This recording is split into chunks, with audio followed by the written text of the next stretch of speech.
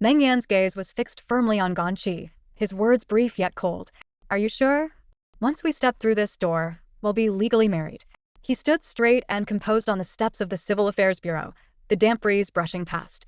Ganyi clutched her ID card and household registration booklet tightly, her emotions a whirlwind of conflict. She wore a yellow dress, her slender waist and the small, bulging backpack on her back creating an odd sense of tension. Her eyes were still slightly red, the sharp words of her aunt echoing in her mind. You're already 27, still freeloading at home. Your younger sister is married, and yet you're content to waste your life here. Those words cut like a blade. Ganyi had lived with her uncle's family since childhood. Even though she handed over part of her salary every month, her presence in the household felt inconsequential. She did all the housework, wore her cousin's hand-me-downs, and endured her aunt's scorn and sarcasm. She longed to break free from these chains but always found herself powerless. Until today. The unexpected appearance of Meng Yan, her blind date, seemed to offer her a way out. He, the man she had assumed would never even notice her, was nothing short of remarkable. Tall, strikingly handsome, with eyes as deep as a cold lake, he exuded a commanding presence that seemed to overshadow everyone around him. She had never imagined she would encounter such an exceptional man. She had always joked about her own ordinariness, but today, it felt as though fate had handed her an unexpected opportunity. Her aunt had introduced him as a programmer at a prestigious company, with a lucrative income, living alone, and still unmarried despite numerous chances. Ganyi's emotions were a complex mix of disbelief and hesitation. During their meeting, she had quietly observed his hands long, slender, and pale. Every subtle movement seemed to hold a certain grace.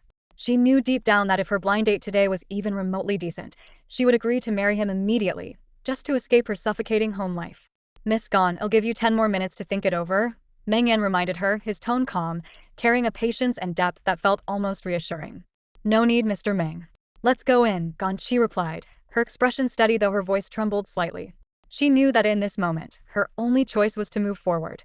She had already made up her mind to leave behind the small, stifling home that had oppressed her for years, even if this decision felt like a leap into the unknown.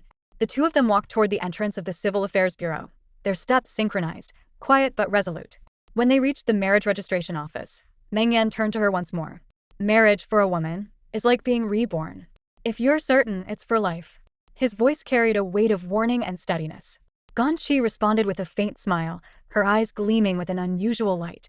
In her heart, she thought, compared to the years of suffocating oppression she had endured, this choice was undoubtedly her only hope. The pain of marriage? She had already experienced worse. The most unbearable thing was being trapped in a home devoid of warmth, with no room to even breathe.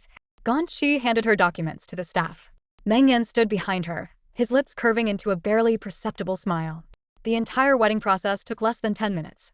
Perhaps it was because the couple stood so straight and stiff that they seemed overly formal, prompting the staff to repeatedly emphasize the key points of marriage. The red background photo was taken at a self-service machine in the Civil Affairs Bureau lobby, costing just 10 yuan per photo. With a crisp click, Ganyi and her husband completed their photo together. Her husband had a striking resemblance to a current top celebrity, with sharp, refined features and an innate air of sophistication. When they walked out of the Civil Affairs Bureau, each of them held a small red booklet in their hand. Meng Yan glanced at the marriage certificate in his hand and half-jokingly asked, "Aren't you afraid I might be scamming you into this marriage?" Ganyi's expression remained calm as she tucked the marriage certificate back into her bag. She countered with a faint smile, "What do I have that's worth scamming?" Then, in a composed tone, she added, "When the time is right, I'll explain everything to my family, and we can have a meal together." "The time has to be right?" Meng Yan raised his eyebrows. He had assumed that this woman, who was so eager to get married, would waste no time in taking him home to announce her victory to her family. After all, when they met earlier, she had bluntly stated that even a marriage in name only would suffice for her. Her urgency was almost written all over her face. Yet, at this moment, Ganyi's emotions were a bit mixed. The moment she received the marriage certificate, the resentment weighing on her heart seemed to dissipate slightly. Her aunt and that side of the family suddenly felt less detestable. She no longer belonged to that household. From now on, they could interact as distant relatives. With that thought, she let out a soft sigh and said, "They'll go back home for a couple of days to properly say goodbye to them." "All right," Meng Yan nodded, showing no intention of stopping her. After all, they weren't close. They had merely registered their marriage. He was just about to ask, "Do you need me to give you a ride home?" when Ganyi spoke first, pointing to a worn-out electric scooter parked by the roadside. "Do you want me to give you a ride home?" Meng Yan froze for a moment. To him, this was an unheard-of suggestion. He, a grown man who had spent years as a director, a young master and a CEO, was now being offered a ride home by a woman. For a brief second, he felt as though he had been struck by lightning. Ganyi, noticing his silence, felt a sudden pang of anxiety, worried that she might have said something wrong. She quickly explained, "I noticed you came by taxi earlier. Thought you might not have a car. So I figured I could give you a ride." Meng Yan's gaze fell on the small, battered scooter. The paint was peeling, and the tires looked well-worn, clearly having seen at least 7 or 8 years of use. He didn't say anything, merely giving it a cursory glance. This scooter was a second-hand purchase Ganyi had made years ago. Though it wasn't much to look at, it had served her well. In fact, she had recently ordered a new scooter but hadn't yet picked it up from the store. Ganyi made her living running an online shop selling hand-painted crafts and occasionally teaching live-stream classes. She earned over 10,000 yuan a month, though her income could have been higher if not for the time-consuming household responsibilities and her aunt's frequent meddling. Suddenly, Meng Yan spoke. "Do you have a driver's license? If there's a car you like, let me know. I'll buy you one to use for commuting." Ganyi was taken aback before quickly shaking her head. "That won't be necessary."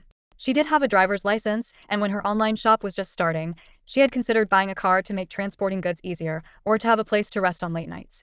But back then, just as she had saved enough to buy a Wuling Hongguang, her cousin's child fell ill. Without hesitation, she used her savings to cover the hospital bills.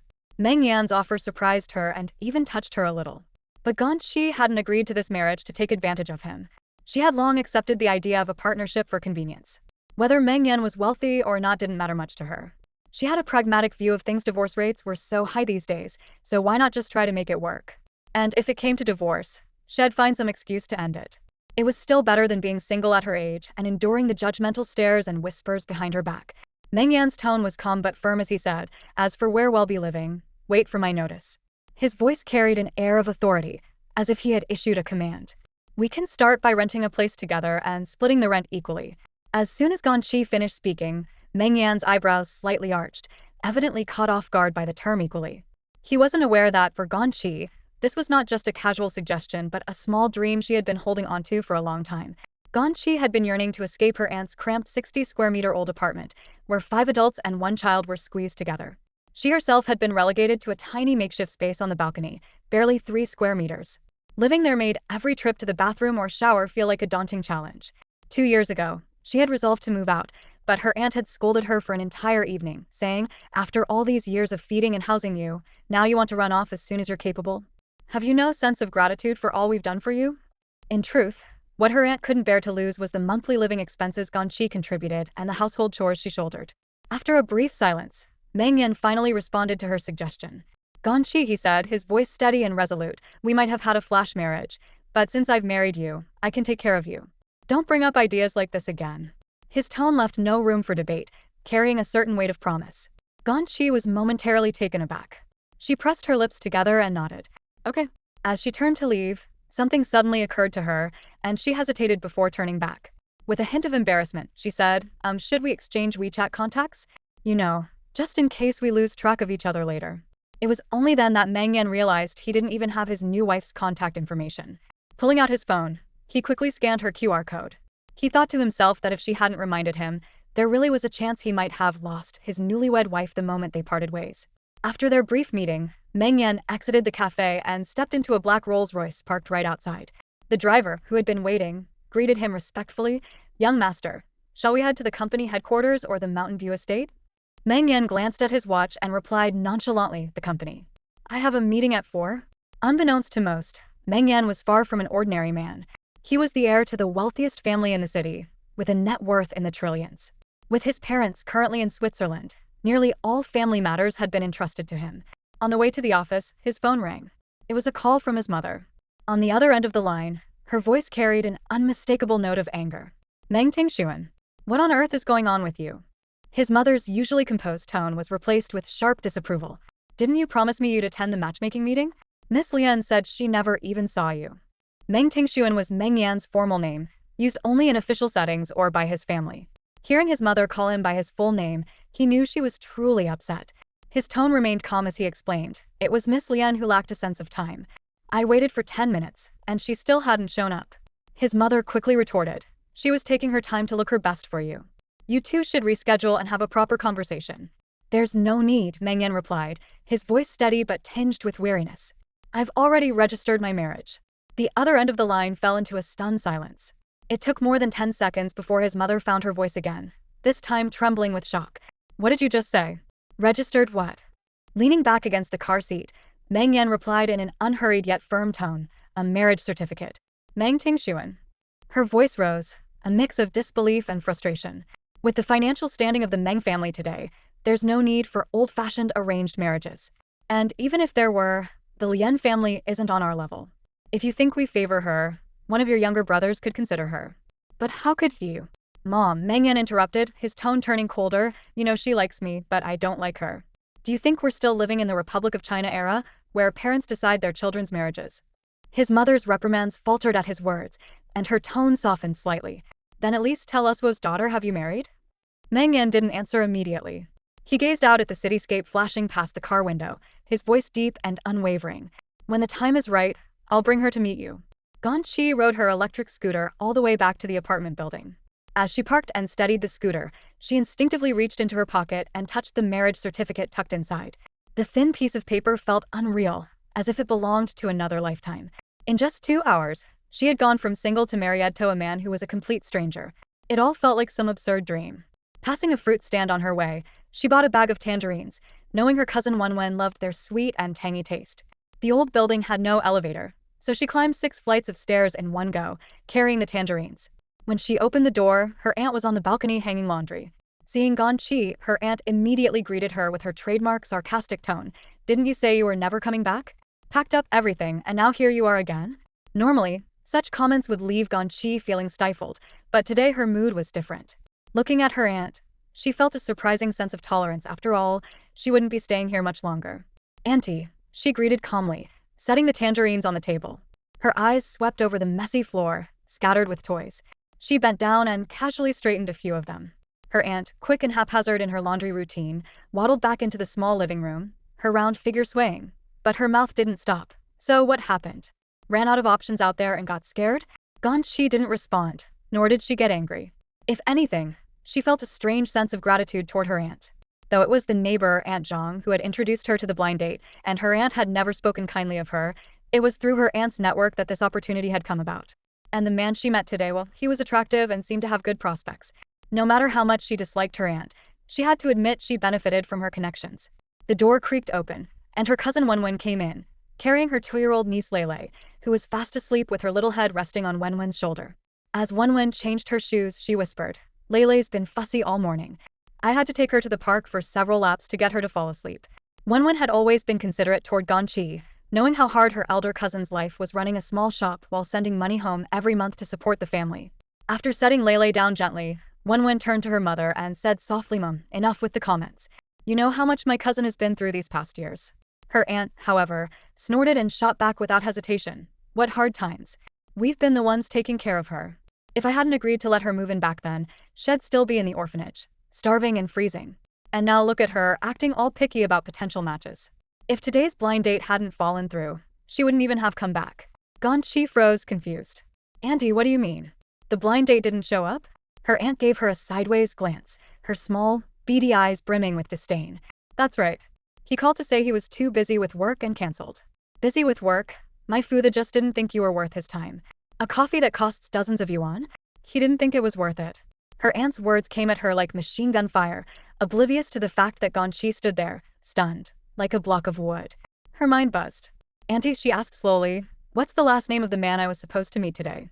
Zhang, of course. Aunt Zhang's nephew, her aunt replied matter-of-factly. The tangerine bag slipped from Ganyi's hand, hitting the floor with a thud as a few tangerines rolled out. Her heart pounded in her chest as her mind roared with the realization. The man she had spent over an hour talking to today, his last name was Meng. She remembered it clearly. When she had rushed into the cafe earlier, eyes red from crying and her bag slung over her shoulder, she had spotted a man seated at table 12 from afar. During his introduction, he had specifically said his name was Meng Yan. She recalled the brief flicker of hesitation in his eyes as he gave her a quick once-over. At the time, she'd assumed he was just shy after all. Aunt Zhang had mentioned that the blind date was a 30-year-old introvert who spent most of his time at a desk and wasn't good at socializing with women. Before stepping into the cafe, she had even prepared herself mentally to meet someone balding or prematurely aged. But reality had been nothing like she'd expected. So why hadn't this Meng Yan corrected her when she'd mistaken him for someone else? Could it be he had also mistaken her for someone else? Ganyi opened WeChat and tapped on Meng Yan's profile picture, a plain landscape photo of a blue sky dotted with a few clouds. His username was a string of English letters. The more she thought about it, the more anxious she became. Her fingers hovered over the screen, unsure of what to type. Her aunt, mistaking her silence for hurt feelings, seemed pleased with herself and muttered, "You'd better focus on making money. You're not good looking, and with no family to back you up, you'll have to rely on yourself." Wenwen noticed and gently pulled Ganyi into the bedroom. She carefully laid Lele down on the bed, tucking a small blanket over her. The little girl's rosy cheeks glowed as she slept soundly. "Don't mind my mom," Wenwen said softly, her voice full of apology. "She's just blunt. Our family's situation isn't great, please don't take it to heart." Ganyi nodded, her gaze falling on Wenwen's tired face. A wave of sadness washed over her. In this household, aside from her reserved uncle and her slick-talking brother-in-law, Wenwen was the only one who truly cared for her. But Wenwen was now consumed by the demands of raising a child, her exhaustion visible to the naked eye. Wenwen's husband had once thrived in sales, earning a decent income. But in recent years, as the economy declined, his salary had dwindled. When they first got married, Head claimed his family home was being demolished, leaving him nowhere to stay, so Head moved into his mother-in-law's cramped 60-square-meter apartment. 3 years later, the demolition was still a distant prospect, and the couple's relationship had grown increasingly strained, with frequent arguments over trivial matters. Ganyi sighed and sat on the bed, her emotions swirling. Yet no matter how hard she tried to focus on anything else, her thoughts kept circling back to Meng Yan. "My brother-in-law often works overtime until midnight, while my cousin has been fully devoted to raising her child in recent years. She's transformed from being playful and lively to becoming increasingly maternal, even a bit slow to react. If it weren't for Ganyi, her older cousin, lending a hand from time to time, my aunt's careless and inattentive nature would have left my cousin completely overwhelmed. My cousin is 4 years younger than Ganyi, yet she's already the mother of a 2-year-old. On the other hand, Ganyi's younger sister, Ganxen, who is only 2 years younger than her, has been in a stable relationship with her boyfriend for quite some time, though they haven't taken the leap into marriage yet. It seems everyone's life progresses at its own pace." Wenwen pulled a bag of pumpkin seeds out of a drawer and handed it to Ganyi in a hushed tone.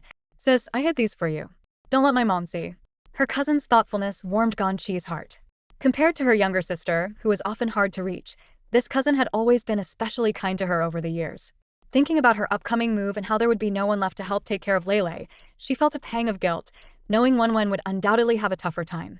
Ganyi sighed silently, realizing she couldn't keep it a secret any longer. After a brief pause, she pulled a brand new marriage certificate out of her pocket and said, with some difficulty, "Wenwen, I got married. Just registered today with someone I don't really know." The room fell silent. Wenwen's eyes widened in shock, and it took her a moment to find her voice. You got married?"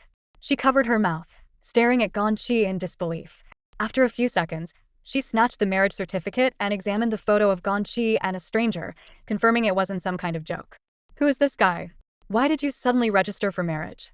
The man in the photo had sharp, chiseled features and a piercing, cold gaze, didn't look like someone easy to get along with. Ganyi had planned to explain the misunderstanding, but on second thought, she didn't want to worry her cousin. Instead, she casually made up an excuse. "He's someone I've known for a while, just not very well. We figured it was time, so we decided to get it done." "Wait, sis, you didn't meet him online, did you?" Wenwen looked skeptical. "There are so many scammers online. You're so busy you can barely keep up with your online store. How would you have time to date? Are you sure this isn't one of those romance scams?" Ganyi chuckled and reassured her, "If he were a scammer, why would he go through the trouble of marrying me? Meng Yan's not bad. Don't worry, I know what I'm doing." Wenwen's eyes turned red, clearly upset at the thought of Ganyi leaving soon. "Sis, now that you've married so suddenly, have you thought about having a wedding? Even a simple one? After all, it's a once-in-a-lifetime thing for us girls." Ganyi shook her head, her tone calm. "Forget it. What's the point of a wedding? My parents are gone, and everything is so expensive these days. For regular working folks like us, there's no need to waste money on something unnecessary." Wenwen wiped her tears, her emotions running high. "Sis, you have to be happy, okay? What does his family do?" Recalling their conversation during the blind date, Ganyi tried to piece together what she could share. He said his parents used to do odd jobs abroad, working on and off. His siblings couldn't really rely on them. Now, he works at a company with decent pay. Wenwen sighed and offered some heartfelt advice. "Sis, when you have kids in the future, make sure he helps out more at home. Don't end up like me, exhausted all the time." Ganyi nodded absently. "I know." But deep down, she felt uneasy. This misunderstanding had spiraled out of control, and she needed to clear things up with Meng Yan as soon as possible. Kids. They didn't even know each other, and who knew how long this marriage certificate would even last? Back on her tiny balcony, which was less than 3 square meters, Ganyi looked around the cramped space. Half of it was where she slept on the floor, and the other half was crowded with hanging clothes. Whenever there were too many clothes drying, water would seep onto the floor. The lights from the building across the way shone directly into her space every night, making it hard to sleep. She had been living in such stifling conditions for years, constantly tiptoeing around, especially when her brother-in-law was home. Ganyi hesitated, phone in hand, debating whether to message Meng Yan. Finally, she typed out a message. "What was the name of your blind date today? Could it have been someone with the same name as me? Did you mix us up?" But before she could hit send, a message from him popped up first. "Where do you want to live?" She froze for a moment, trying to interpret his meaning. Was he asking about renting a place?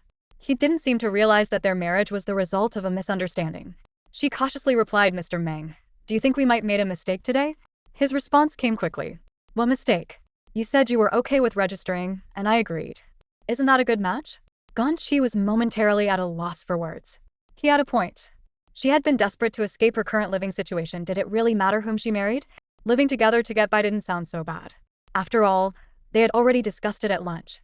Family pressure, advancing age, and the idea that it was better to give it a try than to keep dodging the issue. If it didn't work out, they could part ways without any hard feelings. Suddenly, Ganyi felt a sense of relief. She replied, "Then let's rent a place that's convenient for both of our jobs." 20 minutes later, he sent her an address. The Mingdu International Complex certainly has a pleasant environment. Just hearing the name suggests that the rent won't come cheap. Ganyi silently prayed that Meng Yan had rented a small unit so that splitting the rent would ease her financial burden. It only took a little over 10 minutes to finalize the place, and Ganyi couldn't help but marvel at how decisive and efficient Meng Yan was. "Moving tomorrow. Let me know if you need help," Meng Yan messaged. "Okay," Ganyi replied briefly, though her emotions were far from simple. Transitioning from living alone to suddenly sharing a space with someone else made her a bit anxious. She began imagining how they might get along, trying to gauge whether their personalities would be compatible. If Meng Yan turned out to be a decent person and didn't do anything intolerable, perhaps, once they got comfortable, they could even arrange to meet each other's families. Of course, that would depend on whether he was even open to the idea. After sending the message, Meng Yan sat in his car, loosening his tie as he reflected on the day's events. As a young man born into a wealthy family, suddenly marrying an ordinary girl like Ganyi was all part of a plan he had carefully devised. There were many things he couldn't reveal to her just yet. He had decided to observe her for a while to uncover her true character. If she turned out to be someone who was scheming for money, he wouldn't hesitate to end it all. Meng Yan's intentions were straightforward. He wanted to use Ganyi to fend off his parents' relentless pressure to marry. He couldn't stand the spoiled and self-centered Miss Lian, the woman his parents were trying to push on him. The blind date that day was supposed to be with her, but Ganyi's unexpected appearance had thrown everything off course. He had already waited for 8 minutes and 52 seconds and was about to leave when Ganyi hurriedly sat down across from him, backpack in tow. After listening to her introduction, Meng Yan immediately realized she had mistaken him for someone else. Yet, he chose not to correct her. After ordering drinks, Meng Yan suggested they go for a walk somewhere with cleaner air nearby. In truth, he was trying to avoid running into Miss Lian. To his surprise, Ganyi wasn't upset by this, and instead calmly started sharing her thoughts on marriage. Her eyes were red from crying earlier, but her demeanor had a unique quality that Meng Yan couldn't quite describe. He admitted he had ulterior motives. On one hand, he wanted to use Ganyi to escape the marriage his parents were forcing on him. On the other hand, he found something intriguingly different about her. That night, Meng Yan asked his butler to help find a place to live. Within 10 minutes, the butler had selected a suitable property and handed him the keys with great respect. "Young master, this is a property at Mingdu International. You can stay as long as you wish." Meng Yan looked down at the keys in his hand, feeling somewhat out of place. It had been a long time since he had dealt with something as easy to lose as a physical key. Switch it to a key padlock. Keys are too much hassle. "Understood, young master." The next morning, the atmosphere at Ganyi's family breakfast table was a bit tense. Her cousin Wen wanted to tell her aunt about Ganyi secretly registering her marriage with a man but ultimately held her tongue. Last night, when Wen's husband didn't come home, claiming he was working late, their uncle was also absent, likely out drinking with friends again. With only the 3 women at home, the mood was heavy. Her aunt picked at her food with her chopsticks, muttering complaints. "There's way too much egg in this dish." Her tone carried a hint of dissatisfaction. Ganyi quietly washed dishes, thinking to herself, "This is probably the last time I'll be doing this." Her aunt, waving a fan, began nagging again. "Ganyi, you only gave 4,500 yuan this month. Don't you make 15,000 a month? You even said you broke 20,000 recently. Why are you giving less and less?" Ganyi set down the plate she was washing and replied calmly, Andy, I had to pay a deposit for my new online store. That's all the money I have left in my account. How much could a deposit be? Are you just being stingy? Her aunt pressed on, unwilling to let it go. Ganyi, this isn't right. I wasn't stingy when I raised you, and now you're playing games with me? Ganyi lifted her head and said evenly, Andy, I'm moving out today. Wenwen opened her mouth as if to speak, but Ganyi silenced her with a glance. Moving out? Her aunt froze, clearly caught off guard by the statement. I'm moving in with my boyfriend.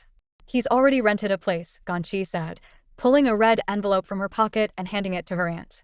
Her aunt's expression stiffened, her tone incredulous. When did you get a boyfriend? Here's 10,000 yuan. I withdrew it from the online store just last night. I'm giving it all to you. From now on, I'll be living on my own. Thank you and uncle for taking care of me all these years. Ganyi handed over the thick stack of cash to her aunt, her tone calm but resolute. Her aunt's face changed slightly as she stared at the unexpected gesture, realizing this was no joke. Which boyfriend is it? Are you planning to get married? How much is his family offering for the bride price? Her aunt put down the bowl in her hand, speaking faster now, her eyes filled with urgency. Ganyi didn't lift her head. She kept her gaze down, meticulously wiping the floor with a cloth. Her aunt grew even more anxious at her silence. If he's talking about marriage, don't agree unless they offer at least 300,000 yuan. Ganyi paused, straightened up, and replied in a flat tone, Auntie, you said it yourself yesterday. Someone like Meplin looking from a family without much to offer and already getting older won't easily catch anyone's eye. I'm not planning to ask for a bride price. That's unacceptable. Her aunt's voice rose, filled with both worry and disbelief. You can't just marry yourself off like that. No bride price? What kind of nonsense is that? Ganyi lowered her head again and continued her task, saying nothing more. But her aunt wasn't ready to let it go. She paced back and forth between the kitchen and living room, her voice rising with agitation. You can't just sell yourself short. What if you regret it later? How can you settle for no bride price? Her words rattled off like a string of firecrackers, buzzing incessantly in Ganyi's ears. Ganyi didn't argue back. Instead, she quietly tidied up the house, cleaning every corner meticulously. By the afternoon, her aunt was still grumbling. Ganyi let out a small sigh, slung her bag over her shoulder, and stood at the door to say goodbye. Auntie, I'll come back to visit you often. Wenwen, standing nearby, had red-rimmed eyes. She held her younger brother Lileth's hand tightly, reluctant to see her cousin leave. Sis, promise me you'll come back, she said, her voice choked with emotion. Her aunt stood by the door, frowning, her mind swirling with questions. Who exactly was this wild man her niece had gotten involved with? She wanted to get to the bottom of it, but Ganyi wouldn't reveal a thing. Several attempts to press her for answers were intercepted by Wenwen, who gently urged her to let it go. Without turning back, Ganyi dragged her suitcase and left home. She wasn't unfamiliar with Meng Yan or the Mingdu International Complex, but her knowledge was only secondhand. She'd never actually been there herself. Standing by the roadside, she hailed a taxi, opened the navigation on her phone, and entered her destination, Mingdu International, Building 12, Apartment 1208. As the car drove into the community, Ganyi glanced outside the window, noticing the well-maintained greenery. The lawns were neatly trimmed, the trees lush, and the flower beds dotted with vibrant blooms. After getting out of the car, she walked directly to the elevator, clutching her suitcase tightly. Just as she reached the elevator, a locksmith stepped out. She nodded politely and stepped aside to let him pass. The elevator stopped on the 12th floor. Following the navigation instructions, Ganyi found apartment 1208. The door was equipped with a sleek, high-tech fingerprint and keypad lock, its metallic surface gleaming faintly. She knocked on the door and pressed the doorbell a few times, but no one answered. Damn, she muttered under her breath, her heart sinking. Although she and Meng Yan had agreed to meet today, they hadn't set a specific time. She pulled out her phone, intending to call him, but then remembered she only had his WeChat contact. After hesitating for a moment, she decided to initiate a voice call through the app. The soothing piano ringtone echoed repeatedly, but no one picked up. Frowning slightly, Ganyi murmured to herself, Mr. Meng, are you there? I've arrived at Mingdu International. Could you please tell me the door code? At that very moment, Meng Yan was in a meeting at his office. In the dimly lit conference room, several board members focused intently on the projection screen as Meng Yan presented his report. His phone, set to silent mode, sat unnoticed on the table. The screen lit up intermittently, displaying incoming call notifications, but no one paid it any attention. Short-term investments often mean lower profits. If you want high returns, you must be prepared for the long haul. The marketing director's voice echoed through the conference room as he delivered his report with clarity. The projected return on investment for this project is expected to reach 150. Sitting at the head of the table, Meng Yan listened with a blank expression, his fingers interlaced. Occasionally, he furrowed his brows. To him, that figure wasn't impressive. He interjected in a low voice, "Don't forget to factor in the time cost." Meanwhile, outside apartment 1208 at Mingdu International, Ganyi was staring at her phone screen, her brows slightly knitted. A series of unanswered messages filled the chat box. "Mr. Meng, are you there? When you're free, please share the password. I'm waiting at the door." She tried several more times, but as the minutes ticked by, 40 had passed with no response. Her legs aching from standing, Ganyi sighed, placed her bag down, and pulled out a piece of clothing to sit on. Leaning against the door, she gently massaged her sore knees, a sense of unease creeping in. Could she have been deceived? Taking out the marriage certificate from her pocket, she studied the photo of Meng Yan on it. The man in the picture looked composed, with a faint, enigmatic smile at the corner of his mouth. If he were a scammer, would he really go as far as registering a marriage? That's too much of a commitment, she reassured herself. He's probably just busy.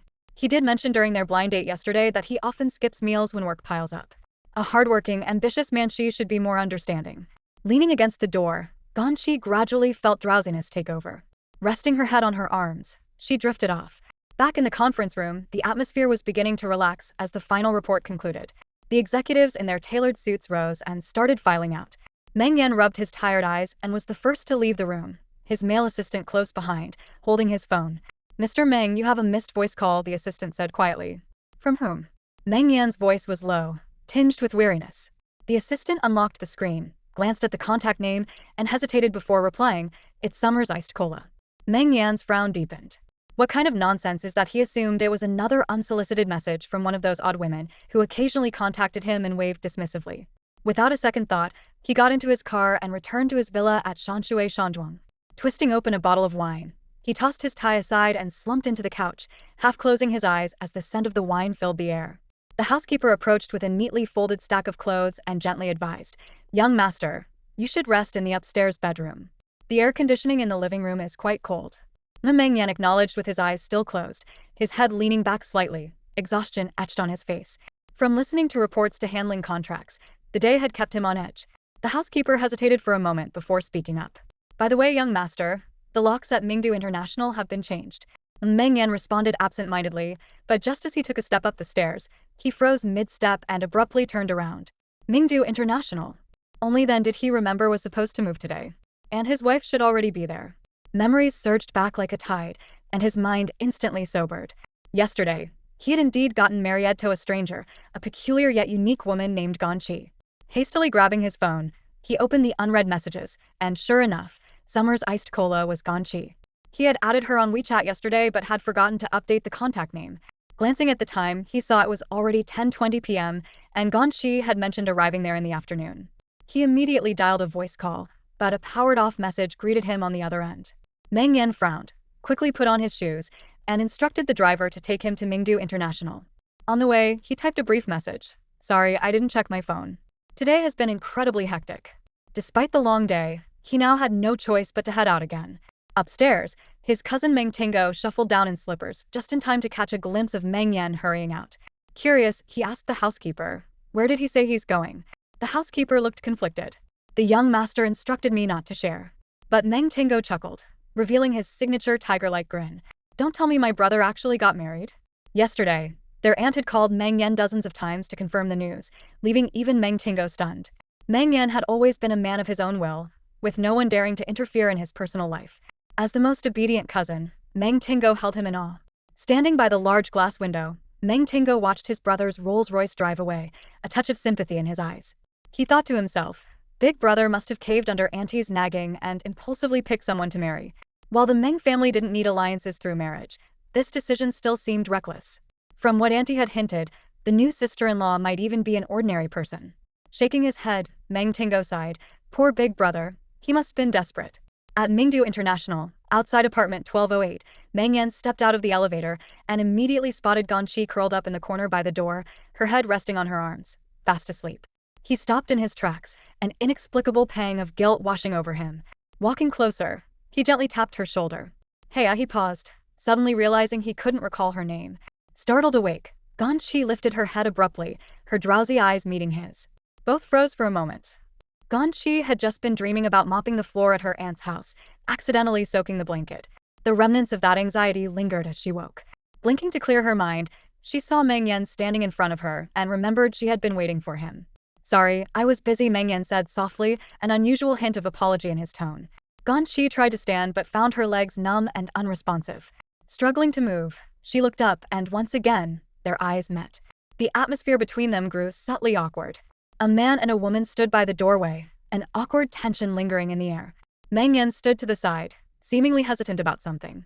He knew he should take the initiative and carry Ganyi inside after all. They were legally husband and wife now. But the unfamiliarity between them held him back. Leaning against the wall, Ganyi tried to ease her discomfort while masking her unease. In a soft voice, she said, "It's fine, I can manage." With Meng Yan's support, she finally stood upright. Just as she was about to take a step, she noticed that Meng Yan was staring blankly at the door lock. "Mr. Meng, may I ask what the password is?" Ganyi's voice broke the silence. It turned out Meng Yan had rushed over so quickly earlier that had forgotten to ask the housekeeper for the code.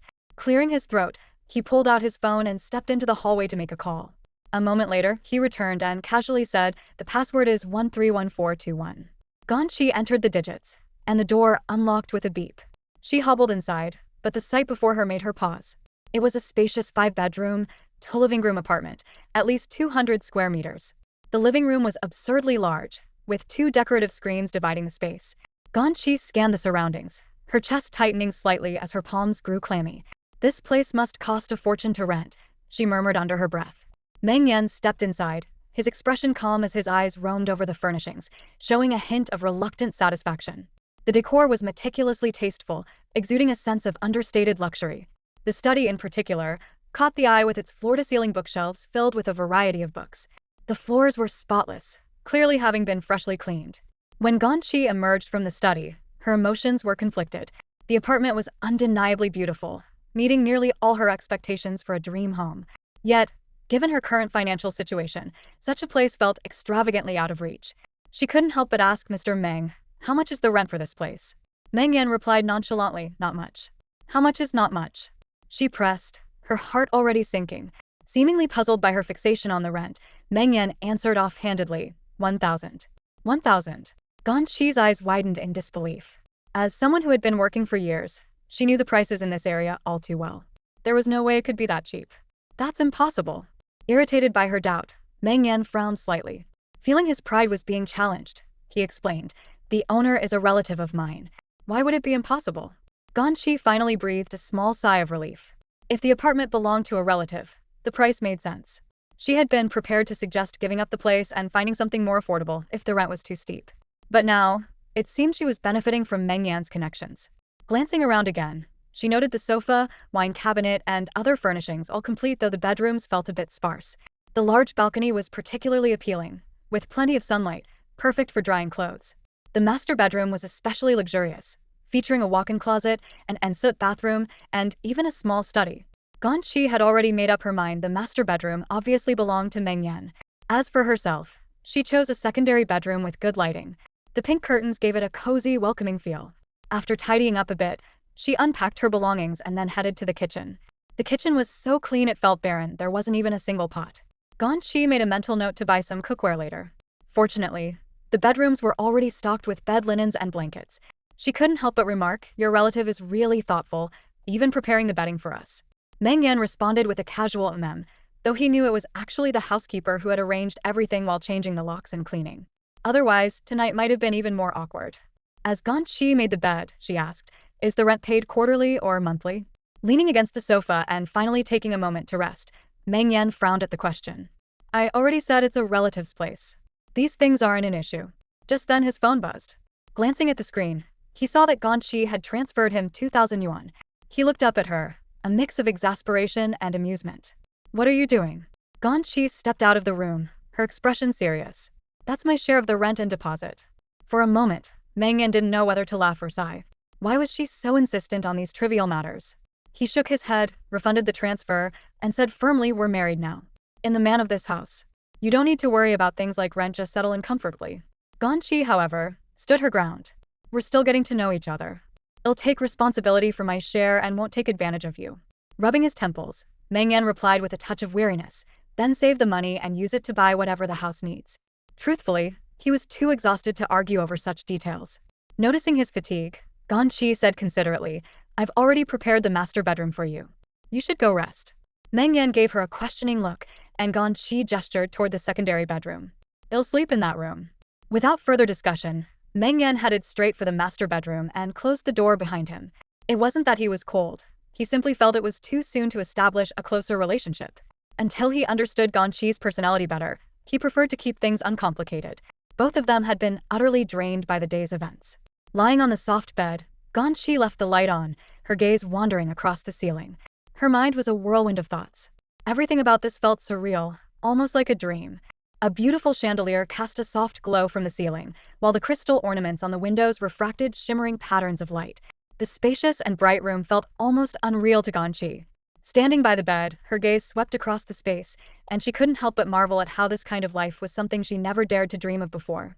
Memories of the tiny 3-square-meter windowsill from her past still lingered in her mind, and she was even afraid that she might wake up to find all of this was just a dream.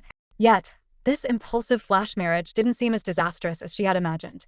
Mr. Meng didn't appear to be the petty type, and based on that alone, she thought she should probably treat him a little better in the future.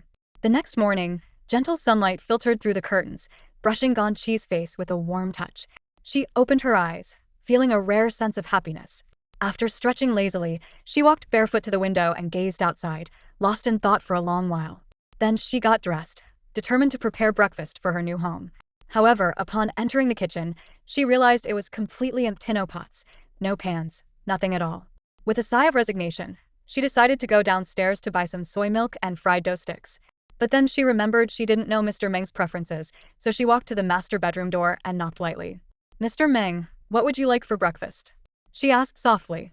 After a few seconds of silence, there was no response. She knocked again, but it was still quiet. Hesitating for a moment, she tentatively turned the doorknob and lowered her voice even further. "Mr. Meng," the door slowly creaked open, revealing a neatly made bed and an empty room. Ganyi froze for a moment before realizing Mr. Meng had already left. She had no idea when he had gone. Picking up her phone, she debated whether to send him a message asking where he was. But on second thought, it seemed intrusive, as if she were meddling in his freedom. Besides, she didn't feel she had the right to ask such questions. In the end, she put her phone down, thinking that if Mr. Meng had anything important to say, he would contact her himself. After freshening up quickly, Ganyi grabbed her small bag and headed downstairs for a simple breakfast before rushing off to the shared office space. On the way, she couldn't help but feel puzzled. Had Mr. Meng really left in the middle of the night without saying a word? She shared the office with her best friend Tao Cici. Ganyi used half the space for her hand-drawn design work and also ran an online shop, while Tao Cici had set up the other half as a live streaming studio for her work as a makeup and fashion influencer. The two had been close friends since their school days, sharing similar interests. However, Tao Cici came from a well-off family as an only child, and her life was far more comfortable than Ganyi's. Though both were older and still unmarried, Tao Cici's parents were much more relaxed and didn't pressure her about marriage. Ganyi had loved drawing since she was a child. Although she never received formal training, her talent and years of self-study helped her develop her own unique style, and occasionally, she even sold some of her hand-drawn pieces. As soon as Ganyi stepped into the office, Tao Cici glanced up at her and teased, "Hey, where have you been the past couple of days? Taking care of your baby at home again?" Ganyi casually replied while organizing her workspace, "I went on a blind date." Tao Cici raised an eyebrow. "Let me guess, another one of your aunt's introductions? Those awkward, mismatched candidates?" "Ganyi, I'm telling you, don't settle just because of your age. If it doesn't feel right, it's not right. Don't let them pressure you." Mentioning her aunt, Tao Cici couldn't help but sigh. Ganyi's aunt wasn't particularly well off but always seemed to demand a lot from her, even taking half of Ganyi's income.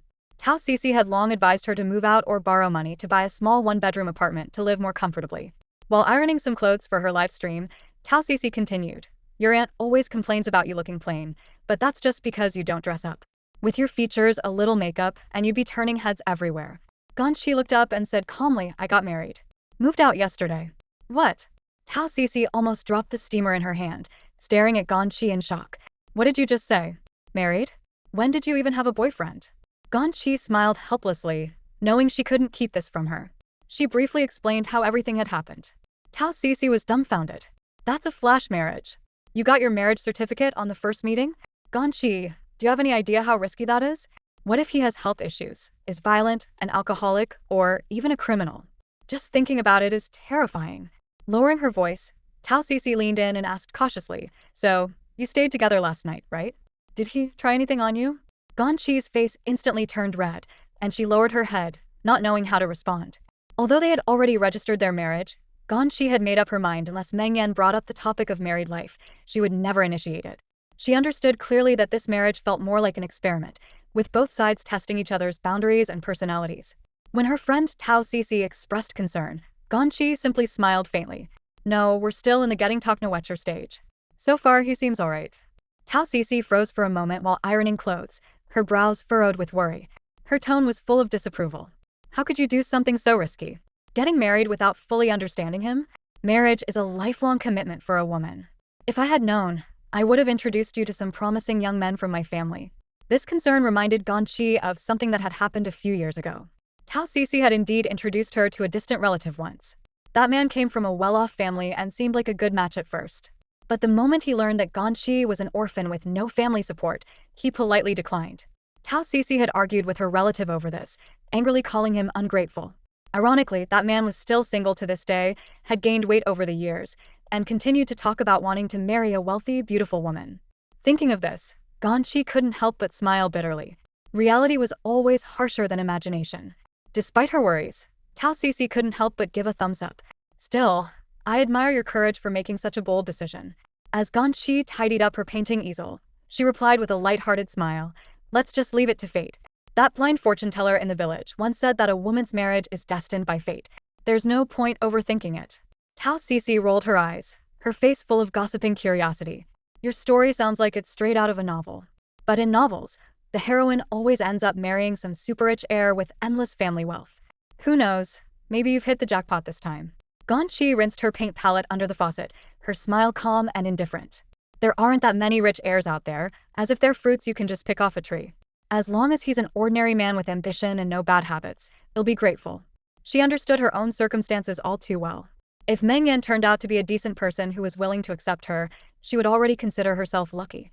Those dramatic scenarios in novels were nothing more than daydreams fun to read, but never to be taken seriously.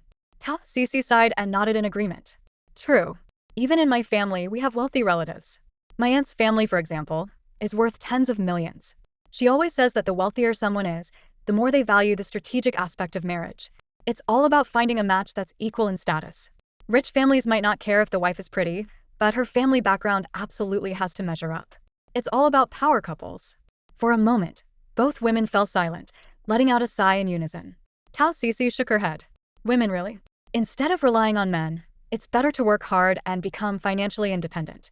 That's the real deal. Suddenly, something came to her mind, and she looked up. By the way, where are you living now that you've moved out? Did he buy the place? Drying her hands, Ganyi replied, at Mingdu International. We're sharing a rental. Tao Cici's eyes widened in surprise. Mingdu International? That's a nice complex. The rent there isn't cheap, is it? It's his relative's place. It's quite spacious, and the rent is only 1,000 yuan a month, Ganyi explained.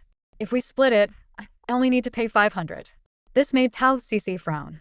He still expects you to split the rent? You're married, no shouldn't the man take responsibility for providing housing? Isn't he being a bit stingy? Ganyi waved her hand dismissively, smiling. No, he didn't ask me to split it. I just feel bad not contributing. Tao Cici looked at her friend, shaking her head in exasperation. You're hopeless. Ganyi didn't seem to mind, her tone carrying a hint of anticipation. Actually, not owning a home has its perks. If we make it work, we could save up together for a down payment and pay off the mortgage as a team. Isn't that a kind of happiness too? Tao Cici let out a helpless sigh. You're so naive. Nowadays, no woman in her right mind would marry a man without a house.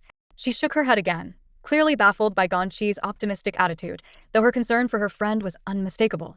The two were busy until 11 p.m. Tao Cici's live stream room was unusually lively today, with the number of viewers skyrocketing and her follower count on the verge of breaking 100,000.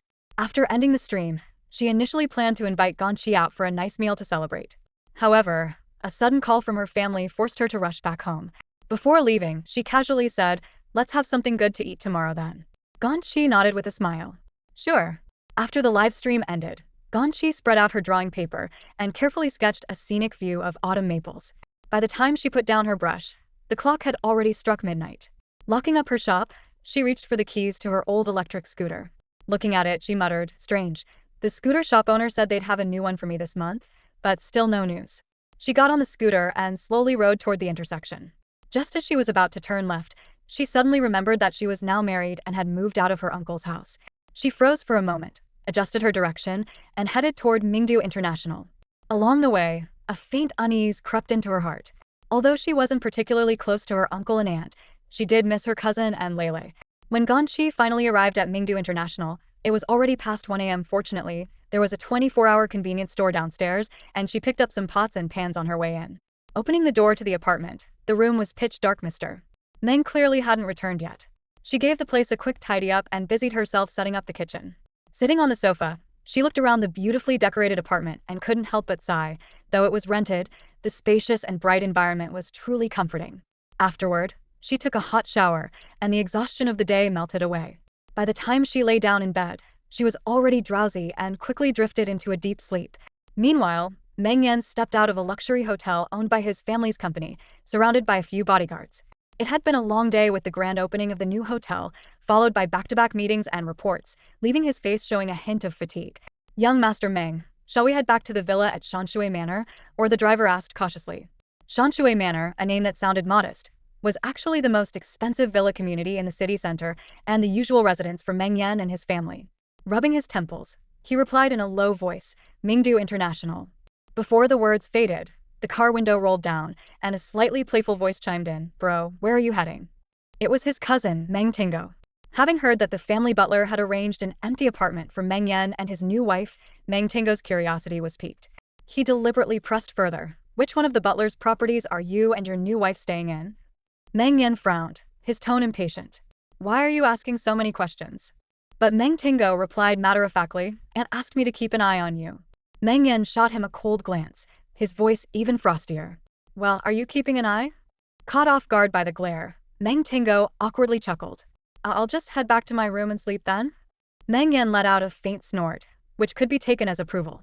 At that moment, in her sleep, Ganyi seemed to hear something faintly. She turned over, a slight smile tugging at her lips. Though her new life had just begun, an unexpected calmness settled over her heart. Meng Tingo leaned against the window, one hand resting on the frame while the other stroked his chin. His curious eyes were fixed on Meng Yan inside the room, a flicker of intrigue glimmering within them. Suddenly, he realized his older cousin might be more clever than he had given him credit for. "When my parents start pressuring me to get married, could I use the same trick? Cutting off the problem at its root brilliant." He mused aloud. But then again, women these days are so smart. Some even pretend to know nothing, all to act their way into the hearts of rich second-generation heirs, scheming step by step for their wealth. "I'm afraid I might end up getting played." Meng Yan was busy organizing some documents. Hearing his cousin's ramblings, he lifted his gaze and gave him a disinterested glance. Encouraged, Meng Tingo continued, "I just finished reading some third-rate novel recently. It's about a regular girl who ends up in a flash marriage with a domineering CEO, hiding his true identity." "Bro, doesn't that sound a bit like your current situation?" This piqued Meng Yan's interest. Though he never read such novels, he casually asked, "How does the CEO hide his identity?" "Oh, nothing too special," Meng Tingo replied nonchalantly. "He gets a modest apartment, drives an ordinary car, and pretends to have a typical 9-to-5 job. The car he drove in the story was like a dongfeng, costs around 100,000 yuan or so." Meng Yan nodded thoughtfully at this, then instructed without looking up, "Tell my assistant to get me a dongfeng." "Wow, learning on the spot, huh?" Meng Tingo chuckled, scanning Meng Yan from head to toe before remarking, "But bro, with the way you're dressed right now, no one would believe you're an average guy. The quality of your suit and tie. Anyone with an eye for fashion could tell at a glance." Meng Yan glanced down at his tailored suit, his brows furrowing slightly. He seemed to be considering something.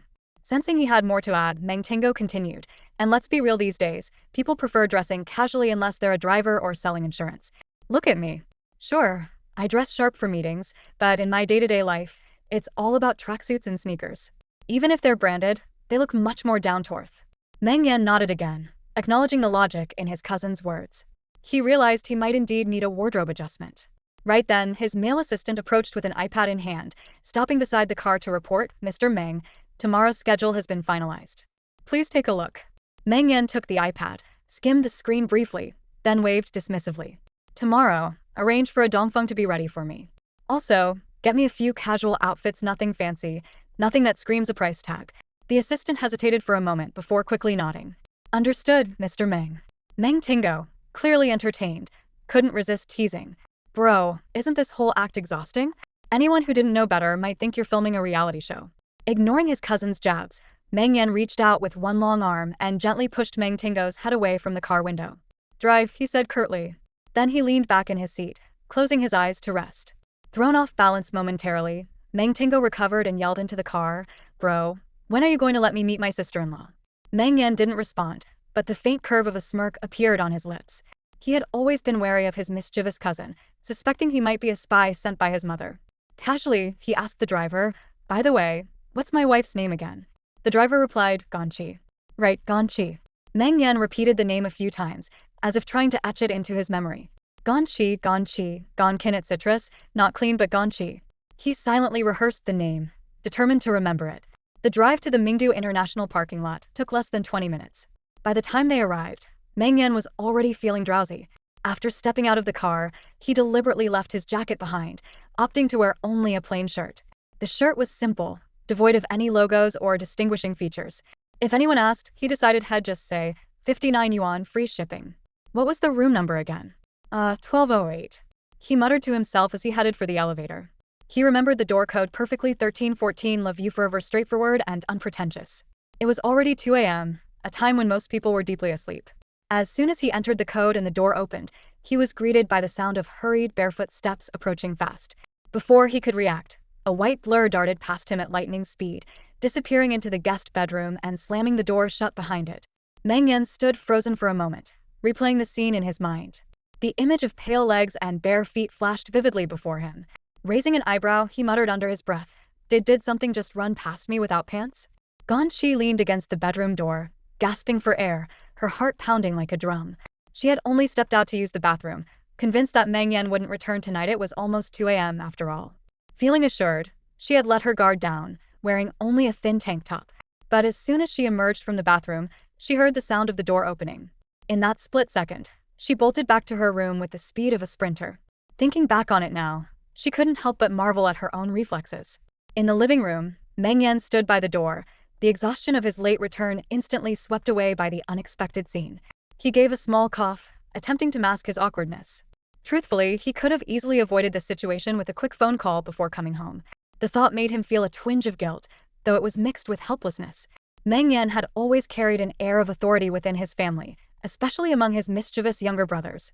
He was someone who spoke with conviction and never showed weakness. Yet, faced with this kind of awkward interaction between a man and a woman, he found himself uncharacteristically uneasy.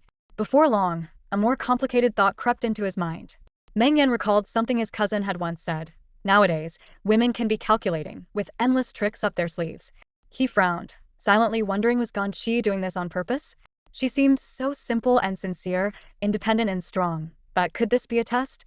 Perhaps she had deliberately timed his return, intentionally dressed so casually, even allowing him to catch a fleeting glimpse of something more. The idea sent a chill down his spine. If that were true, Ganyi's schemes would be far deeper than they appeared. He resolved to keep his guard up. After all, he had chosen to conceal his identity and marry her to evaluate her character. If she truly harbored ulterior motives, she could never become his real wife, let alone someone to share his life with. But upon further reflection, he doubted this possibility. Ganyi didn't seem like someone capable of such calculated manipulation. The whole situation felt more like an accident. Meng Yan sighed inwardly, deciding to observe her behavior over time. After all, he thought, anyone who dared to outsmart Meng Tingshuan never came out unscathed. Behind the bedroom door, Ganyi's blush had just begun to fade, but her emotions grew even more tangled. Looking down, she realized an even bigger problem. She had left her phone in the bathroom in her panic. On any other day, she might have been able to avoid stepping out and let the awkwardness dissipate with time. But her phone was her lifeline. Being without it for even a minute made her feel disconnected from the world. Spending the entire night without it? Unthinkable. After a moment of hesitation, Ganyi bit her lip, changed into her daytime clothes, and reluctantly opened the door to retrieve it. Meng Yan was about to head to his room when he saw her step out again. He paused, a flicker of surprise crossing his face, though he quickly masked it with an awkward smile. Ganyi, equally uneasy, forced a laugh and said, I just went to use the bathroom earlier. I didn't think you'd be back tonight. Huh. Meng Yan gave a non-committal hum, his gaze briefly sweeping over her before pretending he hadn't noticed anything. Internally, he wondered why she didn't have a proper set of pajamas. Weren't girls usually fond of wearing cute, stylish sleepwear? Instead, it seemed like she didn't even own a decent set. Was she just being frugal? In truth, Ganyi did have an old set of pajamas, but she had thrown them out before moving in because they were worn and had holes. She had planned to buy a new set but hadn't gotten around to it yet. Never in her wildest dreams did she imagine she'd find herself in such an embarrassing situation in this massive house. She consoled herself silently. He probably didn't see anything, right? In an effort to break the tension, Ganyi tried to strike up a conversation. Oh, Mr. Meng, I bought some kitchenware earlier today, pots, pans, and bowls. There are 2 bowls that are super cute. Do you want to pick your favorite? I can mark it for you so we don't mix them up. Meng Yan glanced at the clock on the wall and replied in a calm, detached tone. No need. It's already late. If we don't sleep now, there won't be much time left to rest. With that, he turned and walked into his room, leaving the awkwardness of the night behind. Ganyi stood frozen in place for a moment before letting out a quiet sigh. She walked to the bathroom, retrieved her phone, and returned to her room. She silently reminded herself to be more careful in the future. This kind of mistake could never happen again. Ganyi gently patted her chest to calm herself as she hurried to the bathroom to retrieve her phone from the counter. Only when the familiar weight of the phone rested securely in her hand did she finally feel at ease. That small object brought her an unexpected sense of comfort. However, just as she turned around, a sharp bang startled her.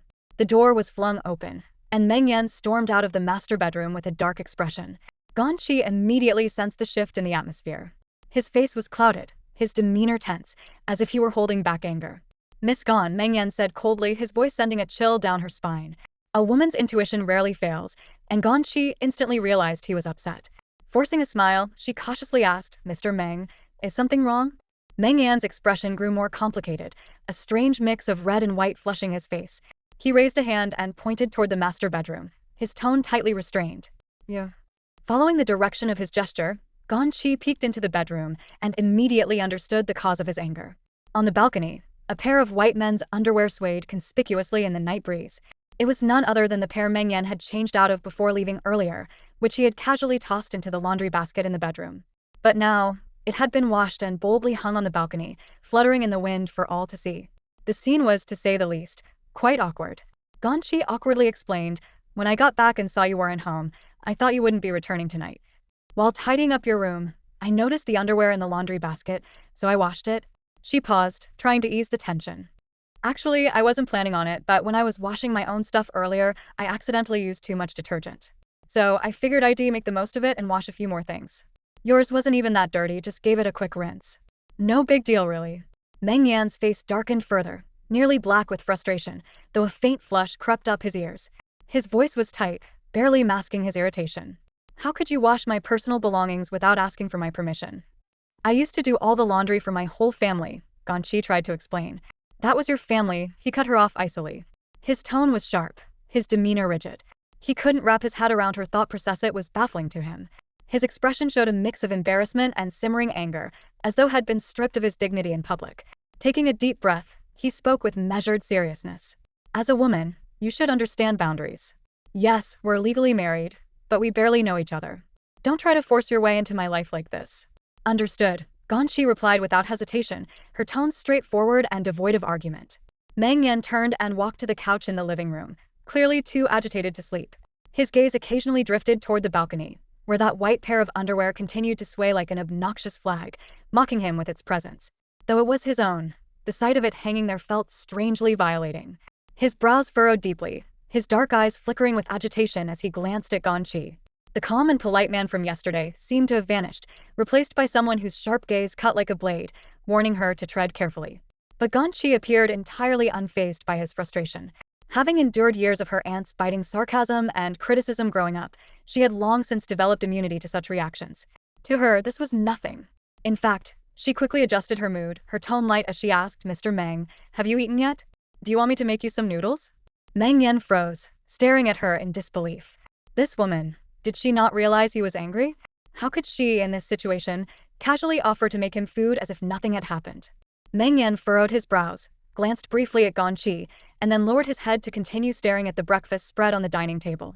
Ganyi, standing awkwardly at the entrance with a plastic bag of steaming buns in her hand, felt a bit flustered. Her gaze involuntarily drifted to Meng Yan's bare upper body. His fair skin, broad shoulders, and defined chest muscles exuded an understated yet undeniable strength. She swallowed hard, her heartbeat quickening. Meng Yan clearly noticed her gaze. His expression darkened slightly as he tugged at the towel wrapped around his waist and said coldly, have you seen enough? Ganyi snapped back to her senses, her face instantly flushing red. She quickly lowered her head, trying to feign composure. She stepped into the room and said in a casual tone, "I just went to get some breakfast." "I didn't expect you to be up so early." She placed the bag on the table and hurriedly turned toward the kitchen, pretending to busy herself with the utensils. Meng Yan watched her retreating figure, frowning slightly. His tone remained cold as he said, "Next time, could you knock before coming in?" From the kitchen, Ganyi responded without turning around, "I'll keep that in mind, Mr. Meng." Her voice sounded lighthearted, but inside she was mortified. Oh my god, how did she end up in such an awkward situation? She vowed to be more careful in the future. Meng Yan glanced down at his attire, a hint of discomfort flashing in his eyes. He hadn't expected Ganyi to return so suddenly. At this hour, she was usually still busy in the kitchen. His eyes swept over the breakfast on the table: golden fried eggs, fragrant sausages, a fresh vegetable salad, and a steaming bowl of congee. The meal looked thoughtfully prepared. A complicated emotion stirred within him, but he quickly suppressed it. "Breakfast looks pretty elaborate," he remarked casually, his tone indifferent. Ganyi peeked her head out of the kitchen and smiled. "Of course. Since it's for you, Mr. Meng, I wouldn't dare to be careless." Meng Yan didn't respond. He pulled out a chair, sat down, and picked up a pair of chopsticks. His movements were graceful, exuding an innate elegance, but his slightly furrowed brows suggested he was critically evaluating the meal's taste. Ganyi stood to the side, watching his reaction with anticipation. She knew Meng Yan was picky, but she had confidence in her cooking skills. "The taste is acceptable," Meng Yan finally commented, his tone carrying a faint note of reluctant approval. Ganyi let out a quiet sigh of relief, her smile becoming more genuine. "That's good. As long as you like it, Mr. Meng." Meng Yan glanced at her, raising an eyebrow slightly. "But next time make more. My appetite is bigger than you think." Ganyi froze for a moment before quickly nodding. "Got it. I'll make more next time." She placed the buns and steamed rolls she had bought onto the table in front of him. "I got these just in case you weren't full." Meng Yan looked down at the buns without saying anything, then picked one up and took a bite. Seeing this, Ganyi felt a wave of relief, thinking she had made up for her earlier mistake.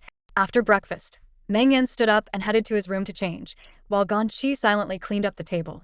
As she wiped the surface, her mind replayed the earlier scene, and a blush crept back onto her cheeks. She shook her head, trying to push away the embarrassing thoughts. When Meng Yan reappeared, now fully dressed and back to his usual composed demeanor, he glanced at Ganyi, who was still tidying up. "I might be home late tonight." "Don't wait up," he said flatly. Ganyi nodded and replied with a smile, "All right, I'll go to bed first then." Meng Yan didn't say anything further. He picked up his briefcase and walked out. As the door closed behind him, Ganyi let out a long sigh of relief, finally feeling the tension leave her body. "Good grief, and it's only the first week of marriage," she muttered to herself before giving her face a light slap. "Come on, Ganyi, you've got this." The silence in the air lingered for 5 or 6 seconds, during which Meng Yan's face visibly turned red. Suddenly, he spun around, barefoot, and quickly darted back to the bedroom, his movements as swift and precise as when Ganyi had shut the door the day before. To be honest, until Ganyi returned home and opened the door, his brain still hadn't fully processed the fact that he was now married. Like always, he casually wrapped a towel around himself and walked out of the bedroom without much thought. When he noticed the breakfast on the table, he couldn't help but wonder why Aunt Zhang, the housekeeper responsible for preparing breakfast, had made something so simple today. While he was lost in his thoughts, Ganyi pushed the door open and walked in, holding a bag of steamed buns. She froze on the spot, her mind racing with one question. Does he normally run around half-naked like this? His master bedroom had a private bathroom and a walk-in closet, yet here he was, confidently standing in the living room wrapped in nothing but a towel. Still, the way he had hurriedly run off earlier was oddly amusing, almost endearing, like a shy young woman caught in an awkward moment. Ganyi walked over to the dining table, set the bag of buns in front of Meng Yan's seat, and then turned to wash her hands. In just the 2 or 3 minutes she was gone, Meng Yan reappeared, now dressed impeccably in a neatly pressed shirt with a perfectly knotted tie. His face was stern, his expression so grave it was as if he had just lost 5 million yuan. He pulled out a chair and sat down at the table. It was clear he wasn't used to having another person in the house. Back at his villa in the Shanshui estate, he had an entire floor to himself, and no one ever dared to disturb him. There was even a 15-square-meter area covered with cobblestones upstairs, specifically for him to walk on barefoot and relax. But today, things had gone so awry that he felt utterly humiliated, like some kind of weirdo. The more he thought about it, the more convinced he became that this woman had done it on purpose. She had pretended to leave in the morning, only to return when he was improperly dressed. How devious. "Meng Yan, how do the buns taste?" Ganyi's voice interrupted his spiraling thoughts. He responded coldly, barely looking up. Ganyi smiled lightly. "I can actually make better ones myself. When I have some free time, I'll show you what I can do." Her tone was casual, as if nothing had happened earlier, and she chatted away with an air of unaffected cheerfulness. Meng Yan nodded again, but somehow, her easygoing demeanor disarmed him. He told himself that as a man, he should be more magnanimous. Since she was making an effort to start a conversation, there was no need for him to dwell on it. Then, out of the blue, he asked, "What brand are these buns?" Ganyi nearly choked. She coughed a few times, covering her mouth with her hand. "What did you say, Meng Yan? The buns, what brand are they?" He repeated, his tone unusually serious. She stared at him, dumbfounded. "Is this guy for real?" "I bought them from the breakfast stand downstairs." "Are you asking for the name of the vendor?" Meng Yan frowned slightly. Food products should have proper branding. "Did you just buy some unregulated, unbranded stuff?" Ganyi's eyes widened in disbelief. She couldn't comprehend how a normal person could say something so ridiculous. With a sigh, she explained, "The stand is called Nutritious Breakfast. There's always a long line of people waiting there every day." Meng Yan nodded slightly, but internally, he was convinced. Definitely unregulated. In an even tone, he said, "Next time, just order from a hotel. Don't eat food from street vendors." Ganyi was momentarily speechless, resisting the urge to roll her eyes. Order steamed buns from a hotel? She quickly realized what was happening. This guy is just putting on airs. Of course, being a senior executive at a big company, his lifestyle had to be absurdly extravagant. Suddenly, she remembered something important. "Oh, by the way, there's something I wanted to ask you." It was a question she had been meaning to bring up since yesterday but hadn't found the right opportunity. "What is it?" Meng Yan asked without looking up, his tone carrying a faint sense of authority, as if he were listening to a report. Ganyi had noticed this way of speaking from the very beginning. Ever since their first few interactions, she'd observed that he often unintentionally exuded the demeanor of a small leader. On the surface, he seemed humble and refined, but deep down, there was an undeniable undercurrent of assertiveness. Ganyi put down her chopsticks, looked him straight in the eye, and said, "I was wondering, should we keep our marriage a secret from our families?" Her voice carried a mix of contemplation and hesitation. This topic had already been brought up when they first met during their arranged date. At the time, they had both agreed that their marriage would initially focus on adjustment and compatibility. Whether or not to inform their families was left entirely to individual discretion. After all, these were personal family matters. There were no rigid rules whether to conceal or disclose depended on what each of them deemed best. Ultimately, the success of this marriage hinged on whether the two of them could navigate this phase of adaptation. For the past few days, Ganyi had been troubled by this issue. Keeping it from relatives seemed unrealistic, but being upfront might invite unnecessary complications. Still not looking up, Meng Yan replied calmly, "That depends on your family situation, it's up to you to decide." His tone was as steady as ever, yet there was an unmistakable firmness in his words. Then he added, "I've already told my mom about us registering the marriage. The housekeeper, driver, assistant, and even my cousin know as well. But I've made it clear heir not allowed to interfere, nor are they permitted to spread the news unnecessarily." Ganyi understood the underlying message. Whether or not to inform the families wasn't the main concern. The key was to ensure that this matter didn't disrupt their current lives. "All right, I'll handle it on my end," she nodded, her tone a bit more relaxed. After finishing their meal, Ganyi tidied up and got ready to leave for work. Just as she reached the door, Meng Yan suddenly called out to her. "Miss Gan," he said, his voice carrying a hint of complexity. Ganyi turned her head while slinging her bag over her shoulder. She couldn't help but wonder, was he still upset about what she accidentally saw earlier? However, his next words caught her off guard. "The place we're living in now is rented. Does that bother you?" Ganyi raised her eyebrows in mild surprise but quickly broke into a cheerful, carefree smile. "Having a place this nice is already great. Let's both work hard, and someday we'll buy a big house together." She genuinely didn't mind. It wasn't because she had low standards for life, but because she understood her current situation well. For now, living in a place like this was already a comfortable state for her. The future was still ahead of them, and as long as she worked hard, things would only get better. Meng Yan didn't say anything further. Instead, he took out his wallet, pulled out a black bank card, and placed it on the table. "The pin is 6 zeros. Use this for anything you need to buy."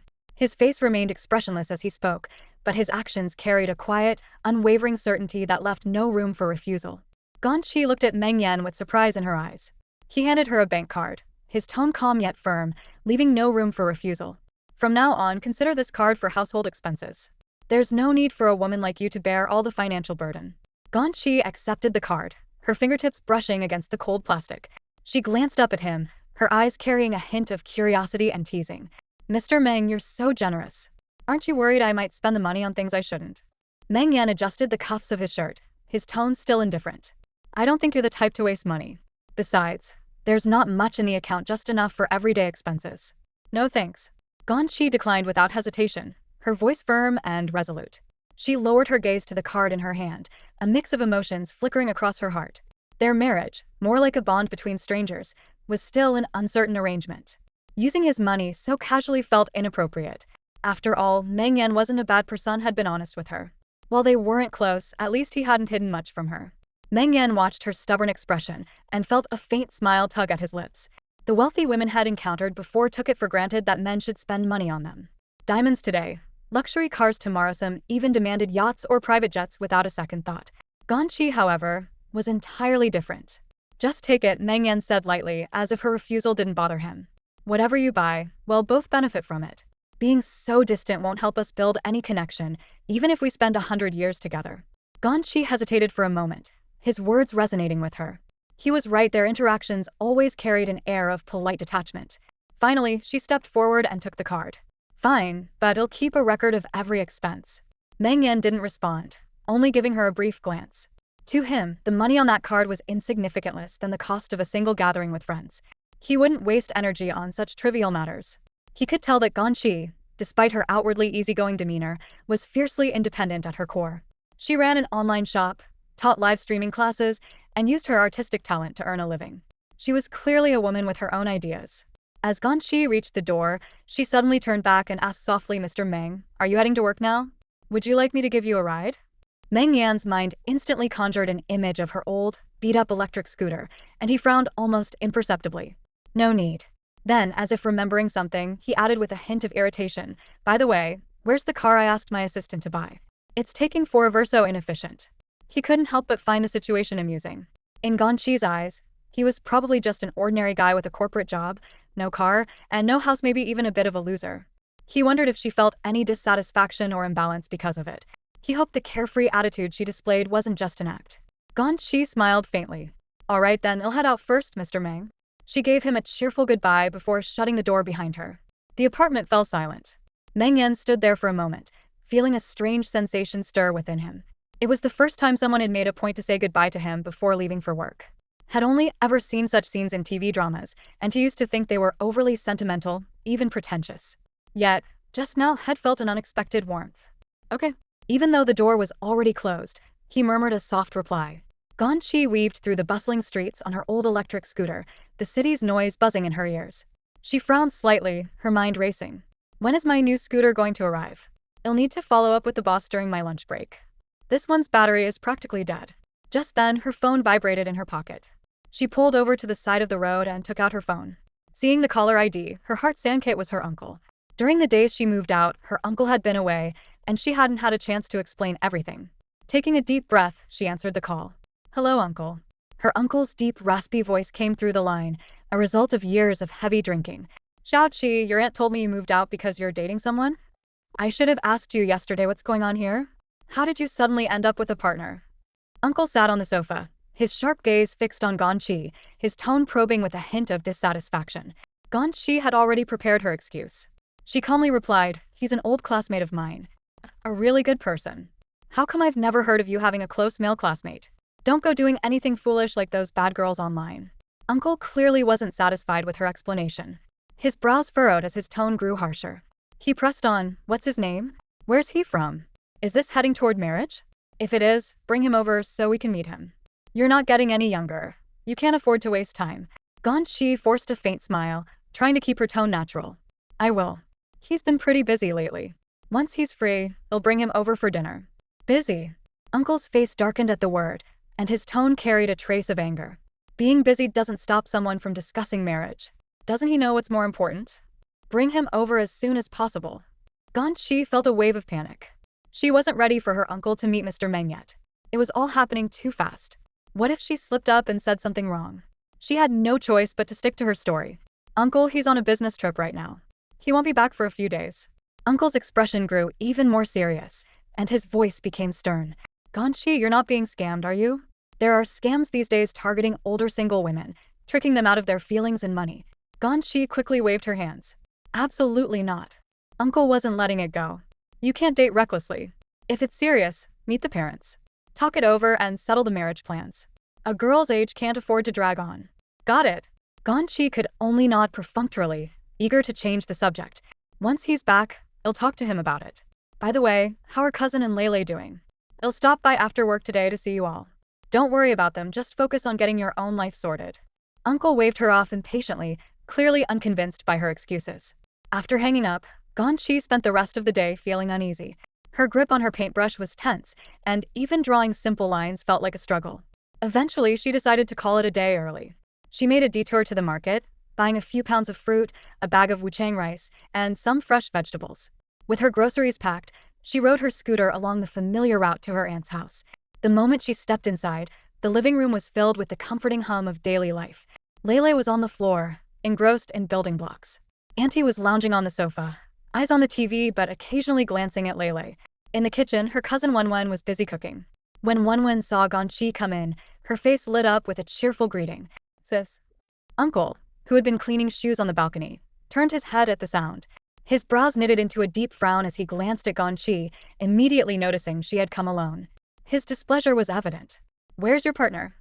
Uncle's voice was low and direct. Ganyi lowered her head, trying to sound casual. I told you, he's on a business trip. He won't be back for a few days. She swallowed nervously. Her heart pounding. Was her lie really that obvious? Wenwen came out of the kitchen with a plate of stir-fried eggplant, smiling as she called out, Sis, you came at the perfect time. Ganyi didn't stay idle. She skillfully unpacked the cold dishes she had brought and began plating them. Glancing around, she asked quietly, Where's Lele? Wenwen lowered her voice and gestured toward the bedroom. She's asleep now. She ran around a lot today and got tired. Wenwen took a quick look around before adding, My husband's still not back. Looks like he's working late again. Ganyi nodded, choosing not to pry further. Before long, the food was laid out on the table. Uncle, his face still clouded, walked over and sat down. Usually mild-mannered, he was clearly upset today. He spoke in a serious tone. Let's talk about this. What's your partner's family situation? Are you dating with marriage in mind? Ganyi's chest tightened. She knew this meal was not going to be an easy one. Ganyi casually pulled over a stool and sat across from her uncle.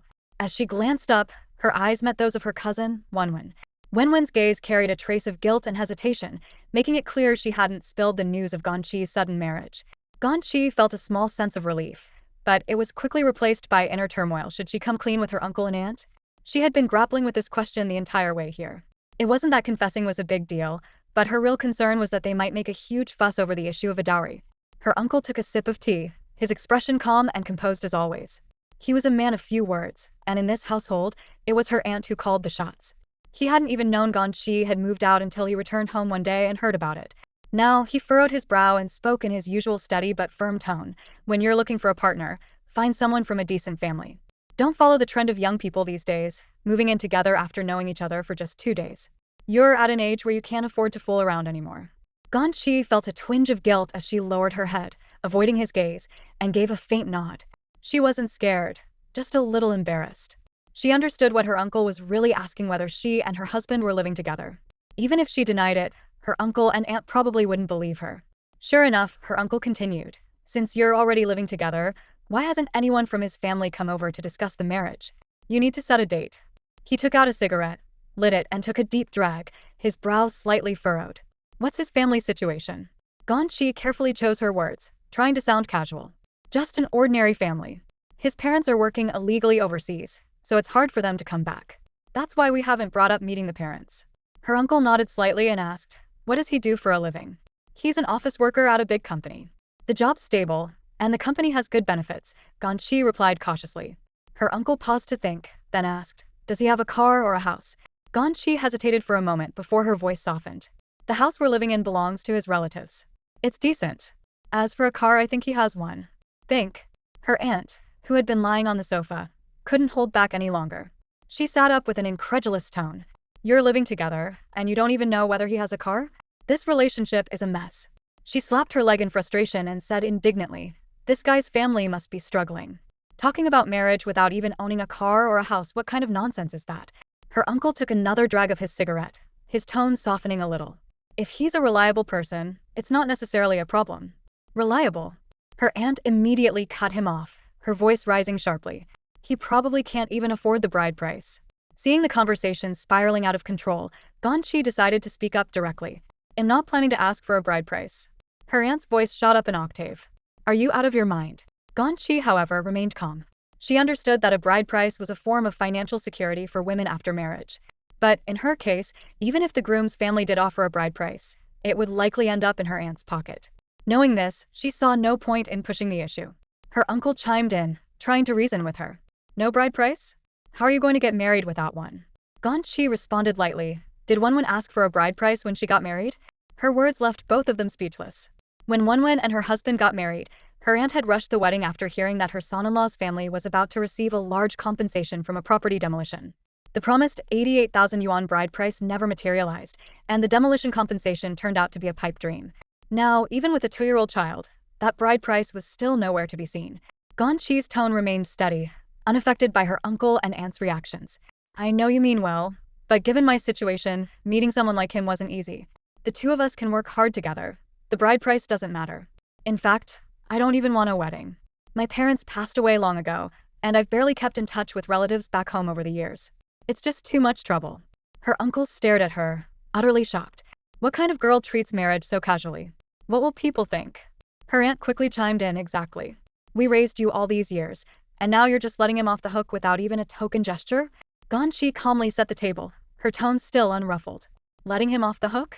With my circumstances, could you have introduced me to someone who'd offer a bride price of 300,000 yuan? Her words silenced them once again. Though her tone was calm, there was a sharpness to it that couldn't be ignored. Back when her aunt tried to set her up on blind dates, the men she introduced were either completely unsuitable or had terrible prospects. Ganyi knew her aunt's intentions all too well. She didn't want Ganyi to marry better than Wenwen. This much was crystal clear to her. Her aunt's expression shifted several times, but in the end, she said nothing more. The air grew heavy with the smell of cigarette smoke. Her uncle sat in silence, puffing on his cigarette. Ganyi lowered her head, quietly arranging the dishes on the table, her face calm and composed. Everything she wanted to say had already been said. Besides, Auntie already said that at my age, no one would want me anymore. Sitting at home and eating for free every day is just too embarrassing. Her words carried an urgency. It's hard enough to find someone willing to take me in. You should be setting off fireworks in celebration for me. Her voice grew noticeably louder.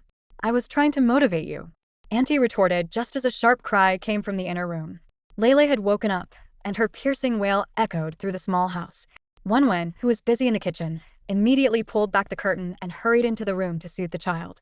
Ganyi got up and followed her inside. Wenwen picked up Lele, gently patting his back, and softly asked Ganyi, Sis, why don't you just admit you've already gotten the marriage certificate? It'd stop them from speculating and overthinking all the time. Ganyi reached out to touch Lele's chubby little face inside. I just feel like saying it out loud will bring trouble. Let's wait a bit longer. By the way, is your husband still not coming home today? Wenwen lowered her head, and her expression dimmed. It turned out she and her husband had been arguing again, and he hadn't been home for 2 days. What was the fight about this time? Ganyi asked. He said I spend money too quickly, Wenwen replied in a hushed tone, her voice tinged with helplessness. Prices are so high these days, it's hard to even afford groceries. He thinks I'm skimming money off the top. Her husband contributed 2,000 yuan a month for household expenses. A few years ago, it was barely enough, but with the rising cost of living, that amount had become increasingly insufficient. Between the family's expenses and daily necessities, the money often ran out halfway through the month. He says he feels wronged, like our whole family is living off his money, Wenwen said, her voice carrying a hint of exhaustion. Ganyi listened, her heart aching for Wenwen. Uncle liked to go out drinking with friends and occasionally picked up odd jobs for extra cash, but the income was unreliable. Auntie, who used to work as an accountant, now relied on her 3,000 yuan monthly pension. The family's financial situation was far from comfortable. And now that Ganyi had moved out, taking her financial support with her, Auntie likely had even more to worry about when it came to household expenses. Wenwen's relationship with her husband was another source of strain. The two often bickered over trivial matters. Uncle and Auntie had grown used to their quarrels and, as long as things didn't spiral out of control, usually stayed out of it. These days, the entire family seemed focused on Lele. Though Wenwen felt hurt when her husband didn't come home for meals, it also meant one less mouth to feed, which eased the financial burden slightly. Ganyi looked at Wenwen, her chest tightening with emotion. The stifling way this family lived had long left her feeling suffocated. She couldn't help but advise, once Lele gets a bit older, you should really find a job. If you stay like this, you'll lose touch with the world. Women, especially married women, should never let themselves live too passively. Wenwen didn't respond. She just kept her head down, gently soothing Lele in her arms. Ganyi watched her cousin's weary expression and felt a pang of sorrow. Wonwon had always been good-natured, hardworking, and resilient. Back when she was working, even though her salary wasn't high, she could at least support herself and live with dignity. But now, her days revolved entirely around the child, and even spending money required enduring scrutiny. After leaving her aunt's house after dinner, it was already late. Before they left, her aunt found an excuse to have Ganyi clean up one more time. Only after everything was thoroughly tidied did Ganyi finally get on her black electric scooter and slowly ride out onto the nighttime streets. The streetlights glowed dimly, and a gentle breeze brushed against her face, but Ganyi's mind was preoccupied with the conversation she just had with her cousin. She felt a deep sense of helplessness as a woman. Despite devoting all her time and energy to her family and children, many women still couldn't escape being resented by their husbands, dismissed as useless. What if one day she ended up like that? She didn't dare let the thought linger. An invisible weight pressed down on her chest. The endless chores, the constant arguments, that wasn't the life she wanted. The gates of the residential complex, Mingdu International, looked desolate under the night sky. Absent-mindedly, Ganyi rode into the neighborhood, only to realize too late that her scooter was heading straight for a black sedan parked ahead. She snapped out of her thoughts just in time to brake, narrowly avoiding a collision. In her panic, the scooter nearly tipped over, but she managed to stabilize it with her leg. Looking up, she saw it was a Rolls-Royce, its sleek black exterior gleaming coldly under the streetlights. A cold sweat broke out on her back. If she had scratched that car, she'd never be able to afford the repairs. She quickly knelt to inspect her scooter, praying she hadn't actually made contact. With a soft click, the car door opened, and the owner stepped out. He was tall, with a beard and a stern expression. Ganyi immediately forced a smile and rushed to apologize. "I'm so sorry, so sorry." She explained hastily, "I braked in time, I didn't touch it." The man said nothing, walking around to the back of the car to inspect it thoroughly. After confirming there were no scratches, he gave her a cold glance before turning away. Ganyi took a deep breath, her heart still racing. She pushed her scooter past the Rolls-Royce, carefully making her way to the electric scooter parking area within the complex. The man's icy gaze lingered in her mind the whole way. After parking her scooter, she couldn't help but glance back at the Rolls-Royce from a distance. Only then did she notice several other equally luxurious cars parked nearby. Thinking about how close she'd come to an accident, she silently warned herself, never zone out while riding again, especially at night. That was far too close. Meanwhile, in the backseat of the Rolls-Royce, a man slowly raised his head. It was Meng Yan. He quietly asked the bodyguard, "Has she left?" The bodyguard nodded. That was the young mistress just now. Meng Yan's expression was complicated as he gazed out the window. He replied in a low voice, "I know." He was relieved he had reacted quickly, ducking his head in time. Coupled with the dim lighting, Ganyi hadn't noticed anyone sitting inside. Still, his brows furrowed deeper. Why was she only coming home so late? What was she busy with every night? What irritated him even more was how she had been so distracted while riding, nearly causing an accident. Rubbing his temples, Meng Yan instructed the driver curtly, "Let's go. Pick me up at the usual spot tomorrow." Ganyi, unaware that the car she almost hit belonged to her own husband, parked her scooter and headed upstairs with her bag.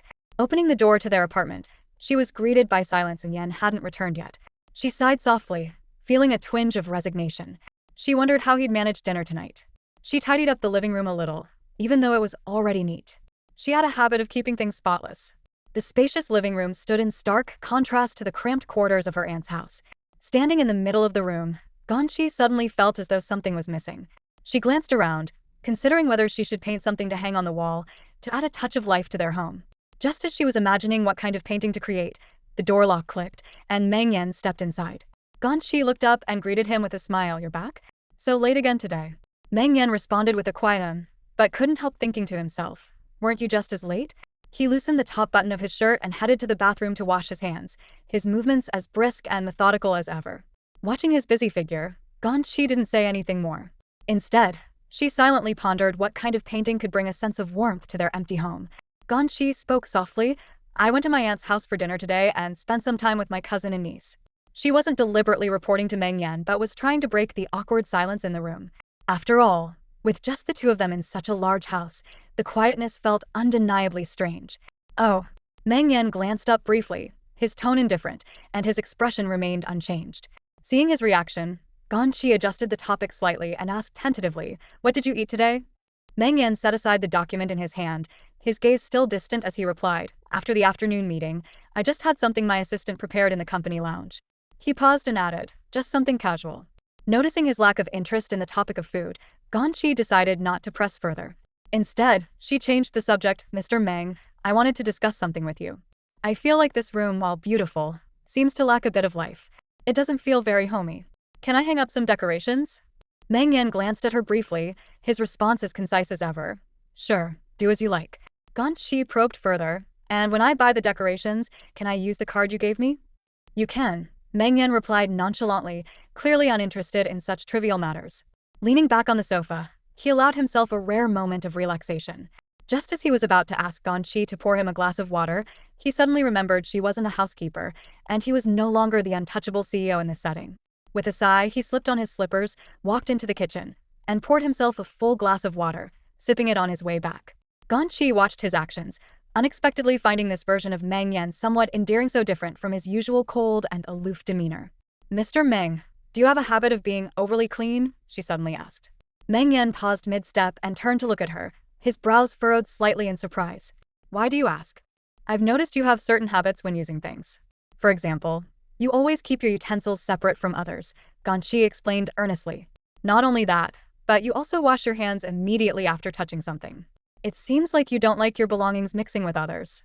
Meng Yan froze for a moment, having never paid much attention to such details. He casually replied, I don't think so. It's probably just a habit. Ganyi nodded thoughtfully and then suggested, in that case, should we get 2 washing machines? One just for you. As she said this, she recalled the underwear incident from the previous day. The two of them tacitly avoided mentioning it, but an undercurrent of awkwardness lingered in the air. Meng Yan took another sip of water and replied calmly, I can send my clothes to the designated dry cleaner. Ganyi did a quick mental calculation and found this option too troublesome and wasteful. She suggested instead, how about we just get a smaller washing machine for you to use exclusively? You can use it for your undergarments or other personal items. I won't interfere. Meng Yan nodded and gave his usual response, sure. At that moment, his phone screen lit up. He glanced down to see a message from his assistant. Mr. Meng, the Dongfeng car has been picked up. When it came to the car, Meng Yan couldn't help but feel a surge of frustration. He thought these people were unbelievably inefficient. If they had prepared the Dongfeng car earlier, he might not have faced the awkward situation in the community today, where he almost exposed himself. As he stewed in his irritation, his phone buzzed again. The sender, seemingly sensing his mood, sent an explanation. Mr. Meng, the car's paperwork took a bit longer than expected. Plus, the car's configuration wasn't great, so we went the extra mile to adjust the seats and added some matching cushions. That's why it took a little more time. Meng Yan stared at the message and sighed inwardly. Alright, at least they put in some effort, he thought. He then looked up and said to Ganyi, I bought a car. Ganyi asked curiously, what kind of car? A Dongfeng, Meng Yan replied, feeling slightly apprehensive. He was currently trying to mimic a plot from a novel, hoping Ganyi hadn't read it. Ganyi casually remarked, why not get a Wuling? You could get one for 50 or 60,000. It'd be enough. She sat down on the sofa across from him, her tone light as she added, driving a Wuling to work every day would be practical. Plus, it'd be handy for hauling stuff. Meng Yan suppressed his resistance. He couldn't imagine himself driving a Wuling. If a business partner or a family member saw him in one, the scene would be downright laughable. After a moment of hesitation, he reluctantly said, well, if you need it, you can use the Dongfeng for now. As soon as he said it, Meng Yan felt a bit uneasy. Among the women he knew, the baseline for buying a car was usually a BMW. If he offered them a Dongfeng, they'd probably explode with anger. Thanks, but no thanks, Ganyi said with a smile. My electric scooter will be here soon. Just as she finished speaking, her phone rang. The caller ID showed it was the owner of the electric scooter shop. When she answered, the shop owner apologized. Ganyi, I'm really sorry. For the model you ordered, we currently only have a pink one available. Pink. Ganyi was momentarily taken aback, her brow furrowing slightly. The owner, sensing her hesitation, sounded even more apologetic. This model has great value for money, and stock is tight. Many dealers are out of it. Pink. Ganyi couldn't help but picture herself riding a bubblegum pink scooter, and the thought made her feel incredibly awkward. She had originally ordered a white one. How did it turn into pink? At her age, riding something that color just seemed childish. The owner hesitantly asked, would you like to consider a different model? Ganyi hesitated. This particular scooter had excellent value for money, and switching to a different model would probably exceed her budget. Just then Meng Yan chimed in, pink isn't bad. Don't all girls like pink? Ganyi shot him a helpless glance, silently disagreeing. She didn't think pink suited her at all. Meanwhile, Meng Yan couldn't help but recall wealthy girls who had their BMWs or Ferraris wrapped in pink vinyl or adorned with rhinestones. To him, pink didn't seem like a big deal. I'll think about it, Ganyi replied reluctantly, though she still felt resistant deep down. White turning into pink kit felt like a proper vehicle had been turned into a toy. And this pink? It wasn't just pink. It was a bright, pastel pink that screamed immaturity. Meng Yan almost blurted out, "It is a toy," but managed to hold his tongue. "If it really doesn't work out, you can use the dongfeng I bought," he suggested cautiously. "No way," Ganyi shook her head. "With rush hour traffic, you don't have much driving experience. A two-wheeler is more practical." As she spoke, an idea suddenly struck her. Pink or not, she could always paint it white herself later. She still had a few cans of acrylic paint at home, it wouldn't hurt to use them. Yes, this scooter was too good a deal to pass up. Without further hesitation, she called the shop owner back and decisively said, "I'll take the pink one." After waiting almost a month for the scooter, she was already impatient. After hanging up, Ganyi let out a sigh of relief and stretched, a relaxed smile spreading across her face. Meng Yan, sipping water as he lazily glanced at her, couldn't help but think, is she really this happy over a scooter? "Today's a lucky day," Ganyi said cheerfully. "You got a new car, and I'm getting a new scooter. Don't you think that's something to celebrate?" Meng Yan chuckled, his tone teasing. "You're this happy over two toy cars? If someone gave you a Ferrari one day, would you be so thrilled you'd float into the sky?" "A Ferrari?" Ganyi smiled at the thought, shaking her head. "I've never even dreamed about that. People like us shouldn't obsess over what the rich drive. If you focus on it too much, you'll just feel unbalanced. It's better to live your own life." Her response caught Meng Yan off guard. As he tried to figure out what kind of person Ganyi really was, she suddenly remembered something and said casually, "Oh, by the way, I saw a Rolls-Royce at the community gate today." Meng Yan's heart skipped a beat, but he kept his face neutral, avoiding her gaze as he replied nonchalantly, "Really? I never expected this neighborhood to be full of hidden talents," Ganyi remarked, shaking her head in amazement. She continued analyzing as if she were uncovering a mystery. "You never know, the person you casually pass by might just be a billionaire." Meng Yan pursed his lips and nodded subtly, seeming to agree with her observation. Leaning in closer, Ganyi lowered her voice and said conspiratorially, "But you know, the owner of that car looked really intimidating, dark-skinned, burly, and built like a bear." Her tone was so earnest that Meng Yan couldn't help but laugh, almost choking on his water. It was the first time he'd heard someone describe his driver as a bear. Thinking about it, he had to admit there was a resemblance. He wondered how his driver would react if he learned a woman had likened him to such a creature. Ganyi wasn't finished. His beard practically reached his cheeks, and his shoulders were as broad as a door frame. He looked incredibly robust, not someone you'd want to mess with. "I suspect he might be in the mafia," she added with a half-joking, half-serious tone. Meng Yan shook his head, still smiling. "You're overthinking it. Maybe he's just a bodyguard and driver." Ganyi paused, as if considering his words, then nodded. "You might be right. I think I caught a glimpse of someone in the back seat. The real owner of that fancy car probably hasn't even shown their face yet." She leaned back on the sofa, resting her hands behind her head, her gaze fixed on the chandelier overhead. With a thoughtful expression she mused, "Rich people who hire bodyguards theory just too weak." Meng Yan turned to her, puzzled by her sudden conclusion. Ganyi straightened up, her expression serious. "Think about it. Spending money to hire a bunch of tall, strong people to protect you just screams insecurity. Why not just work out and get stronger yourself? And besides, isn't it just a way of showing off? It makes them look short and scrawny, or maybe short and chubby standing next to a towering, intimidating bodyguard. It's like they're trying to feel accomplished or something. Honestly, if they kept a low profile and exercised more, they'd avoid a lot of trouble. Otherwise, being surrounded by bodyguards everywhere they go, it's like living in a bubble, completely disconnected from the real world. Don't you think so, Mr. Meng?" Meng Yan lowered his head to take another sip of water and mumbled a noncommittal, though inwardly he couldn't help but think, "Who said my bodyguard makes me look short and chubby?"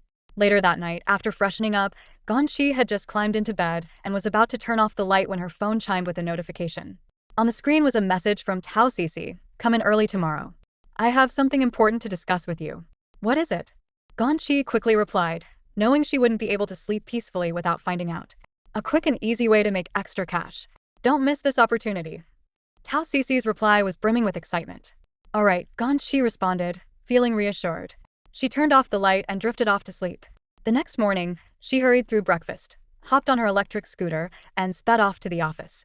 Meanwhile, Meng Yan watched her leave, marveling to himself, do people really rush this much to get to work these days? Even though she had left half an hour earlier than usual, Ganyi arrived to find Tao Cici already there. The office door was ajar, and muffled voices could be heard from within. "Cici," Ganyi called out as she pushed the door open. She had just set her bag down when a cheerful voice greeted her from behind. "Ganyi-jia." Turning around, Ganyi saw a familiar face sitting by Tao Cici's live streaming ticket was Su Jingran. Her face lit up with pleasant surprise. Jingran, what brings you here? Su Jingran, Tao Cici's cousin, came from a well-off family and had an easygoing personality. Today, he was dressed in branded sportswear, looking effortlessly casual. Yet his tall frame and striking features naturally drew attention. Ganyi had known him for years since he was just a middle schooler tagging along with Tao Cici. Back then, his allowance had already left her and Tao Cici and all. Now, his family's wealth had likely multiplied several times over. In high school, Jingran often brought snacks to share with them. Later, he went abroad for a couple of years, and now, freshly graduated from university, he had just returned. Despite his youth, Jingran was particularly thoughtful when Ganyi first started her studio. He even helped introduce her to several illustration clients. Are you here to bring me more business? Ganyi teased with a smile. Jingran shook his head, looking slightly shy. No, Ganyi, I just came to see how you're doing. Nearby, Tao Cici was digging into a bowl of iced jelly, loaded with toppings that Jingran had clearly brought along. She glanced up, grinning. I think he just missed you. He used to follow you around all the time when he was little. Tao Cici's comment made Jingran lower his head, his cheeks tinged with a faint blush. His smile revealed two charming dimples, making him look especially sunny and approachable. Ganyi chuckled and shook her head. Sometimes I wonder if you two are just trying to pity me. Honestly, my online shop is doing pretty well now, and I even make some money from occasional live streams. The hardest times are behind me. Jingran nodded enthusiastically, his expression full of genuine happiness for her. Setting down her spoon, Tao Cici turned to Ganyi. My cousin actually came today to introduce us to a side gig. Is this the same thing you mentioned last night? Ganyi raised an eyebrow. Jingran explained, there's an event tonight at the Jintian Grand Hotel downtown. A friend of mine is in charge of the venue and needs some extra help. It's 1,500 yuan for the night. A side gig for filling in numbers offers 1,500 a night. That's no small amount. Ganyi was a bit puzzled and asked, what exactly do you have to do? Jingran replied casually, it's pretty simple. Just act as staff, dress formally, and handle item maintenance and emergency responses at the venue. Tao Cici, standing nearby, immediately chimed in with excitement. Oh, I know about this. For big events, they usually hire some good-looking staff to blend in with the crowd, mainly to prevent unexpected incidents. Her tone was full of enthusiasm. Basically, it's just eating and drinking for free. Security at these events is usually very tight, so nothing major ever happens. Ganyi's eyes widened. So it's basically free money? I can't believe there's such an easy way to make extra cash. She had never heard of earning money like this before. Lowering her voice with a touch of mystery, Tao Cici explained, the reason we don't hear about it much is because these cushy gigs are usually reserved for insiders. Exactly, Jingran nodded. Plus, you can enjoy all the food and drinks there. All you need to do is report any special situations promptly or step in to handle emergencies if needed. Tao Cici got more and more excited, her eyes practically sparkling. This gig is practically like playing around. Why hesitate? Let's go together tonight. She clung to Ganyi's arm, playfully pleading. Ganyi hesitated for a moment and asked, do we need to wear greeter uniforms or some kind of standardized work attire? No need, Jingran explained in detail. There are already official staff members for that. You just need to wear a nice dress and put on some makeup. I'll make sure to give you work badges and access passes to keep in your pockets.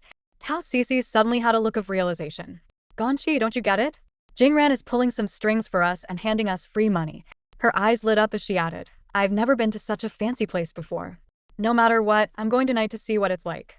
Jingran looked at Ganyi with anticipation. She was already a bit tempted, but the idea of earning money so easily made her uneasy. She couldn't help but worry about potential complications. Sensing her hesitation, Tao Cici leaned closer and coaxed her, I heard you might even bump into celebrities at these events. How exciting is that? Ganyi thought for a moment before asking, is there a certain look they're expecting? I mean, wouldn't I be too?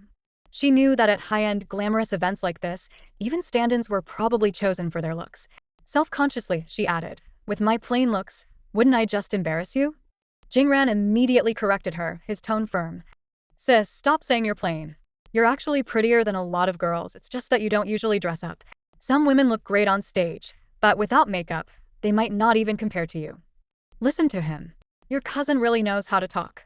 Tao Cici gave Jingran a playful thumbs up. Ganyi still seemed cautious. If there's anything we need to watch out for, make sure to tell us beforehand. I don't want to mess up and make you look bad in front of your classmates. That's a minor issue. Jingran laughed heartily. He could tell that Ganyi's question meant she was already on board, which put him in a great mood. Alright, it's settled then. I'll pick you both up tonight. Okay. Watching Jingran's tall, slender figure disappear into the distance, Ganyi couldn't help but think, he's so young yet so thoughtful. I wonder which lucky girl will end up with him in the future. Meanwhile, Tao Cece was already too excited to sit still, picking up a compact mirror and admiring herself. Good thing I didn't drink too much water last night, me face isn't puffy today. I'm actually in pretty good shape. She kept glancing at her reflection as she marveled. Jintian Grand Hotel is the only 7-star hotel around here. Who knows? Maybe I'll meet a rich and handsome guy who falls for me at first sight. Ganyi stood up to tidy her art supplies and teased. Rich and handsome guys aren't exactly fruits hanging on trees, ready to be picked. Tao Cece giggled, knowing full well how unlikely it was, but she couldn't help indulging in a little fantasy inspired by the novels she used to read as a kid. Confidently, she said, if there's one thing I have plenty of, it's pretty outfits and makeup. I'll make sure to dress you. Every ugly duckling deserves to pretend to be a swan for a night, huh? With that, she started rummaging through her wardrobe, pulling out dresses and makeup supplies her forte. Ganyi, finish up your work and come over here. I'll pick out a dress that suits you. Tonight, we're both getting a total makeover. Ganyi smiled and replied, don't go overboard. We're just there to fill in numbers. Let's not ruin Jingran's good intentions. Tao Cece was plucking her eyebrows with a tweezer and confidently reassured her, don't worry, I know what I'm doing. Then, with a teasing tone, she added, Jingran used to love hanging out with you. He even thought of you for this gig. I'm jealous. What are you talking about? He invited you too, Ganyi laughed, playfully countering. Tao Cece sighed dramatically. My cousin's pretty great, but unfortunately he was born too late. If he had an older brother, I'd totally set you two up. Actually, now that I think about it, you're only 6 years apart. If you're willing to make an effort, you could still pull off a Nunadongxiang romance. Ganyi rolled her eyes with a laugh, while Tao Cece burst into giggles, already busy planning her outfit for the night. Ganyi felt a chill run down her spine and couldn't help but tease, do you even hear yourself? Jingran is so innocent. The way you're talking makes it sound borderline incestuous. Tao Cece burst out laughing, waving her hand dismissively as she replied, I just think you rushed into this marriage a bit too hastily. Not wanting to continue the topic, Ganyi casually set up her easel and focused on her unfinished painting of birds soaring over Chanchan. She absent-mindedly responded, let's not talk about this now. Mr. Meng is actually a pretty good guy. But Tao Cece wasn't ready to drop it. Jingran doesn't know you've already registered your marriage, does he? If he finds out, he might get really hurt. Without even lifting her head, Ganyi replied, why don't you focus on daydreaming about your own tall, rich, and handsome prince? Tao Cece turned on her streaming lights and adjusted the camera while continuing her tirade. I've thought a lot about marriage. If marrying a guy with poor finances means a life of hardship, I'd rather stay single and fabulous. I can make my own money, be financially independent, and live freely without relying on anyone. Just look at all those stories online about domestic violence, gambling addicts, and all sorts of bad habits. It makes me terrified of marriage. The best kind of marriage is finding someone on your level, where 1 + 1 is greater than 2.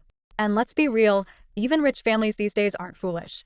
Most of them just play around with ordinary girls. As Tao Cece laid out her views on relationships, Ganyi couldn't help but admire her clarity while also feeling fortunate about her own bold decision to marry quickly. She thought to herself that, so far, Mr. Meng didn't seem to have any gambling habits or tendencies for violence. She had gambled and won. With that thought, Ganyi let out a small sigh of relief. The girls' evening plans were simple. Earn some extra cash, enjoy good food, and broaden their horizons. They'd heard that high-end events like this often handed out luxury gifts, like branded cosmetics, at the end. Jingran had agreed to pick them up at 6 o'clock.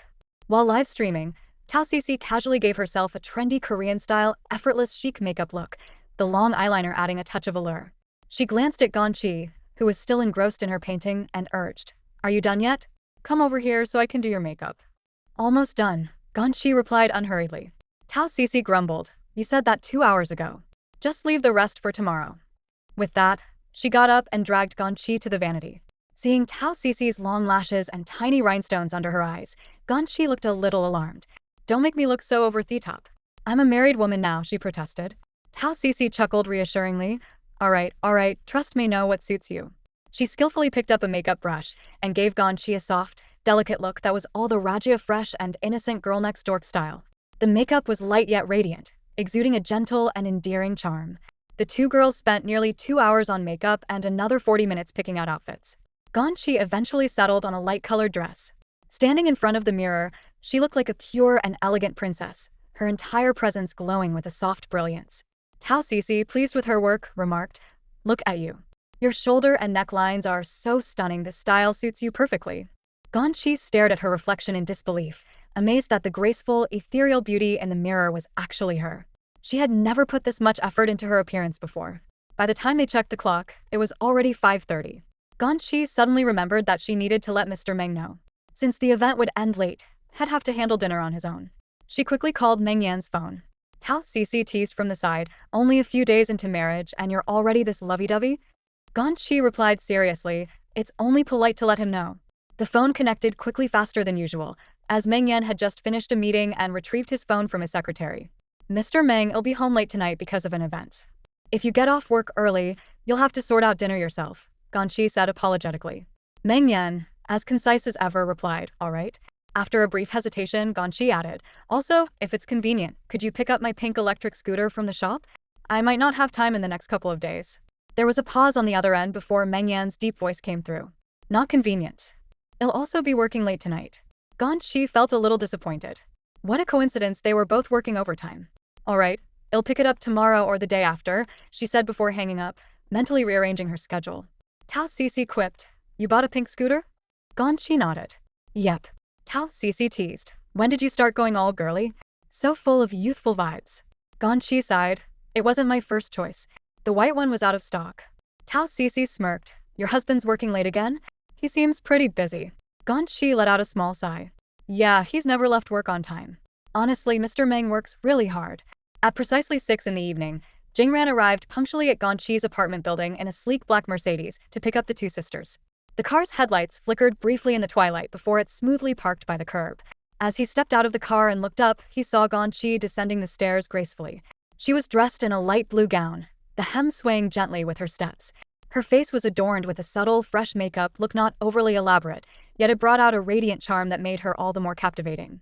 While her features might not be considered strikingly stunning, they possessed an enduring appeal, exuding a natural and pure beauty akin to the first light of spring, making it hard for anyone to look away.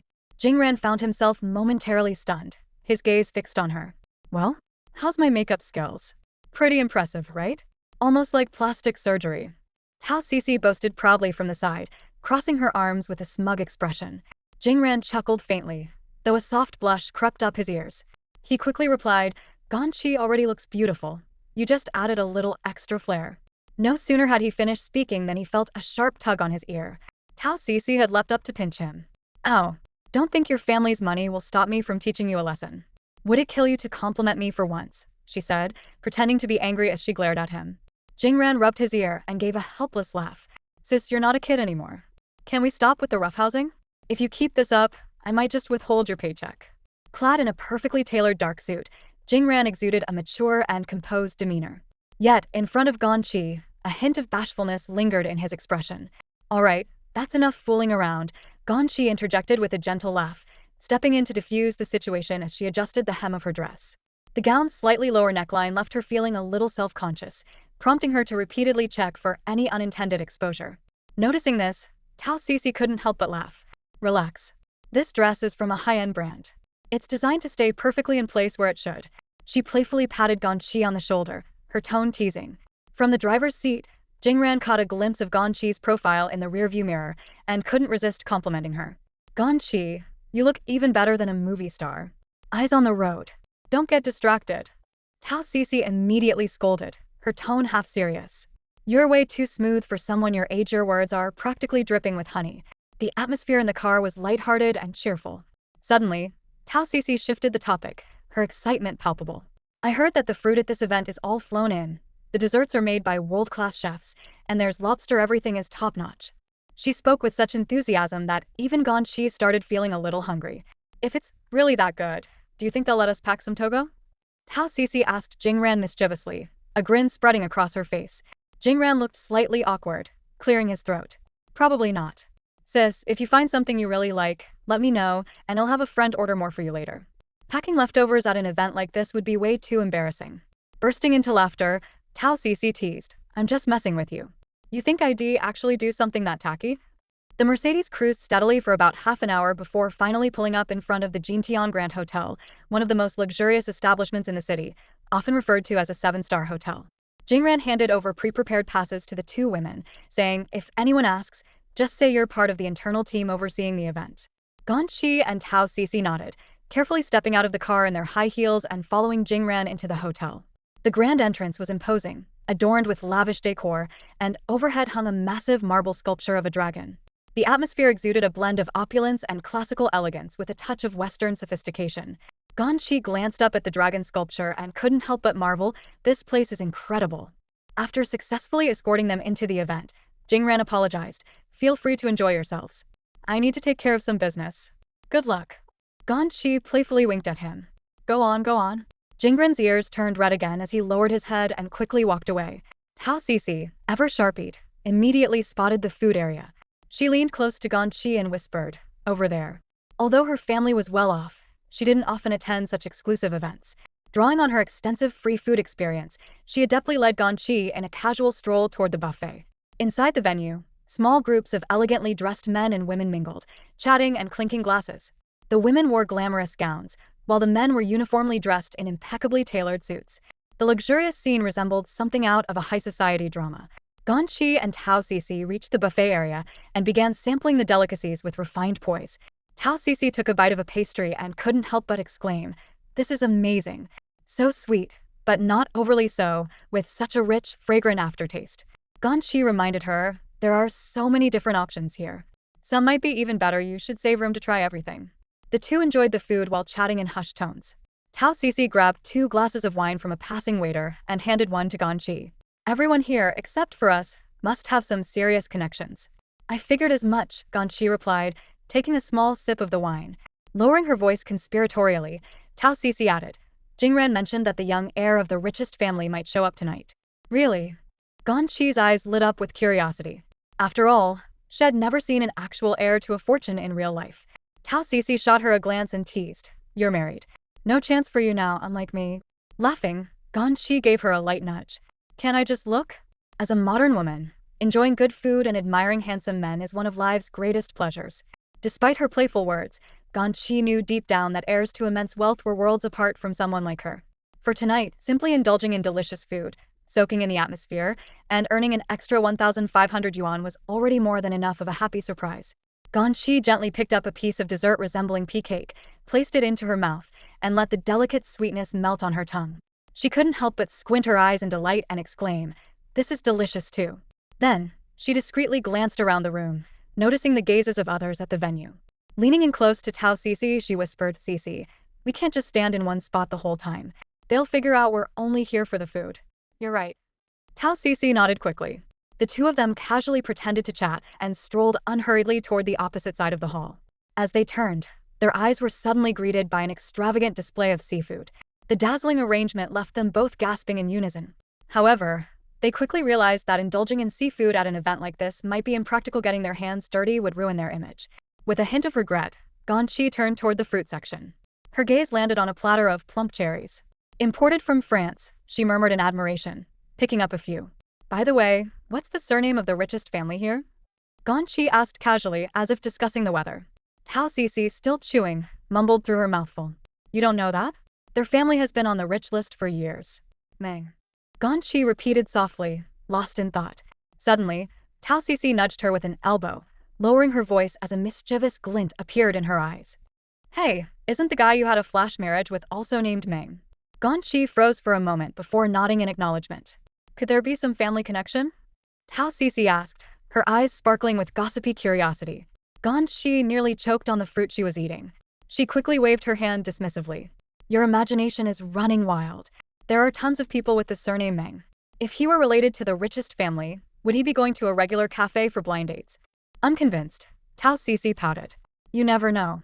I heard from Jingran that although the Meng family is insanely wealthy, they come from a scholarly lineage and don't care much about wealth gaps. Supposedly, their elders are very open-minded and only care about a person's character. As long as the younger generation gets along, they give their blessing." Ganyi teased, "Perfect. Why don't you give it a shot?" "Who knows? Maybe that's just gossip," Tao Cici shrugged, a touch of self-deprecation in her tone. "People like us from ordinary families wouldn't even dare to dream about it." Hearing this, Ganyi couldn't help but reflect. Tao Cici always described her family as ordinary, but in Ganyi's eyes, Cici had long been living like a princess. The two continued chatting while savoring the delicious food, seemingly out of place in the lively venue yet enjoying themselves in their own world. Suddenly, the sound of roaring engines came from outside the venue. Both women instinctively looked up and noticed an impressive convoy of cars pulling up at the hotel entrance. The once bustling hall instantly fell silent as all eyes turned toward the commotion. Cece, what's happening? Who just arrived? Ganyi asked curiously in a hushed tone. Tao Cece swallowed her food and shook her head. No idea. I can't see anything. They stood on tiptoes, trying to catch a glimpse of the scene at the door through the gaps in the crowd. But with so many people blocking their view and their reluctance to leave the food area, they could only speculate while nibbling on their snacks. Meanwhile, Meng Yan strode confidently into the Jintian Grand Hotel, his tall figure clad in a flawlessly tailored suit. His steady steps and sharp gaze exuded an aura of authority that commanded attention. Today's event marked the signing of a collaboration agreement between the Meng family and international business magnate William, a significant occasion deliberately hosted at this prestigious venue. William had already been waiting in the main hall on the second floor, while Meng Yan made his entrance after wrapping up company matters. The moment he appeared, he became the focal point of the entire venue. With striking features and an imposing presence, Meng Yan walked across the red-carpeted lobby, flanked by bodyguards and his younger brother, who also handled family business affairs. The atmosphere around him was nothing short of extraordinary. Did you see anything? What does the person look like? Ganyi whispered. Tao Cece, still straining on her tiptoes, sighed in frustration. Just a sea of black suits. Can't see a thing. After a while of fruitless effort, they both gave up and returned their attention to the food. Tao Cece pointed at a massive lobster displayed nearby, her eyes filled with longing. I wish I could crack open the claws and taste the meat. Don't even think about it. Ganyi quickly stopped her. We're posing as insiders today. If something goes wrong, your cousin won't be able to cover for us. I know. I'm just fantasizing, Tao Cece replied, pouting slightly in disappointment. Ganyi's gaze shifted to another dish containing plump, unfamiliar delicacies. I heard that's bear paw. I've never had it in my life, curious about how it tastes. Despite her curiosity, she knew better than to act impulsively in such a setting. Just as they were whispering to each other, someone approached them at a brisk pace. It was Jing Ran, dressed in a sharp suit, looking both formal and slightly anxious. He leaned closer and reminded them in a low voice, Ladies, the VIP guests have arrived. Please watch your manners while eating, don't draw too much attention to yourselves. Ganyi chuckled and made an okay gesture, while Tao Cece nodded repeatedly. Almost in unison they asked, Who's here for such a grand occasion? Jing Ran lowered his voice further, shielding his mouth with his hand. The Meng family. What? Tao Cece exclaimed, startled. No wonder everyone's attention is on them. She leaned in and asked eagerly, Is it the famous eldest son? Is he good-looking? Ganyi, puzzled, turned to Tao Cece. What famous eldest son? Jing Ran clarified, the eldest son of the Meng family, heir to the entire Meng group. He's a big deal. Even my dad can't get a chance to talk to him. Ganyi clicked her tongue, thinking it all sounded like something out of a drama. She glanced toward the entrance and saw a group of people surrounding Meng Yan as he entered the hall. His expression was cold and detached as he ascended the escalator, paying no attention to the corner where Ganyi stood. Though Meng Yan commanded the room with his powerful aura, he seemed uninterested in the lively crowd around him. The noise and clamor felt almost suffocating, but he maintained his composure, striding steadily toward the main hall. Ahead, two tall and imposing bodyguards cleared the way steadily, while a group of assistants followed closely behind, their hurried steps surrounding Meng Yan. He strode forward with a tall, upright posture and a cold, detached expression, as though entirely separated from the bustling crowd around him. The bodyguards, with sharp and vigilant eyes, constantly scanned their surroundings, not only on alert for unexpected situations, but also wary of certain women in the crowd attempting to approach. Meng Yan particularly loathed such occurrences, especially when women suddenly emerged from the throng. These encounters were neither easy to dismiss nor appropriate to reprimand, leaving him perpetually irked. As he stepped onto the escalator, he turned his back to the crowd, leaving them with the broad, upright silhouette of his back. One of the assistants glanced back and waved to the crowd, as if conveying Meng Yan's approval. The event setup this time is fairly decent. However, as the assistant instinctively scanned the venue, his gaze suddenly froze in the corner. He spotted a familiar figure and instinctively adjusted his glasses, staring intently at the woman. She looks so much like the young master's new wife, he thought to himself. The woman's makeup was more refined than usual, giving her a slightly different appearance, but her distinct features were unmistakable. At that moment, Ganyi stood by the food section, holding a plate in her hand, eating while listening to Tao Cece recount various tales of the wealthy elite. Oblivious to the attention she was drawing, she was entirely engrossed in her friend's gossip. The assistant, however, grew increasingly uneasy. As Meng Yan's personal assistant, he managed every aspect of his boss's life, from daily meetings to meal planning and even event arrangements. He was naturally aware of Meng Yan and Ganyi's whirlwind marriage and had even verified the authenticity of Ganyi's background, including her stay at her aunt's house. Yet, seeing the young mistress appear at this kind of event without warning left him completely caught off guard. After entering the second-floor hall, the assistant seized the opportunity to quietly report to Meng Yan, "Mr. Meng, I just saw a woman downstairs who looks remarkably like the young mistress." Meng Yan's brows furrowed slightly, his tone laced with impatience. "She either is or she isn't. Stop beating around the bush." The assistant adjusted his glasses again and replied resolutely, "Based on my years of observation, it's definitely her." Meng Yan was momentarily stunned, his gaze involuntarily drifting downstairs. Doubt clouded his mind. How could Ganyi, a girl from such an ordinary background, possibly show up at an event like this? He began to question his assistant's judgment. After all, every woman here was heavily made up, and with the assistant's 400+ degree myopia, his vision might not be reliable. Besides, Ganyi didn't even own a dress suitable for such an occasion. Wait, who was that? Standing behind the crystal railing on the second floor, Meng Yan's eyes suddenly locked onto a figure. In the food section downstairs, a woman was focused on sampling the delicacies. She wore an off-shoulder dress that accentuated her long, fair neckline, which gleamed enticingly under the light. Her hair was softly pinned up, with a few loose strands framing her face, adding a touch of charm.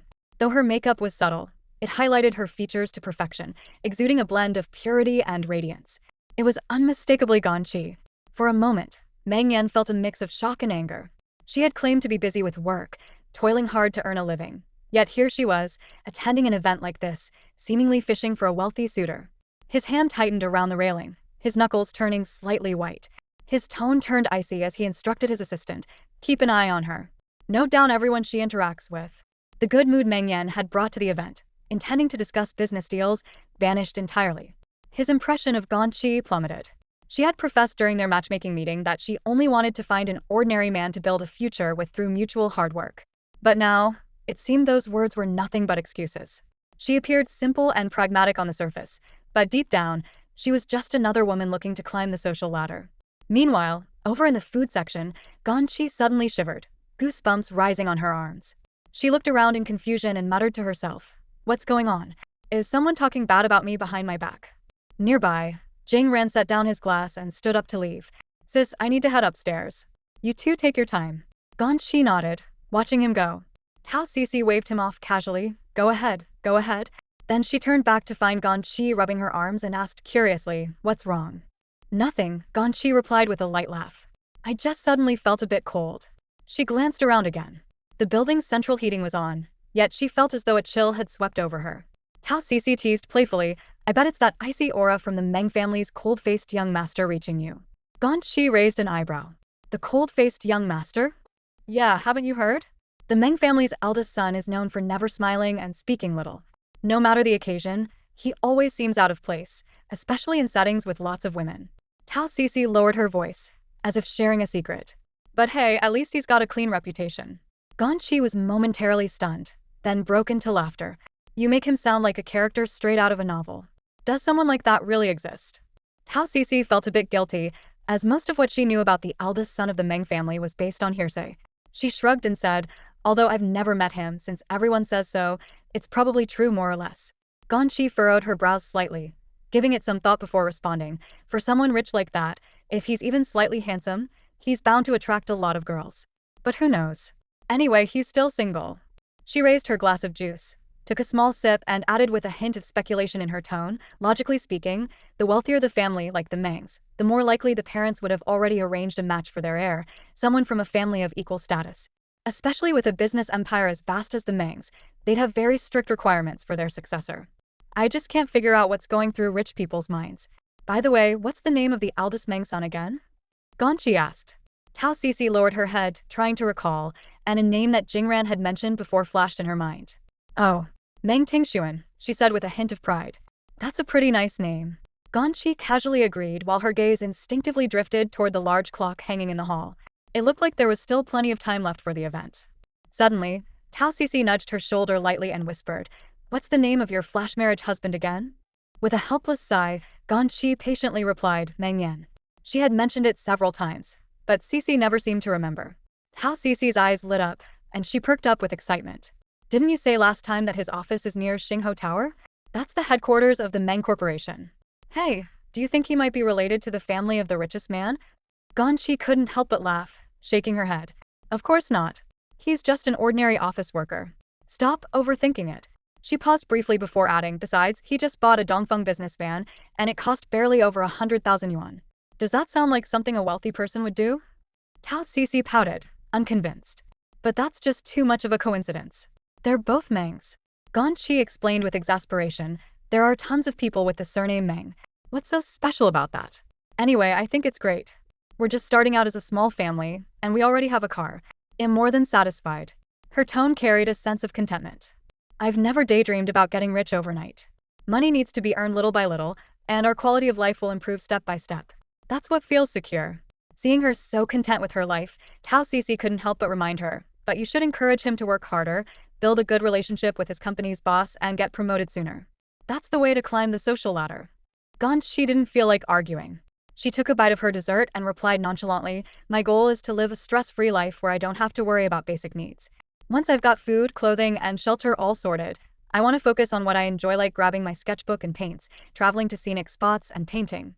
Tao Cici, unwilling to let it go, suggested, or you could be bold and use this opportunity to directly approach Meng Tingshuan. Say a few good words in front of him and try to get your husband a better job.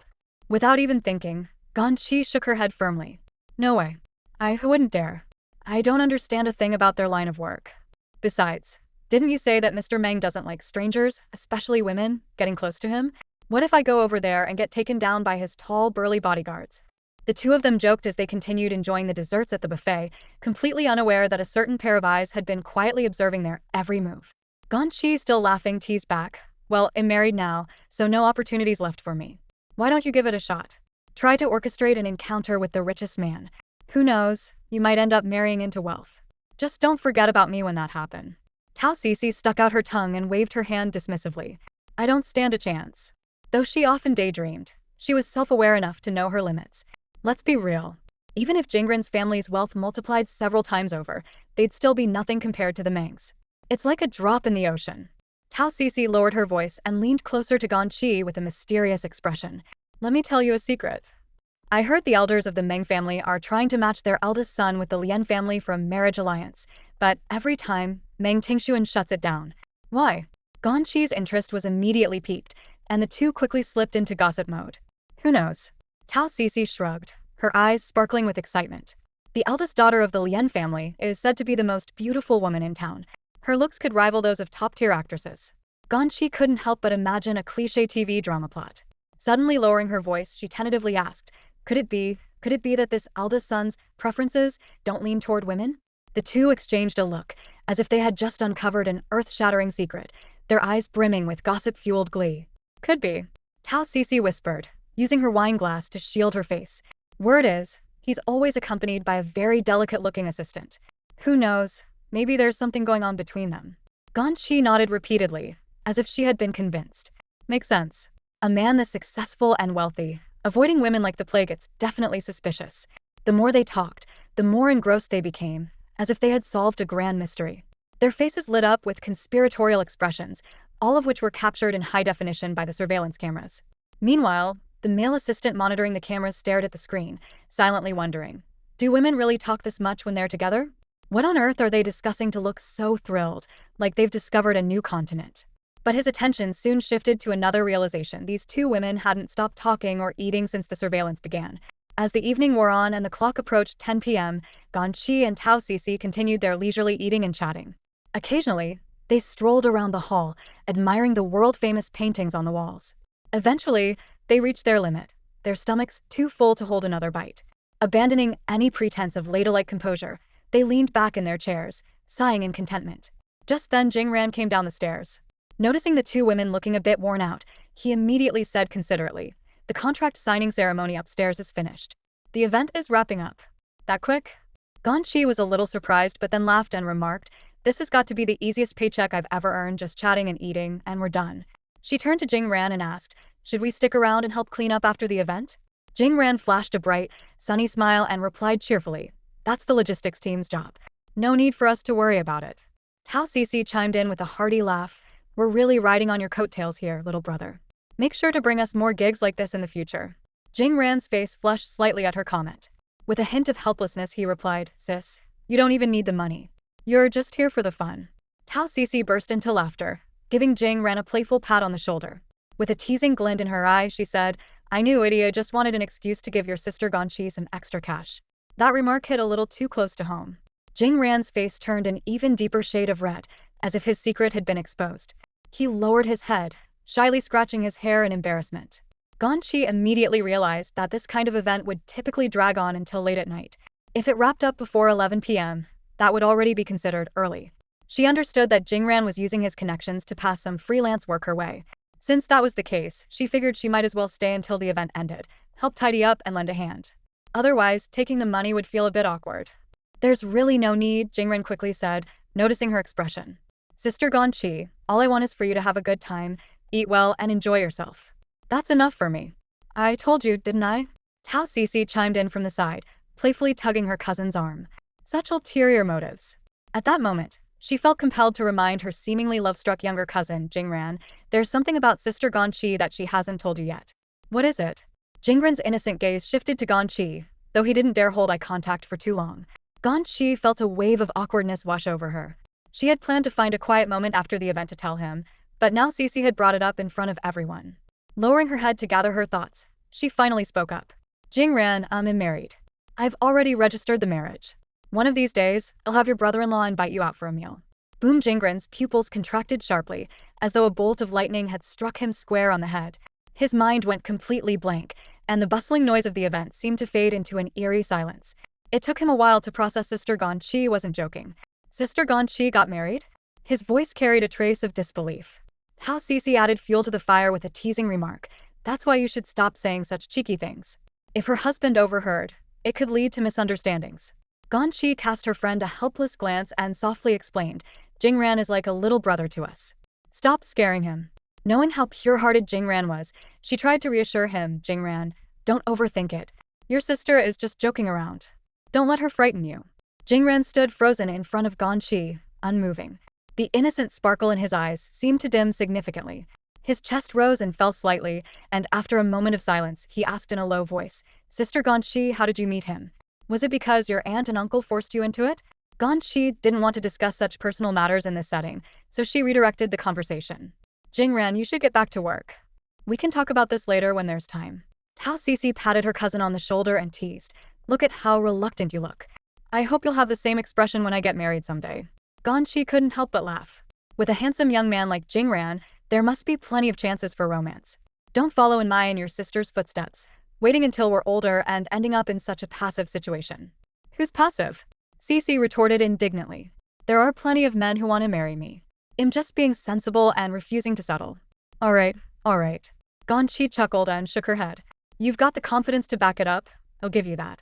Meanwhile, Jing Ran stood quietly, his head slightly lowered, his fists clenched so tightly that his knuckles turned white. He looked up, his voice trembling slightly. "Sister Ganyi, when did this happen?" Noticing his reddened eyes, Ganyi asked with concern, "Jing Ran, what's wrong?" Tao Cece casually chimed in, "He's probably just upset about it. After all, he adored following you around as a kid. Now you've gone and gotten married without telling him, it's a lot for him to take in all at once." Ganyi let out a soft laugh of exasperation. "Silly Jing Ran, look at how old I am. Isn't it perfectly normal for someone my age to get married?" "No." Jing Ran suddenly raised his head, a hint of defiance and anger in his eyes. Had known Ganyi for so long, and not once had she mentioned having a boyfriend. Yet now, within just a few days, she was already married? A terrible thought crossed his mind. Sister Ganyi must have been pressured by her family into marrying someone, maybe a man who was unattractive, unsuccessful, and completely lacking any emotional connection with her. "Sister Ganyi, you can't just give up on yourself like this." He bit his lip, his eyes filled with frustration. "Oh, stop overthinking it." Ganyi waved her hand dismissively. "I'm doing just fine." But the more casually she brushed it off, the more Jing Ran was convinced she was putting on a brave face. Clenching his jaw, he turned and walked away without another word, his retreating figure radiating stubbornness and frustration. Ganyi was baffled. What's gotten into him? Tao Cece didn't seem the least bit concerned and replied nonchalantly, "He's just upset, that's all. You've taken care of him like a big sister his whole life, and now you've gone and gotten married without even telling him. He just needs some time to process it." Ganyi shook her head and sighed. "Kids don't understand. He'll get it when he's our age." She adjusted her dress slightly and casually remarked, Jingran comes from a good family, just graduated in his early 20s, and he's also quite good looking. His love life must be way smoother than ours. There was a hint of wistfulness in her tone. Ganqi's thoughts drifted back to a few years ago, when she and Tao Cici had planned a visit to the bookstore and met Jingran for the first time. Back then, he was just a middle school boy, delicate and awkward. Now, he had grown into a tall and confident young man. Time really flies. Tao Cici rubbed her stomach, interrupting Ganqi's reverie. It's getting late. How about we head out now? Ganqi hesitated. I still want to help out a bit. Maybe stay until the event ends and give them a hand cleaning up. Jingran already said it's not necessary. Tao Cici replied with conviction, her tone leaving no room for argument. It's so late, and it's not safe for us girls to be out alone. We're dressed so nicely tonight, what if we run into trouble? Ganqi muttered under her breath. I just feel like taking the money without helping more doesn't sit right with me. Without giving her a chance to argue further, Tao Cici grabbed Ganqi by the arm and started leading her toward the hotel entrance. Come on, we've done our part. We ate, we mingled. We saw what there was to see. Time to go. Meanwhile, on the second-floor escalator, Meng Yan had just finalized the details of a business deal with William and successfully signed the contract. As he prepared to head downstairs, he caught sight of Tao Cici and Ganqi walking side by side toward the exit. Their slow pace and lingering demeanor seemed to suggest some reluctance to leave. He paused, his gaze fixed on them from a distance. From this angle, the two women appeared to be deep in a hushed conversation, as though plotting something. His brows furrowed, and a flicker of impatience stirred within him. It wasn't until the two women exited the hotel that Meng Yan, flanked by his bodyguards and assistant, descended the escalator. Walking at the center of the group, the bodyguards deliberately shielded his face, making it difficult for anyone outside to catch a clear glimpse of him. Even so, his sharp peripheral vision caught Ganqi and Tao Cici standing near the fountain at the hotel entrance, seemingly still chatting. A cold sneer tugged at the corners of his lips. Still hanging around at this hour? How reluctant they seem to leave. Looks like someone's forgotten she's a married woman. Let's wait for Jingran. He can give us a ride home, Ganqi suggested. Tao Cici shook her head. No need for that. We're heading in opposite directions, and there's no point troubling him this late. I can easily grab a ride myself. Ganqi fell silent for a moment, recalling the fleeting displeasure that had crossed Jingran's face earlier. A pang of guilt rose in her chest. She knew it wasn't right to have delayed telling him about her marriage for so long. She made a mental note to buy some wedding candies to share with him soon, as a way to show that she still considered him as dear as a little brother. In the meantime, inside a Rolls-Royce parked outside the hotel, the air conditioning was set to a cool chill. Meng Yan sat composedly in the back seat, his gaze fixed unwaveringly on Ganqi and Tao Cici's direction. The driver asked softly, "Young master, should we drive now?" The tension in the car was palpable. Meng Yan did not respond. The driver, sensing his mood, grew nervous and dared not utter another word. After years of working for him, the driver could tell that tonight, the young master was not in a good mood. Meng Yan's eyes landed on Ganqi's off-the-shoulder dress, his expression growing colder. A trace of disdain flickered in his heart. Loitering here this late at night, could she be hoping to meet some eligible bachelors? If that's the case, her character is truly deplorable. As these icy thoughts churned in his mind, a figure suddenly emerged from the hotel entrance, walking briskly with two heavy bags in hand. The person headed straight for Ganqi and Tao Cici. It was Su Jingran. Jogging toward them, he called out, "Ganqi." His voice carried a slight urgency. Once he reached them, he handed the bags to Ganqi. "What's this?" Ganqi asked, puzzled. Jingran's eyes were slightly red, his gaze unusually moist, as if he had just cried. Concerned, Ganqi asked, "Jingran, what's wrong with your eyes?" "Something got into them earlier," he replied lightly, then shoved the bags into her hands. "Ganqi, these are some fruits and snacks flown in fresh today. Take them home with you." Ganqi froze for a moment, a wave of indescribable warmth washing over her. She understood Jingran's thoughtfulness. Even though he didn't yet know she had gotten married and moved out, he always looked out for her. Considering her aunt's constant excuses to make her spend money, Jingran's extra provisions would undoubtedly help ease her burden. "Jingran," Ganqi began, but Tao Cici interrupted with a teasing grin. "Who was it earlier that said packing up leftovers was embarrassing? Looks like you're willing to throw away your pride for Ganqi." Jingran ignored Tao Cici's playful remarks. After placing the bags in Ganqi's hands, he gently clasped her hand in his own, his tone earnest and firm. "Ganqi, if anyone bullies you, you have to tell me. I won't let you give up on yourself." Ganqi felt a mix of amusement and warmth at his sincerity. Smiling, she reassured him, "No one's bullying me, don't worry." She knew deep down that she had indeed endured her share of grievances at her aunt's house, but that was out of gratitude for her aunt's care. As for others, she wasn't someone who could be easily pushed around. From his vantage point in the Rolls-Royce, Meng Yan lowered the car window, his eyes coldly observing the intimate interaction between Ganyi and Jingran. He could see the restraint and suppressed longing in Jingran's gaze, as well as the kind of fervent emotion that went beyond mere friendship. Meng Yan's brows furrowed further, and a certainty settled in his mind. Su Jingran liked Ganyi. There was no doubt about it. The atmosphere inside the car grew even tenser, as if on the verge of an impending storm. The driver, sensing the suffocating chill, felt his palms grow damp with sweat but dared not make a sound. Meng Yan's piercing gaze remained fixed on Ganyi, sharp as a blade. Ganyi, Jia, I have some things to take care of later. Let me find someone to take you home, Jingran offered, breaking the silence. No need. I've already booked a ride on my phone, Ganyi replied with a warm smile, already deeply touched by his thoughtfulness. She waved goodbye and left with Tao Cici, completely unaware of the intense gaze following her from the distance. Jingran watched them leave, while Meng Yan's expression grew even colder. The air inside the car remained heavy, a brewing storm hidden beneath the surface. Jingran stood by the roadside, motionless for what felt like an eternity, his gaze fixed deeply on the distant horizon. His mood, once buoyant, had now scattered like fallen leaves in the cold wind, replaced by an overwhelming sense of desolation. He could never have imagined that Sister Ganyi would get married so hastily and in such a sudden, whirlwind fashion. The news hit him like a sledgehammer to the chest, leaving him breathless. He muttered under his breath, a marriage without a foundation of love, how could it ever lead to happiness? It took the biting chill of the wind to snap him out of his daze, prompting him to shuffle reluctantly toward the hotel. Just then, he caught sight of a Rolls-Royce approaching in the distance, gliding smoothly along the road. Its license plate, an unmistakable 0000, instantly signaled the identity of its owner Meng Tingxuan. Jingran instinctively stepped aside to make way for the distinguished vehicle.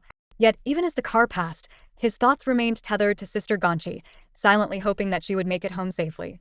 Master Su Jingran, a deep voice suddenly broke through his reverie.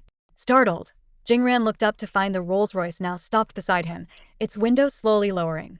Inside sat Meng Tingxuan, his expression inscrutable as his calm, measured gaze rested on Jingran. Jingran froze.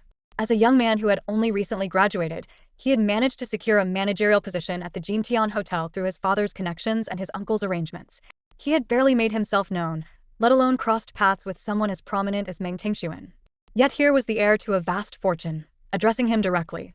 Suppressing his shock, Jingran forced a polite, slightly awkward smile and respectfully greeted him, Mr. Meng. Meng Tingxuan gave a slight nod, his eyes still fixed on Jingran. The scene did not go unnoticed by the onlookers nearby, sparking a wave of curiosity and speculation. While Jingran's family background was decent, it was nowhere near comparable to the Meng family's towering status. Moreover, Jingran was just a newcomer to the professional world. How could he possibly warrant Meng Tingxuan's attention? Businessmen in the vicinity couldn't help but wonder what set this young man apart to earn such regard. Even Jingran's uncle, the hotel's general manager, seized the opportunity to interject himself into the moment. Rushing over with a fawning smile, he said, Mr. Meng, Jingran is my nephew. He's always been bright and capable, so I arranged for him to gain some experience here at Jintian. I hope he can be of service to you in the future. Meng Tingxuan's lips curved into a faint smile, but his gaze remained on Jingran. Then, with an air of casual curiosity, he asked, I noticed you were with 2 women earlier. They are. Jingran's heart skipped a beat, fearing that Meng Tingxuan might suspect him of misusing his position. He quickly explained, they're my sisters. I invited them to the event tonight. It was getting late, and I was worried about their safety, so I asked them to leave early. Meng Tingxuan responded with a soft tone, then rolled up the car window. The Rolls-Royce eased away into the shimmering lights of the night. Behind him, Jingran's uncle gave him an enthusiastic thumbs up and chuckled, You've got potential, kid. Even Mr. Meng remembers you. Meanwhile, inside the car, Meng Tingxuan leaned back in his seat, his eyes drifting to the nightscape outside the window. From the front seat, the driver hesitantly asked, Young master, where to next? Mingdu International. Take your time, Meng Tingxuan replied, his voice low and contemplative. The driver nodded and smoothly accelerated. As the car glided through the city, the screen of Meng Tingxuan's phone lit up with a message from his assistant. Detailed updates on Ganyi's activities that evening filled the screen, every conversation she had, every dish she touched, all meticulously documented. One photo in particular caught his attention. Ganyi sitting at the banquet table with a small mountain of food in front of her, pea cakes, fruit juice, dried prunes, melons, and cherries piled high. Meng Tingxuan frowned slightly, the corner of his mouth twitching. Was she treating the banquet like an all-you-can-eat buffet? At his instruction, the driver deliberately took a circuitous route, delaying their arrival at Mingdu International by a full 20 minutes.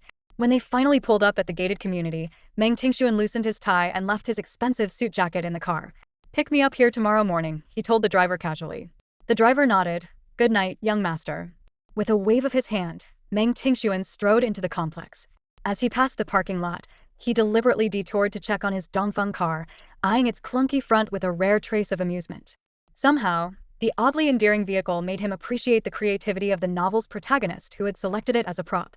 However, when he pushed open the door to his apartment, he was met with an empty living room. Ganyi wasn't back yet. He had intentionally dawdled, taking longer than necessary to return, yet she still hadn't arrived.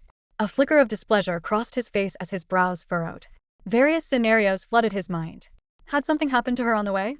Or an unsettling thought surfaced: was she meeting Su Jingran in private? The absurdity of the notion made his chest tighten. Rationally, he knew that Ganyi harbored no romantic feelings for Su Jingran, but the idea still gnawed at him. Sitting on the couch, he found himself unable to shake his unease. Where could she possibly be at this hour? Surely her ordinary looks wouldn't attract the attention of any troublemakers, yet tonight, she had looked different. That dress, the light makeup, she had been more striking than usual. Could she truly be in danger? The thought deepened the lines on his forehead as he brooded in the quiet of the empty apartment. Actually, she had quite a good figure, full on top, with a slender waist. The more Meng Yan thought about it, the more unsettled he felt. He stood up, just about to grab his phone to make a call and confirm his suspicions, when the electronic lock at the door beeped. Ganyi walked in carrying 2 bags. Unlike before, Ganyi had changed out of her off-shoulder dress and was now wearing her usual loose t-shirt, though her makeup was still intact. As soon as she stepped in, she saw Meng Yan standing in front of the sofa, fully dressed, clearly just back home as well. She paused for a moment before smiling and asking, "Mr. Meng, did you just get back too?" She had assumed that at this hour, Meng Yan would already be in bed. The trace of worry on Meng Yan's face instantly turned into a cold indifference. He merely replied with a curt before turning to sit back on the sofa. He picked up the remote and casually switched the channel. Outwardly, he appeared engrossed in the TV, but in reality, his ears were tuned into every move Ganyi made behind him. This woman, was she really not going to explain anything? Ganyi changed out of her shoes, set the 2 bags on the table, and effortlessly bent down to replace the trash bag in the bin. Her movements were fluid and natural. "Mr. Meng, what did you have for dinner?" she asked casually. "Nothing much," Meng Yan replied in a low tone, clearly unwilling to elaborate. Ganyi didn't press further and headed to the kitchen, where the sound of running water soon followed. Meng Yan couldn't help but wonder, why didn't she ask for specifics? Was it really just a polite question with no real interest? Before long, Ganyi emerged from the kitchen holding a beautiful crystal glass bowl filled with bright red cherries. "Would you like some fruit?" she asked. Meng Yan glanced at her briefly, the image of her incessantly munching in the photo he'd seen earlier flashing through his mind. He couldn't help but marvel inwardly, was this woman's stomach made of iron? He replied coldly, not a fan. Unfazed, Ganyi sat down on the other end of the sofa and pushed the bowl slightly toward him. "Try some." These were airshipped from France. Meng Yan frowned slightly, his thoughts drifting to how these must have been given to her by Su Jingran after the event. He couldn't help but feel curious about her attitude. If they were flown in from France, they must have been expensive. "Where did you get the money for these?" Ganyi picked up a cherry and held it out to him, smiling as she explained, "They were a gift from someone at an event I attended." Meng Yan stared at the vibrant cherry in her hand, making no move to take it. Realizing he likely had a thing about cleanliness, Ganyi quickly grabbed a tissue, wrapped the cherry in it, and placed it on the small plate in front of him. "Someone? Who exactly?" Meng Yan's tone was sharp, his eyes scrutinizing her. Ganyi was taken aback by his reaction, finding his focus a bit odd. "It was free. Don't worry and just enjoy," she said lightly, trying to ease the tension. Meng Yan, however, sat up straighter, his voice icy. "I don't eat things of uncertain origin." His rigid attitude made Ganyi chuckle. "How can this possibly count as uncertain? Do you think I'd poison you, Mr. Meng?" she teased, thinking his pretentious aloofness at this moment resembled those stubborn, self-important boys from high school. Feeling playful, she mimicked a dramatic tone from TV shows and joked, delaying. "Come, take your medicine." Meng Yan's face immediately flushed. He hadn't expected her to throw out such a random line. Turning his head away awkwardly, he muttered under his breath, "Who are you calling delaying? Do I look like one?" Ganyi, seeing his serious expression, couldn't help but laugh, her long lashes fluttering as her eyes curved into crescents. Her playful demeanor made her look both mischievous and endearing. She sighed and said, "Mr. Meng, you really aren't much of a fun person." Meng Yan picked up the remote again, changing the channel without looking at her, his lips pressed tightly together. "It's late. Who wants to joke around with you?" Realizing he wasn't in the mood, Ganyi wisely stopped teasing him. She placed the cherries back in the bowl and tentatively set it down on the coffee table in front of him. They're really good. Give them a try. Still staring at the TV, Meng Yan replied coolly no. It's past my eating window. Ganyi looked at him, so disciplined and unyielding, and could only shrug helplessly. Picking up the bowl, she headed toward the fridge, thinking to herself, this man is truly a difficult one to get along with. Ganyi silently mused to herself, thinking, white-collar workers from big companies really are different, so refined and disciplined. The cherries, though fresh and enticing, were too much for her after a whole evening of snacking. She glanced at Meng Yan, wondering how he had managed dinner. Perhaps he hadn't eaten much, and that's why he'd washed these cherries for her. But judging by his current demeanor, he didn't seem interested in eating them either. With a soft sigh, Ganyi turned around and placed the cherries back in the fridge. Standing behind her, Meng Yan's gaze remained fixed on her back, his expression deep and unreadable. Instead of answering her earlier question, another thought crept into his mind. Who had sent all this food? The image of Su Jingren's restrained yet eager eyes when he looked at Ganyi flashed across Meng Yan's mind, causing his brows to furrow slightly. Was this woman being completely honest with him? As a seasoned CEO in the business world, Meng Yan was well aware of human nature's frailties. If Ganyi was being evasive about Su Jingren, there was likely more to their relationship than she let on. Ganyi shut the fridge door and turned to glance at Meng Yan. Over the past few days, she had noticed that his expression rarely changed. It was always the same cold, poker-faced look, as if nothing could make him laugh or feel sorrow. She silently mocked him in her heart, wondering if living with someone like this for the rest of her life would turn her into a poker-faced person too. Oh, you mean Jingren? Ganyi said casually, breaking the silence. He's my best friend's younger brother. He's been tagging along with me since he was little. Not that it matters, you wouldn't know him anyway. Her tone was light and nonchalant, as though Meng Yan's reaction didn't concern her.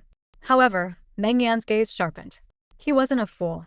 He had seen everything clearly earlier today. Su Jingren's cousin had been right there, yet he had only brought things over for Ganyi. That kind of behavior wasn't typical of a simple sibling relationship. Oblivious to his shift in demeanor, Ganyi's thoughts drifted to her earlier experience at Jintian Grand Hotel. The luxury and elegance of the place still lingered vividly in her mind. Thanks to Jingren, I got to enjoy a feast at Jintian Grand Hotel today, she said, a hint of pride in her voice. Meng Yan responded indifferently. Feeling dissatisfied with his lack of reaction, Ganyi pressed on, emphasizing, Jintian Grand Hotel. The only 7-star hotel in our city. She had expected this to pique his interest, but his expression remained as calm and unmoved as ever, like a still pond. Ganyi felt a trace of frustration. Wasn't he even the least bit curious or envious? Do you have any idea how amazing the food is there? Or about the kind of people who were there today? She grew more animated as she spoke, her tone becoming increasingly vivid, as if she were trying to recreate the grand scene for him. Oh, and guess what? The heir of the Meng family, the richest family in the country, was there today. Meng Tingshuan. Ganyi exclaimed enthusiastically, her eyes lighting up with excitement. Have you heard of him? Meng Yan's hand holding the remote paused slightly. He raised his eyes to look at Ganyi, his voice calm but tinged with a trace of probing. So you're after the richest man's son? Ganyi chuckled lightly, her tone teasing. Oh, I wouldn't dare dream of that. But hey, you share the same last name. Don't you think that's quite a coincidence? Meng Yan didn't respond. His fingers resumed pressing the buttons on the remote, causing the images on the TV screen to shift continuously. The flickering light reflected in his deep-set eyes, making them appear even more striking and clear. His profile was sharp and defined, with a high-nose bridge and soft contours blending perfectly, as if sculpted by an artist's hand. Ganyi's gaze involuntarily lingered on his face, becoming more absorbed the longer she looked. Noticing her stare, Meng Yan turned his head, raising an eyebrow slightly. His voice was low and calm. What is it? Ganyi snapped back to reality, her cheeks instantly flushing with a tinge of red. Her tone was flustered. I was just thinking, doesn't the company you work for also belong to the Meng family? Could there be any family connection between you and them? Meng Yan frowned slightly, a hint of coolness in his eyes. This woman, why was she always so fixated on these things? His voice remained indifferent as he replied, none whatsoever. Hearing this, Ganyi let out a small sigh of relief, her tone lightening. Good, that's what I thought. I knew you wouldn't have ties to the richest family. Meng Yan's gaze sharpened slightly, a trace of surprise flickering in his eyes. You don't want me to be related to them? Ganyi plopped herself onto the couch, her movements casual and carefree as always. She smiled and said, come on, even a simple guess would tell you it's impossible. The richest family? That's a level of wealth most people can't even dream of touching. Forget being a relative of their relatives is already way out of reach for people like us. If you ever claim to have ties to them, I do think you were a fraud. Meng Yan fell silent for a moment.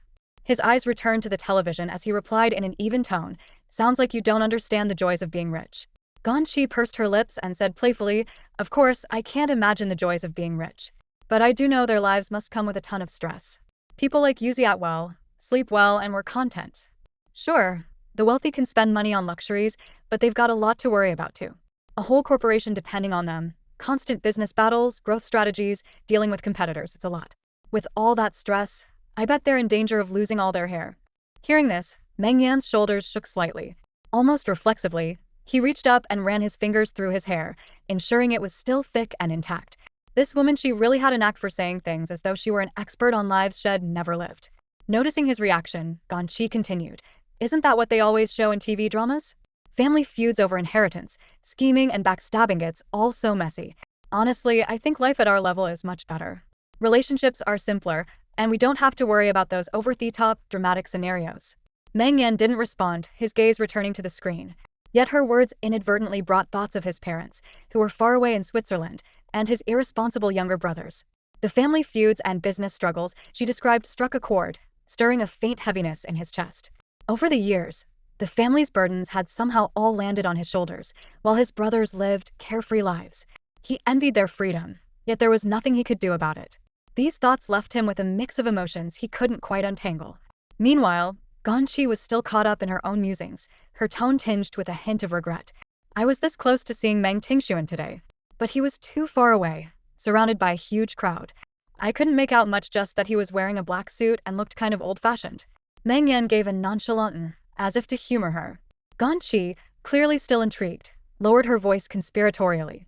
"You know, I heard he's not married yet, even though he's not young anymore. And there's this rumor that he doesn't like women getting too close to him." Meng Yan remained impassive, replying with another indifferent. Ganyi leaned in slightly, her tone brimming with curiosity. Apparently, his family elders have been trying to set him up with Miss Lian, the heiress of another wealthy family. But rumor has it he turned her down. They say she's stunning, like, even more beautiful than a movie star. Once again, Meng Yan's expression didn't change. He simply responded with a faint Ganyi frowned, a hint of confusion in her eyes. "This is too unusual. It doesn't seem like normal behavior for a man. I've heard that wealthy people can be less particular about gender when it comes to relationships. Maybe he doesn't like women." Meng Yan, who had been quietly fiddling with his phone nearby, suddenly looked up at her. His gaze turned cold as he stared at her. "What did you just say?" Ganyi's previously relaxed demeanor froze instantly, and the atmosphere in the room seemed to drop a few degrees. She swallowed nervously and cautiously probed. "I mean, he's almost 40 and still won't entertain those stunning heiresses. Couldn't his orientation be the issue?" Meng Yan's brows furrowed tightly, his expression complicated. "Who said he's 40? Ganyi blinked, momentarily caught off guard by his reaction. Her wide black eyes, framed by long lashes, carried an air of innocence and mischief. "Well, rich people like that usually study abroad first, then come back to work in the family business and climb the ranks, right? By that logic, the eldest son of the Meng family must be at least 35 or older to have taken over the company, no?" She paused, as if organizing her thoughts, then added, "Plus, I heard from CC that Meng Tingshuan has been running the company for years. He could easily be over 40. They probably just look younger, because they stay fit and eat well." Meng Yan's temples throbbed as he listened, unsure how to even respond to her wild assumptions. Fighting the urge to roll his eyes, he silently grumbled to himself, "I'm barely 30, even rounding up doesn't get me to 40. Do I really look that old?" He took a deep breath, deciding to drop the age argument altogether, but his tone became unusually firm. "You can calculate his age however you want, but there's one thing I can tell you for sure: his orientation is perfectly normal." Ganyi raised an eyebrow, surprised at his serious tone and the emphasis he placed on his words. Meng Yan, however, looked thoroughly exasperated, turning his head away as if to signal he had no intention of continuing the conversation. Misjudging someone's age was one thing, but questioning their orientation? That was a whole new level of absurdity. Ganyi, undeterred, pressed on like a detective chasing a lead. "Well, the lives of the rich are beyond us mere mortals. Maybe he just prefers this kind of lifestyle. Don't you think, Mr. Meng?" Meng Yan remained silent for a moment, his lips pressed into a thin line. Finally, he couldn't help but retort, "What's with you? You seem awfully curious about the eldest son of the Meng family." Tilting her head, Ganyi said thoughtfully, "I just think it's strange, that's all." Hearing this, Meng Yan reached for the remote and turned off the TV in front of them. Rising to his feet, he said coolly, "Stop gossiping and get some rest." Without waiting for a response, he strode off toward the bedroom to wash up. Ganyi glanced at her watch and realized it was already midnight. Since getting married, she had been staying up late almost every night. If she wanted to have energy for work during the day, she really needed to start going to bed earlier. After all, losing sleep wasn't worth accelerating the aging process. She reached up to touch her slightly chubby cheeks, suddenly remembering she had worn makeup today. She needed makeup remover, but then her face froze as a thought struck her. Oh no. She didn't have any makeup remover at home. Ganyi sat on the sofa, reaching up to touch her cheek. The foundation on her skin made her feel stifled and uncomfortable. She only owned the most basic skincare products, and sleeping with makeup on was unbearable. She was well aware of the harm it could do to her skin. Thinking there might be a supermarket nearby, she got up, changed her shoes, and prepared to head downstairs to see if it was still open. Meng Yan, who was getting ready to rest, noticed her about to leave and looked up. Are you going out? Yeah. Ganyi nodded. I forgot about makeup remover. I'm going downstairs to check. Meng Yan glanced at the clock on the wall, his brows slightly furrowed. Do you know what time it is? It's almost the middle of the night. Ganyi looked up at the clock. Was right. It was quite late. But she still touched her cheek, her tone tinged with a bit of determination. But I can't sleep without cleaning it off properly. Meng Yan sighed, his tone carrying a hint of exasperation. Don't go. I'll handle it. Ganyi froze, staring at him in surprise. You're going to buy it? Before she could finish her sentence, Meng Yan had already picked up his phone, made a call, and stepped into his room. Less than a minute later, he came back out, speaking calmly. I asked someone to get it for you. It'll be here in 10 minutes. Ganyi was momentarily stunned, staring at him for a few seconds, sensing something unusual. Who did you ask to buy it? A colleague, Meng Yan replied curtly. Ganyi grew even more puzzled. A colleague willing to buy makeup remover this late at night? She couldn't help but say, isn't that a bit inappropriate? Mr. Meng, maybe I should just go downstairs and check. Meng Yan's tone turned cold. Stay put. I said no, and that's final. Going out this late, aren't you worried about safety? Ganyi chuckled softly, her tone teasing. It's just a quick trip downstairs for makeup remover. How dangerous could it be? Even if it's nighttime, I've learned martial arts. I'm pretty sure I can handle something this minor. Despite her words, she didn't insist on going downstairs. Meng Yan's firm tone left little room for argument. She probed cautiously, who exactly is this colleague of yours? You must have a good relationship with them. I'll have to thank them properly later. Meng Yan ignored her, clearly finding her questions unnecessary. Ganyi sighed and reluctantly sat back on the sofa. A moment later, Meng Yan emerged from his room, now dressed in pajamas, holding a glass of water. It seemed like a nightly habit of his. The soft, casual wear fit his tall and lean frame perfectly. His fair neck and even the smooth skin on his feet momentarily left Ganyi in a daze. She couldn't help but marvel. This scene felt like something straight out of a TV drama. Here she was, sharing a space with a man who looked like the protagonist of a romance series. Mr. Meng, can I ask you something? Ganyi ventured cautiously. Go ahead, Meng Yan replied, his tone as indifferent as ever. With your looks and everything, I imagine you must have had a lot of women secretly crushing on you. So why did you wait until now to go on blind dates and get married? Meng Yan took a sip of water, his voice calm.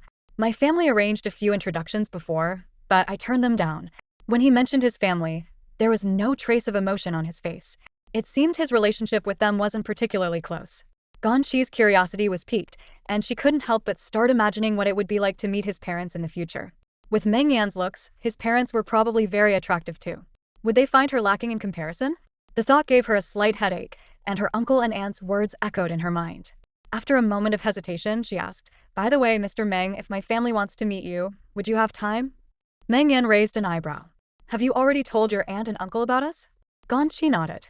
I didn't mention the marriage certificate, just said we're dating with marriage in mind. Hearing this, Meng Yan's lips curled into a faint, cryptic smile. Your family sounds interesting. They must have asked a lot of practical questions like dowries, houses, and cars, right? Ganyi blushed, embarrassed that he had guessed correctly. She lowered her head without responding. Meng Yan, on the other hand, seemed completely at ease. Forget about them, didn't you feel at all uneasy? Getting married without any of those things. Ganyi looked up at him, her tone earnest and straightforward. At least I have you. Those things will come in time. I trust in our ability to achieve them. She meant every word. From the moment she first met Meng Yan at the cafe, she had felt he was different on a completely different level from the average person. If she had to describe him in one phrase, it would be, a dragon among men. There was a subtle air of refinement about him that deeply attracted her. Ganyi smiled, her tone teasing. I think you have a charm that others don't. Maybe I got lucky. If anything, you're the one at a disadvantage. She couldn't help but think of the men her aunt had introduced her to before. None of them could compare to Meng Yan. Those men were like flawed stones, while Meng Yan was like a god descending from the heavens. But honestly, with your qualities, you could definitely find someone better. Sure, you don't have a house right now, and your car is just average, but you're reliable, have such an outstanding appearance, and a promising career ahead of you. I'd imagine plenty of women would be interested in you unless they're all blind. Meng Yan raised an eyebrow, his tone carrying a hint of amusement. So, what you're saying is, I'm just a kept man? Ganyi was amused by his response but didn't know how to reply. She could only watch as he slightly furrowed his brows, wondering what on earth this man was thinking. I didn't mean it that way. Ganyi quickly explained, trying to clarify her point. What I meant to say is, you're very handsome. No matter how I look at you, you don't seem like someone who would have trouble finding a wife. Marrying an ordinary woman like might just feel so unbelievable. Mr. Meng, you're more than a good match for me. I just can't wrap my head around it. Unless, there's some hidden flaw you can't talk about, and that's why you married down to be with me. The moment the words left her mouth, both of them froze. It was a terrible thought. Could there really be some hidden flaw? Meng Yan's brows furrowed, his gaze cold as ice. Say it clearly, what flaw? Ganyi's face turned red. She'd blurted out something she shouldn't have. It's nothing. Meng Yan pressed on, his voice sharp. What flaw? I just meant that you're way out of my league, Ganyi stammered, avoiding his eyes, feeling increasingly embarrassed. The tension in the air was palpable until the doorbell suddenly rang. Ganyi jumped at the opportunity like grabbing a lifeline. Who's there? I'll get it. When she opened the door, a neatly dressed delivery worker greeted her. Hello, I'm here to deliver your order. He handed her a package with a respectful demeanor. Ganyi immediately realized it was the makeup remover that Meng Yan had asked a friend to purchase earlier. Thank you, she said, taking the package and returning to the living room. Meng Yan's expression was still cold as she awkwardly waved the box in her hand. The makeup remover is here. Thanks. The air remained thick with awkwardness. Ganyi turned her back to him, avoiding his gaze as she opened the box. Inside was a delicate red bottle, small and beautifully designed. I'll go remove my makeup now. Otherwise, I won't have much time to rest. Good night, Mr. Meng. Without waiting for a response, she hurried to the bathroom. Watching her retreat, Meng Yan's icy expression softened slightly, a faint blush creeping onto his face. This woman, she actually thought his restraint and self-control meant he had some kind of physical problem. How absurd. Yet, he couldn't exactly prove otherwise without coming off as reckless, so he swallowed his frustration. Inside the bathroom, Ganyi felt refreshed after washing her face. Her skin felt clean and clear as she gently patted it dry with a towel. Her eyes fell on the small red bottle. The design was elegant, with a simple string of golden English letters. She didn't recognize the brand but sensed it must be expensive. Normally, when asking coworkers to buy something, shouldn't you pay them first? Could it be that Meng Yan had paid for it himself? Ganyi stared at the little bottle for a long time, something about the logo seeming familiar like she'd seen it in a TV commercial. She snapped a picture and used a shopping app to scan it. Moments later, several search results popped up. Her eyes widened in shock. This tiny bottle cost over 2,000 yuan. Her heart raced as she double-checked, thinking she must have misread. She couldn't help but let out a gasp. Hearing the commotion, Meng Yan, still in the living room, thought something had happened. He stood up just as Ganyi, looking flustered, came out of the bathroom. Mr. Meng, this makeup remover, it's over 2,000 yuan. Meng Yan was momentarily stunned. Is it? 2,000? Ganyi repeated, incredulous. Don't you think that's outrageous? Meng Yan, unfamiliar with the cost of women's products, didn't think much of it. 2,000 isn't that bad. Ganyi lowered her head, carefully tightening the bottle cap. I only used a tiny bit. Can we return it? Why return it? Meng Yan asked. If it works well, keep it. But, that's an entire month's worth of groceries. Ganyi's hands trembled slightly as she held the bottle. Maybe you should check with your friend? I should have been clear earlier, a regular one would have been fine. There's no need for something this expensive. It was an international brand, Ganyi realized, blaming herself for not paying enough attention to luxury products. Meng Yan took the bottle, glanced at it, and handed it back to her. Just keep using it. Don't worry about the price. It's only 2,000 yuan, not worth stressing over. Ganyi hesitated. How much did your friend charge you? Did they deduct it from your salary? It's too expensive. Meng Yan paused for a moment before replying, actually, this is an international brand, knockoff. He said it only cost 30 yuan. 30? Ganyi blinked in disbelief. Really? She found it hard to believe. The bottle's craftsmanship was exquisite, more like a piece of art. Could a 30 yuan knockoff really have such high-quality packaging? Meng Yan explained calmly, nowadays, many knockoffs use real bottles with fake contents. Don't overthink it. If it works, fine. Just keep using it. My friend's family specializes in cosmetics knockoffs. Really? Ganyi still looked skeptical. But who would joke about something worth 2,000 yuan? Hearing it was only 30 yuan, she let out a huge sigh of relief. The next morning, Ganyi woke up and went to the living room, only to find that Meng Yan was already up, dressed, and ready to leave. Mr. Meng, are you rushing to work? She asked. Standing by the entryway, Meng Yan was putting on his shoes. I'm busy today. I need to get to the office early. Ganyi suddenly remembered it was the weekend. She double-checked her phone. You're busy even on weekends? Meng Yan had completely forgotten it was the weekend. Then again, in his world, weekends didn't really exist. His days were filled with meetings, signing documents, inspections, banquets. The car was already waiting for him downstairs. I don't have much time. I'll skip breakfast. Ganyi moved quickly. Wait, give me 2 minutes. She rushed into the kitchen and, in just a minute, made a bowl of egg drop soup with boiling water, adding a piece of rock sugar. Drink this before you go, it's nutritious and helps cool you down. Back when she was too busy at work to eat properly, she would make herself a quick bowl of egg drop soup, ensuring she got both nutrients and hydration. This is my little life hack, she said. Meng Yan watched her place the bowl in front of him. It would have been awkward to refuse, so he took it and had a few sips. Sweet, he thought. He had never had such a simple breakfast before. Under Ganyi's watchful gaze, he finished the soup. Doesn't it feel warm in your stomach? Ganyi asked with a smile. Before he left, she handed him an apple. Take this to the office for later. Good luck, Mr. Meng. She even cheered him on.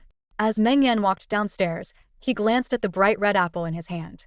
A strange, unfamiliar feeling stirred in his heart. For years, he had been self-reliant, standing high above others' expectations and support. Yet today, he felt a rare sense of stability. This was the first weekend since their marriage, but his daily routine hadn't changed.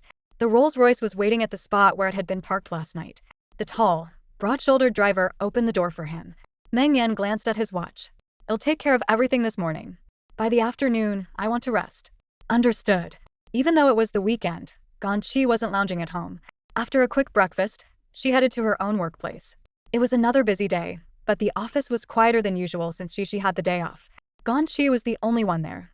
At noon, as she went downstairs, she unexpectedly spotted a familiar figure. It was her aunt, who happened to be downstairs. The two ran into each other. Unlike the last time they met, her aunt had a smile on her face today. Auntie. Chi, I was grocery shopping nearby and thought I'd stop by to see how you've been. When will you bring your uncle and me to see the place you're renting?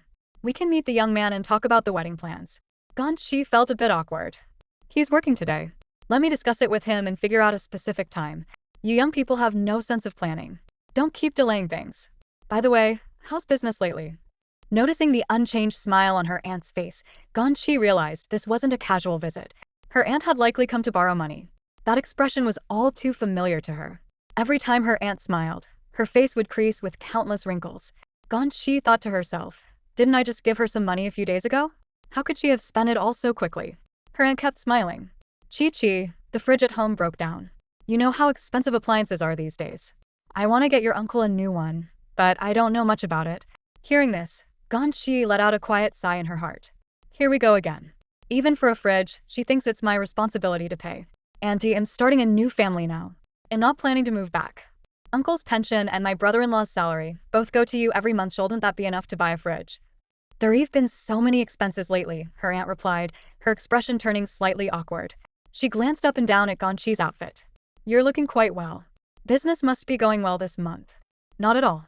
My clients haven't even settled last month's payments yet.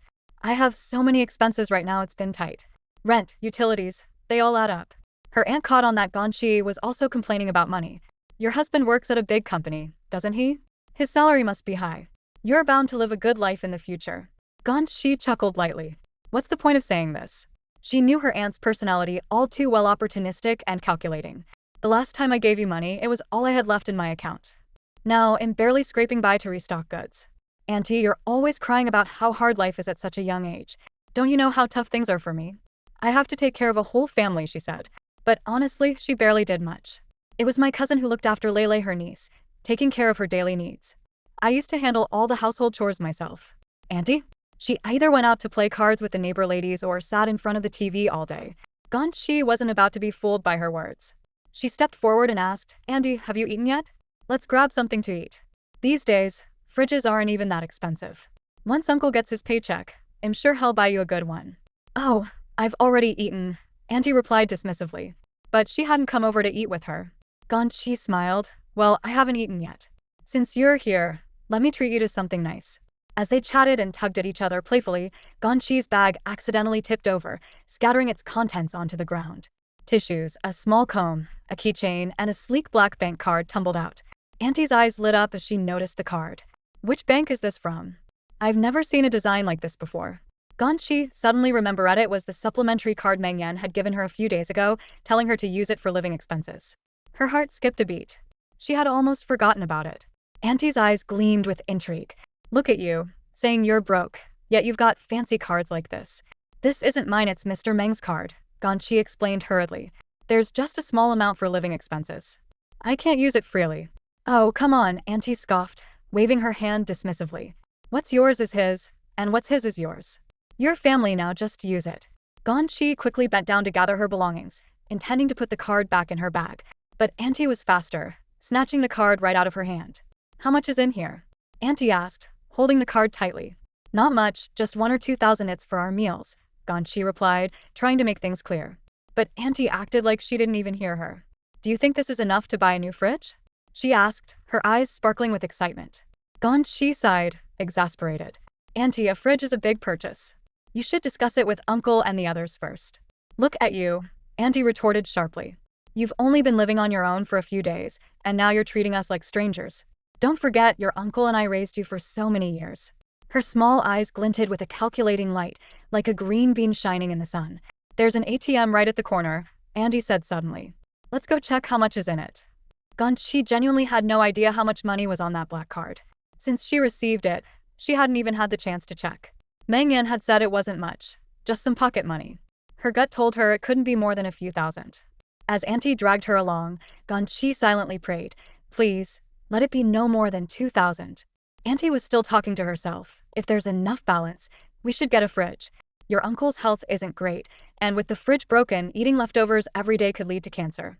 Ganyi inserted the card into the machine, thinking to herself, if there's more than 2,000 yuan in the account, I'll just say it's money set aside for a washing machine and daily necessities. I can't just hand it over so easily. After entering the PIN, the machine displayed the balance. A row of numbers appeared on the screen. The balance, 500,000. Ganyi froze for several seconds, quickly counting the zeros with her eyes. 5 zeros. 500,000. Instinctively, she tried to cover the screen with her hand, but it was too late.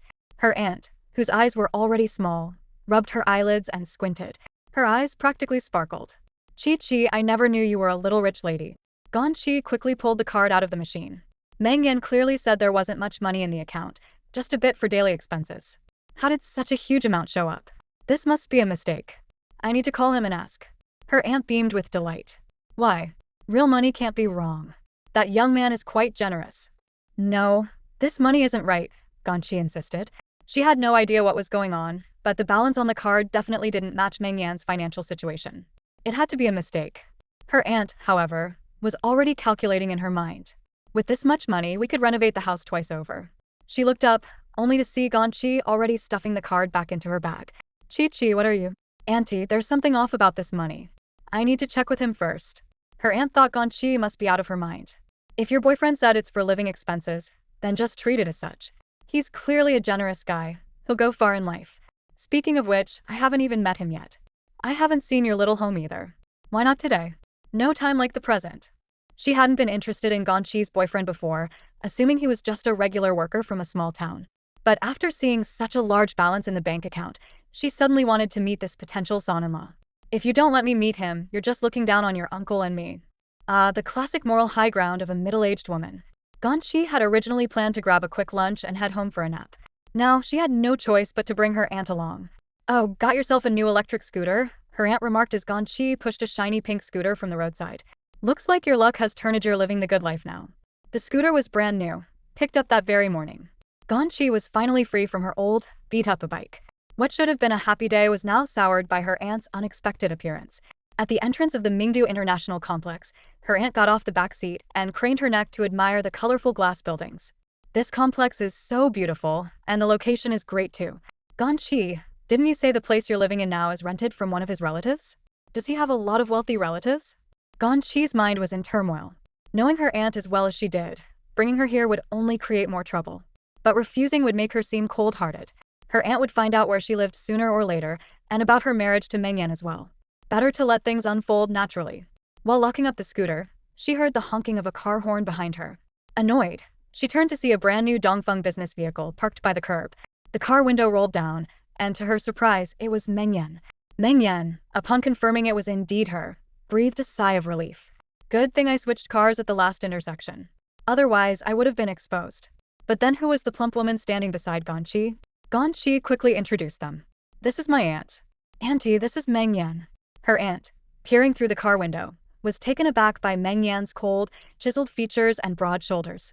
She had expected someone plain-looking or a smooth-talking loafer, but this man handsome, dignified, and exuding authority looked like a leader even when silent. This girl really lucked out. What incredible fortune. So you're Meng Yan? Ganyi talks about you all the time. Such a fine young man. Meng Yan frowned slightly. What's going on here? Ganyi blinked at him and gave him a desperate look. Auntie wants to see our place. No, Meng Yan replied coldly, without a moment's hesitation. Both Ganyi and her aunt were stunned. Ganyi gave Meng Yan a meaningful look, clearly signaling her disapproval of him agreeing. However, she hadn't expected him to refuse so bluntly. Her aunt's expression froze awkwardly halfway through a smile, her face stiffened. She hadn't anticipated the young man in front of her to speak so unreservedly. Meng Yan got out of the car and opened the door. Are you Ganyi's aunt? Pleasure to meet you. While his tone was polite, his demeanor radiated an unapproachable air. The apartment upstairs is private property. If you'd like to visit, you'll need to schedule in advance. Today's visit is too sudden and inconvenient. The aunt turned to glance at Ganyi, clearly taken aback. She hadn't expected that even just stopping by to get acquainted would come with so many formalities. You and Ganyi are already together. No need to be so formal. Her uncle would like to meet you too. Meng Yan nodded slightly. Perfect. Let's arrange a proper meeting then. He glanced at his watch, adding, I'm available in 3 days. His tone was matter-of-fact, almost businesslike, which left the aunt visibly uncomfortable. This kid, she thought, why is he so rigid like he's handling a work matter? Sensing the tension, Ganyi quickly stepped in to smooth things over. Auntie, Meng Yan's just too busy, works overtime until late every night. Still unwilling to give up, the aunt said, but since I'm already downstairs, at least let me go up for a glass of water. Meng Yan replied, if you're thirsty, I can buy you some water. The atmosphere grew even more awkward. Pulling Ganyi aside, the aunt whispered, why does he talk like that? So strange. No respect for elders. Ganyi forced an awkward smile. Maybe he's just shy. Since he said he's free in 3 days, why don't you bring Uncle and Wenwen and we'll all have dinner together? The aunt lowered her voice, reminding her, dinner's one thing, but you need to ask him about that card. Before she could say more, Ganyi's phone started buzzing in her pocket. To her surprise, it was Wenwen calling. She felt a bit puzzled. Why would Wenwen call now? It was probably about her aunt. Hello? Wenwen. Wenwen's voice on the other end sounded unusually anxious. Sis, has my mom come to see you today? Ganyi glanced at her aunt, who suddenly looked guilty, shifting her gaze away to avoid eye contact. She's here, Ganyi replied. Her aunt abruptly straightened up. Oh. Ganyi, I just remembered I have something to do. I'll head back now. Let's meet in 3 days for dinner, okay? With a forced smile and a hint of nervousness, the aunt left in a hurry, leaving Ganyi even more confused. Wenwen, what's going on? She asked. Wenwen's voice was a mix of frustration and urgency. If she asks to borrow money, don't give her any. She's lost a lot playing mahjong these past few days. Our house is in chaos. What? Ganyi was stunned. Her aunt had always been fond of mahjong, but she was notoriously unlucky. Years ago, her uncle had almost divorced her over it. After that, she had sworn to change and promised never to gamble more than a few cents. Things had been peaceful for years until now. She spent almost all the family's living expenses, Wenwen continued, her voice trembling with anger. I'm at my wit's end. Don't worry, Ganyi reassured her. I haven't given her anything. Good. No matter how pitiful she acts, don't believe her. Okay, but what about you? How are you managing? Lele's at an age where expenses are high. Ganyi couldn't help but worry about her cousin. Wenwen's voice, still tinged with tears, replied, I'll manage. I have a bit of secret savings. But Hongji's really upset about this. Has decided not to hand over any more money to my mom in the future. Zheng Hongjia, Wenwen's husband and Ganyi's brother-in-law, was known for being practical and responsible. Sis, I have to go now. I'm heading to the market to buy a bedsheet. Ganyi hesitated, wanting to ask if it was inconvenient for Wenwen to shop alone with Lele in tow, but she held back. Alright, take care. After hanging up, Ganyi stood frozen for a while, her thoughts racing. If Wenwen hadn't called in time, who knows how today's situation with her aunt would have ended. Meng Yan, who had been silently observing, finally spoke. You don't look so good. As Ganyi put her phone back into her bag, her fingers brushed against a bank card, and a sudden realization struck her. Pulling out the black card, she held it up to him. Mr. Meng, do you know how much money is in this? Meng Yan looked mildly surprised. Why? What's wrong? Ganyi had a million questions but couldn't find the right words. Did you give me the wrong card? Are you sure this is just for living expenses? In truth, Meng Yan had no idea how much money was on the card.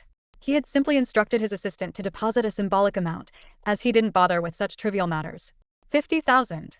Ganyi exclaimed, her tone incredulous. That's enough for a down payment on a small apartment in the city. Oh, it's 50,000.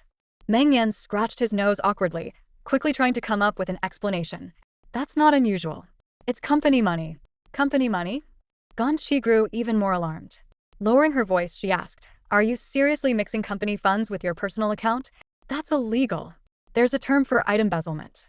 It's a criminal offense. Ganyi had always thought of Meng Yan as reserved and composed. She couldn't believe he would do something so reckless. Her eyes widened in disbelief.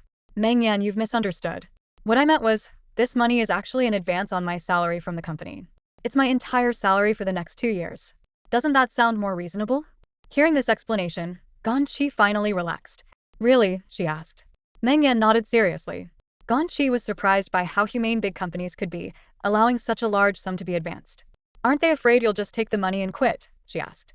Not likely. I've signed a contract, Meng Yan lied smoothly. Then why did you request such a large advance? Ganyi inquired curiously.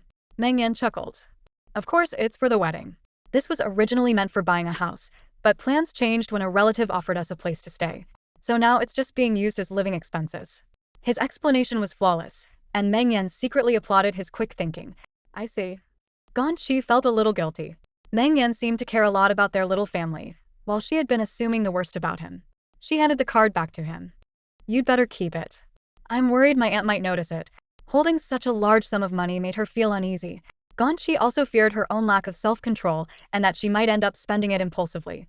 Meng Yan noticed her conflicted expression and couldn't help but find it amusing.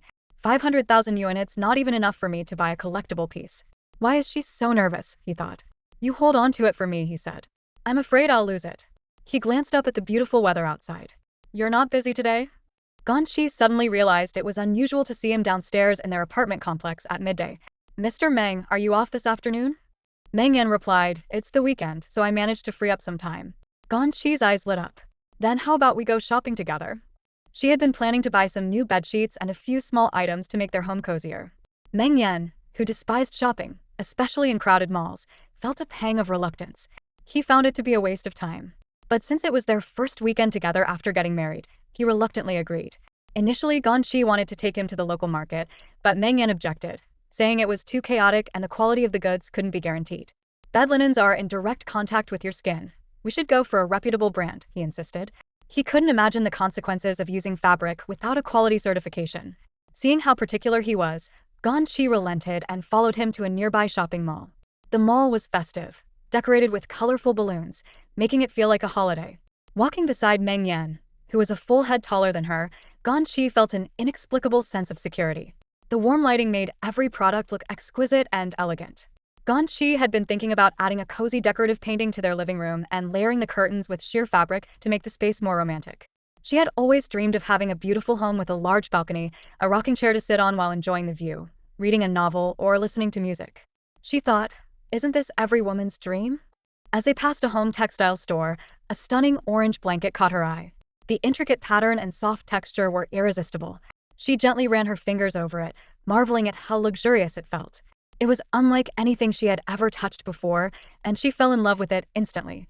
You have excellent taste, ma'am, a cheerful sales assistant said as she approached. This is our store's signature imported ice silk velvet blanket, soft as a cloud and incredibly comfortable.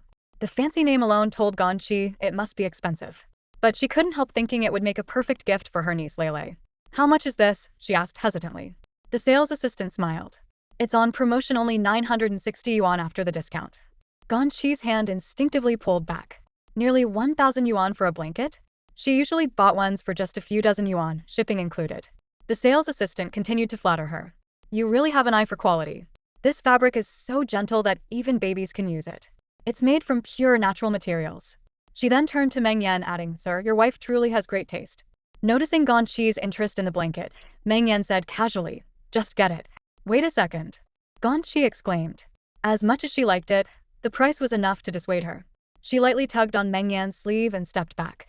Did you hear that? It's over 900 yuan, that's way over budget. Meng Yan shrugged. If you like it, just buy it.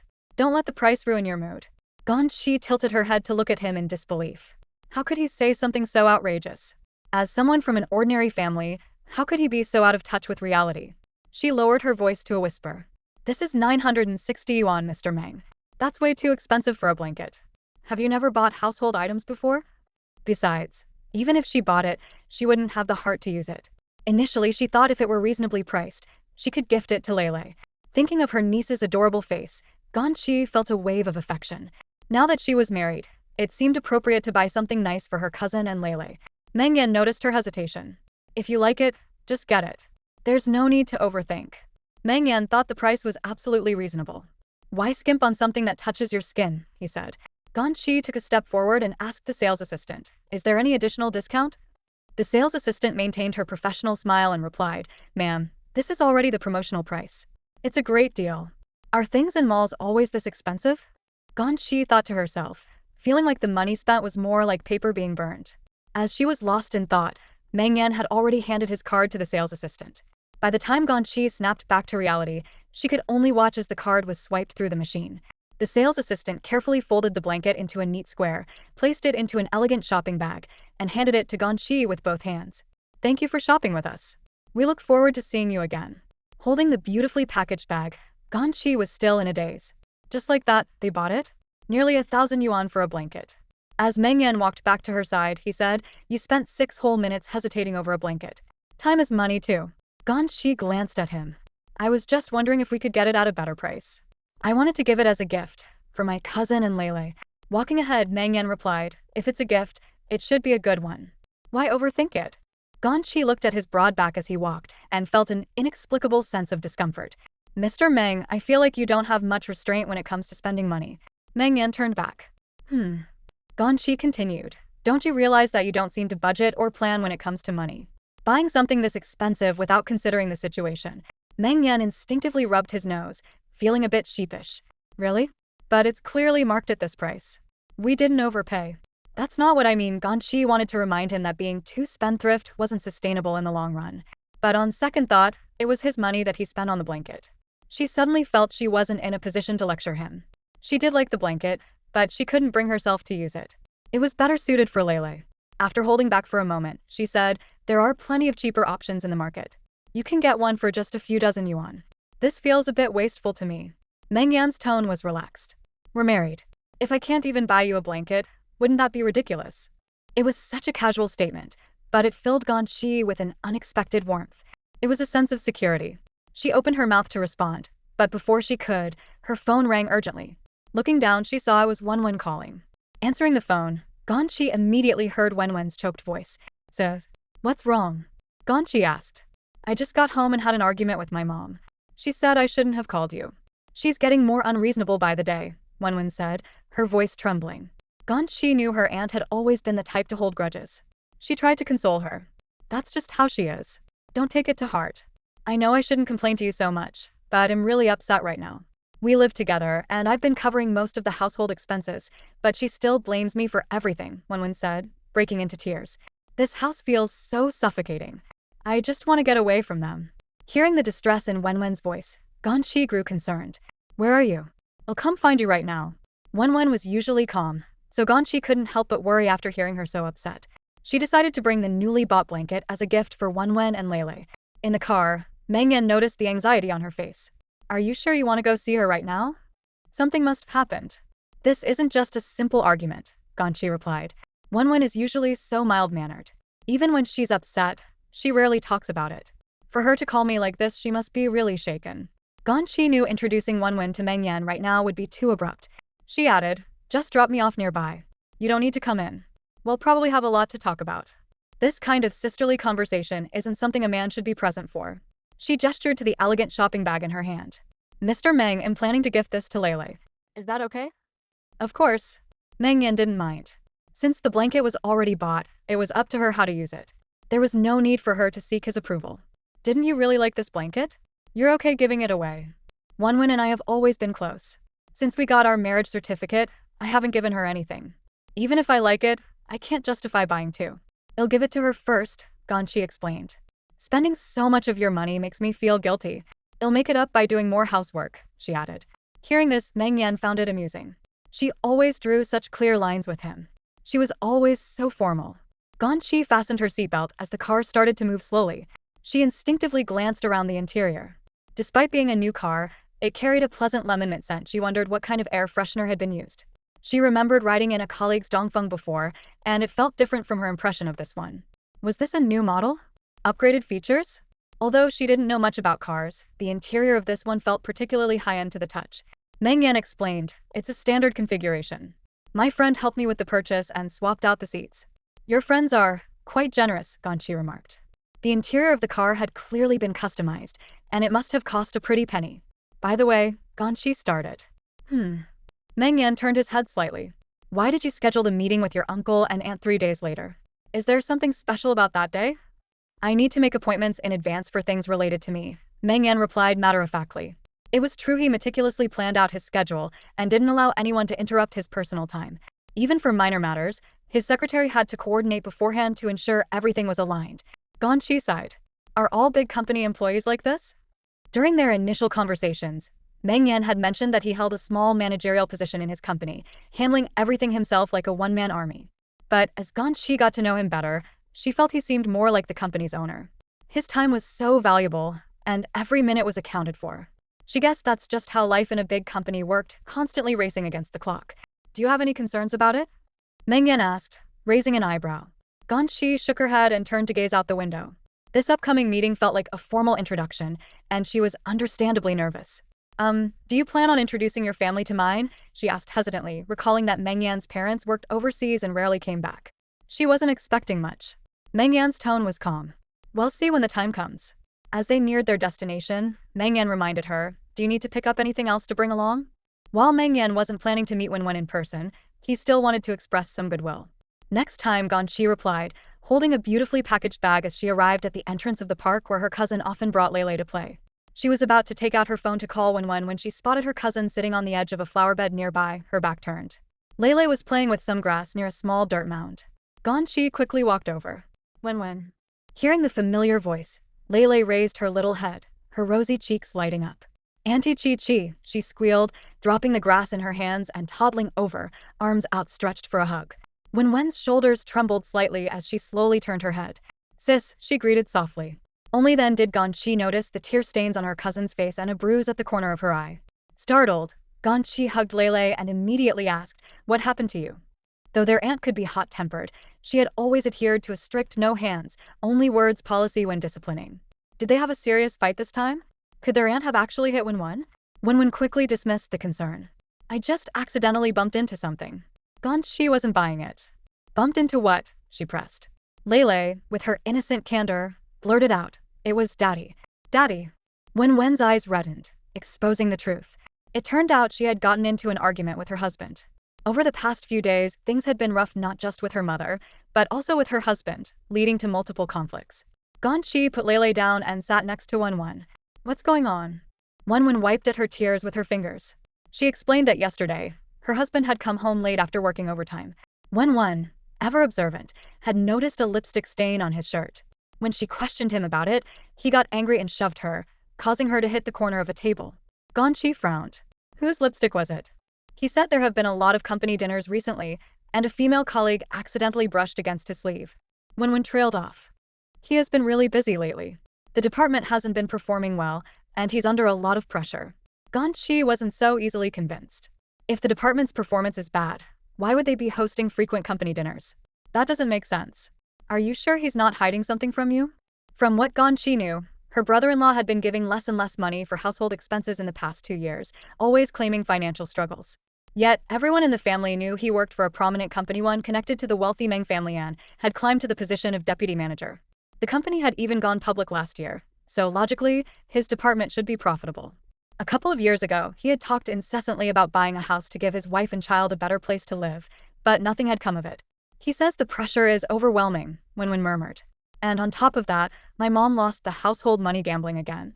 Seeing her cousin's swollen eyes from crying, Ganyi decided to be direct. Wen, do you think he's having an affair? Wen froze, staring at Ganyi in shock. Sis, what are you saying? As an outsider, Ganyi could see things more objectively. I feel like his behavior has been unusual lately. You need to keep an eye on him.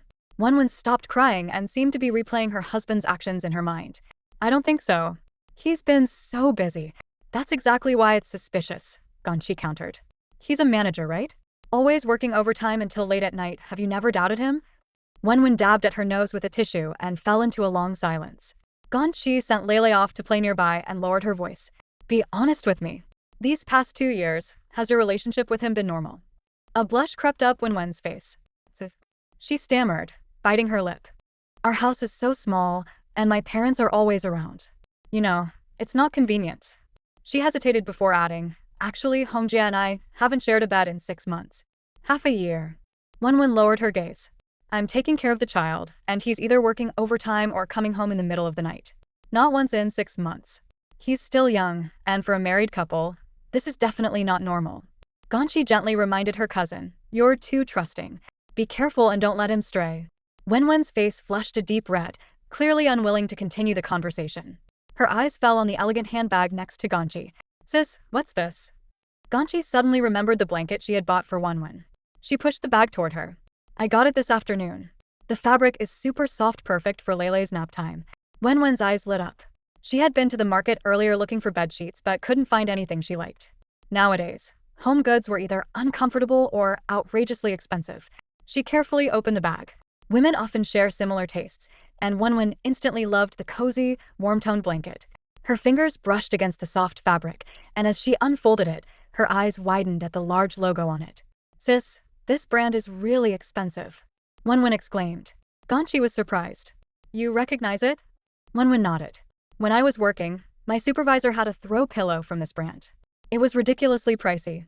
She quickly folded the blanket back into the bag. Sis, you work so hard to earn money. Why spend so much? Maybe we can exchange it for something less expensive. No need, Ganyi reassured her, repeating what Meng Yan had said earlier. For things that touch the skin, it's best not to skimp on quality, especially since it's for Lele. She smiled. Besides, it wasn't my money. Your brother-in-law, Meng Yan, bought it. It's his little gesture of thoughtfulness. Wen hesitated. How can I possibly accept this? She gently wiped a speck of dust from the bag. But it was clear she liked it a lot. Both Wen and Ganyi had grown up being frugal. When they came across something expensive, they couldn't help but handle it with extra care. Ganyi wrapped an arm around Wen's shoulder. Just make sure Lele uses it carefully. If he takes good care of it, it'll last 10 years. Then it's not so expensive, right? For the first time that day, a faint smile appeared on Wen's previously sorrowful face. Holding the bag tightly, she said, Sis, if you ever have kids in the future, don't give up your job to care for them. I regret it so much now. Her voice was soft, but her exhaustion was evident. Not having an income and having to ask for money all the time, after a while, you just feel so useless. Her words came straight from the heart. Wen once had a promising job. She was on the verge of a promotion when she decided to have a baby. Later, her husband insisted she quit her job, promising to take care of her and support her for life. Wen hesitated at first but ultimately resigned. Her own mother was unreliable, and they couldn't afford a nanny, so she had no choice but to stay home. Ganyi could sense her cousin's regret. Don't worry. No matter what, I'll never give up on what I believe in. Once Lele starts preschool, you should think about going back to work. Don't let yourself feel trapped at home. The two talked for a long time. That evening, as Ganyi headed home, she felt a little downhearted. During the years she had lived with her uncle and aunt, despite her aunt's bad temper and sharp tongue and her uncle's passive demeanor, Wen had always been genuinely kind to her. After her parents passed away in an accident, many relatives were unwilling to take her and her sister in. Amid endless family discussions back in their hometown, her uncle and her eldest uncle had finally decided to take in Ganyi and her younger sister Ganjin. Of course, they also split the compensation money their parents had left behind. Over the years, Ganyi and her younger sister, Ganyi, have communicated less and less. It's said that their uncle's family, who are well off, raised Ganyi to be a delicate little princess. Meanwhile, Ganyi has grown closer to Wen, to the point where they feel more like real sisters. When Wen got married, Ganyi's online store was still in its startup phase, and profits were minimal. so the wedding gift she gave wasn't very generous. Ganyi always told herself that if she ever became financially secure, she would make sure Wenwen could live a good life too. Now, just 2 short years later, Wenwen's marriage seems far from perfect. The more Ganyi thinks about it, the more convinced she is that her brother-in-law might be cheating. She opens the door. Meng Yan, who is watching the news in the living room, turns his head in surprise. He probably didn't expect Ganyi to come back at this hour. "Why didn't you call so I could pick you up?" he asks. "No need, it's not far anyway," Ganyi replies, lowering her head to change her shoes. "How's your cousin? Is she doing okay?" Meng Yan's tone is calm, almost indifferent, as though he's talking to himself. "She's alright, I guess." Ganyi doesn't know how to explain things to him. She walks to the balcony, intending to drink some hot water, but when she lifts the kettle, she finds it's completely empty. This pampered Mr. Meng, she thinks, can't even be bothered to boil water when it's all gone. Sighing, she takes the kettle to fill it up. Watching the purified water flow slowly from the faucet, Ganyi's heart remains unsettled. She opens her phone and sees another message from Wenwen. "Sis, don't worry about me. I'll keep an eye on Hongjie for now. Sorry for troubling you." Seeing her brother-in-law's name only worsens Ganyi's mood. Smooth-talking Zheng Hongjie disliked him ever since he claimed his family's house was being demolished and moved into their uncle's home. Ganyi still remembers when they were staying at their aunt's house. To avoid trouble, she would wait until everyone else was asleep before going to the bathroom to shower. Yet somehow Zheng Hongjie often coincidentally came out of his bedroom, right as she was heading to the bathroom in her pajamas. This only made her dislike him more. It felt too deliberate. Still, considering he's Wenwen's husband, Ganyi has always maintained a polite facade. Wenwen recently confided that she and Zheng Hongjie haven't been intimate for 6 months, which is definitely unusual. Ganyi once heard from a doctor friend that men are driven by desire. Before marriage, they might suppress it, but after marriage, going more than a week without intimacy with their wife is abnormal. According to her friend, it could indicate either physical dysfunction or problems in the relationship. But how accurate is this theory? Ganyi suddenly feels unsure. She knows Wenwen loves Zheng Hongjie deeply, and she's afraid her suspicion of infidelity might mislead Wenwen. After all, her dislike for Zheng Hongjie clouds her judgment, making everything he does seem wrong. But what if she's being too hasty? If her words cause a rift in Wenwen's family, wouldn't that make her the villain? The thought terrifies her. Ganyi hesitates, then opens her phone's search engine and types, "How often is normal for a man?" The phone displayed a variety of results. Some said 3 days, others mentioned 10 days, or even half a month. There was even an answer from an authoritative expert, claiming that men's energy levels could be calculated scientifically. For instance, using a specific formula, it concluded that men under 30 should ideally maintain a minimum frequency of 7 times every 20 days. Ganyi's face turned red as she read this. She nervously typed another question. If a husband hasn't touched his wife for 6 months, does that mean he's cheating? Her eyes were glued to the screen, her heart pounding as she waited for the results. Just as she was fully engrossed, a calm voice suddenly interrupted her from behind. "What are you looking at?" Startled, her hand trembled, and she almost dropped her phone. Thankfully, her reflexes were quick enough to flip the phone over and set it down on the countertop. Forcing a composed expression, she said, "Mr. Meng, Mr. Meng, don't you know it's impolite to look at someone else's phone without permission?" Although she was embarrassed about the sensitive nature of her search, she decided to take the offensive to avoid losing ground. Meng Yan, however, looked at her with a mix of disdain and irritation. He pointed toward the sink, where water was still gushing from the faucet, overflowing the kettle beneath it. Ganyi panicked and quickly removed the kettle, her face growing even redder. She shut off the tap, emptied the excess water, and grabbed a cloth to clean up the mess. Meng Yan spoke in a cold tone. "I have no interest in the contents of your phone. But perhaps you shouldn't be researching inappropriate topics in broad daylight." "I wasn't researching," Ganyi stammered, clearly lacking confidence. The truth was, Meng Yan hadn't intentionally looked at her phone. Had been sitting in the living room when he heard the sound of running water continuing endlessly from the kitchen. Curious about what she was doing, he walked over and found her standing motionless by the sink, staring intently at her phone. With his height advantage, he couldn't help but catch a glimpse of the search results. He hadn't expected that Ganyi, who usually appeared so demure and proper, would be looking up such inappropriate topics while simply filling a kettle. "What on earth goes through your mind every day?" he muttered, his expression dark. "I just had some questions," Ganyi mumbled, keeping her head down. Meng Yan had no interest in discussing such a sensitive topic with her and turned to walk away. Ganyi, meanwhile, felt her cheeks flush all the way to her neck. This was mortifying. Why had he come in at that exact moment? How was she supposed to explain herself now? He probably thought she was some kind of frivolous woman. Later, when she returned to the living room, determined to clarify the misunderstanding, the TV program they had been watching switched to a commercial. The atmosphere grew awkward again. A familiar, sultry jingle played, and an ad voiceover began. Fatigue and kidney weakness can result from overwork, causing back pain, weak limbs, and exhaustion. Replenish your kidneys to restore your vitality. Click. Meng Yan's face darkened as he abruptly changed the channel, landing on a children's cartoon he normally couldn't stand. Trying to break the tension, Ganyi washed an apple and handed it to him. Meng Yan remained motionless, not even glancing at her. He felt that exchanging even a single word with her might somehow put him in harm's way, as if she were a wolf eyeing Little Red Riding Hood. Mr. Meng, Ganyi ventured cautiously, I have a question. Not answering, he cut her off immediately, his tone firm. He genuinely hadn't expected that Ganyi, who seemed so reserved on the surface, could have such a bold and open side to her. Clearly, he had misjudged her. As Ganyi sat down beside him, Meng Yan subtly shifted a little farther away. You misunderstood me. The reason I was searching was because I ran into some trouble. Meng Yan, trouble in this area? Ganyi hesitated. On one hand, she wanted answers, but on the other, she didn't want to openly discuss her cousin's private matters. Ganyi, I have a friend, she and her husband haven't been intimate for a long time. She wants to know if that's normal or not. The moment Meng Yan heard I have a friend, he immediately had a hunch. Meng Yan, is this friend you, or is it your cousin? Ganyi froze, realizing she'd given herself away. Her expression turned a little complicated. The living room fell into an extended silence. Meng Yan looked at her as she kept her head down. Meng Yan, if it's you, it's normal because you haven't fully stepped into a conventional marriage yet. But if it's your cousin, then no, it's not normal. The issue is with the man. Ganyi, my brother-in-law is indeed a bit busy. She was trying to figure out how to phrase things. Meng Yan, as if seeing right through her thoughts. Being busy is not an excuse. He knew that women often talked about love and relationships, but he hadn't expected the conversation to get this personal. Meng Yan, do you two talk about everything? Even private matters between husband and wife? Ganyi's face turned slightly red. She decided to stop dodging the topic. Ganyi, Wenwen has been staying home taking care of Lele, and she's been through a lot these days. Hearing that Ganyi's brother-in-law was frequently absent from home, Meng Yan gave a cold laugh. Meng Yan, it's obvious he doesn't care about his wife anymore. Ganyi, men working hard isn't necessarily a bad thing. After all, he works for a big company with strict management. Maybe I've misunderstood him.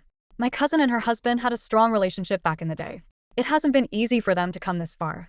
You know the saying, better to dismantle 10 temples than to ruin one marriage. Meng Yan, uninterested in family dramas, casually asked, what kind of company is he working for that keeps him so busy? Ganyi, I think the name is a bit hard to pronounce. She struggled to recall the name of her brother-in-law's company, which sounded like a translated English name. Ganyi, Spuden? Spuden. Meng Yan turned his head.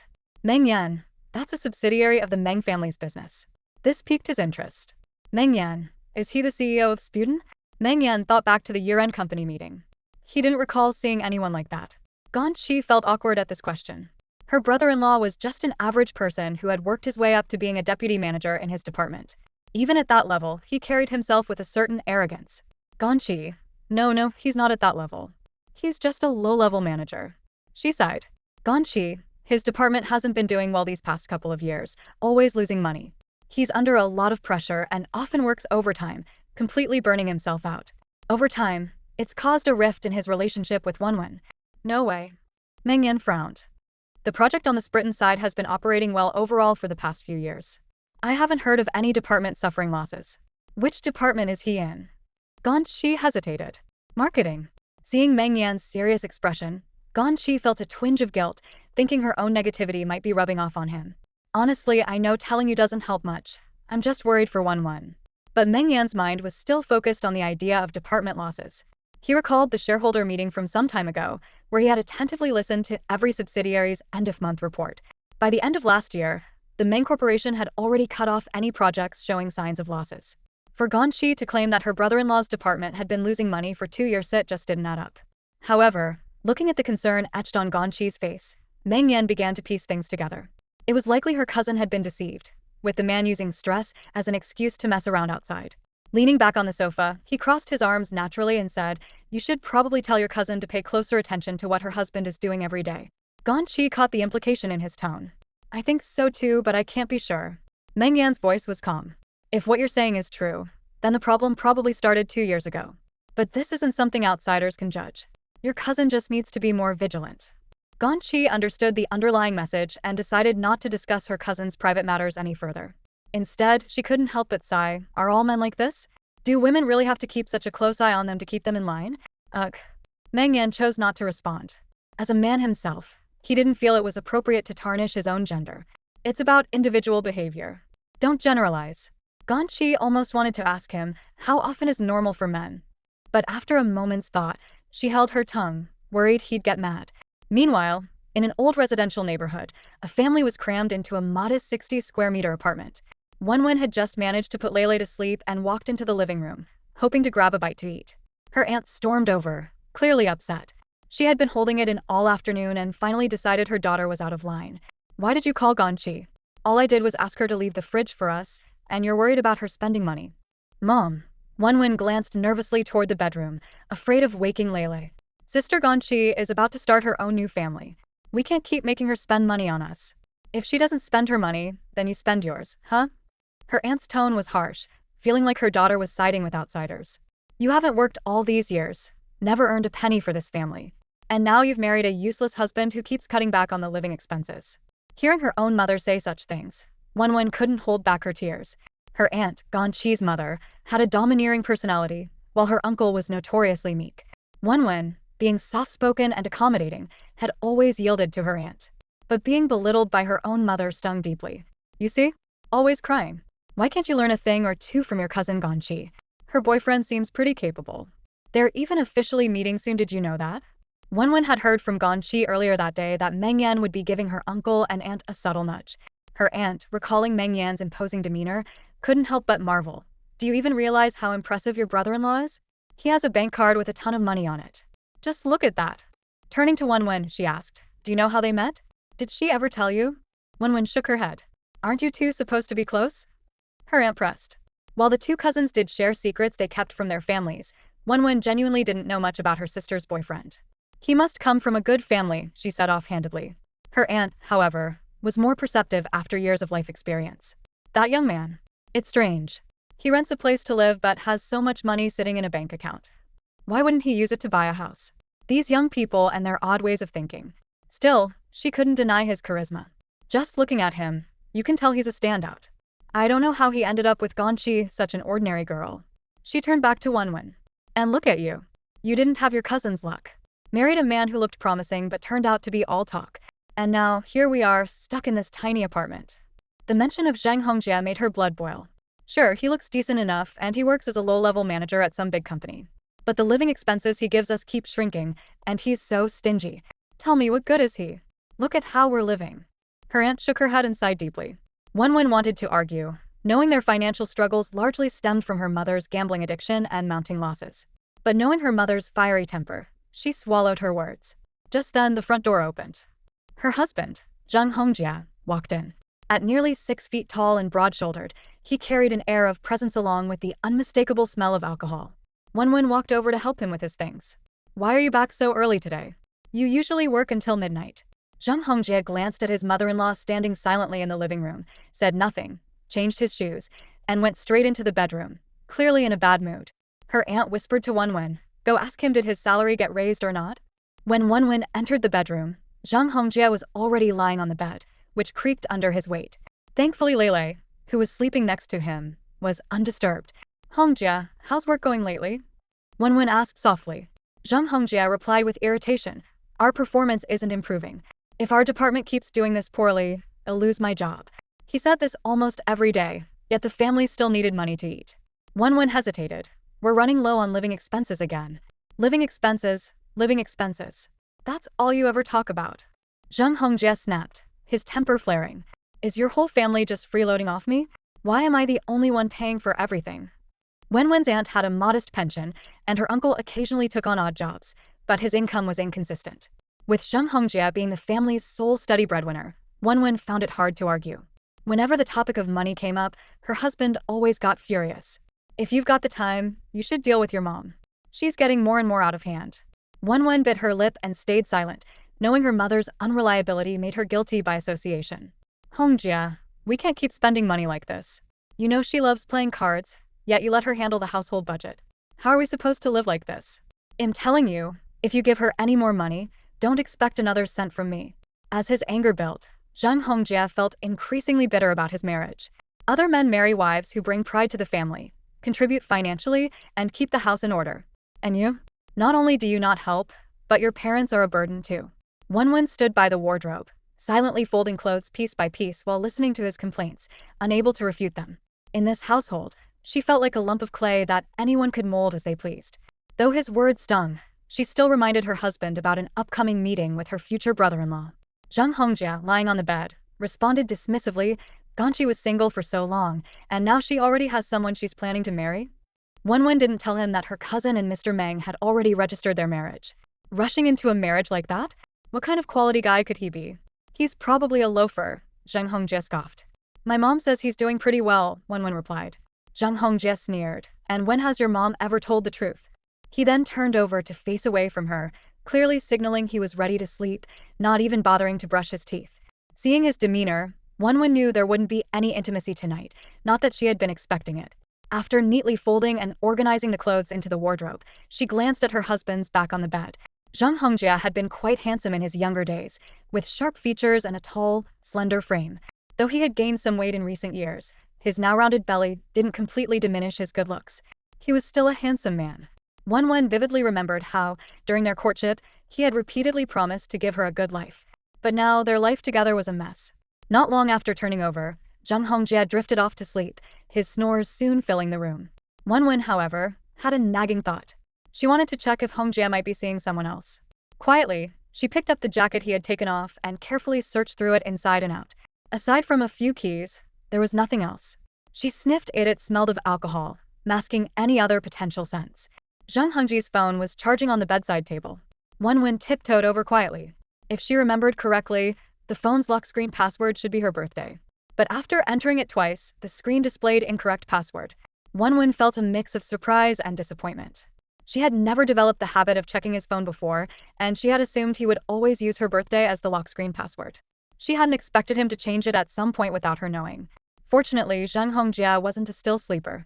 Wen gently held the phone up to his finger, and the lock screen instantly unlocked. She quickly stepped aside, her hands trembling as she began scrolling through his chat history. His WeChat was filled with countless messages, most of which were work-related, along with some odd group chats. Wen went through almost all his frequent contacts but didn't find anything suspicious. Only then did she feel a sense of relief. Maybe she was overthinking it, perhaps Hongjia hadn't been unfaithful and was just too busy. As she prepared to put the phone back where it was, her cousin's advice suddenly came to mind.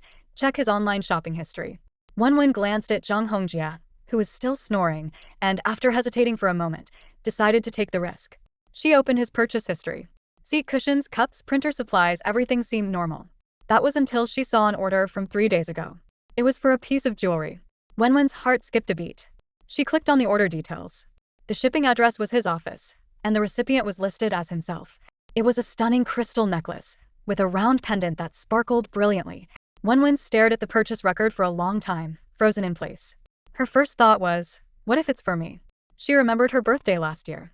Hongjia had been too busy to come home that day and had promised to make it up to her by gifting her a beautiful and expensive necklace for her next birthday. This necklace matched exactly the type she liked. And her birthday was just around the corner. It had to be for her. The thought filled Wen with a wave of emotion. She felt touched as she remembered the upcoming formal meeting with her brother-in-law's family. Wen decided she needed to dress up nicely for the occasion.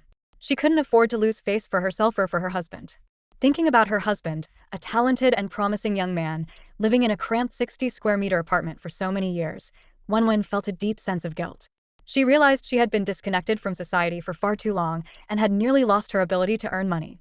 She resolved that once Lele started kindergarten, she would re-enter the workforce to help ease her husband's burden.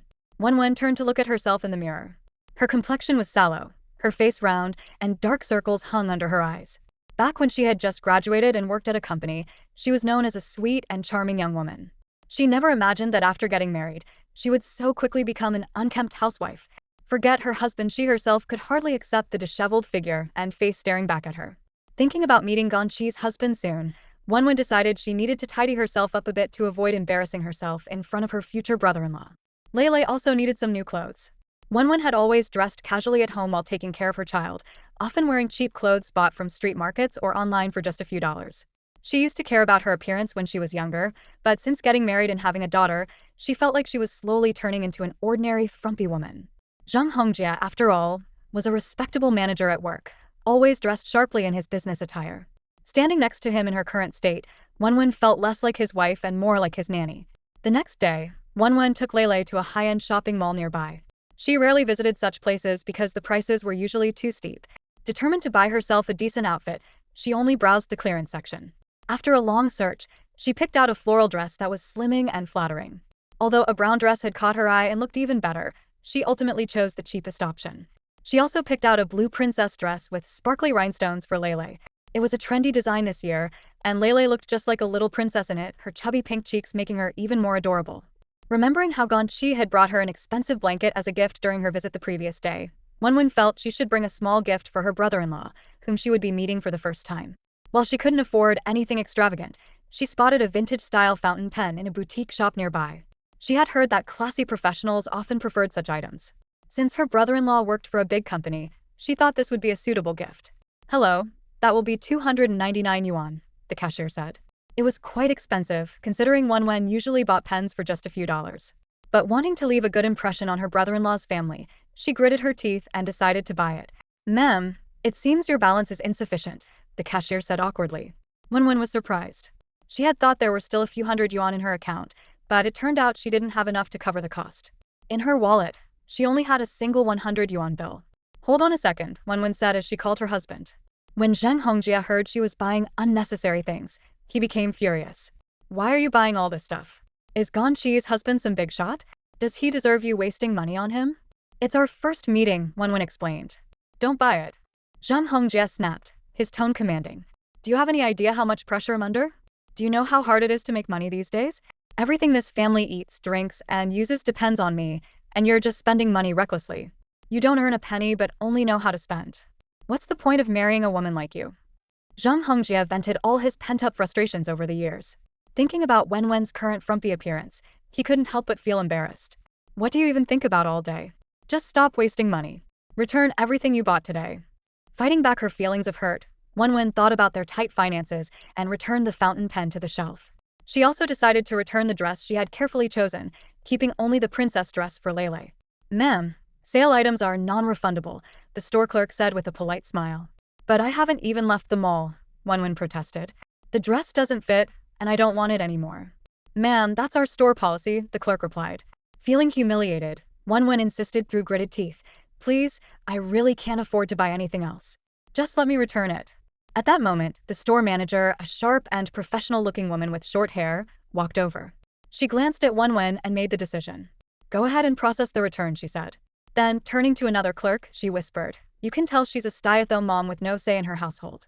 Don't bother recommending clothes to customers like her in the future." Although the manager's voice was low, Wenwen overheard the comment. It felt like a heavy weight pressed on her chest, leaving her feeling both humiliated and defeated.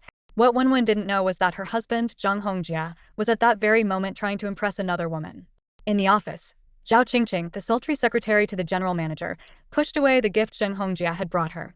"Qingqing, don't you understand how I feel about you?" Zheng Hongjia said, his face full of charm. Zhao Qingqing, while adjusting her perfectly curled eyelashes in a hand mirror, replied, "Do you like me, or do you just like the idea of being close to the general manager's secretary?" "Of course it's you," Zheng Hongjia said emphatically. Casting another glance at the box, Zhao Qingqing pushed it away again. "Sorry, I never get involved with married men. Besides, your gift is too cheap, it doesn't match my status." Zheng Hongjia sat upright, looking serious. "Qingqing, I'll be getting a promotion soon. When that happens, I'll get you something nice," he said confidently. Zhao Qingqing, who was used to owning handbags worth tens of thousands, naturally had no interest in the simple necklace he had in mind. She glanced at Zheng Hongjia with a hint of pity in her eyes. "You're one of the promising young talents in our company, and with the company thriving, it's a shame you're living like this," she remarked. Zheng Hongjia couldn't help but regret marrying too early. He blamed his misfortune on his wife, Wenwen, who, in his opinion, was incapable and extravagant, dragging down his life. Zhao Qingqing had seen a photo of Wenwen before and curled her lips in a faint smile. "We're a listed company, and you're about to become a manager. Having a wife like that doesn't match your status," she said, echoing exactly what Zheng Hongjia had been thinking. The two had been flirting for some time now, but Zheng Hongji's marital status held them back. Despite her feelings for him, Zhao Qingqing hesitated to take the critical step. Zheng Hongjia, however, had long been infatuated with Zhao Qingqing, whose fashionable and elegant appearance was a stark contrast to his disheveled, plain wife at home. Every time he thought of spending a lifetime with Wenwen, he felt hopeless. No matter how successful his career might be, the thought of returning to such a mundane life made even work seem uninteresting. He began to think it was time to make a clean break with Wonwon. Meanwhile, Wonwon had no clue about her husband's growing affection for another woman. She stood awkwardly at the counter, watching as the sales clerk processed the return for a dress. Once upon a time, she had been a young woman who loved beautiful clothes, someone who could be happy for days over a new outfit. Now, she felt like a parasite, living a pitiful existence. Lost in her thoughts, she didn't notice her young daughter Lele, playing on the sofa behind her. Lele, at her age, was incredibly energetic, crawling around the soft sofa, curiously touching everything in sight. Her tiny hands somehow got smeared with red paint-like substance, leaving marks on the floor. Step by step, she crawled toward the display window and smudged the red paint onto a freshly ironed men's suit. A sharp, startled cry broke out from one of the shop assistants. Oh no. The sound was high-pitched, drawing the attention of others in the store. What happened? What's going on? The store manager emerged from the back, frowning. Keep your voices down and maintain professionalism, she warned. The flustered sales assistant stammered, Manager, the suit, it's young Master Long's suit. The manager, who had been calm moments ago, turned pale when she saw the stained suit in the display window. Wonwon turned around and realized it was Lele who had caused the trouble. She rushed over, picked her daughter up and apologized repeatedly. I'm so sorry, so sorry. She checked Lele's hands, trying to figure out where the paint had come from. One of the sales assistants, visibly distressed, exclaimed, What are we going to do? Young Master Long is coming to pick up the suit soon. The manager glared at Wonwon, her tone cold. How could you let your child ruin such an expensive suit? Wonwon's face burned with embarrassment. I'm so sorry. How much does it cost to dry clean? It'll cover the expense, she offered hurriedly. Another sales assistant inspected the damage and hesitated. It doesn't look like it can be cleaned. What now? This suit was custom made to fit. As the staff were frantically discussing the situation, a tall man standing at least 1.9 meters walked into the store. He looked to be in his mid-30s, with broad shoulders and a muscular build that was evident even under his clothes. His presence was intimidating, especially with two men in sunglasses, who appeared to be bodyguards, trailing behind him. Though his features were sharp and well-defined, a prominent black tattoo on his neck gave him an air of danger. The store manager immediately greeted him with a nervous smile. Young Master Long, I'm so sorry. The suit arrived yesterday, and we specially ironed it this morning. But a child accidentally, she trailed off, her voice trembling as she gestured toward Wonwon, who was holding Lele and apologizing profusely. I'm so sorry, sir. I'm truly sorry, Wonwon said, clutching her daughter tightly. The man approached the stained suit, his expression darkening as he examined the damage. Then he turned to Wonwon, his cold gaze making her feel even smaller. Wonwon stammered, Sir, please don't worry. I'll pay for the suit. One of the men in sunglasses scoffed. Easier said than done. Do you even know how much it costs? The store manager informed Wonwon hesitantly. This suit was custom-made by a designer and shipped from overseas. It costs over 100,000 yuan. 100,000? Wonwon's face turned pale, her vision swimming as the number echoed in her mind. Even if I sold myself, I couldn't afford that amount, Wonwon thought, her heart pounding with guilt and fear. She timidly looked at the man before her and stammered. Sir, how about this? I'll try to clean off the stain for you. I already told you. It might not come off, the female sales assistant snapped impatiently. She was clearly furious, blaming the woman in front of her for causing such a big problem. Judging by Wonwon's modest attire, it was obvious she wasn't well off. Forget tens of thousands, even 1,000 might be beyond her reach. Please let me try, Wonwon begged desperately. The man's expression remained dark as he glanced again at the red stain on the garment. His anger was apparent, though he seemed to be holding it in. You're a woman, so I won't make things difficult for you, he said coldly. I'll send the suit to a professional cleaner. Give me your phone number, you'll cover the cleaning cost. Okay, Wonwon replied, trembling as she hurriedly wrote her number on a piece of paper and handed it to him. The man's tone turned stern. Watch your child better next time. Then, he turned to the store manager. This was a failure in your management. Don't let it happen again. Yes, of course, the manager stammered nervously. With that, the man turned and walked away, leaving everyone in the store shaken. Long Xiao is so intimidating, one of the staff whispered. Yeah, I've heard he's always had a bad temper. Even people from the underworld used to tread carefully around him, another added. The store manager sighed as she glanced at Wonwon. You're lucky Long Xiao was lenient this time. If it had been someone else, who knows what would have happened. Still anxious, Wonwon couldn't help but ask the manager, how much do you think professional cleaning will cost? With a suit this expensive, it'll probably be a few thousand to 10,000 at least, the manager replied, clearly frustrated. She hadn't expected such trouble to arise just from displaying the suit for a day. You're lucky it was Long Shao. That's Shen Tulong, the young master of the Shen family. Wen had never heard the name before, but judging by the manager's expression, she could tell he was someone important. She silently prayed that the cleaning fee wouldn't be too high. Meanwhile, Shen Tulong left the mall and climbed into his towering Hummer. In the passenger seat sat a familiar face. Engrossed in a mobile gameite was Meng Tingo, the younger cousin of Meng Yan. Tulong, didn't you go to pick up your suit? Why are you empty-handed? Meng Tingo asked without looking up. Shen Tulong's face darkened. Don't ask. The suit got stained. I've already sent someone to deal with it. Meng Tingo finally looked up. Who had the guts to stain your suit? Did you teach them a lesson? Shen Tulong let out a cold laugh. It was a pitiful woman and her kid. I'm furious, but what can I do? That suit was a custom piece I had to book 6 months in advance. 2 months of rush work, gone just like that. If it were me, I wouldn't have let them off so easily, Meng Tingo said, shaking his head. Do you think I didn't want to? But I didn't want people accusing me of bullying women and children, Shen Tulong replied, scratching his thick neck. The black tattoo on it stood out starkly. By the way, when's your brother free to play basketball? Haven't seen him around lately. Shen Tulong was close with both Meng Yan and Meng Tingo. Don't even mention it. He's been super busy.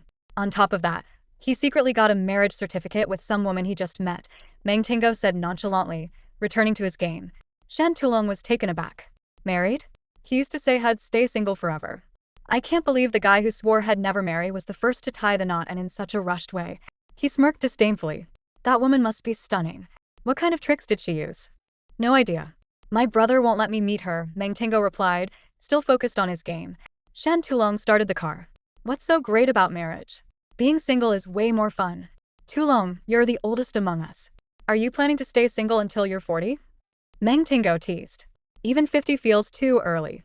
Life's too enjoyable to tie yourself down, Shen Tulong said with a laugh as they drove off to meet friends for a gathering. Wen, on the other hand, was having a miserable time. She left the mall with her son Lele in her arms, her heart weighed down with worry. She didn't dare tell her family about what happened, let alone her husband. Lele, too young to understand the trouble had caused, happily babbled in his cute little dress. Later that evening, her husband was still working late. Wen received a call from her cousin Ganyi, who asked what she'd like to eat when they met up in 2 days. Hearing her cousin's warm concern, Wen couldn't hold back her tears. Ganyi immediately noticed something was wrong. What's the matter? Did something happen? Big sis, I don't know if I should tell you, Wen said hesitantly, her voice trembling. Ganyi's heart sank. Just tell me. What's going on? Locking herself in her bedroom, Wen whispered the entire story to her cousin. Ganyi couldn't believe something so serious had happened in just half a day. Are you sure this isn't some kind of scam? That brand is well known. Was it a legitimate store? Yes, I've already double-checked. That brand's custom pieces are indeed very expensive, Wen confirmed. And it's a high-end mall, so only genuine luxury brands are allowed in. Ganyi fell silent, realizing the situation was real. I'm so useless, sis, Wen sobbed. I couldn't keep an eye on Lele, and now I've caused such a mess.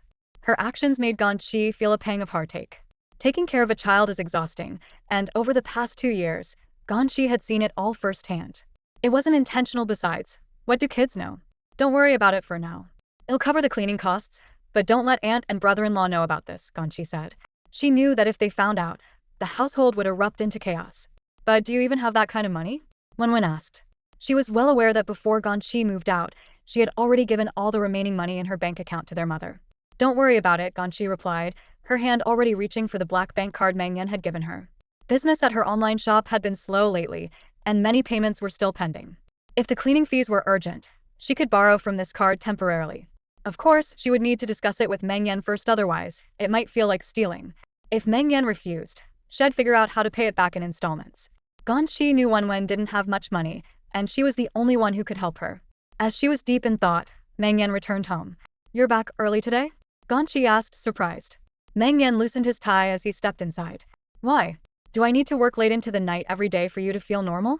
That's not what I meant, Ganyi said as she stood up and poured him a glass of water. Mr. Meng, can I borrow some money from you?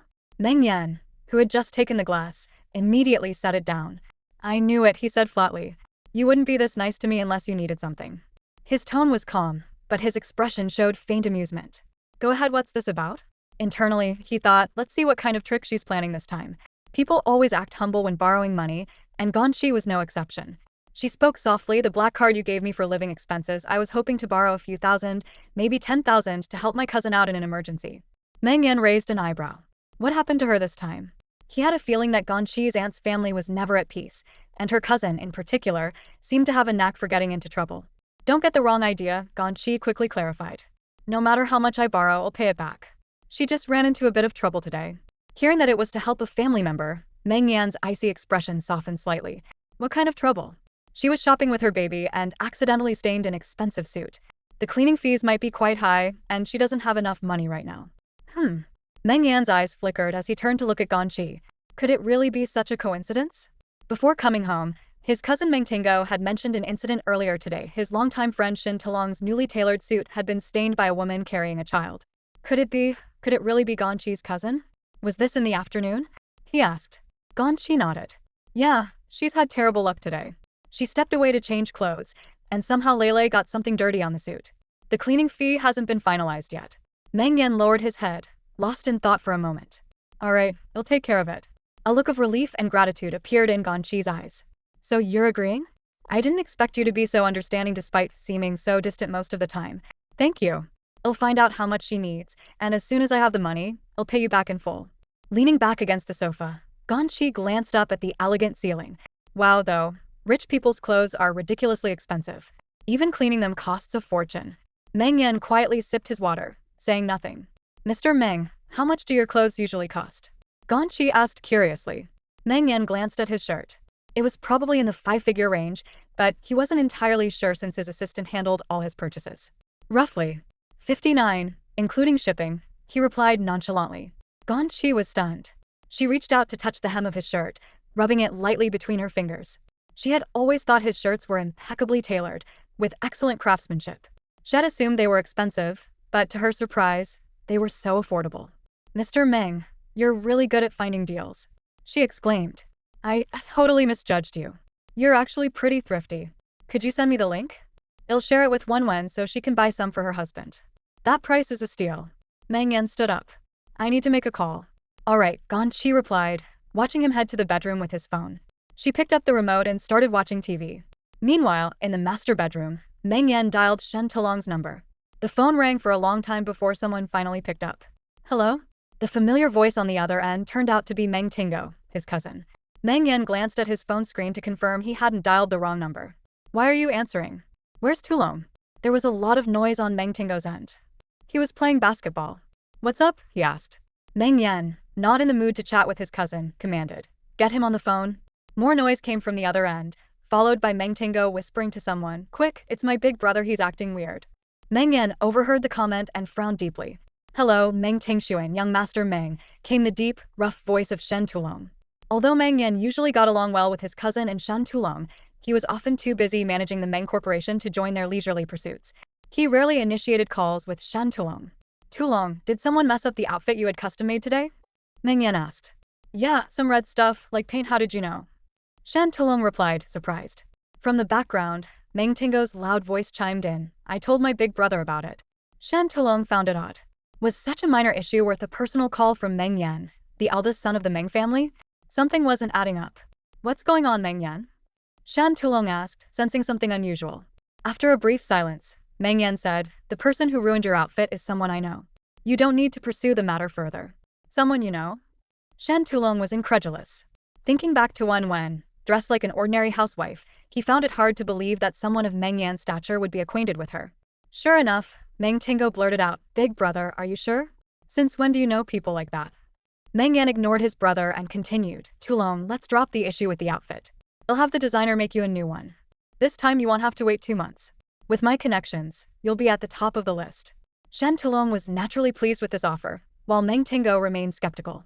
Big brother, you're always so busy. There's no way you'd know a styatho mom. Meng Yan's face darkened. Do I need to report to you about who I know? Meng Tingo stuck out his tongue, not daring to argue directly with his brother. He thought to himself, calling just for a housewife? That woman must have some serious influence. Meng Yan asked Shen Tulong, so, do we have a deal or not? If you're still upset, I'll have an identical one made for you. Shen Tulong thought for a moment. Hold on. The phone was moved away, and Meng Yan could hear muffled discussions between Tulong and Tingo. After some time, Shen Tulong returned to the call, his tone suddenly more assertive. Meng Yan, ordinarily I'd let it slide since it's you asking. But this was a custom outfit I waited so long for, and I didn't even get to wear it once before it got ruined. If it were you, you'd be upset too. Fair enough, Meng Yan acknowledged.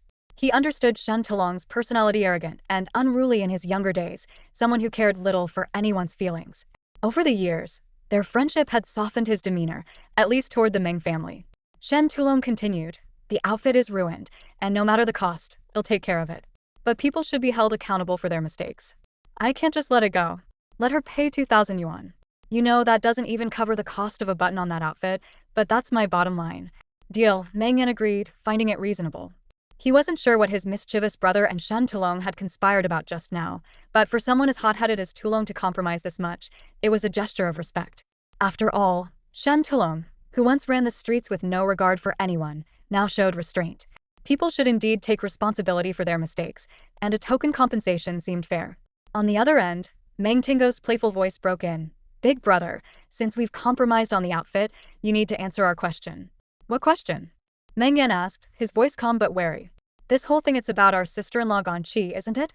Meng Tingo teased. Meng Yan's face darkened once again. Seeing his brother's silence, Meng Tingo knew he had hit the mark. Come on, just tell us. What's their relationship? Meng Yan sighed at his brother's quick-wittedness, despite his usual lack of seriousness. Is she a relative of hers? If you want say, well, find out when she comes to pay, Meng Tingo added. Meng Yan warned. Aren't you afraid it'll break your legs? Nope. Tulong will protect me, right, Tulong? Meng Tingo replied cheekily. But Shen Tulong didn't back him up. Nope. If your big brother gets mad, even I'd have to step aside. Don't drag me into this. The two bantered back and forth, making it clear they usually got along well. Meng Yan decided to stop beating around the bush. You'll find out in 2 days. Be ready, we're having dinner with her family then. What? Meng Tingo exclaimed, completely taken aback. He hadn't expected his brother to include him. A dinner with sister-in-law's family? Is this the official introduction? And is it just me going with you? A series of questions followed. Meng Yan instructed, prepare a modest outfit and a convincing story. Don't let your wealth show. His cousin instantly lit up with excitement, thrilled to finally meet his sister-in-law in person. Shen Tulong couldn't help but interrupt, Tingshuan, are you serious? You got married and didn't even tell your brothers? If Tingo hadn't mentioned it, I'd still be in the dark.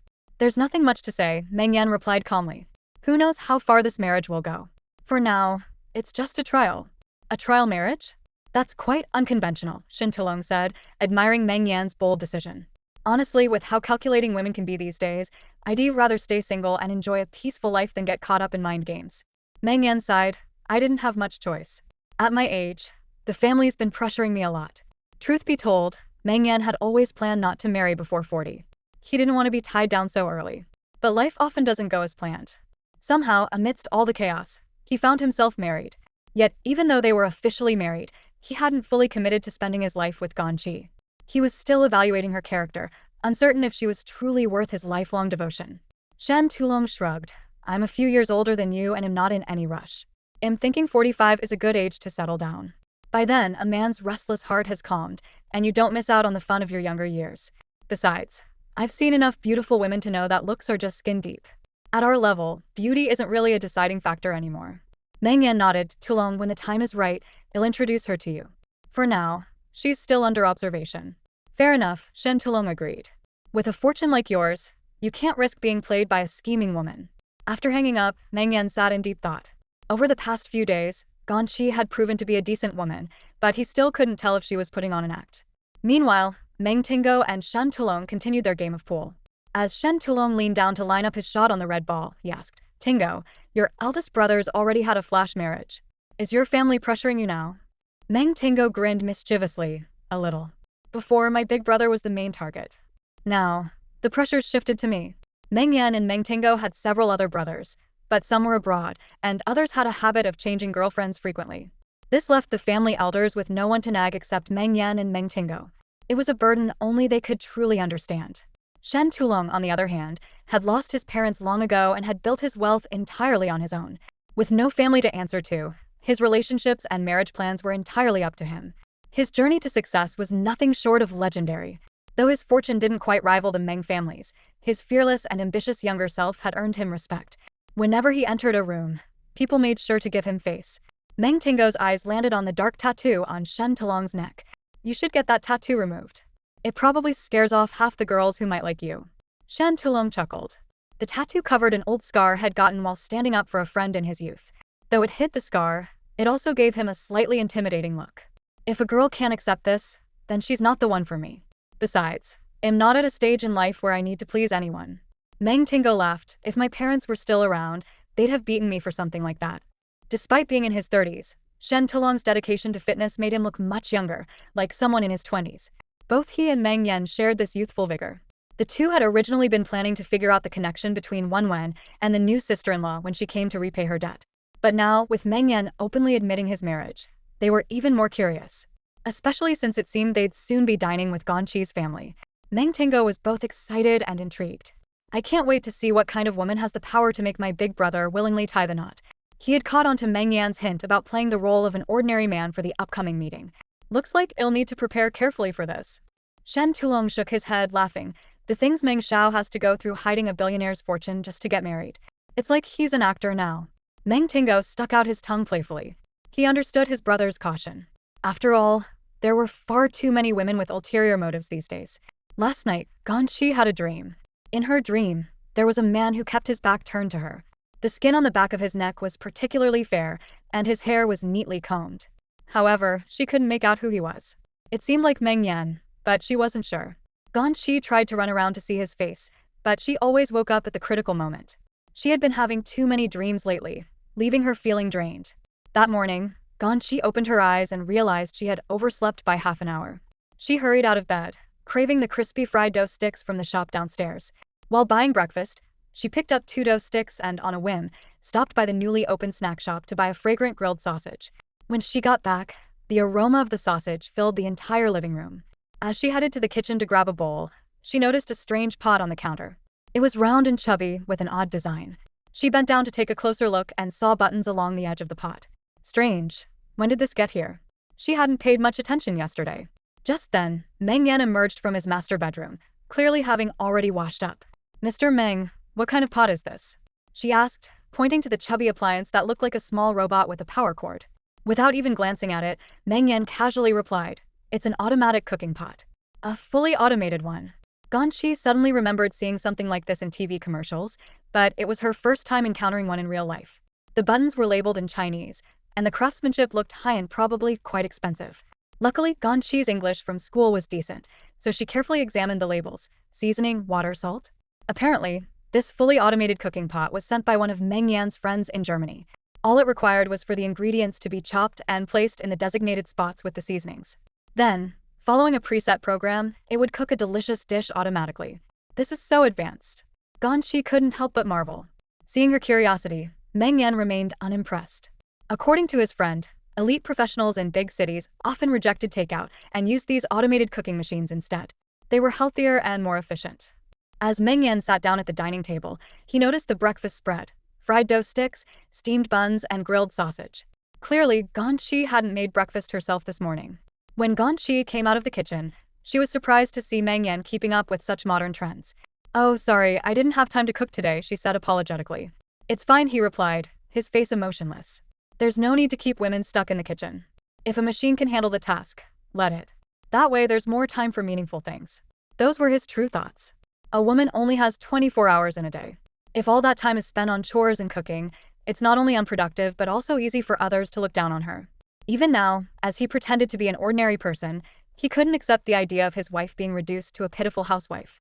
Life had so many beautiful things to offer. How could she be trapped in menial tasks? Ganyi returned to the kitchen and brought out freshly blended soy milk. She noticed Meng Yan tying his tie at the table, his face as stoic as ever. "The grilled sausage downstairs smells amazing. You should try it," she said. "Okay." His tone was as indifferent as his expression. After a few days of marriage, Ganyi had grown used to his cold demeanor. "Mr. Meng, you always look so distant, but you're actually quite considerate," she said with a smile. Meng Yan was momentarily taken aback. It wasn't often someone complimented him so bluntly. He picked up a dough stick and took a bite without responding. Flattery. He thought to himself. This woman shouldn't think she can sway me with sweet words. I've heard plenty of compliments my whole life. She won't get to me. The next moment, Ganyi cut the grilled sausage into several pieces and gently placed them into his bowl.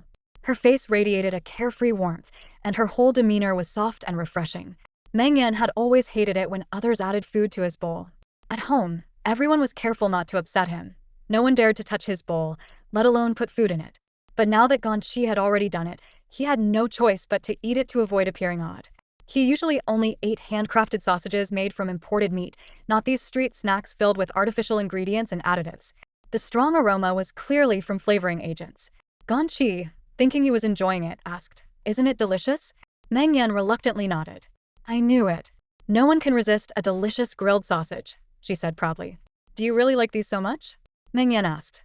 When she was a child, Ganyi would drool every time she smelled the rich aroma of grilled sausages. But since she didn't have pocket money, she could only watch others eat. Occasionally, her friend Wen would use her own pocket money to buy one, and they'd split it between them. "One day I'll get you some better ones to try," Meng Yan said. Ganyi nodded absent-mindedly, not paying much attention to what he meant by better. At that moment, Meng Yan regretted hiding his identity as the eldest son of the wealthy Meng family. Maintaining this facade of an ordinary working man was proving to be more challenging than had expected. "Oh, by the way, Mr. Meng," Ganyi suddenly remembered something important she wanted to ask. Meng Yan nibbled on his fried dough stick, making the simple act of eating it seem unexpectedly refined. Ganyi, curious, asked him, "I was up late last night thinking, how did you figure out that was your client so easily?" She was referring to the incident yesterday when Wen had accidentally ruined Long Xiao's custom-made suit. Ganyi had only briefly explained the situation, but Meng Yan had somehow managed to locate the suit's owner and negotiate the compensation down to the minimum. To Ganyi, it was nothing short of miraculous. Without even lifting his head, Meng Yan replied, "It's not that amazing. It's just coincidence. Yesterday, I happened to chat with my cousin, who mentioned accompanying an important client to pick up a suit from the mall. Apparently, it got dirty because of a woman with a child. He even noted down her name and number. It wasn't hard to match the details." Ganyi, intrigued, asked about Meng Yan's cousin's job. "Is your cousin working for Long Xiao's company?" "That's such a coincidence." "Yeah, he's a secretary for Long Xiao," Meng Yan casually replied, giving his cousin an impromptu promotion. If his cousin found out he'd been demoted to secretary, he'd probably flip out.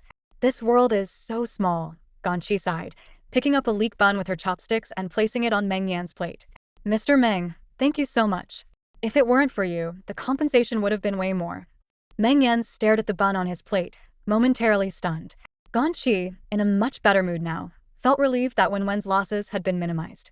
She knew when to stop pushing her luck. Meng Yan, however, couldn't resist reminding her, "This time your sister was lucky. Be more careful when she takes her kid out. Not everyone will be there to help her." "Got it." Ganyi recalled Wen's description of Long Xiao, a tall, muscular man with a large black tattoo on his neck. She had already associated him with a rough crowd and understood that people like him were not to be messed with. She and Wen definitely owed Meng Yan a favor. "I'll make sure to thank your cousin properly when I see him tomorrow," she said. That remark made Meng Yan slightly uneasy. He wasn't worried about Ganyi, was worried about his unreliable cousin accidentally spilling the truth. Meanwhile, Ganyi continued her heartfelt gratitude. "Mr. Meng, really, thank you so much."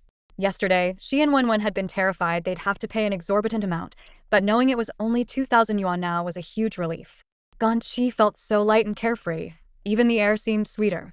She glanced at Meng Yan, who, despite his usual stern demeanor since they'd started living together, had a way of handling things that felt dependable and reassuring. Perhaps this was what people meant by cold on the outside, warm on the inside. Unconsciously, a sense of security began to grow in her heart, something she'd never experienced before. In the past, every problem she encountered had to be resolved by herself. Even when it came to Wen's troubles, she'd always been the one to step in. She'd never imagined someone else could take care of everything for her. It was comforting. Propping her chin on her hand, she watched as Meng Yan finished his fried dough stick. Meng Yan, noticing her gaze, felt a bit unsettled. "Don't you have to go to work?" "Oh." Ganyi suddenly remembered she'd overslept. Glancing at the time, she realized she was already half an hour behind schedule. Although she was in the early stages of starting her own business and didn't have to clock in like an employee, she'd always maintained a strict schedule. Slacking off, she believed, would lead to failure. Riding her eye-catching pink electric scooter, the wind brushing against her face, Ganyi popped in her Bluetooth earphones and called Wen. "Wen, it's settled. You only need to pay 2,000 yuan. The suit's owner happens to know Meng Yan's cousin, who put in a good word for us. Do you have the money? If not, I can cover it for you first." Wen, who had barely slept after worrying about the suit all night, dreaming of Long Xiao angrily demanding 10,000 yuan, felt a wave of relief wash over her. Her dark-circled eyes brightened. "Got it, sis. 2,000 isn't too much. I'll find a way to borrow it from Mom." Thinking of their aunt's loud and dramatic personality, Ganyi decided against it. "Don't bother her. I'll lend it to you for now." She had just enough spare cash to cover the 2,000 yuan. Transferring the money to Wen, she instructed, when you send the money to him, make sure to note in the transfer that it's compensation for the damaged suit. That way, if he tries to ask for more later, you'll have proof. Understood, Qijia, Wen said, nearly in tears. Thank you so much. And thank you to your husband too. He really saved me this time. Wen's thoughts drifted to her own husband, Zhang Hongjia, who was notoriously stingy when it came to money. She felt a pang of sadness. Zhang didn't even know about this incident yet. If he found out, he'd surely blow up and accuse her of being useless and always causing trouble. In the evening, Meng Yan was working overtime as usual. Just after finishing a meeting, he received a message from Ganyi on his phone. Mr. Meng, is the dinner tomorrow confirmed to be at your place? If so, I'll prepare in advance. Meng Yan replied simply yes. As Ganyi had expected, she initially thought about using the opportunity to dine at a nice restaurant. However, considering her aunt's personality, she knew the aunt would insist on inspecting where they lived. So instead, she decided it would be better to invite them over. Alright, let's treat them to Liao Guidi then, Ganyi thought to herself. Meng Yan frowned slightly as he stared at the words Liao Guidi. He wasn't familiar with such a down-to-earth term but felt too embarrassed to ask her about it.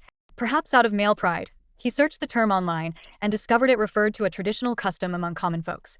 Okay, he replied. Ganyi confirmed again, so it's just your younger brother coming tomorrow, right? She remembered how Meng Yan's brother had helped her before and planned to express her gratitude properly the next day. Meng Yan's parents were still abroad and unable to return at the moment. Ganyi understood the sacrifices of the older generation working overseas at their age to support the family was no easy feat still, she thought to herself. If her own parents were still alive, she'd rather earn less money just to spend more time with them. Alright then. Let's set aside some time tomorrow to prepare the meal, she concluded. Just as Meng Yan was about to reply to Ganyi's message, he received a call from his younger brother, Meng Tingo. Big brother, I'm meeting the new sister-in-law tomorrow, right? I've come up with a new identity for myself. Let's just say I'm a company office worker, Meng Tingo said enthusiastically. Meng Yan replied flatly, your identity is Shintulong's secretary and assistant. What? Meng Tingo was stunned. He had no idea what had transpired on his brother's end that led to this decision. Why do I have to be his secretary and assistant? He should be mine. Meng Tingo, full of youthful defiance, protested in his heart. Don't question it, just do as I say, Meng Yan said firmly, his tone leaving no room for argument. Feeling aggrieved, Meng Tingo reluctantly agreed. The elaborate story he had prepared was now dismissed by his brother, yet he didn't dare challenge him. Meng Yan rarely showed his emotions, but the family knew that beneath his calm demeanor, his word was final. All the younger brothers had a certain fear of their eldest sibling. Is there anything else I need to pay attention to? Meng Tingo asked, sounding pitiful. Just talk less and act like a normal person, Meng Yan instructed. Got it, Meng Tingo mumbled. Later that evening, when Meng Yan returned home, he noticed the place had been tidied up and rearranged. A vase of fresh flowers sat on the dining table, adding a touch of warmth. The coffee table in the living room was set with plates of fruit and snacks. In the kitchen, Ganyi was crouched down, organizing the refrigerator. Seeing him come in, she looked up with a smile. Mr. Meng, working late again, she greeted, wiping the light sweat from her forehead with her wrist while wearing rubber gloves. The scene reminded Meng Yan of the housekeeper bustling about at home. Why go through so much trouble? You could have just called a cleaning service, he said. Ganyi smiled and replied, the house wasn't that messy to begin with, it's not that much work to tidy up. Besides, cleaning services are so expensive nowadays. A single session costs at least 200. She paused and added, since my uncle and aunt are coming tomorrow, it's worth making the place look a bit nicer, it adds a sense of occasion. In truth, Ganyi didn't feel particularly close to her uncle and aunt. She disapproved of many of their habits and ways of living. But after all, they had lived together for many years, and family ties, however thin, still mattered. Certain courtesies had to be observed. Ganyi lifted a bag of packed meat. This is today's supermarket special pork belly strips. I've put it on the second shelf of the fridge, she said. Oh, by the way, I just tried using the automatic cooking machine to stir-fry some vegetables. It's pretty convenient. Meng Yan glanced at the dish of vibrant green vegetables on the dining table. Is it any good? Ganyi smiled. Not bad, but I'm not used to it yet. Makes me think, with machines like this, housewives might lose their jobs in the future. What are we going to do then? I'm getting anxious just thinking about it, she joked. Are you nervous, Mr. Meng? She teased. Meng Yan raised an eyebrow. Nervous? About what? Tomorrow, my uncle, aunt, cousin, and her husband will all meet you, she replied. Meng Yan shrugged. What's there to be nervous about? Honestly, with the things I've faced, it should be them who are nervous. He chuckled, exuding confidence. But Ganyi couldn't shake her worry. She was afraid Meng Yan might feel awkward or outnumbered tomorrow. Later that evening, as she lay on her bed, Her thoughts were still preoccupied with the meeting. She hoped her aunt would keep her sharp tongue in check and not criticize Meng Yan's family. Only his younger brother was coming tomorrow. She wondered if he would be easy to get along with. Hopefully, he wasn't as cold and reserved as Meng Yan. Before she knew it, the next day had arrived. It was an important day, but Ganyi couldn't help noticing her right eyelid twitching. They say left eye for fortune, right eye for trouble, and unfortunately it was her right eye. This made her a bit uneasy. In the afternoon, Ganyi decided to leave work early to prepare. On her way back, she called Meng Yan. "Mr. Meng, where are you right now?" At that moment, Meng Yan had no idea how different today would be from his usual routine, nor how exhausting it would turn out. Without much thought, he replied casually, "Just finished a meeting at the office." "Why?" Ganyi's tone carried a hint of excitement. "Let's go grocery shopping together, shall we?" "Grocery shopping?" Meng Yan paused, the words sounding foreign to him. Ganyi assumed Meng Yan, like her, had already made preparations for the day. Little did she know his schedule was just business as usual, and his plan was simply to come home for dinner after work. "Today's the day our families meet. If we prepare the meal together, I'll feel so rewarding," she said enthusiastically. Meng Yan had always thought of meals as straightforward a matter of ordering food from a hotel and having it delivered home. He hadn't expected Ganyi to insist on doing everything herself. Would it be possible for you to take the afternoon off?" she asked hesitantly, knowing how busy he usually was. She added quickly, "If not, I totally understand." Meng Yan thought for a moment and glanced at his secretary, silently inquiring about the afternoon schedule. The secretary, quick to pick up on his cue, whispered, "Mr. Meng, there's nothing important this afternoon. You can free up your time."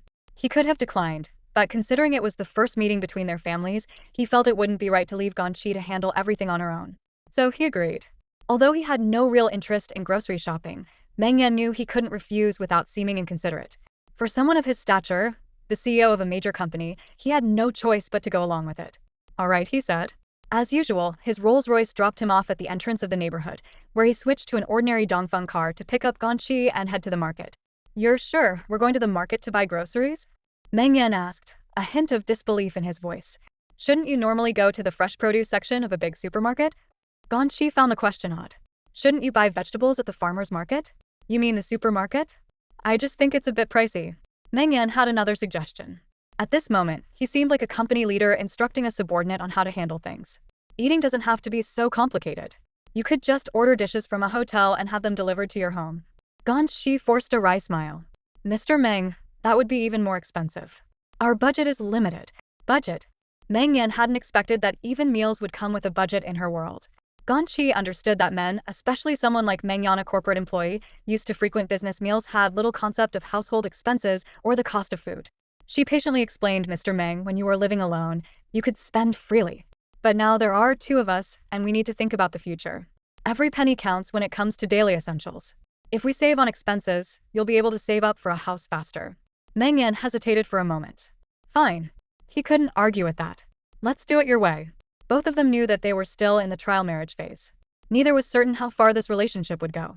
Ganyi, however, was more clear-eyed about their arrangement. It was more of a partnership than anything else. Yet, even so, they both felt it was important to approach life seriously. After all, living well in the present mattered. Meng Yan pulled out his phone and opened the navigation app, heading toward the farmer's market. "What are we buying today?" he asked. Ganyi took a pre-prepared list out of her small crossbody bag. "Not much. We already have meat at home. I'll just get a few more items to make 8 dishes." 8 dishes? You're cooking all of them yourself?" Meng Yan asked, surprised. Ganyi thought for a moment. "Not all of them. We can pick up a steamed fish from a restaurant. I'll handle the rest." "Why fish?" Because Ganyi didn't know how to clean or prepare fish. She had a bit of a phobia about scaling and gutting them. "Oh, Mr. Meng, by the way, do you have any specialties when it comes to cooking?" Meng Yan's face turned serious. Did this woman think he was good at cooking? He replied flatly, "I'm good at eating." Haha. Ganyi suddenly burst into laughter. She thought Meng Yan could be quite funny at times, even if his humor was mostly on the dry side. So Mr. Meng isn't as uptight as he seems, she thought. Meng Yan remained silent, his eyes fixed ahead. In the distance, he could see the bustling entrance to the farmer's market, crowded with people. After parking the car, Ganyi glanced at the list in her hand. "I think we should divide and conquer. It'll be more efficient," she suggested, looking to Meng Yan for approval. "How about this? I'll stay near the entrance to weigh out some chili paste, and you can start by picking up some romaine lettuce and Chinese lettuce. We'll meet up afterward." "Romaine lettuce, no problem. Chinese lettuce," Meng Yan trailed off. Standing in front of a vibrant display of green vegetables, his face flushed slightly. As the eldest son of the Meng family and heir to billions, he didn't want anyone to know that he, well, couldn't tell which one was Chinese lettuce. While he could recognize the name when it was served at the table, staring at the bundles of various greens tied together at the market left him completely stumped. He couldn't bring himself to ask the vendor, which one is Chinese lettuce? It would make him, a grown man, look clueless. Clearing his throat softly, Meng Yan did something both embarrassing and discreet, started searching on his phone for, what does Chinese lettuce look like? But before the search results could load, he suddenly heard Ganyi's voice behind him. Meng Yan felt his heart tighten as he quickly shoved his phone back into his pocket, assuming a cool stance with both hands in his pockets. Mr. Meng, why aren't you buying anything? Ganyi asked curiously. She was holding a bag filled with various sauces and some pickled vegetables she had bought along the way. Seeing Meng Yan standing idly in front of a stall, seemingly lost in thought, she couldn't help but wonder why he hadn't taken action yet. Just as she was about to ask, she glanced at the produce on the ground and suddenly exclaimed in admiration, Mr. Meng, you're amazing. She leaned in closer and whispered, you can actually tell that the vegetables here aren't fresh. No wonder he hadn't moved, she thought to herself. Ganyi felt a newfound respect for him. Turns out Meng Yan had a practical side when it came to daily life. The two of them moved on to the next stall. Ganyi quickly selected several kinds of vegetables, weighed them, paid for them, and even managed to haggle a small discount with the vendor. Watching her lively and confident demeanor, Meng Yan was struck by how full of energy she seemed.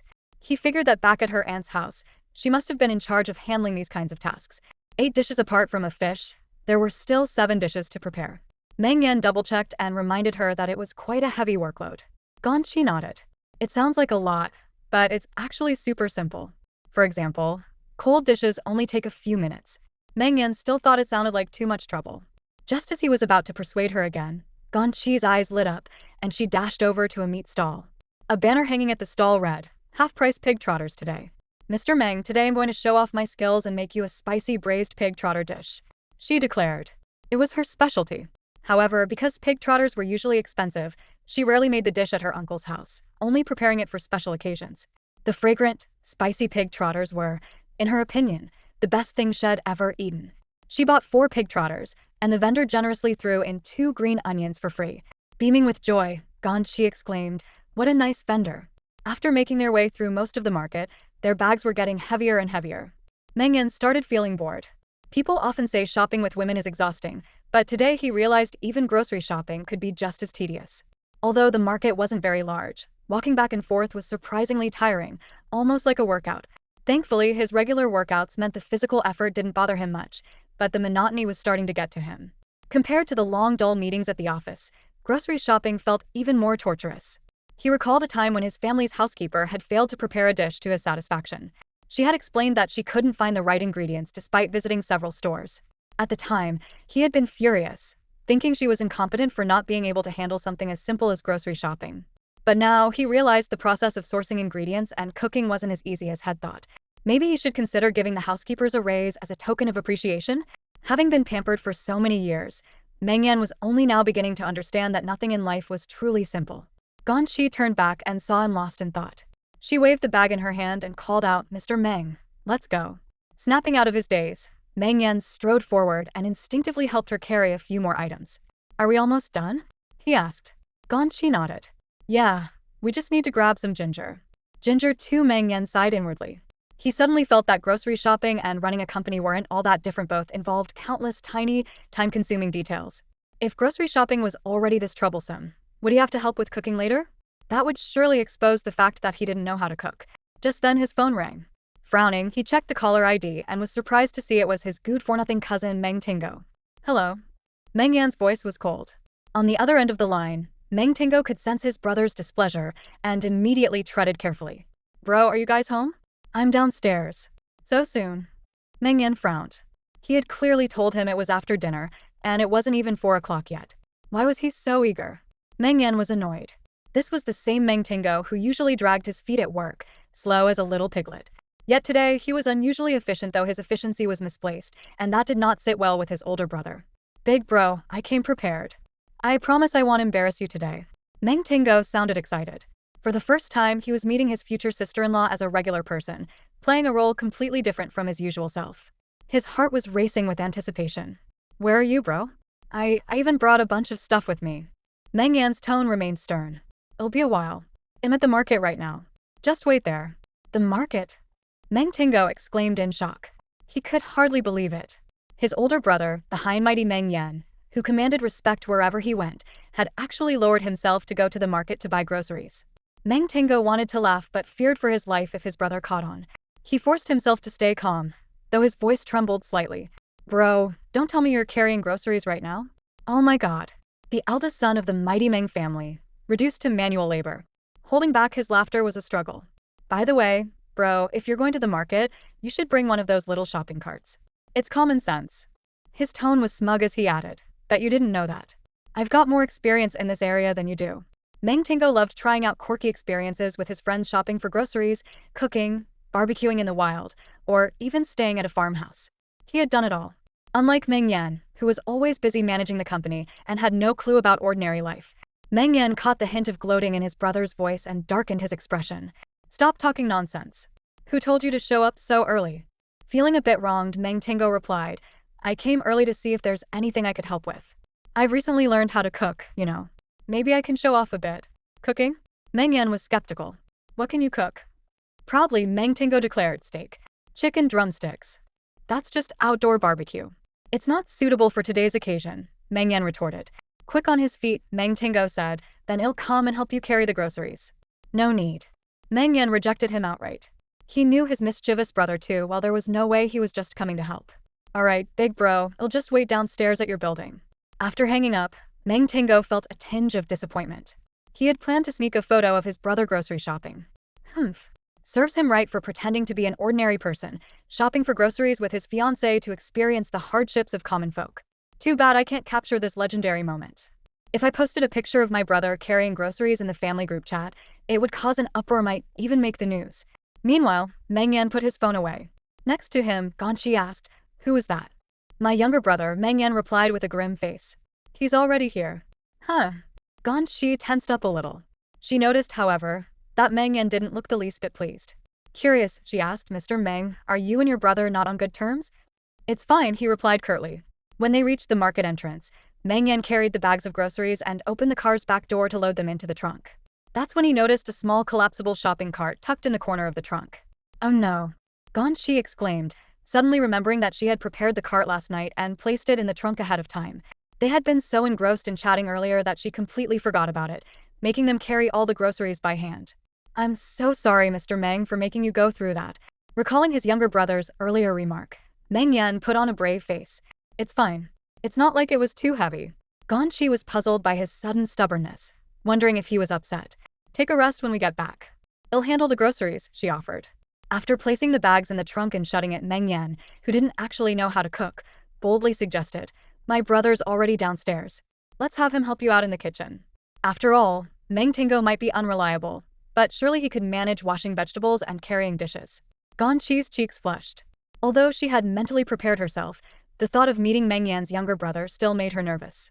She had never been anyone's sister-in-law before and had no idea how to act. Noticing her unease, Meng Yan reassured her, Don't worry. My brother may be a bit of a handful, but he's got a good personality. He's easy to get along with. That much was true. In the entire Meng family, only Meng Tingo had the carefree demeanor of a child. He was laid back and approachable, even with the household staff like the maids, drivers, and bodyguards, who were always on edge around the rest of the family but completely at ease with him. At that moment, Meng Tingo was still downstairs, eagerly awaiting his brother and future sister-in-law's return. His brother had warned him not to reveal to Ganyi's relatives that the couple had already registered their marriage. He had committed this instruction to heart. Meng Yan and Ganyi were in the car. He reminded her, Just call me Meng Yan in front of my younger brother.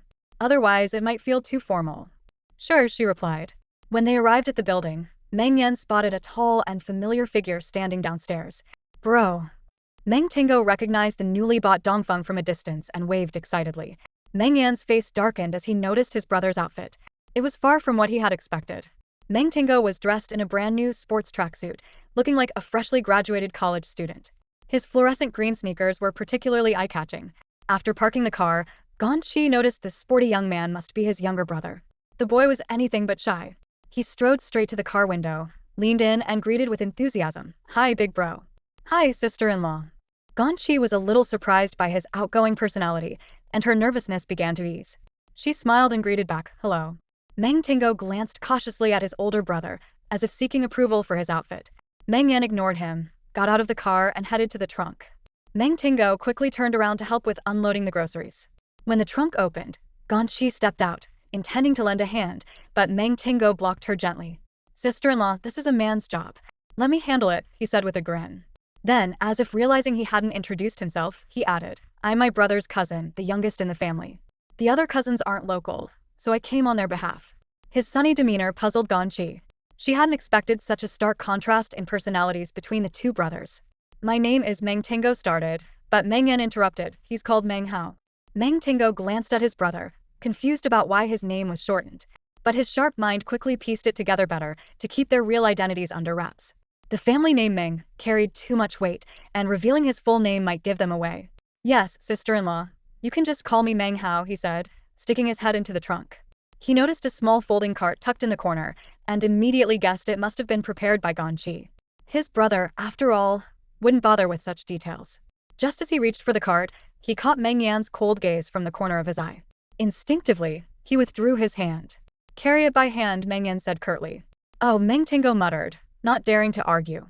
Ganyi found their interaction odd. "Why not use the cart? It would be so much easier." Meng Tingo quickly explained, "It's light. No need for the cart." But in truth, it wasn't that light. In addition to the groceries, Meng Tingo had brought along several premium ingredients, making the load quite heavy. He pouted, knowing his brother was still holding a grudge over the phone call earlier. A billionaire CEO, yet so petty toward his own brother, unbelievable. And so, the two tall men, Meng Yan and his cousin, carried an assortment of groceries in both hands as they followed Ganyi upstairs.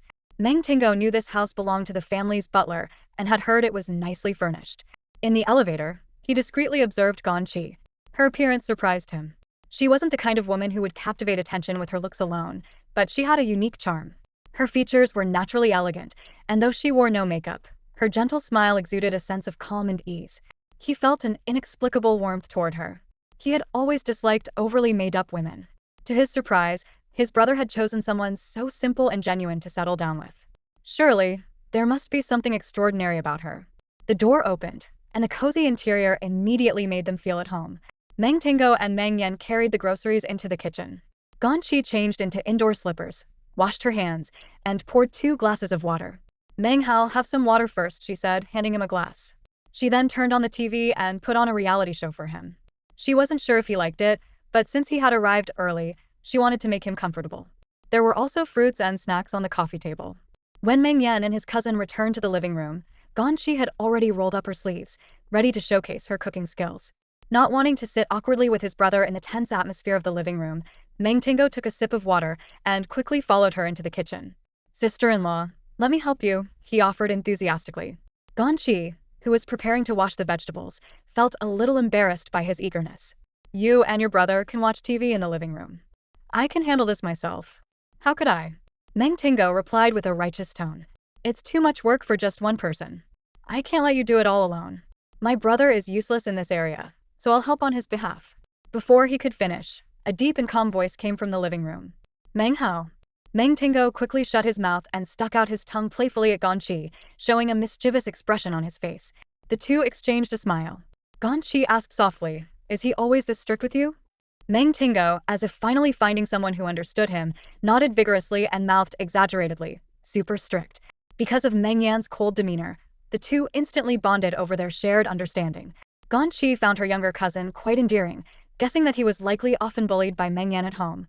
Meng Tingo, the youngest of the 6 Meng brothers, was 8 years younger than Meng Yan. Having just graduated, he held a director's position in the family business, a role where he only showed up for board meetings to cast a vote, never involving himself in major decisions, and always deferring to his eldest brother, Meng Yan. Clearly, he was the typical second-generation rich kid who preferred to take it easy. In Meng Tingo's eyes, his eldest brother was perpetually cold, proud, and untouchable. To Meng Yan, his younger siblings were like pitiful ants who could only obey or risk being crushed. At this moment, Meng Tingo leaned in and whispered to Ganyi, "Sister-in-law, you should make my big brother do more work. Don't spoil him." Curious, Ganyi asked, "Does he never help out at home?" Meng Tingo shook his head pitifully, replying, "He's always busy earning money. Everything else is left to others." To Ganyi, this sounded like the weight of being the eldest son, almost like a fatherly role. She imagined Meng Yan working tirelessly to climb the corporate ladder, competing in a cutthroat environment to reach his current position. It was no wonder he seemed so strict and distant at home. Indeed, every family has its struggles. Ganyi, however, chose to comfort Meng Tingo. You should try to understand your brother. It's not easy to make money these days. Seeing how kind and understanding Ganyi was, Meng Tingo began to feel that his brother's choice in a wife wasn't so bad after all. Helping his brother play the poor man act suddenly felt quite amusing to him. Like many wealthy individuals, he had grown tired of women who were overly flashy, obsessed with brands, and constantly trying to one-up each other. Ganyi, in contrast, seemed genuine and down-to-earth. So far, his impression of her was quite positive. Later, when speaking to their uncle and aunt, he decided he'd say some nice things about her. Meanwhile, things weren't going as smoothly for Wenwen on her end. Zheng Hongjie, her husband, was furious, glaring at her as he held up his phone. What's this? Why is there a 2,000 transaction? Wenwen hadn't expected him to check her transfer records and nervously tried to brush it off. That was transferred to me by Sister Ganyi. I know that. Why did you send it to some random account? He demanded. Holding their baby, Wenwen avoided his gaze, her heart pounding with anxiety. Answer me. Zheng Hongjie's voice grew louder, his tone irritable. You don't even earn money, and now you're just throwing it away for no reason?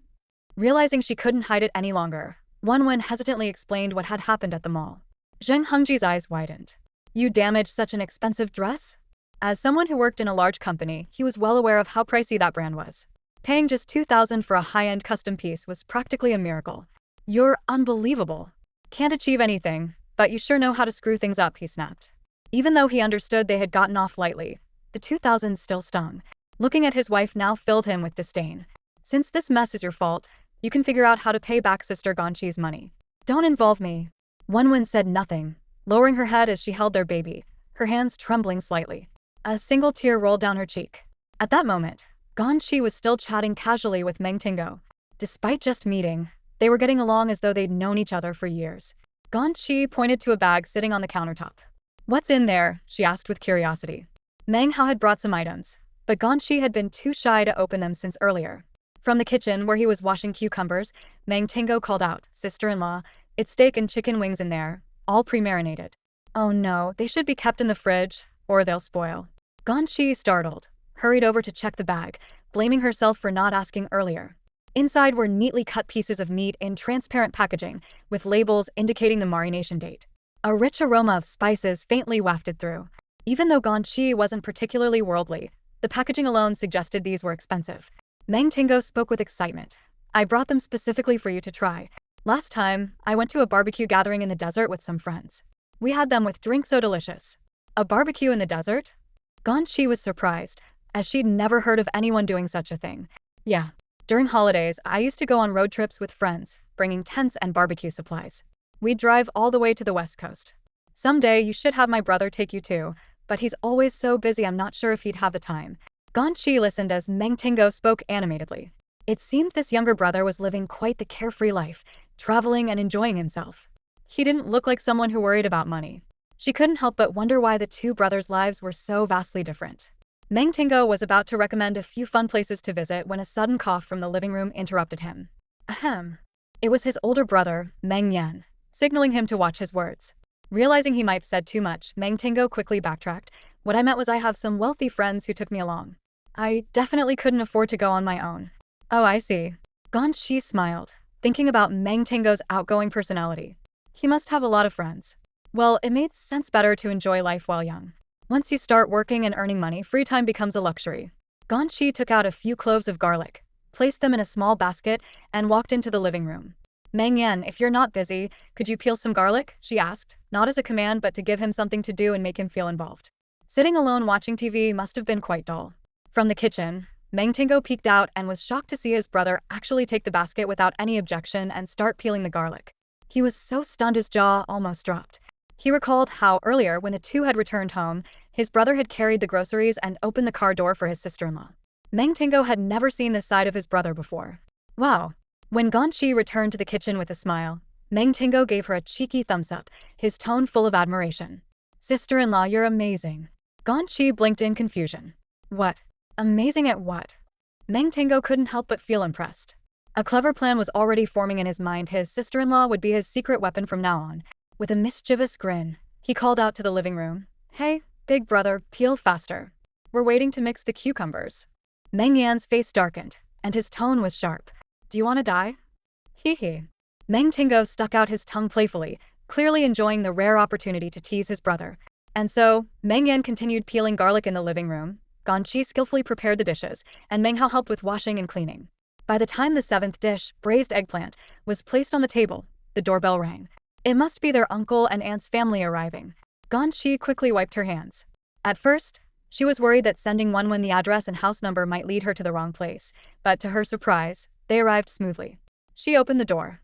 Wenwen stood there with a cheerful smile, holding Lele in one arm and carrying a bag of rice in the other. Her uncle, aunt, and brother-in-law were standing beside her, curiously inspecting the front door. Wenwen said with a grin, "Sis, we've come to help you clean up the kitchen, and we brought you a bag of rice." Ganyi noticed Wenwen struggling a bit and quickly took the rice from her hands. "Why bring rice? We're not short on anything here," she said. Behind her, Meng Yan and Meng Tingo also stepped forward. Her uncle and aunt looked around the house and froze for a moment, clearly surprised by the interior. They had assumed it was just an ordinary rental apartment, but instead, it was spacious and filled with high-end furniture. "Uncle, this is Meng Yan, and this is his younger brother, Meng Tingo. Aunt met Meng Yan last time, but uncle hasn't met him yet," Ganyi introduced. "Meng Yan, this is my uncle and aunt, my cousin Wenwen, and her husband." Meng Tingo greeted the elders politely and casually carried the bag of rice into the kitchen for his sister-in-law. The group of them bustled into the house and sat down. Wenwen couldn't help but exclaim, "Sis, the decor in this house is gorgeous." Ganyi replied, "No matter how nice it looks, it's still rented. Your brother-in-law and I are planning to work hard and buy a house of our own in the future." It was uncle's first time meeting Meng Yan, and he was taken aback by Meng Yan's appearance and demeanor, which were far beyond what he had expected. Having lived for decades and met many people, uncle could tell at a glance that Ganyi's boyfriend was no ordinary worker. Even when Meng Yan stood there silently, he exuded an aura of authority that was impossible to ignore. However, as the elder, uncle maintained his composure, pretending to be nonchalant. Not bad overall," he remarked. Wenwen's husband, Zhang Hongjia, had initially been reluctant to come.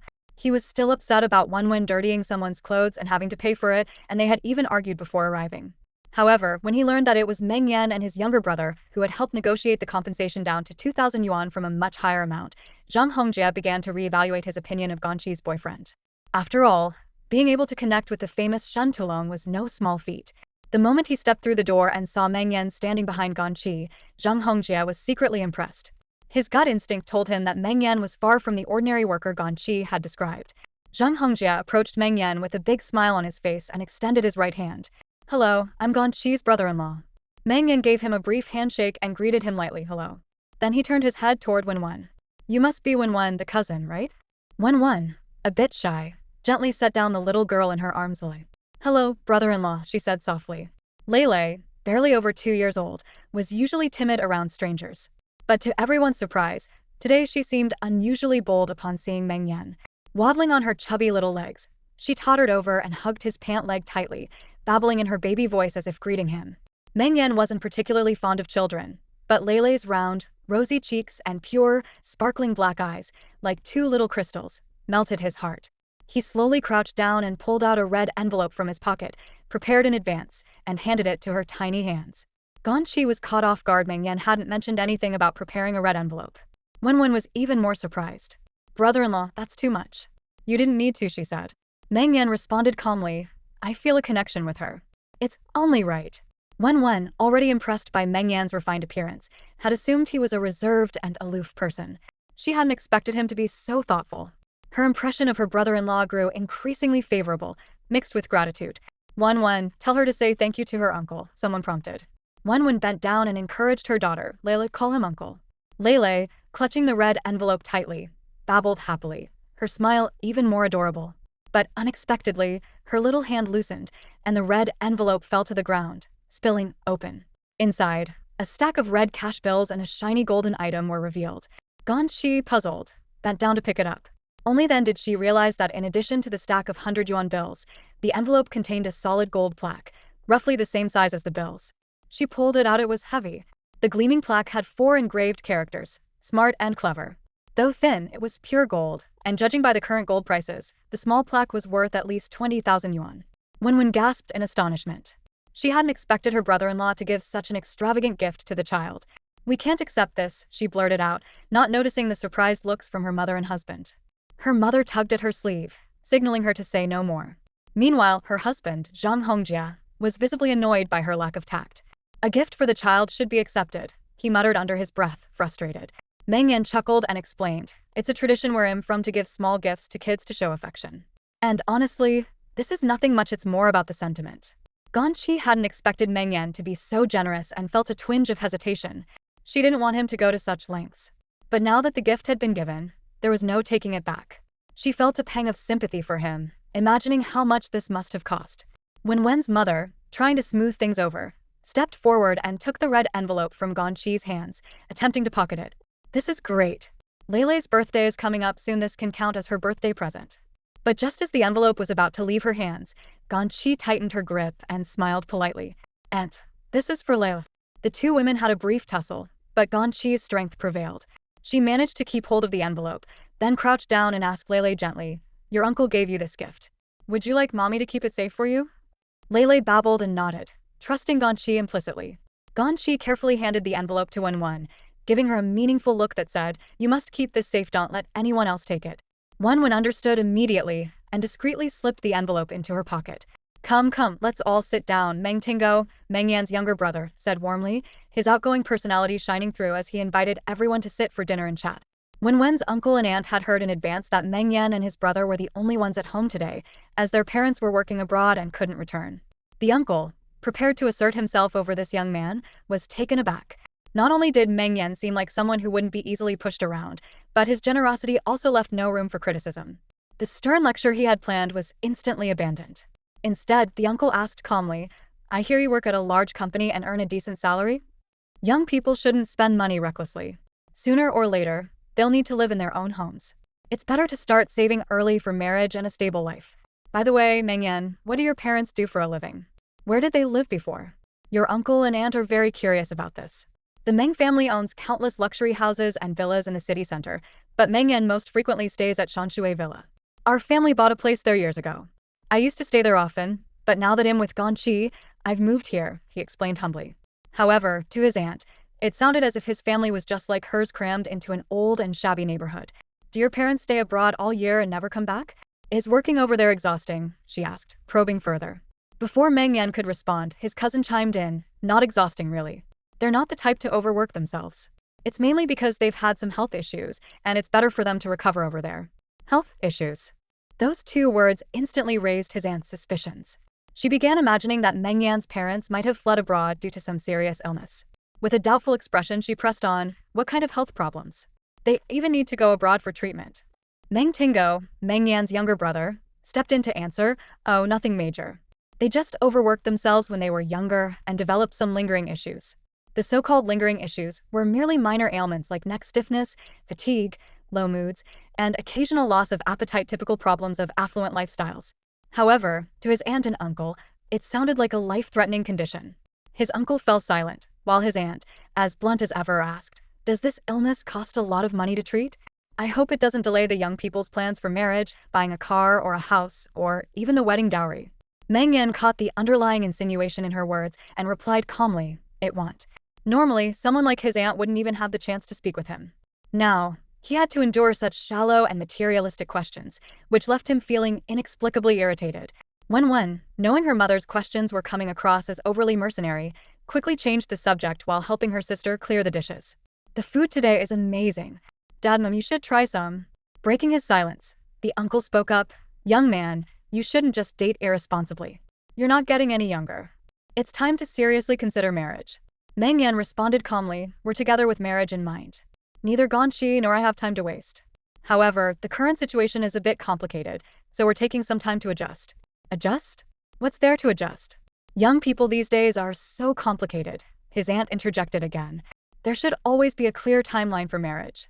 Meng Tingo glanced at his brother, who replied, "Once my parents return from abroad, both families will discuss and finalize a date." Hearing this, his aunt's interest was piqued. "Meng Yan, we have a lot of traditions on our side."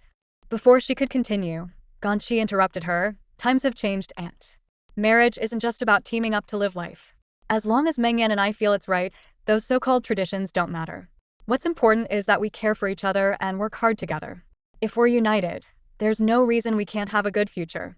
His aunt's small eyes narrowed in displeasure as she glared at Ganyi, clearly annoyed. Ganyi's words were deliberately aimed at shutting her down. Meng Yan and Ganyi exchanged a quick glance, silently acknowledging their shared stance. In that moment, they felt like allies, united against a common adversary. Meng Yan addressed his aunt with measured politeness, and Ganyi shared her family situation with me when we first met. I know she's contributed a lot financially to her family over the years, and she's more than repaid her parents for raising her. Besides, when her parents had their accident, you and uncle received part of the compensation. I think it's best to leave her marriage decisions to her. What? Both his aunt and uncle were stunned. They didn't expect a junior to speak so bluntly, completely disregarding their pride. The atmosphere became awkward. It was Ganyi's brother-in-law, Zheng Hongjia, a shrewd man, who broke the tension. Come on, let's eat first. By the way, Meng Yan, where do you work? Meng Yan replied, Meng Group. Huh. Hearing his surname, Zheng Hongji's mind began to race. However, Ganyi, noticing his reaction, quickly clarified with a smile, although they share the same surname, he has no connection to the Meng family. At first, I thought they might be relatives too.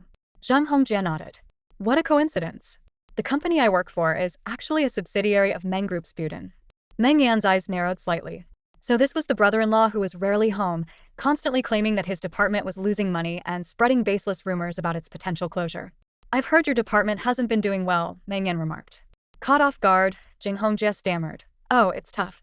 Our department often struggles to meet targets. Meng Yan, the salaries in several departments at Spulton have been increasing year by year. It doesn't seem as bad as you said. Zheng Hongjia felt a bit guilty, his eyes unconsciously darting toward his wife, worried that his long-standing lies might be exposed. Fortunately, Wenwen's attention was entirely focused on Lele. Over the years, she had remained completely unaware of her husband's deception, not knowing that the household allowance he brought home was merely a small fraction of his actual salary. Trying to divert the conversation, Zheng Hongjia said, well, we're all working hard for our families. At least the future looks promising. There's a chance I might be promoted to manager. Strictly speaking, my current position already surpasses 80 of my peers. You could say we're young talents. I can tell you're no ordinary man either, brother-in-law. If we ever collaborate in the future, we could surely achieve great things together. Zheng Hongjia was a smooth talker and adept at maneuvering situations, but even Meng Yan had to admit that the man might have genuine skills. After all, he had become a deputy manager in a well-known company. Still, Meng Yan had never liked people like him and didn't bother to hide his disdain. Taking a sip of water, he avoided responding further. Brother-in-law, you're with the headquarters, right? What's your position? We're all family here. Let's get together more often and exchange ideas. Zheng Hongjia pressed on. I'm just an employee, Meng Yan replied flatly. In the kitchen, Ganyi was serving soup when she noticed Meng Yan walking in. You should chat more with your brother-in-law outside. I've got things under control here. Meng Yan let out a cold snort. Nothing worth talking about. He had already figured out that, apart from Wenwen, the others in this family weren't worth his time. Ganyi smiled and said, you and your brother-in-law seem to have a lot in common. He's at a subsidiary, and you're at the headquarters. Technically, you're colleagues. A flicker of coldness crossed Meng Yan's eyes, but his tone remained indifferent. Not much to say when there's no common ground. At the dining table, Meng Tingo chuckled as he listened to the exchange between his older brother and Zheng Hongjia. He didn't argue, had seen plenty of people like Zheng Hongjia who enjoyed showing off. No matter how capable they were nothing compared to his older brother. Outwardly, Meng Tingo appeared to be a fresh graduate with little to his name, but in reality, he was a board member at several companies. Someone like Zheng Hongjia was hardly worth his time. Zheng Hongjia extended his hand again. You must be the younger cousin. We're all family here, relatives after all. With a polite smile, Meng Tingo replied, since we're not strangers, help yourself to more food and enjoy the cooking. As a young master of the Meng family, the fact that he had personally participated in preparing this meal was already a significant gesture of goodwill. However, while serving more food, he accidentally spilled some soup on his clothes. Wenwen quickly handed him 2 napkins. She hadn't had the chance to thank him yet for speaking up for her in front of Shen Tulong. Ganyi emerged from the kitchen with a bowl of soup and noticed Meng Tingo wiping his clothes. She immediately recognized that he was wearing a new outfit. After dinner, I'll find you something else to wear. I'll wash this for you. No need, Meng Tingo replied casually. I'll send it to the dry cleaners. I don't want an ordinary washing machine to ruin it. As soon as he said this, Ganyi was reminded of the incident involving Shen Tulong's clothes being stained and cleaned. Zheng Hongjia seized the opportunity to chime in. I heard you know young Master Shen Tulong? Yeah, Tulong is a friend of mine, Meng Tingo answered offhandedly, only to realize moments later that he might have said too much. Fortunately, Ganyi quickly chimed in to introduce him, saying Meng Hao is Long Xiao's assistant. He's quite capable and has a bright future ahead despite his young age. Meng Tingo forced a smile through gritted teeth. He couldn't help but blame his elder brother for randomly assigning him this title, otherwise he wouldn't have introduced himself that way. Today, Meng Tingo was dressed in a sporty outfit, exuding a sunny, casual charm. However, those with an eye for details could tell that his ensemble, including his sneakers, was far from ordinary. His neon green running shoes, in particular, were a limited edition luxury brand. Meng Yan returned from the wine cabinet with a bottle of red wine, sat at the head of the table, and shot his younger brother a sharp look. Whatever Meng Tingo had been planning to say, he quickly swallowed it, lowering his head and avoiding eye contact. He muttered softly, "I'm just an ordinary employee, nothing special about me." Zheng Hongjia observed how much his younger cousin feared his elder brother, and couldn't help but marvel inwardly at how strict their family's discipline must be. Ganyi, stop chatting and let everyone have a taste of my cooking. Suddenly, the sharp ring of a phone broke the moment. Everyone instinctively glanced at their own devices, only to realize it was Meng Tingo's phone. At that moment, he was chewing on a cucumber salad he'd prepared himself. An insurance company, he mumbled. Excuse me, I need to take this call. He remained polite, especially with his elder brother nearby, ensuring he behaved impeccably. Hello. What?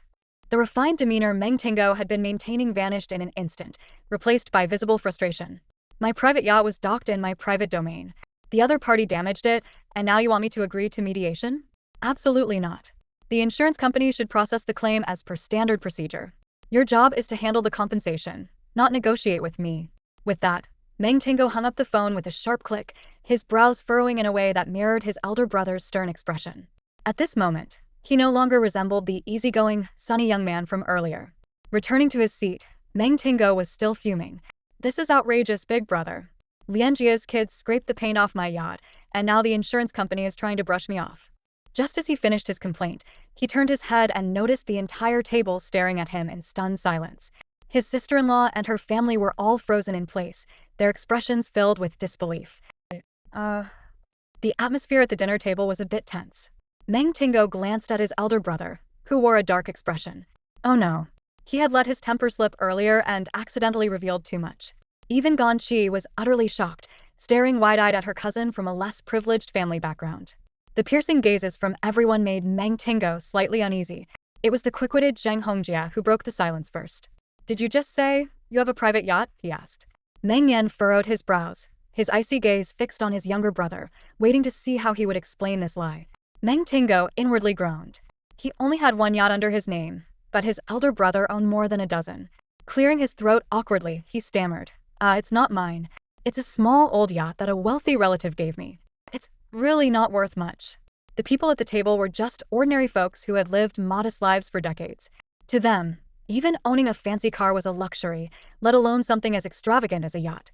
And they had overheard the phone call earlier. Meng Tingo scrambled to explain further. It's really old, and I haven't even used it yet, huh? Zheng Hongjia smiled with a hint of flattery.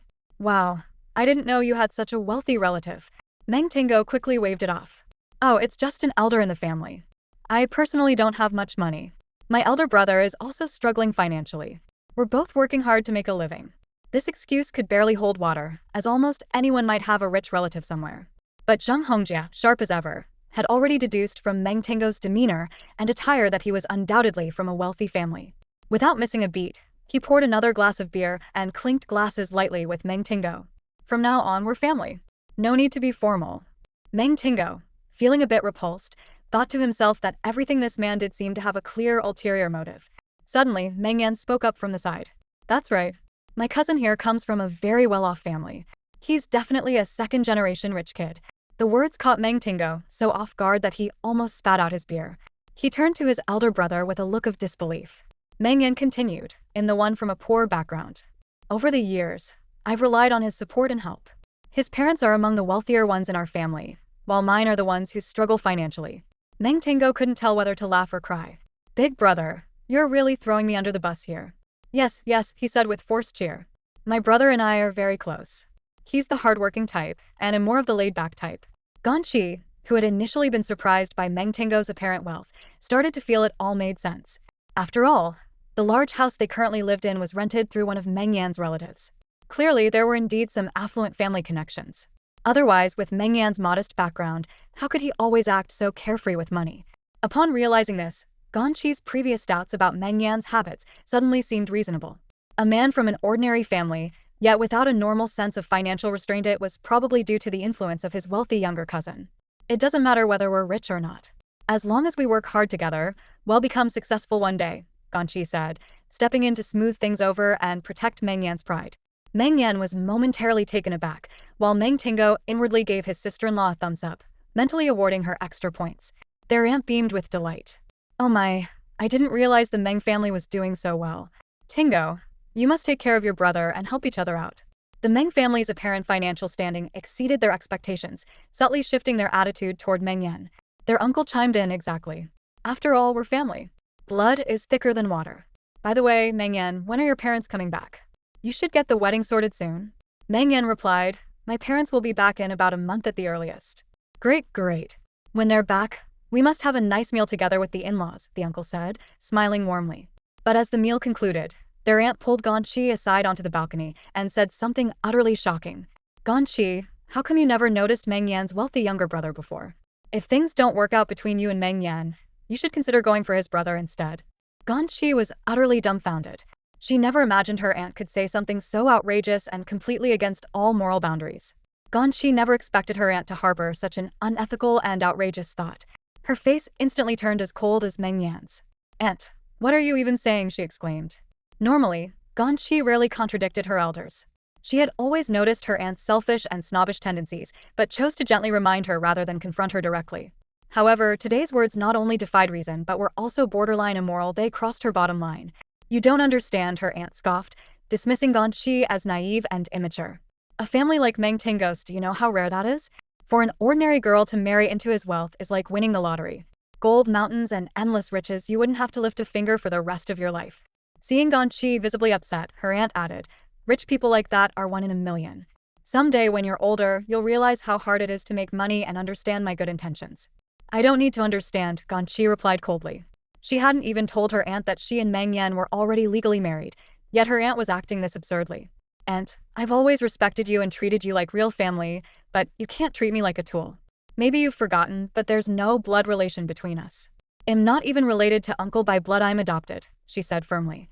Her aunt froze, momentarily realizing the truth she'd long overlooked. Ganyi was adopted. Strictly speaking, she shared no familial ties with either her uncle or aunt. Over the years, Ganyi had lived in their cramped 60-square-meter apartment, enduring unfair treatment without complaint. She worked hard, did household chores, and paid her share of living expenses not out of obligation, but out of gratitude for her uncle's kindness in taking her in. By now, she had more than repaid that debt. But today, her aunt's lack of boundaries and outrageous suggestion showed no regard for Ganyi's feelings, as if she were nothing more than a pawn. Ganyi couldn't accept it. Seeing how upset Ganyi was, her aunt finally fell silent. As she left the balcony, she shook her head and sighed, silly girl, I'm doing this for your own good. You're too young to understand. Wenwen, who overheard part of the conversation between her mom and cousin, had already lost the carefree expression she'd worn during dinner. Sis, you're bringing up the fact that you're adopted again, she murmured. To Wenwen, Ganyi had always been her sister, just like family. My mom's ideas are terrible. Don't listen to her. I think my brother-in-law is amazing. He's definitely a good man, and you should cherish this relationship. Ganyi's mood softened at the sincerity in Wenwen's eyes. What makes you think he's a good man? She asked. Wenwen replied, it's the little things. Earlier at dinner, when Lele was sitting next to him, she kept moving around and almost bumped into the edge of the table. He kept using his hand to shield her several times. He may not smile much, but he's definitely thoughtful and reliable, she added in a quiet voice. It was true, girls tend to notice the details. Wenwen had carefully observed Meng Yan's every move at the table. His attentiveness to Lele even surpassed her own husband, Zhang Hongjia. During dinner, Zhang Hongjia had been too busy networking and making connections to care about their daughter. Wenwen felt both disappointed and helpless. But even without Wenwen pointing these things out, Ganyi had already noticed Meng Yan's hidden tenderness in their day-to-day life. Despite his cold demeanor, his actions always spoke louder than words. Meng Yan wasn't one for sweet talk, compliments, or casual chatter. He didn't like laughing or socializing, and he often seemed distant. Yet beneath that exterior was a man with a meticulous and caring nature. After her uncle, aunt, and Meng Tingo left, the once noisy household quickly returned to its usual quiet. It was already 10 p.m. by the time Ganyi saw them out. Exhausted, she collapsed onto the sofa in the living room. Who would have thought a simple dinner could be so draining? She looked up at Meng Yan, who had just returned from outside as well. My shoulders hurt for some reason, she muttered. Meng Yan didn't respond immediately. His gaze landed on the messy dining table, still littered with leftovers. Then, he asked suddenly, "What was your aunt saying to you on the balcony earlier?" "What?"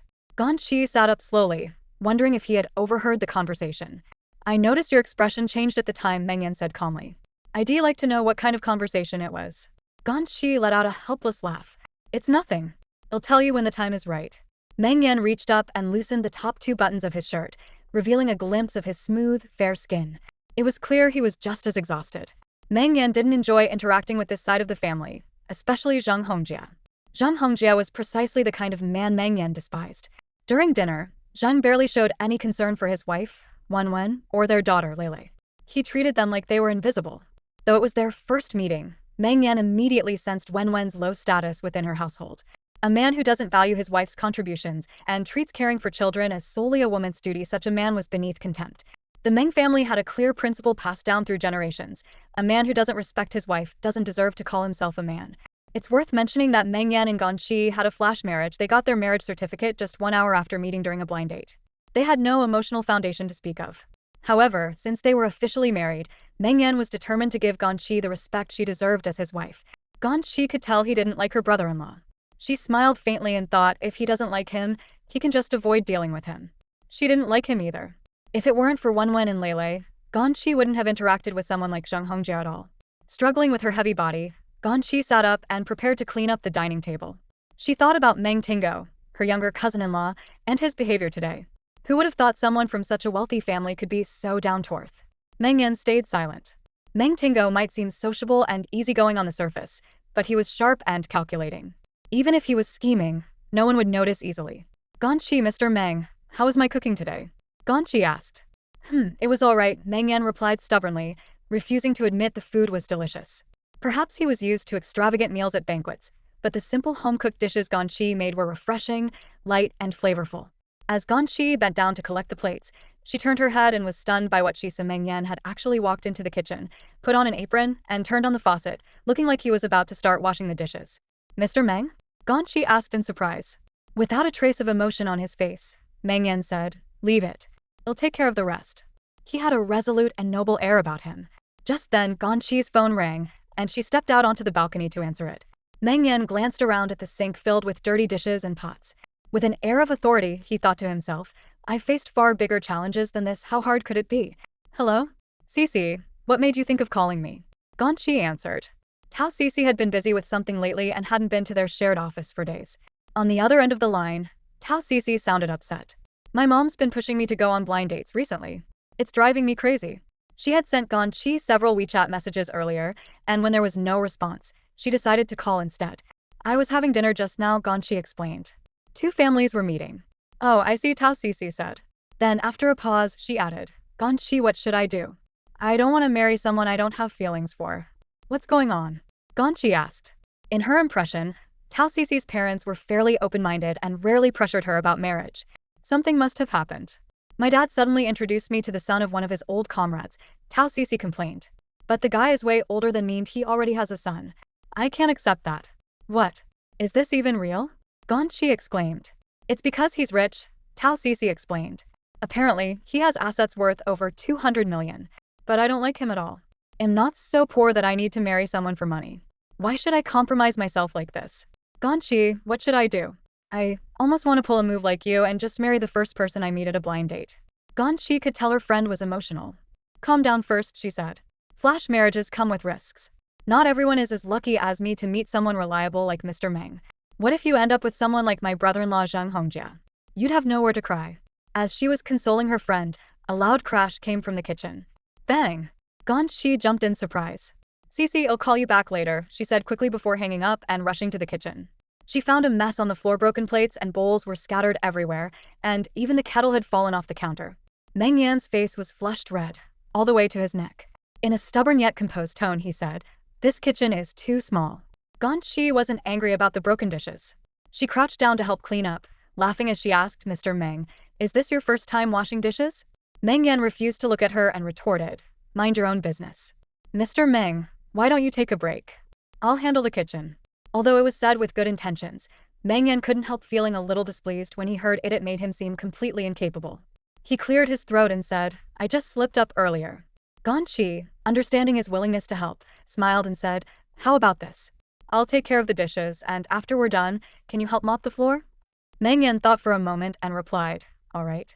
Determined, he thought to himself, "I'll make sure to mop the floor so clean it could double as a mirror, just to prove I'm not bad at housework." Ganyi glanced at the sink, which was filled with an excessive amount of dish soap, and silently sighed to herself. He really hasn't spent much time in the kitchen, has he? Meng Yan returned to the living room, admitting to himself that household chores were not as easy as he'd imagined. Meanwhile, Ganyi efficiently tidied up the mess and resumed washing the remaining dishes, all while chatting with Tao Cici on the phone. On the other end of the line, Tao Cici asked, "Ganyi, if you were in my shoes, what would you do?" Ganyi replied, "Don't be so resistant. Age is just one factor. The key is to see what kind of person he really is. What if he's an amazing man?" "Impossible!" Tao Cici exclaimed angrily. "I've looked into him. When he was younger, he let down a lot of women. Do you know why his ex-wife divorced him? Because he cheated and had a mistress. After the divorce, he ended up raising the child alone. How could such a scummy man have the audacity to set me up for a blind date with him?" "What?" Ganyi was shocked. Tao Cici continued, "He even pretended in front of my parents, saying he'd treat me well for the rest of his life and that he'd transfer all his assets to me after marriage. As if I'd care. He's probably just making it all up." At that moment, Meng Yan, who had taken the initiative to sweep the living room floor and was planning to wipe down the tables, approached the kitchen door to find a cleaning cloth. He overheard Ganyi's conversation. While tidying the countertop, Ganyi said, "There are so few reliable men these days. Many of them just want to con women out of their money or take advantage of them. If I were you, I'd pretend to agree to get to know him first, then go to high-end restaurants every day and order the most expensive dishes to make him regret it. See if he's even willing to spend the money. Anyone can say sweet words, but we need to fight fire with fire.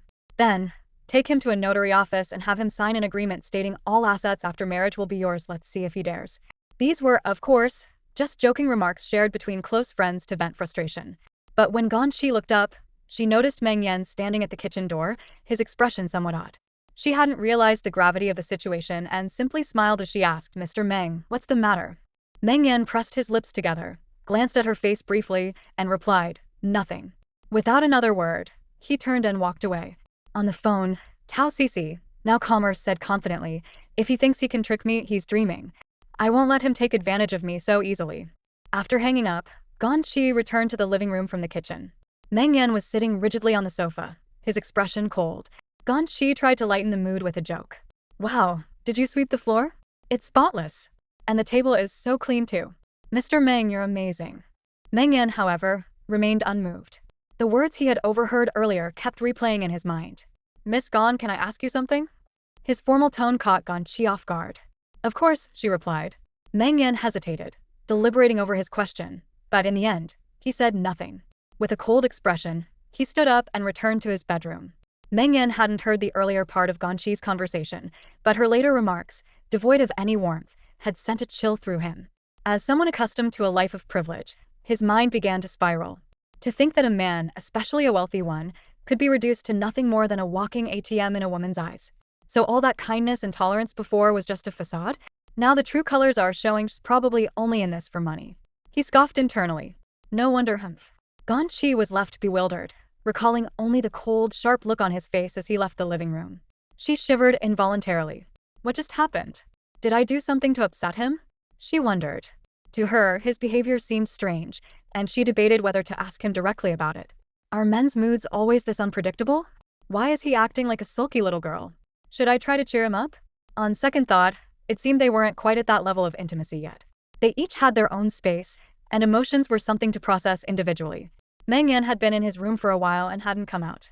Ganyi quickly tidied up the entire house, went downstairs to take out the trash, and wiped the sweat off her forehead when she returned. Today's tasks were finally complete. Thankfully, everything went smoothly, and the meeting between the two families went without a hitch. Feeling a bit tired, Ganyi took a quick shower, got ready for bed, and changed into her newly purchased pajamas. The pajamas were comfortable and had a cute little bear printed on them. Wearing them, she lingered in the living room, her attention drawn to a funny video on her phone. Sitting on the couch, she chuckled to herself. "Are you like her? You get so absorbed in videos that time just flies by?" Before she knew it, half an hour had passed. Ganyi stood up, ready to head back to her small bedroom. Just then, the door to Meng Yan's master bedroom swung open. He stepped into the living room, also in pajamas, his face clouded with an unsettling expression. "Good night, Mr. Meng," Ganyi said with a smile. Meng Yan coldly replied, "Wait." His tone was icy, and Ganyi couldn't help but feel puzzled. "What's the matter?" "There's something we need to discuss." Meng Yan sat down on the couch with an air of seriousness, placing 2 sheets of paper on the coffee table. Ganyi obediently sat across from him, her face showing curiosity. "What's this?" Without softening his expression, Meng Yan used 2 fingers to slide the papers toward her, signaling her to read them herself. Leaning forward, Ganyi glanced at the neatly written lines on the page. The handwriting was bold and precise, clearly freshly written. Taking the papers in her hands, she realized they were identical copies of an agreement, one for each of them. "May I ask what this is?" she inquired. "Legal documentation," Meng Yan replied curtly. Ganyi squinted at the contents, carefully reading through the material. So that's what had been working on in his room all this time. His awareness of legal matters seemed rather strong. It was a trial marriage agreement, consisting of 5 simple clauses. 1. Both parties are currently in a trial marriage phase and are only nominally married. Neither party shall interfere with the other's privacy. 2. Both parties will maintain financial independence. Neither shall covet the other's assets, and all expenses during the trial period must be entirely voluntary. 3. Until mutual affection is developed, the final boundary shall not be crossed. Excessive physical intimacy or sexual harassment suggestions are strictly prohibited. 4. Both parties must behave appropriately and refrain from developing ambiguous relationships with others during the trial marriage period. 5. The trial marriage will last between 6 months and 1 year. If mutual affection cannot be nurtured during this time, the couple will divorce amicably. As Ganyi read through the clauses one by one, the warmth in her heart slowly turned cold. She couldn't fathom why he had suddenly presented such an agreement, or why he seemed so guarded against her. Meng Yan's voice broke the silence. "Do you agree to the terms?" Before she could respond, he added, "Of course, your efforts during this period won't go unrewarded. If we divorce, I will compensate you with 600,000 yuan in cash, along with the car I just purchased." Ganyi opened her mouth to say something, but Meng Yan interrupted again. "Don't think about using this marriage to gain what doesn't belong to you. Don't get any ideas, and don't get involved with other men during this trial period." His tone was laced with warning. Ganyi hadn't expected that, in his eyes, she was the type of woman prone to scheming for personal gain. Swallowing her words, she simply replied, "Fine." Her straightforward response caught Meng Yan off guard. He had anticipated tears, anger, or even an outburst that would reveal her true nature. Instead, she had agreed without hesitation. Unexpectedly, she smiled and said, "Although we've gotten our marriage certificate, we have no emotional foundation, so it's indeed necessary to sign such an agreement." She stood up to look for a pen, saying, "Mr. Meng, don't worry. I will strictly adhere to the terms of the agreement. However, there's one thing I need to clarify. I never intended to use marriage as a way to obtain money. I have my own hands and feet to support myself, and I've never planned to rely on anyone in this life." Speaking of which, the red envelope Meng Yan gave to Lele today was quite generous. "I'll return it to you once I have the funds." Meng Yan declined. "That's unnecessary. Giving a red envelope as a meeting gift for the child is simply a gesture of courtesy." In Ganyi's eyes, Meng Yan was just an ordinary company employee. Even though he worked for a large corporation, big companies often meant long hours and a busy schedule. She never expected him to be wealthy. After all, those who resort to blind dates are usually from ordinary backgrounds, and no one is superior to anyone else. Her decision to have a flash marriage with Meng Yan was driven by her desire to escape her stifling life, to break free from her aunt and uncle's moral constraints, and to ensure she had no regrets as a single woman approaching an older age. Meng Yan offered, "I have a pen here." "No need, Mr. Meng," she replied. "I have my own pen that I always use." Ganyi finally found her adorable little bear pen and, without hesitation, signed her name. 2 copies of the agreement, 1 signature on each.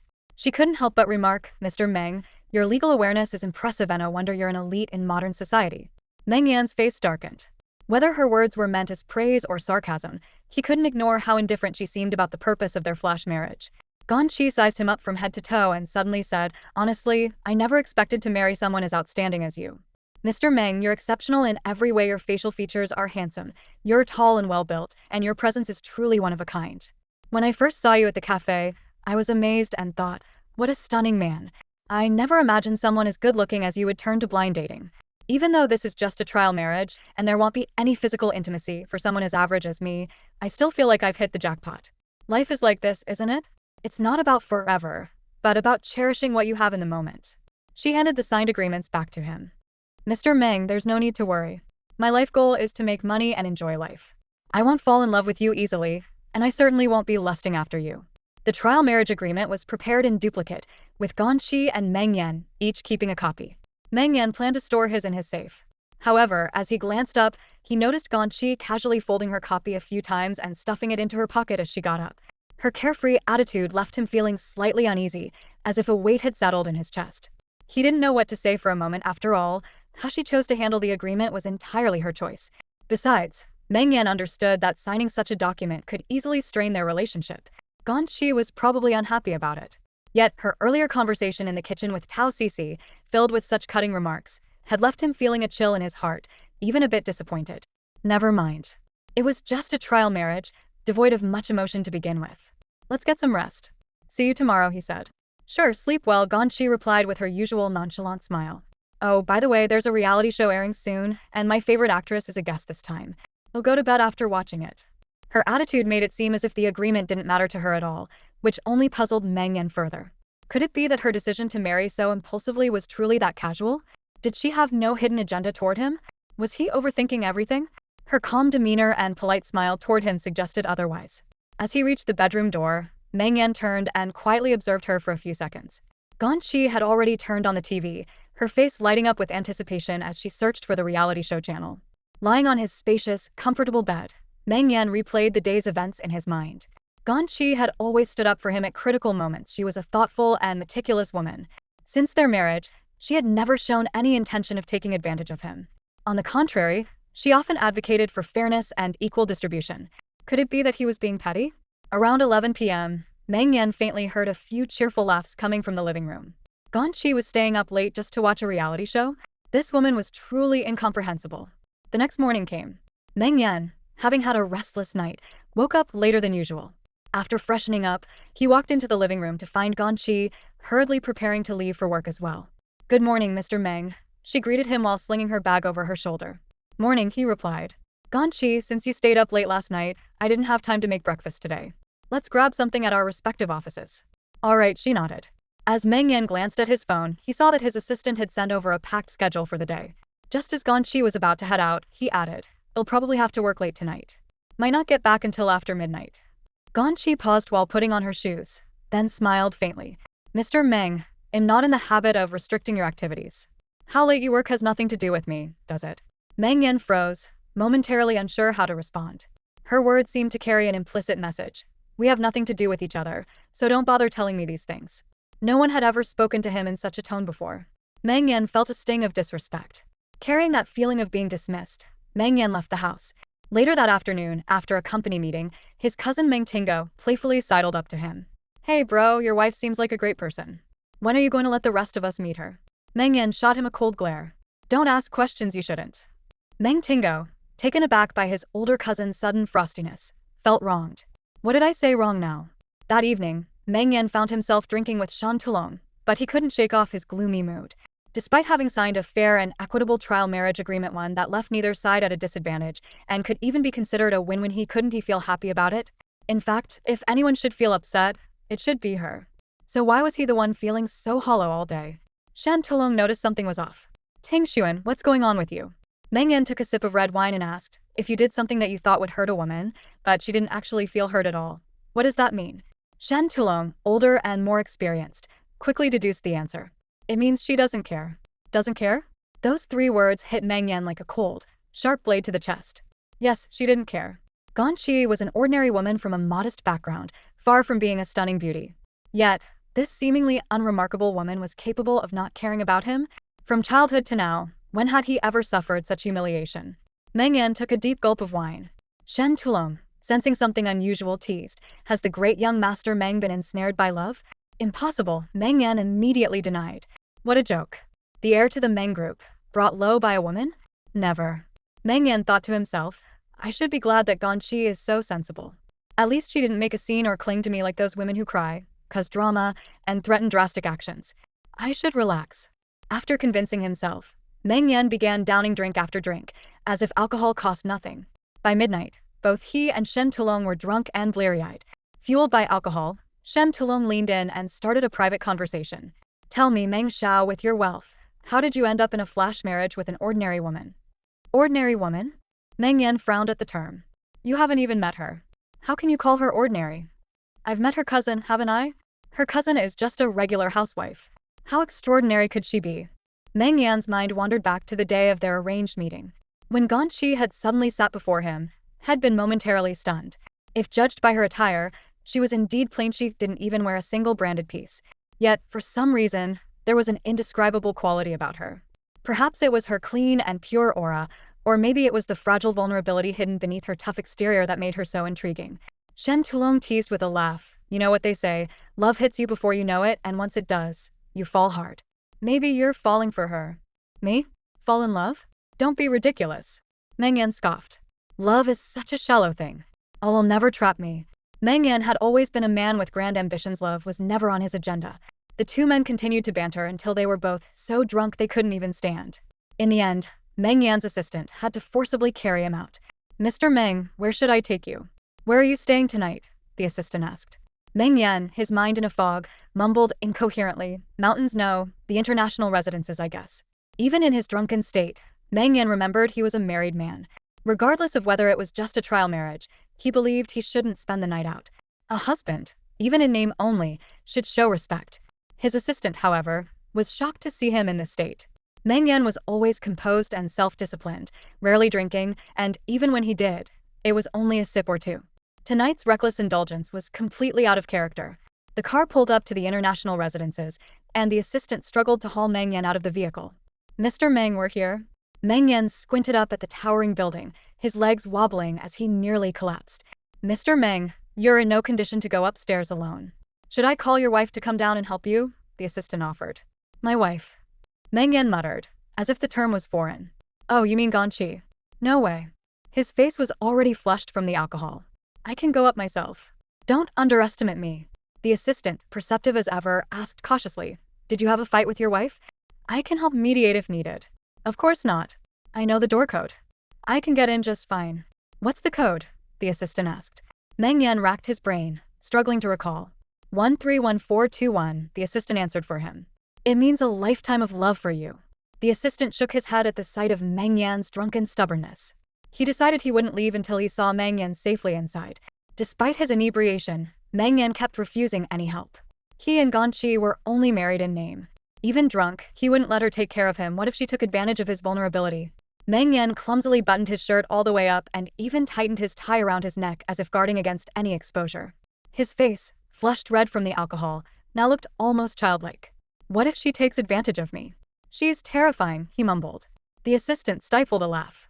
The usually imposing Mr. Meng was acting like a naive child. Mr. Meng. Meng Yan, still fumbling, tried wrapping his tie around his neck a few more times. The assistant couldn't help but wonder what kind of dynamic existed between this newlywed couple. Was his new wife really that scary? Finally satisfied that his tie and shirt were secure, Meng Yan seemed oddly triumphant. I'm a proper man. I may be turning 30 soon, but I've kept my innocence intact. I haven't even had my first kiss.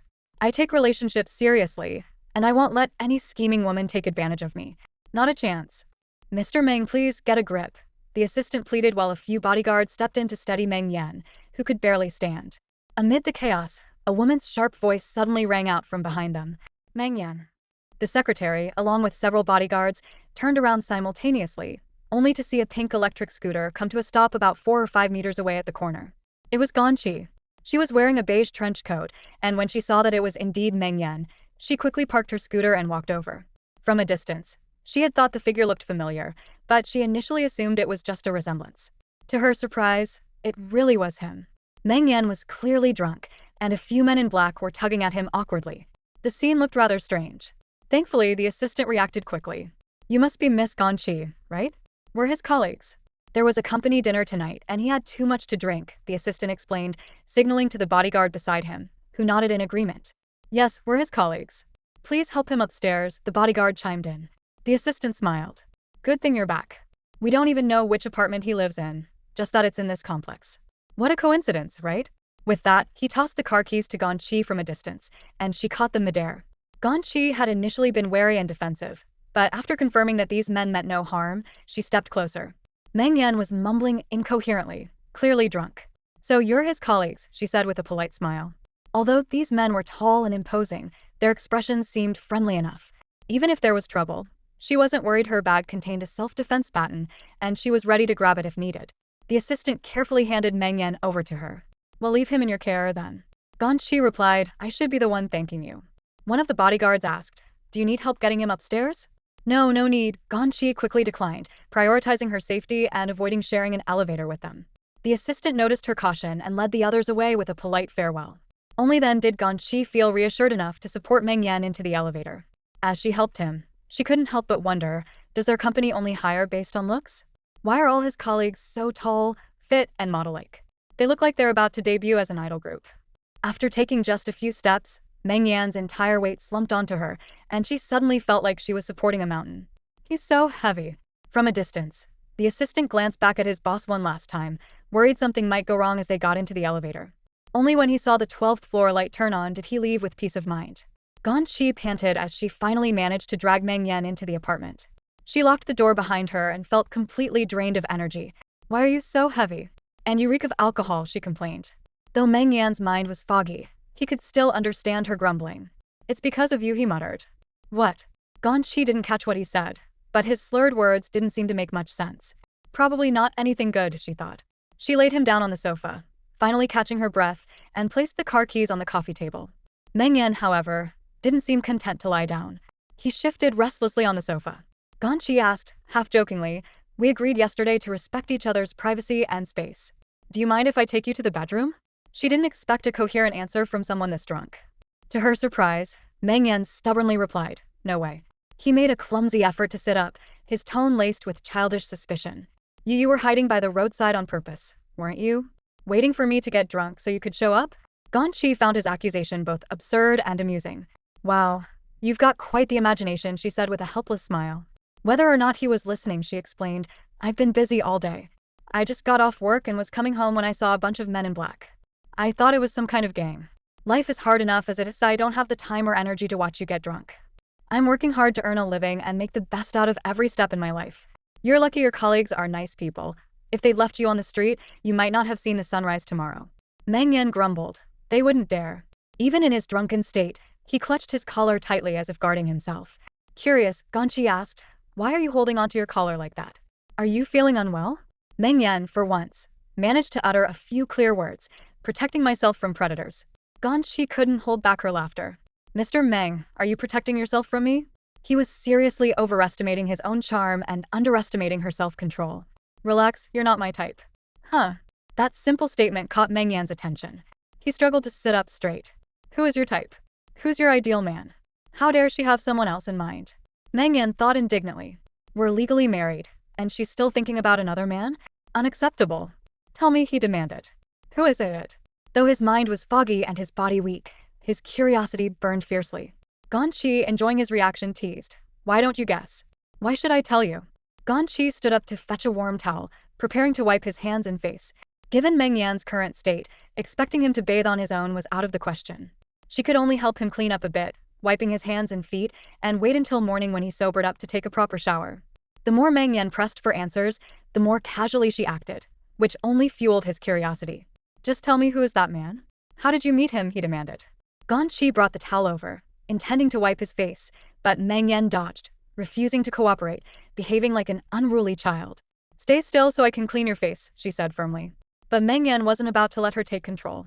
"Tell me now." "I command you," he exclaimed, as if he were the protagonist of some over-the-top romantic drama. Ganyi looked at him like he was a spoiled kid. "And what authority do you have to order me around?" Meng Yan, with all the confidence in the world, declared, "I'm your lawful husband. If you don't tell me, I'll have you thrown into a pig cage, and I won't let you into the family registry." Wow, there's even a family registry involved now. Ganyi thought to herself, amused by his drunken threats. Despite the menacing words coming out of his mouth, it was clear to her that he was far from his usual rational self. Grinning, she grabbed the large towel and roughly wiped his face. "What are you gonna do about it? You're drunk, and I'm in charge now." Her forceful wiping left Meng Yan's skin slightly red. As she looked down at his refined features, she couldn't help but admire how handsome he truly was. His fair, smooth skin, delicate enough to rival many women's, combined with the slight flush from the alcohol, gave him an almost childlike charm. His current expression even reminded her of a sulking Lele. Unable to resist, Ganyi poked his dimple playfully. "So, Mr. Meng, are you going to throw me into a pig cage?" Meng Yan glared at her, grabbing her mischievous finger with his long, slender hand. Tell me, who's the man? Drunken strength was no joke. Ganyi could feel her wrist nearly being crushed. Realizing he wasn't fully in control of his strength, she quickly offered a compromise. How about this? I'll make you some hangover soup. Drink it, and then I'll tell you, okay? Meng Yan's gaze softened slightly as he seemed to consider her offer, but then he shook his head. No. You're too cunning. You'll just lie to me. How could I lie to such a smart man like Mr. Meng? She teased. You'll just make up some random name to fool me, he accused. I want, she said, taking advantage of the moment when he loosened his grip to pull her hand away. I even have his photo. I'll show it to you later. His brows shot up in disbelief. You still have his photo? As expected, her words sent him into a jealous spiral. He couldn't believe that after they'd been married, granted, it was a flash marriage and still in the trial phase, she would secretly keep a photo of another man. You're unbelievable. Keeping a photo of your so-called male god after all this time? That's outrageous, he fumed. Though their marriage was still in its early stages, Meng Yan prided himself on being faithful and committed. Meanwhile, she seemed to have no sense of loyalty to their agreement. Such a shameless woman, he muttered angrily, trying to grab her wrist again. But Ganyi dodged him this time. His drunkenness left him too weak to chase after her properly, so he collapsed onto the sofa in frustration, looking like a petulant little tyrant. Ignoring his tantrum, Ganyi resumed wiping his face and neck with the towel, making sure he was clean. Ugh, Meng Yan mumbled something unintelligible, likely more drunken complaints directed at her. Ganyi chuckled to herself, unfazed by his drunken ramblings. As long as he didn't make a mess or resist her cleaning efforts, she was content to let him grumble. Once she finished wiping his face and hands, she brought over a bowl of ginger-infused water to help him sober up. Here, drink this, she said with a teasing smile. Come on, my dear Mr. Meng, it's time for your medicine. Meng Yan clamped his lips shut, refusing to cooperate. He would not let this wicked woman boss him around. Seeing his stubbornness, Ganyi sighed and set the bowl aside.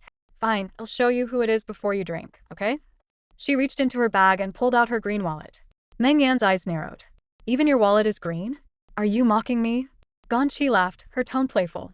The answer is right here. Let me introduce you to the top-tier male god I've admired for decades, the one I've been chasing relentlessly. Prepare to see his true face. I dream of him every night, overflowing with love I can hardly contain. Before she could finish, Meng Yan mustered all his strength to snatch the wallet from her. He had to see what this lover of hers looked like. Inside the wallet, a red card caught his eye. It was a cartoon image of the god of wealth holding a giant gold ingot.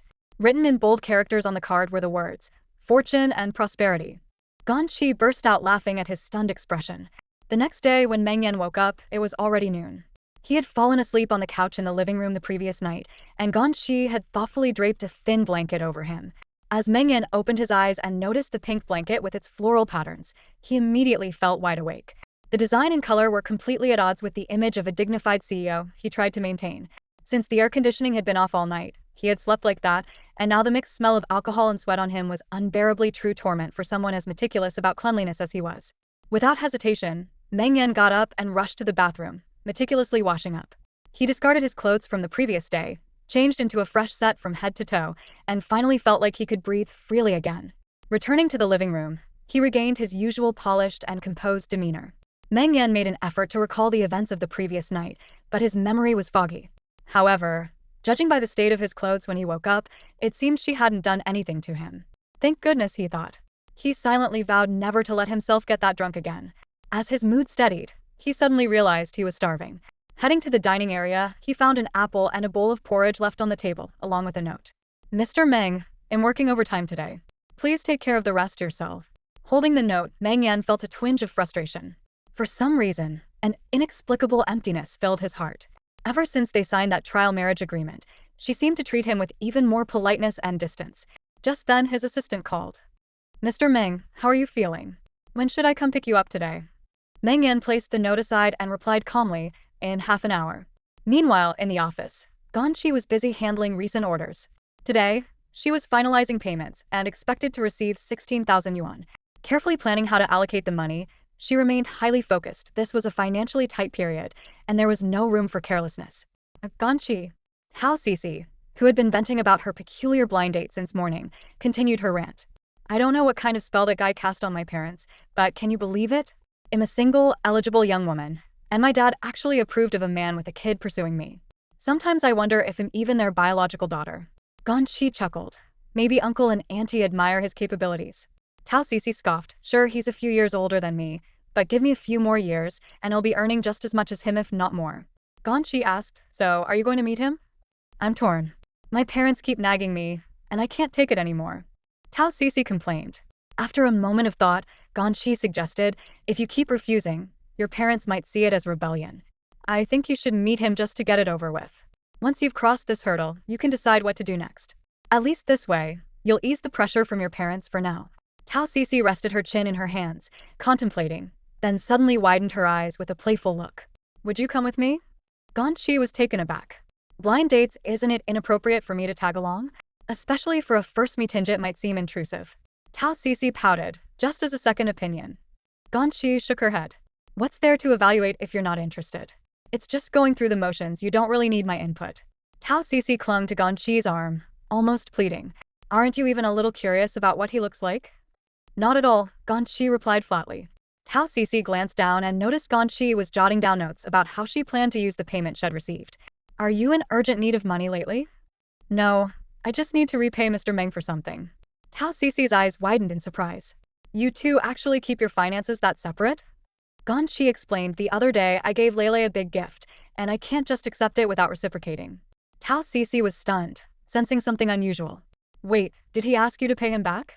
For a moment, she imagined Meng Yan might be as stingy and demanding as her brother-in-law, Zhou Hongjia, who never contributed to household expenses.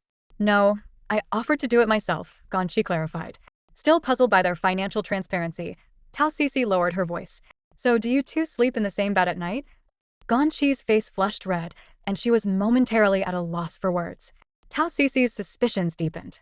I knew it, she exclaimed, her long lashes fluttering with disbelief. You've been married for this long, and you still haven't been intimate? Ganshi's silence was as good as an admission. What's going on? You two are acting strange. She hesitated, wanting to tell her best friend about the trial marriage agreement, but worried it might lead to overthinking. In the end, she bit her lip and decided to keep it to herself. It's a flash marriage after all. We barely know each other, so let's take some time to adjust and get to know one another. Tao Sisi initially wanted to comment on how odd the two of them seemed, but then she thought about her own situation, which was even less ideal. Instead, she found herself secretly admiring Ganshi and Meng Yan's modern take on marriage. Honestly, I kind of envy you. I wish I could find a guy and try out a trial marriage like you. Ganshi tried to comfort her friend. Parents are the same everywhere. Once their children reach the age to settle down, they can't help but get involved. And you're 28 now, your parents may say they're not worried, but deep down, you know they are. She added, remember how my aunt used to tease me relentlessly about my age? Anyway, back to the point, are you coming with me or not? Tao Sisi asked, trying to steer the conversation back. We're meeting at Victoria Cafe. Come on, you can enjoy free coffee on me. Ganshi hesitated. Let me think about it. I mean, I am married now. Married people can still go. Tao Sisi argued. It's totally normal for a best friend to help out and give advice. Ganshi joked. Aren't you worried he might take a liking to me? Tao Sisi rolled her eyes, clearly not in the mood for jokes. You already know he's a jerk with a shady past. I'm just doing this to appease my parents. Fine, I'll stop arguing. Are you coming or not? Alright, I'll go. Ganshi reluctantly agreed, not wanting to keep debating. By the way, what's this guy's name again? Lu Wangyang, Tao Sisi replied. Ganshi couldn't help but feel curious about this man, who had such a colorful romantic history, including cheating on his pregnant ex-wife. What time are you meeting him? 6 p.m. Ganshi glanced at her watch. It was already 5 p.m., and Victoria Cafe was located in the eastern commercial district of the city. Judging by the distance, they needed to leave right away. The two quickly gathered their things and headed downstairs together. Tao Sisi used to have her own Volkswagen, but it was restricted from driving today due to license plate regulations. I've never ridden your cute pinka bike before. Guess I'll get to try it out today. Just so you know, my driving skills aren't great, Ganshi warned her. You better hold on tight. Laughing and chatting, the two made their way to the parking area. As they approached, Ganshi caught a glimpse of a familiar figure. At the wide intersection, inside a sleek Land Rover, sat Meng Tingo, laughing and chatting with a friend. Meng Hao. Ganshi blurted out instinctively. The man in the car turned his head at the sound of his name. He froze for a moment, looking both surprised and a little nervous. Sister-in-law, he stammered. Quickly collecting himself, he added, my boss asked me to run an errand, this is his car. Seeing how flustered he was, Ganshi couldn't help but laugh. She knew his family was well off and didn't really care whose car he was driving. Sister-in-law, where are you headed? Tao Cece, who didn't recognize the handsome man in front of her, leaned closer to whisper, "Who's this?" Ganyi whispered back, "Meng Yan's youngest cousin." "Oh, so he's a cousin." Tao Cece immediately warmed up to him. She chimed in, "She's coming with me to a blind date." The mention of a blind date seemed to pique Meng Tingo's curiosity. "Where to?" "Want me to give you two a ride?" Although Tao Cece came from a well-off family, she had never ridden in a Land Rover before. She hesitated for a moment, clearly tempted. "We're going to Victoria Cafe." Ganyi gently tugged on her sleeve and smiled as she declined Meng Tingo's offer. "I'm fine riding my scooter. It's really convenient. You should get back to work." It wasn't until Meng Tingo drove off that Tao Cece felt puzzled. She turned to Ganyi and asked, "Why didn't you let him give us a ride?" "It's a Range Rover. You know it's fast. He could have gotten us there in less than 10 minutes. After all, he's practically like your half-cousin, not an outsider. Giving us a lift wouldn't have been a big deal. But fine, young people have it tough these days. Let's not let personal matters affect his work." Tao Cece's gaze lingered in the direction of Meng Tingo's departing car. "He's pretty handsome, huh? If my blind date looked like him, I wouldn't even mind if he had kids." Ganyi playfully tapped her forehead with a finger. "Don't get carried away. A handsome face doesn't make up for being a jerk." Tao Cece thought for a moment. If the younger brother is this good-looking, the older brother must be just as attractive, right? Although she hadn't met Mr. Meng yet, she figured the family genes wouldn't be too far off. Ganyi hesitated slightly. "He's handsome, I won't deny that. But he's so cold, like he's got no warmth at all. His face is like a poker card, never changing for 1,000 years. It's kind of hilarious, actually." Meanwhile, in the Range Rover, Meng Tingo let out a sigh of relief. Using the rearview mirror, he discreetly glanced at the fading figure of his sister-in-law. He couldn't help but take a deep breath. That was close. Good thing had reacted quickly. He had clearly been on his way to play basketball but had lied, saying he was out running errands for his boss. Turning to his friend in the passenger seat, he said, "Thank goodness you kept quiet back there. Otherwise, I would have been exposed." His friend smirked. "The look on your face said it all, you were on high alert." Meng Tingo laughed helplessly. "It's all my brother's fault. Now I have to play along and act broke. Last time at dinner, I accidentally revealed a bit about our family's wealth, and my brother gave me a strict warning, never make the same mistake again. My sister-in-law must never know about our financial situation." Curious, his friend asked, "Wait, you called her sister-in-law? Which brother of yours is she married to?" "My eldest brother, Meng Tingshuan." "What?" His friend's jaw practically hit the floor. "You mean the Meng Tingshuan? The one who's so serious and stoic he could freeze an ox with a single look? That's his wife." "Shh, don't tell anyone," Meng Tingo reminded him. His friend gave a helpless smile. "I really can't imagine it, Meng. The usually decisive and ruthless CEO, being affectionate with a woman." Meng Tingo laughed. "Well, I can't imagine it either. Especially my elder brother, Meng Tingshuan, who's always so imposing, naturally serious and cold. He's particularly guarded around women, refusing to let any unfamiliar woman get close to him. I wonder if my sister-in-law has to add an extra blanket at night because of how cold he is. It's hard to picture, really hard to picture. If she doesn't take the initiative, I'm guessing their intimate married life would be non-existent." Meng Tingo couldn't help but worry about the relationship between his brother and sister-in-law. After all, if his brother could figure things out, he could follow suit. He'd find a girl he truly loves, get married quickly, and register the marriage. That would be far better than the soulless heiresses his family kept introducing. Speaking of which, his sister-in-law actually went on a blind date with her friend. Picking up his phone with a mischievous grin, Meng Tingo sent a voice message to Meng Yan. "Big brother, bad news, sister-in-law went on a blind date." Meng Yan, who had just finished a meeting, picked up his phone and frowned as he read the message. What? This woman couldn't wait to go on a blind date.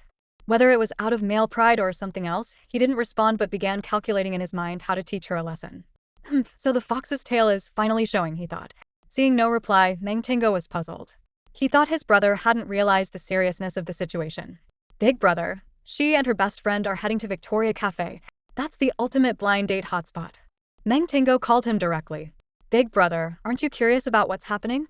Aren't you even a little worried?" Meng Yan hung up the call immediately. Meng Tingo pouted helplessly. "When will my brother's cold personality ever change?" He even looked forward to the day his brother truly fell for Ganyi, the sister-in-law. Would he regret his current icy attitude?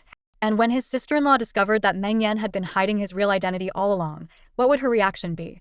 Meng Tingo chuckled to himself. Wouldn't that be interesting? My brother might have to grovel to win her back. On the other side, Ganyi handed a helmet to her best friend and leisurely got on her pink electric scooter.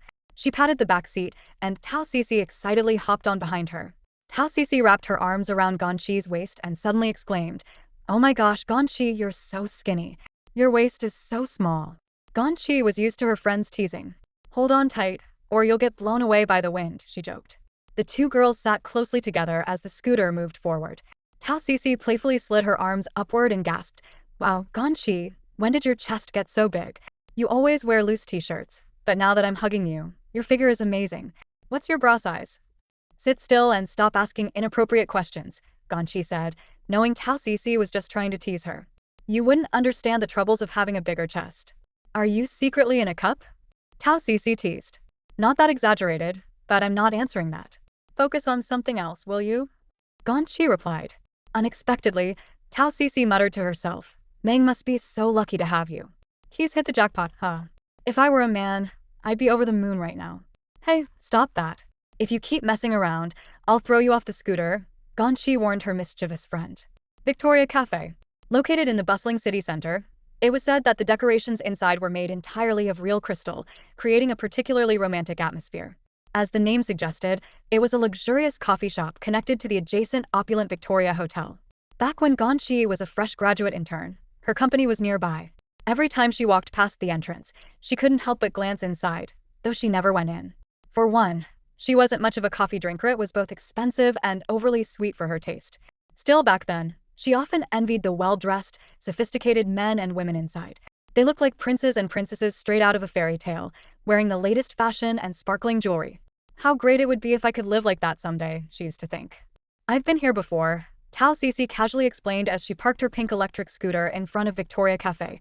"Back then, a wealthy relative treated me to a meal here. For me, it's not that this place is unaffordable, it's just too far, and I never have the time." She removed her helmet with a cheerful expression. Riding a scooter is such a great feeling, like the wind in your hair.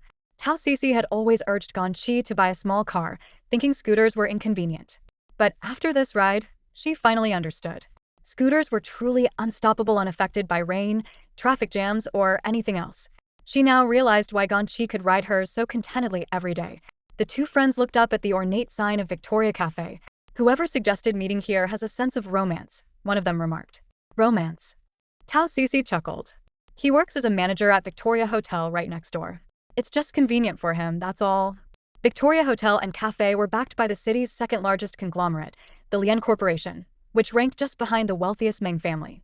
Working for either of these companies was a mark of elite status, placing someone in the top 20 of society, far above the average person. Inside the cafe, the man was already waiting. Ganchi glanced at her watch. It was 5:45, 15 minutes before the agreed time. She thought to herself, not bods early. Maybe he wanted to make a good impression on my friend. What was his name again? Oh, Lu Wangming. At that moment, Mr. Lu, dressed in a navy blue suit with a pink polka dot tie, appeared younger than his actual age. "Excuse me, are you Mr. Lu?" Tao Cece approached confidently. Mr. Lu looked her over, his eyes betraying a hint of surprise as they shifted to Ganchi. "I wasn't expecting two people," he said. Tao Cece smiled. "This is my best friend, Ganchi." "Nice to meet you, Mr. Lu," Ganchi greeted him politely. Fortunately, Mr. Lu had seen Tao Cece's photo beforehand, otherwise he wouldn't have been able to tell which of the two women was his blind date. As he silently compared them, he noted their distinct qualities. Tao Cece was stylish and attractive at first glance, while her friend Ganchi, though plainly dressed, had striking features that hinted at natural beauty. If only she knew how to make better use of her appearance, he thought. "Please, have a seat," Mr. Lu said with a smile, pulling out chairs for both women. Their table was by the window, offering a view of the neon lights outside. After they sat down, Mr. Lu's gaze lingered on Ganchi for a moment longer than necessary. Tao Cece introduced her friend more formally, mentioning that Ganchi was married. Mr. Lu felt a pang of regret upon hearing Tishi had been drawn to Ganchi's demeanor, assuming she might be his date.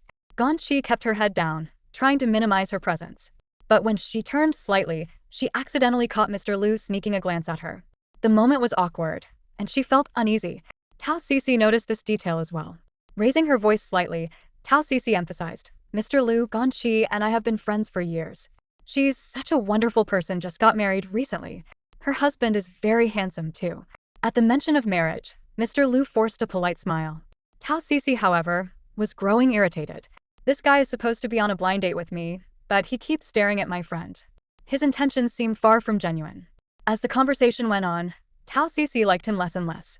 On the surface, Mr. Liu appeared polished and articulate, a manager at the prestigious Lian Corporation, no less. But his words carried a condescending tone that felt uncomfortably like emotional manipulation. Young women should start thinking about settling down once they reach a certain age, he said. The longer you wait, the more you'll regret it. In the dating world, younger women will always have the upper hand. No matter how successful or independent a woman is, it doesn't compare to having a good husband. He continued, a woman needs to maintain her looks to keep her husband's interest. And she should learn to cook and do housework before marriage. Men appreciate women who contribute to the household. Ganyi felt physically uncomfortable listening to this, while Tao Cici rolled her eyes so hard it was almost audible. Mr. Liu, sorry to interrupt, but I need to use the restroom. Tao Cici stood up without hesitation. She'd had enough of this ridiculous and infuriating theory. If she listened any longer, she feared she might lose her temper. In the restroom, she scrubbed her hands furiously while muttering under her breath, I should have never come. I already knew he was unreliable. On her way here, she blamed herself for being too judgmental. After all, even if she wasn't planning to spend her life with this man, she thought she might as well make a new friend. Raising a child alone as a single dad couldn't be easy, but she never expected this. His self-important chatter was making her ears ache. So what if he's a small manager at Lian Corporation? He acts like he's the CEO or something. Tao Cici had escaped to the restroom, but that left Ganyi suffering at the table. The atmosphere at the table was stiff and awkward. Neither of them spoke. Ganyi maintained a polite smile while quickly typing a message to Cici under the table. You've been in the restroom forever. Hurry back. This is so awkward. Cici replied, I'm seriously considering just leaving. Ganyi kept up her forced smile, but internally she was panicking. She better not ditch me here alone. That would be so unfair. If she leaves, I swear I'm cutting ties with her. Just as Ganyi was texting back, Lu Wengyang suddenly spoke. Ms. Gan, you just got married recently, didn't you? Yes, Ganyi replied politely. Lu Wengyang gave her another once-over and said, you're a smart woman. You know how to play your cards right at the critical moment. Many women waste their younger years being picky and end up with no suitable options for marriage later on. That's because they don't understand their place. Help. He's at it again with the lectures. Ganyi felt the urge to abandon her years of good manners and borrow her friend's excuse to flee to the restroom. Lu Wengyang kept going, full of self-assurance. You don't seem like the type who loves makeup. That can be both good and bad. The good part is that it makes you seem honest and genuine. The bad part is, well, it might make it harder for you to hold a man's attention. Ganyi raised a hand to her forehead, massaging it lightly. Lu Wengyang, misinterpreting her gesture, thought she was feeling shy. He adjusted his tie and smoothed his suit with exaggerated and deliberate movements.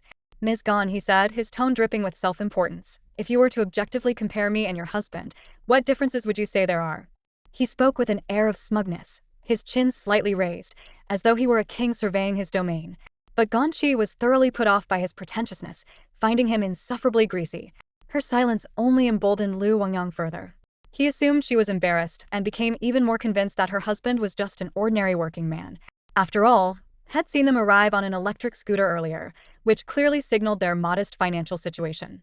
They couldn't even afford a basic car. Don't be shy, he said. You can be honest. Objectively evaluate my strengths and weaknesses. Ganyi took a moment to gather her thoughts, then said slowly, well, I think. Mr. Liu, you're very eloquent. Your son must be excellent in language arts, right? With a father as articulate as you, his essay writing skills must be top-notch. The sudden mention of his son caught Lu Wengyang off guard, and his expression froze. Ganyi, whether intentionally or unintentionally, seemed to strike a nerve with every word she said. Marrying young shows how decisive and accomplished Mr. Liu is. Having an affair during your wife's early pregnancy? Well, that just proves you're popular with women and quite charming. And now, raising your son on your own demonstrates your ability to balance both family and career, truly an all-rounder, she continued with a smile. Then she shifted the topic. As for my husband? Oh, he's just an ordinary man. Not as handsome as you, not as successful in his career, and certainly not as eloquent. Honestly, his communication skills are no match for yours. I swear, that last point is absolutely true. Ganyi's tone was light, but her words carried a sharp edge. Meng Yan, with his reserved and taciturn nature, had probably spoken fewer words since she'd known him than Mr. Liu had in the past half hour. She used to think Meng Yan was too cold, too detached. But now, at this very moment, she felt grateful. At least he wouldn't use his sense of superiority to overwhelm her with words. My husband could never compare to you, she concluded. In every aspect, he's simply not in the same league as Mr. Liu. Just as Ganyi finished her sentence, she felt a weight settle above her head. A tall figure had appeared beside the table, casting a shadow so heavy it seemed to stifle the air. Slowly she looked up, only to see Meng Yan standing there in a perfectly tailored black suit. His expression was icy, his gaze fixed on her face with such intensity that the atmosphere seemed to freeze. "MMR Meng," she stammered. When had he walked in? More importantly, why was he here? Meng Yan's piercing gaze remained locked on her, his towering 6 feet 1 inch frame, broad shoulders, and straight posture making him seem even more imposing. His sharp, clean-cut features inadvertently highlighted the greasy, unpolished image of Mr. Liu. Lu Wangyang, caught off guard by the man's sudden appearance, asked cautiously, "And you are?" Without even sparing him a glance, Meng Yan answered in an even tone, "I'm her so-called ordinary husband, the one with no redeeming qualities." The words sent a jolt through Lu Wangyang. Just a second ago, he'd been imagining what Ganyi's husband might look like, perhaps a disheveled man in an old t-shirt, carrying a worn-out bag, someone working a basic, unremarkable job. But the man standing before him now exuded a commanding presence, so much so that for a fleeting moment, Lu Wangyang almost mistook him for the CEO of their own Lian corporation. "Hello." Despite feeling guilty, Lu Wangyang still pretended to be magnanimous and extended his hand to Meng Yan. Meng Yan, however, ignored him, his eyes fixated on Ganyi, as if silently questioning her. "What are you up to?" The moment Meng Yan walked in a few minutes ago, he had spotted Ganyi sitting by the window, chatting with Lu Wangyang. Her face was adorned with a constant smile, as if it had been permanently etched there. This woman, who barely smiled at home, was now acting so carefree and unrestrained outside. Could she really be interested in this plain-looking man? Meng Yan couldn't help but steal glances at Lu Wangyang from the corner of his eye, comparing himself. In every aspect, he was clearly superior. Unbelievable. Her vision must be flawed. Choosing someone so ordinary was a serious downgrade. Meng Yan remained silent, his exterior calm, but internally, he was already running through countless dramatic scenes, as if he were in an episode of The Legend of Zhan Huan. Was it because of the trial marriage agreement they had signed a few days ago? Did she sense there was no benefit to be gained from him and decide to secretly scout for a replacement in advance? Ganyi tilted her head, meeting Meng Yan's piercing gaze. She couldn't deny it when he was angry. He exuded an intimidating authority that sent shivers down her spine. Instinctively, she explained, "I'm here to help a friend with a blind date." Oh, helping a friend? Where was this friend? He certainly hadn't seen any other woman around. Just as this thought crossed his mind, a sudden exclamation rang out near Ganyi's ear. Oh! It was Tao Cici, who had just emerged from the restroom. Approaching the table, she immediately spotted the tall and striking Meng Yan standing beside the pair. Tao Cici, ever the hopeless romantic, felt as though she had stepped into a scene from a TV drama. A man with such perfect proportions and fair, handsome features, was this real life?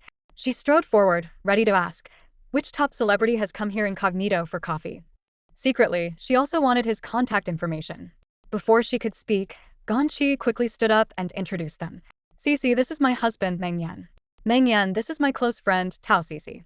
Hearing that this was the mysterious man Ganyi had married after just an hour of knowing him, Tao Cici's face was a mix of astonishment and slight disappointment. Leaning close to Ganyi, she whispered, "So handsome. What did you do in your past life to deserve this?" Suddenly, everything made sense to her, why they had gotten married so quickly. If it were her, she wouldn't hesitate either. Meng Yan glanced briefly at Tao Cici, finally understanding the situation. So, she was here to accompany her friend on a blind date. The chill in his heart eased slightly as he realized his cousin had been playing games with him. However, Ganyi's behavior as a married woman demeaning her husband in front of a stranger was simply unforgivable. Not wanting to be overshadowed by Meng Yan, Lu Wangyang turned to Tao Cici and suggested, "Miss Tao, would you like to catch a movie? Just the two of us?" Tao Cici's tone was polite yet distant. "I'm sorry, Mr. Liu, but I've thought it over and feel we're not a good match. Let's just stay friends." Lu Wangyang's expression faltered slightly, clearly not expecting to be rejected. His smile turned awkward. A smart woman knows that a man's worth is determined by his abilities, not his looks. As he spoke, he cast a subtle glance at Ganyi, as if hinting, "Your husband is useless." Tao Cici, refusing to be manipulated, responded decisively, "No need. I only care about looks." With that, she grabbed Ganyi's arm and headed for the door. Lu Wangyang stood frozen in place, stunned. A woman already 28 years old, yet still so picky?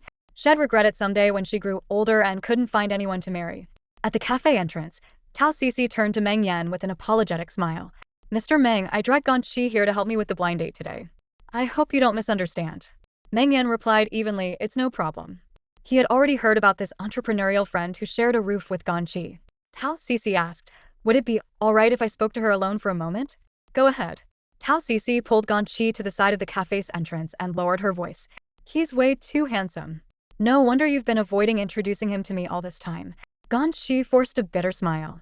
Things have been hectic lately. I just haven't had the chance. Tao Cece gently pinched her arm and whispered in her ear, with a man like that, who needs anything else? Hold on to him tight. You've struck gold. Ganyi sighed inwardly. If Tao Cece knew about the trial marriage agreement between them, she wondered what her reaction would be. Tao Cece tactfully hailed a cab and left. Standing awkwardly face-to-face outside Victoria Cafe were Ganyi and Meng Yan. Rather than endure more questioning, Ganyi decided to take the initiative. She asked, "Why are you here? Don't tell me you came to catch me in the act." Meng Yan was momentarily taken aback, internally scolding his cousin Meng Hao. He replied coldly, "Just passing by." Passing by. Ganyi didn't believe him for a second. Her woman's intuition told her that Meng Hao must have spilled the beans about her outing with a friend for a matchmaking meeting. What a troublemaker. Meng Hao, nice try dodging the topic. Meng Yan suddenly stepped forward, closing the distance between them to just half a meter. The sudden proximity and overwhelming presence made Ganyi instinctively want to step back. Dodging what? Meng Hao, why did you belittle me in front of others? He asked, still hung up on the matter. Ganyi took a deep breath and sighed. Big brother, can't you tell sarcasm when you hear it? In that situation, it was obvious he wanted to hear compliments. Saying something nice doesn't cost a thing, especially when it gets you a free cup of expensive coffee. She patiently explained. It was clear to anyone that Mr. Liu, apart from having a slightly higher salary and being older, falls short in every other way compared to you. Meng Yan froze for a moment, processing her words. It finally dawned on him that she was complimenting him in her own peculiar way. His face darkened further. What a strange way to give praise. It almost sounded like criticism. Still, as a man, he couldn't afford to be petty, so he reluctantly accepted her explanation. Ganyi walked over to her pink electric scooter, picked up a helmet, and turned to ask, "Mr. Meng, want me to give you a ride home?" Meng Yan hesitated. Damn it. He had arrived in a Rolls-Royce driven by his chauffeur, but to avoid exposing his identity, had already sent his assistant and driver away. He glanced disdainfully at the toy-like pink scooter. With his long legs, there was no way he'd fit comfortably. Just imagining the sight of him on it was enough to avoid any embarrassment. "No, I'll take a cab." "Cabs are expensive. Why not take the bus?" Ganyi suggested. Meng Yan remained silent, his expression still clouded. Seeing his mood hadn't improved, Ganyi recalled the terms of their trial marriage agreement. Personal habits and choices, including modes of transportation, were private matters. She shouldn't interfere. Fine, a cab it is. "Mr. Meng, you've always disliked inconvenience." "I get it." With that, Ganyi rode off on her pink scooter, while Meng Yan flagged down a cab and followed her at a distance of about 5 or 6 meters. The couple made their way home together, albeit in separate vehicles. Inside the cab, Meng Tingo, his cousin, dared to call. "Big brother, did you see your sister-in-law?" Meng Yan replied icily, "If you ever mislead me again, I'll strip you of your position on the company's board." On the other end of the line, Meng Tingo hadn't anticipated such severe consequences. Afraid of their father breaking his legs, he quickly backtracked. "No, big brother. I was just trying to help you and sister-in-law bond. Besides, she really did go on a matchmaking meeting today, but only to accompany someone else." One more word and Meng Tingo promptly fell silent. "Got it, big brother. Rest well." Hanging up, Meng Yan noticed the cab had arrived at their luxury apartment complex, Mingdu International. As he stepped out, he heard Ganyi, who had already parked her scooter, yelling from ahead, "Mr. Meng, have you had dinner yet? I'm going to buy some instant noodles. Want me to grab you a pack?" The situation was already awkward enough, and now she was talking about instant noodles? He couldn't fathom her thought process. Was she truly this carefree? Later, the aroma of instant noodles wafted through the air as Ganyi opened the lid of her bowl. She was practically salivating as she turned to Meng Yan, who was sitting on the sofa reading the news. "Mr. Meng, sure you don't want to try some? It's beef flavor." Meng Yan had hated instant noodles since he was a child. If he wanted braised beef, he'd just buy actual braised beef. Why bother with instant noodles? "No thanks," he said curtly, returning to his economic news. Behind him, the sound of her slurping noodles filled the air, followed by the soft shuffle of her footsteps as she returned to her room. When Meng Yan looked up again, he was startled to see Ganyi on the other side of the coffee table, now wearing a white camisole that revealed her delicate collarbones. "You," he stammered, caught off guard. Ganyi, seemingly oblivious, grabbed a tissue to wipe her nose and looked at him with a puzzled expression. "What's wrong, Mr. Meng?" Meng Yan averted his gaze, not wanting her to think he was staring. "Can you be more mindful of what you wear at home?" Ganyi glanced down at her outfit, a simple, loose, sleeveless top. "This? What's wrong with it? Is it too revealing?" She pointed to the sweat on her skin. The seasoning packet was too much, and I ended up sweating. That's all. Then turn on the air conditioning. Air conditioning is too expensive, she muttered. Meng Yan was left speechless. Meng Yan didn't know what to say. Yes, indeed. Now, there was a woman in his house, a legally recognized wife. Sharing a space with someone meant he couldn't always do things his own way. Gone were the carefree days of living alone. Ganyi blinked her eyes a couple of times. Did I say something wrong? Not wanting to argue with a woman, Meng Yan lowered his head and continued scrolling through his phone. But at that very moment, something embarrassing happened. A faint gurgle broke the silence.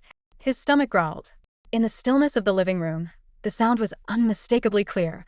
Even he couldn't believe it came from his own stomach. Ganyi suddenly laughed and said casually, Mr. Meng, are you hungry?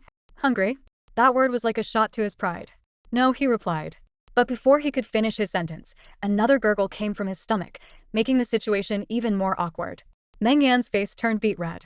It felt as though his dignified image, the composed and prestigious Siohot, completely crumbled. Someone who lived a life of luxury every day, and yet here he was, hungry. Ganyi looked at him with concern. Did you skip dinner tonight? This afternoon, Meng Yan had played golf with a client from an island nation and only had a couple of freshly made sushi pieces afterward. It was hardly a meal. On the way home, he hadn't felt hungry, but perhaps the lingering aroma of instant noodles had stirred his appetite. He did feel like eating something now. But still, he absolutely couldn't admit it. This childish need to save face didn't escape Ganyi's sharp eyes. To her, Meng Yan was like a stubborn child refusing to admit his mistake. She glanced at the bowl of instant noodles she had almost finished. It was mostly just broth left now, clearly not enough to satisfy him.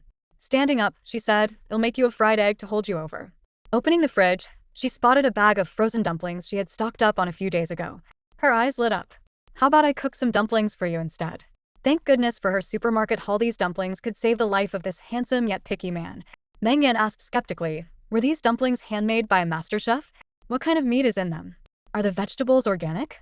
TSK, Ganyi teased while rolling her eyes. You're lucky to have food at all, you spoiled young master. She fried a perfectly round egg and boiled a plate of dumplings. Despite these being such simple dishes, under the circumstances, they looked surprisingly sumptuous when placed on the table late at night. 25 dumplings should be enough for you, right? Meng Yan's face reddened slightly. He picked up a plump dumpling with his chopsticks and took a bite. Chewing for a moment, he remarked indifferently, these dumplings aren't very good. The meat's a bit fatty. Too greasy. See? Typical spoiled young master behavior, still being picky at a time like this. Ganyi stood up, retrieved a bottle of vinegar from the kitchen, and placed it in front of him. If it's greasy, dip it in vinegar.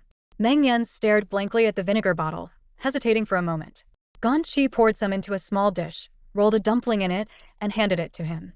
Try it. Sure enough, the dumpling became instantly flavorful. Meng Yan ate politely, avoiding eye contact with Ganyi. Mr. Meng, how's the vinegar? She asked. It's all right, he muttered. For some inexplicable reason, the combination of this moment and the memory of what had happened at the cafe earlier made the atmosphere in the living room feel oddly peculiar. Ganyi rested her chin in her hands, watching his silent and somewhat aloof demeanor. I bet you've had a very restrained upbringing, haven't you? You never let your emotions show. She couldn't help but wonder what kind of childhood he had endured to turn out so peculiar. Meng Yan didn't respond, and he missed the faint trace of sympathy in Ganyi's eyes. In her mind, he was just a pitiful man. The next morning, Meng Yan walked out of the master bedroom to find that Ganyi had already left for work. On the table, she had left a note. Sorry, I had to leave early for something urgent. I forgot to wash the pot from last night's dumplings. If it's convenient for you, could you clean it? Thanks. Meng Yan went into the kitchen and saw the unwashed pot and dishes.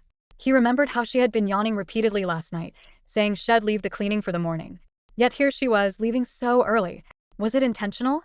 Leaving it for him to clean, since he was the one who ate the dumplings? Fine. He prided himself on being reasonable. If it was his responsibility, he'd own up to it. Tying on an apron, he was about to start when his assistant called. Mr. Meng, we're downstairs. What time should we pick you up? Perfect timing. Meng Yan replied, come up. When the door to apartment 1208 opened, several tall bodyguards in black suits froze in place at the sight before them. There stood Meng Yan, the always impeccably dressed and dignified CEO, wearing an apron. And not just any Aprona cartoon one with pink flowers on it. The assistant and bodyguards were utterly dumbfounded. They all wore serious expressions, their faces tense as they avoided making eye contact with Mr. Meng. Meng Yan, maintaining a composed demeanor, pointed toward the kitchen. That pot is a nightmare to clean. It's your responsibility. 1, 2, 3. It took a full 3 seconds for the tall, imposing men in black suits to realize he wasn't joking. A group of bodyguards charged into the kitchen as if they were dealing with some modern chemical weapon. In just 10 minutes, they scrubbed the pot until it gleamed brighter than when it was brand new. The lead bodyguard presented it with both hands. "Mr. Meng, please inspect." Meng Yan, wearing an apron, carefully examined the pot. Satisfied that not a single speck of grime remained, he gave a nod. "Good. Change and head downstairs." He got into his Rolls-Royce as usual, and the car stopped at its regular spot a block away from Mingdu International Tower. Inside the car, Meng Yan turned to his assistant. "What's on the agenda today?" The assistant flipped through the schedule. "There's a negotiation meeting in an hour, and at 3 p.m., a golf game with the chairman of the Lin Group." "All right." The Rolls-Royce pulled up next to the Fountain Plaza in front of the company building. Meng Yan adjusted his suit and stepped out, heading straight to the elevator. "Mr. Meng." "Good morning, Mr. Meng." Everyone greeted him respectfully as he passed. Meng Yan kept his head held high, his demeanor no different from usual. The 27th floor of Meng Group's headquarters was entirely his private office, a massive open-floor space where he liked to move freely. Only board members and personal advisors were allowed in, and, even then, only by appointment. But today, something felt off. Early in the morning, Jion, the secretary responsible for business liaison, approached him hurriedly with an unusual expression. "Mr. Meng, you're finally here." Jion, a strikingly attractive woman, often wore her hair in a sleek updo and dressed in formal business attire. With her silver-rimmed glasses and typically composed demeanor, she rarely showed emotion. But today, she seemed flustered. "What's wrong?" Meng Yan asked. Jion was always calm and capable, handling even the toughest business matters with ease. She gestured toward his private lounge. "There's a guest?" "A guest." Meng Yan frowned. No one had the audacity to enter his lounge without his explicit permission. "Who?" Adjusting her glasses, Jion replied, "A rather special guest. You'll need to meet them yourself." Before she could finish, the sharp click of high heels echoed through the office. The lounge door swung open, and a tall woman in an off-shoulder pink dress appeared. From head to toe, she was draped in designer brands. On her arm was a crocodile leather handbag worth millions. "Meng Yan," she exclaimed, her face lighting up with delight as though she'd been waiting for ages. Meng Yan's brows furrowed. Lianke. Lianke was the heiress to the city's second-largest financial conglomerate, the Lian family. Her wavy, cascading hair framed her flawless, doll-like features, though there was a hint of assertiveness in her expression. Her skin was so radiant it seemed you could pinch water from it. She wore a delicate pale yellow silk scarf around her neck, her outfit clearly fresh from a luxurious vacation. Her lipstick, a vibrant Barbie pink, matched her bold demeanor. "I've been waiting here for so long." Meng Yan's assistant and secretary discreetly stepped back, leaving the two alone. Hands in his pockets, Meng Yan showed no intention of humoring her. "Didn't I make it clear? No one is allowed in my lounge without my permission."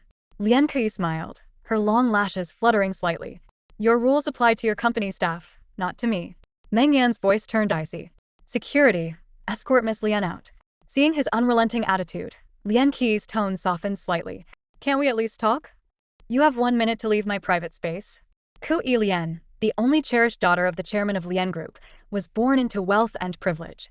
She has always been the most sought-after heiress among single wealthy men, living a life of luxury akin to that of a princess. Yet, this proud and confident woman constantly finds herself at a disadvantage in front of Meng Yan.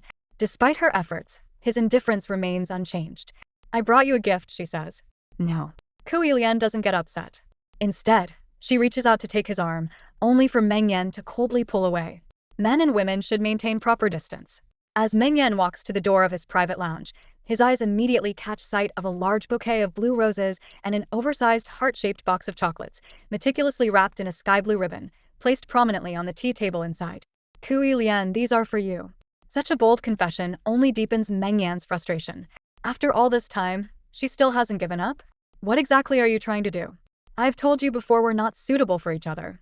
Kui Lian adjusts the silk scarf around her neck with her slender fingers, her pink nails adorned with dazzling rhinestones. "Meng Yan, I've thought it through. Since you're a reserved and passive man, I'll take the initiative. No matter how cold or harsh your words are, I can handle it. Are you out of your mind?" Meng Yan avoids looking at her, baffled by her inability to take a hint. When Meng Yan reflects on his entanglement with Kui Lian, he considers it the most exasperating and unwarranted trouble of his 30 years of life. The whole ordeal began a few years ago at a business gala. Back then Kui Lian, who had been passing by with a glass of red wine, nearly slipped and fell. Luckily Meng Yan, with his tall and sturdy frame, caught her arm just in time. From that moment on, She deliberately inserted herself into his life, constantly making gestures to grab his attention. But Meng Yan felt nothing for her and dismissed the encounter as a fleeting one. However, Ku Lian somehow managed to make a strong impression on his mother, who began praising how well-suited she and Meng Yan were. Although Meng Yan's mother was generally open-minded, her concern over her nearly 30-year-old son's lack of romantic involvement made her anxious. Given that the Lian and Meng families were equally prominent and a union between the two could only strengthen their standing, she started pushing the idea of them being together. Under the mounting pressure of his mother's insistence, Meng Yan reluctantly agreed to go on an official blind date with Ku Lian, choosing a cafe conveniently located near his branch office. He was already irritated by the situation. For Ku Lian, who had always been treated like royalty, Meng Yan's indifference was a blow to her pride. Determined to regain her sense of superiority, she deliberately showed up late to the blind date, assuming Meng Yan would wait for her and restore her lost dignity. But when she arrived at the cafe, Meng Yan had already left. What Ku Lian didn't know was that on that very day, Meng Yan had rushed to the civil affairs office to marry Ganyi in a flash wedding. Instead of apologizing, Ku Lian's temper flared. In a fit of anger and entitlement, she flew abroad for a solo vacation. During her time away, she couldn't shake the unease in her heart, still clinging to the hope that Meng Yan would reach out to her. But to her shock, he vanished completely, as if he had never existed in her life. It was then that Ku Lian realized her spoiled behavior held no sway over him. On the flight back home, she made up her mind.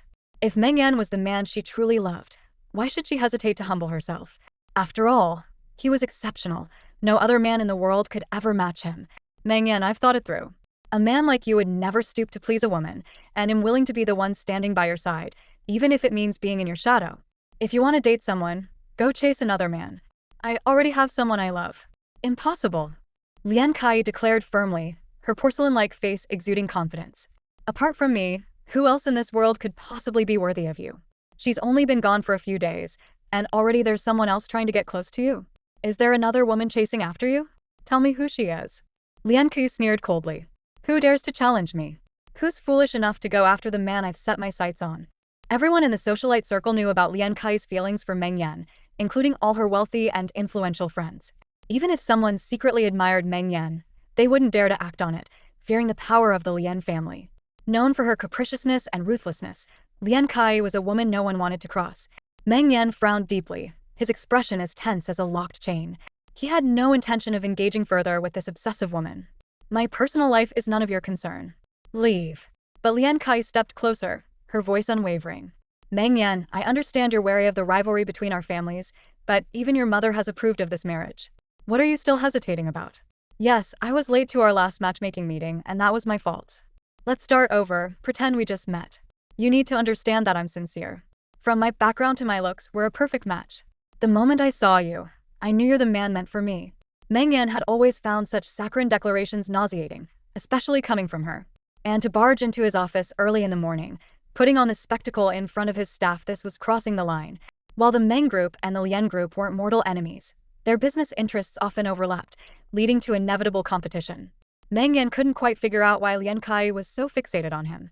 To him, she was no different from any other wealthy socialite. Her clothes were just more expensive, her jewelry rarer. That was it. But Lian Kai was particularly drawn to Meng Yan's aloof and unapproachable demeanor, a quality that set him apart. His lack of involvement with women only made him more desirable in her eyes. To her, only a man as refined and untouchable as Meng Yan could be worthy of someone as distinguished as herself. And in her mind, no one else in the city was even close to being a contender. I'll make sure everyone knows that, starting today, the eldest son of the Meng family and the heiress of the Lian family are officially dating with marriage as the goal, she declared boldly. Are you insane? Meng Yan thought bitterly. He wanted to bluntly tell her the truth that he was already married and that his life revolved around his wife. But knowing her temperamental and obsessive tendencies, he decided against mentioning Ganyi's name. Instead, he replied coldly, impossible. Even if my wife were the most ordinary woman on the street, it would still never be you. Meng Yan's expression darkened as the security guards arrived promptly. Throw her out, he ordered. And if necessary, give her a wake-up call with the fountain outside. Lian Kai remained composed, her back straight and her eyes sharp as she addressed the guards. Don't touch me. I'll leave on my own. With that, she walked away, her red-soled heels clicking purposefully against the floor, exuding an air of defiance. Meng Yan watched as she stepped into the elevator, then glanced at the oversized bouquet of blue roses and the box of chocolates she had left behind in the lounge. Return them exactly as they are, he instructed, and make sure the room is thoroughly cleaned, especially any trace of her perfume. Understood, Mr. Meng, the staff replied. He sighed, blaming himself for his earlier carelessness. When he had arrived, had noticed the pink Porsche adorned with rhinestones parked downstairs, clearly Lian Qi's car. She was the only one who would decorate her car with such garish embellishments, even replacing the seats with pink upholstery. He should have known better. From now on, if her car is spotted, security is not to let her in. Without my explicit permission, she's not allowed anywhere near the company, Meng Yan ordered firmly. Lian Qi, exuding the typical arrogance of a wealthy heiress, clicked her red-soled high heels against the floor as she walked out of the Meng Group headquarters and stopped by the fountain. Suddenly, she heard someone call out behind her, Miss Lian. Turning around, she saw it was Meng Yan's assistant. The assistant wore a polite smile and held a bouquet of blue roses and a large box of chocolates in his arms. Apologies, but Mr. Meng asked me to return these to you, the assistant said. With that, the flowers and chocolates were handed back to her, completely untouched. The assistant then turned and walked back into the building to resume his work, leaving Lian Qi standing in a daze by the entrance. For a moment, she stood there, stunned, but then, like a shooting star streaking across her mind, a realization hit her. She suddenly understood Meng Yan's true intentions.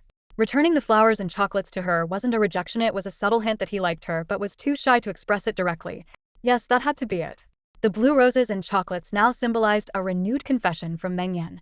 Those cold words he had said earlier were merely a test of her feelings. Meng Yan, she thought to herself, I know you're just pretending to be indifferent. Deep down, your heart is racing for me, isn't it? Meanwhile, in his office, Meng Yan had just settled down on the sofa when he inexplicably shivered. It must be Lian Qi's meddling messing up my day, he muttered under his breath. His assistant brought over a cup of freshly brewed coffee, and Meng Yan accepted it, taking a sip. Keep today's incident to yourself, he instructed. Understood, sir, the assistant replied. Meng Yan rubbed his temples, feeling a headache coming on. Despite being a married man, he still had to deal with this kind of annoying drama. For a brief moment, the image of Ganyi flashed through his mind. What would her reaction be if she found out about this? That woman so carefree and indifferent had no idea just how much attention her husband attracted. The morning negotiation meeting proceeded as planned. In the expansive third-floor conference room, business elites from various industries gathered. When the meeting concluded, Meng Yan deliberately lingered behind. As the participants began to leave, he reached out to stop Lian Shengpi, who was about to exit. Lian Shengpi, tall, well-built, and possessing sharp, mature features, was Lian Qi's elder brother. Surprised to be stopped by Meng Yan, he raised an eyebrow. Unaware of his sister's recent antics with Meng Yan, he assumed the latter wanted to discuss something about the meeting. Mr. Meng, is there something you'd like to address? Shengpi asked. He was already in a foul mood. He had previously proposed holding the negotiation meeting at the Lian Group headquarters, but the vote had ultimately favored hosting it at the Meng Group. As a result, Shengpi had spent the entire morning in a sour temper. Ever since he took over his father's company years ago, he had set his sights on rivaling the Meng family. Yet, despite his efforts, he always seemed to lag behind. Meng Yan's expression remained cold and impassive. He cut straight to the point. Lian Shengpi, control your sister. Shengpi's face stiffened, and a sense of foreboding crept into his heart. What did Qi do? He asked cautiously. He was well aware of his willful younger sister's long-standing infatuation with Meng Yan. Ever since she fell for him at first sight years ago, she had done countless outrageous things to win his attention. Recently, she had even announced her intention to formally pursue Meng Yan, which had kept Shengpi awake for several nights in frustration. When he later heard that she had gone abroad for a vacation, he thought she had finally come to her senses. But now, Shengpi's temples throbbed. Could it be that his bold and reckless sister still hadn't given up on Meng Yan? Meng Yan's tone was icy. She showed up in my office this morning. I suggest you find her a suitable young man to marry and stop wasting her time on me. Shengpi felt a mixture of anger and humiliation but couldn't let it show. Why on earth is she so obsessed with Meng Yan and that perpetually stern face of his, he thought to himself. Where is she now? Shengpi asked, though he felt embarrassed even asking. The truth was, he hadn't even known that his sister had returned from her vacation abroad. Instead of coming home, her first stop had been Meng Yan's office, completely disregarding her brother's reputation. Clearing his throat to mask his discomfort, Shengpi replied, Understood. Qi is still young and has been spoiled at home.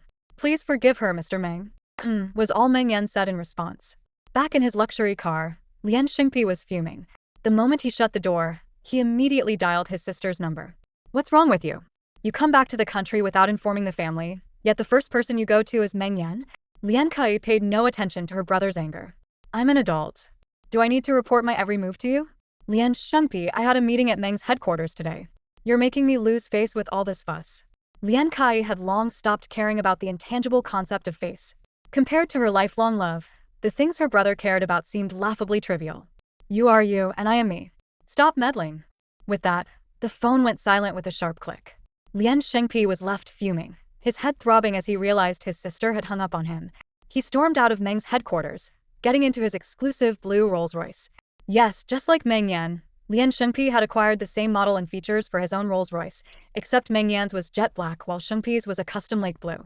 In every aspect of his life, what he ate, used, or drove, Shengpi made sure to match Meng Yan, unwilling to let anyone suggest he was inferior. I was in that meeting for quite a while. Did you see the young lady? He asked his chauffeur and bodyguard up front. The driver hesitated, clearly uneasy. About an hour ago, just after you took your seat, I saw the young lady leaving the building. And then? Shengpi's voice darkened. I saw Meng's assistant come out and hand her two things: a bouquet of blue flowers and a large heart-shaped box of chocolates. Bang! Shengpi slammed his fist against the back seat, gritting his teeth in frustration. His foolish sister was utterly humiliating their family. When he initially learned that his sister was going on a matchmaking date with Meng, it had taken all his willpower to accept it. Both families were immensely wealthy and powerful, and his sister being acknowledged by the Meng family matriarch seemed like a strong and strategic union. But later, he discovered it was all one-sided. Lian Kai's unreciprocated feelings. Meng Yan had no such intentions. Shengpi, ever prideful, refused to bring up this embarrassment to anyone. Back at the Lian family villa, Lian Kai was already home. She lounged on the living room sofa in pink slippers, scrolling through her phone, while a servant knelt beside her, trimming her nails. Shengpi stormed in, anger radiating off of him.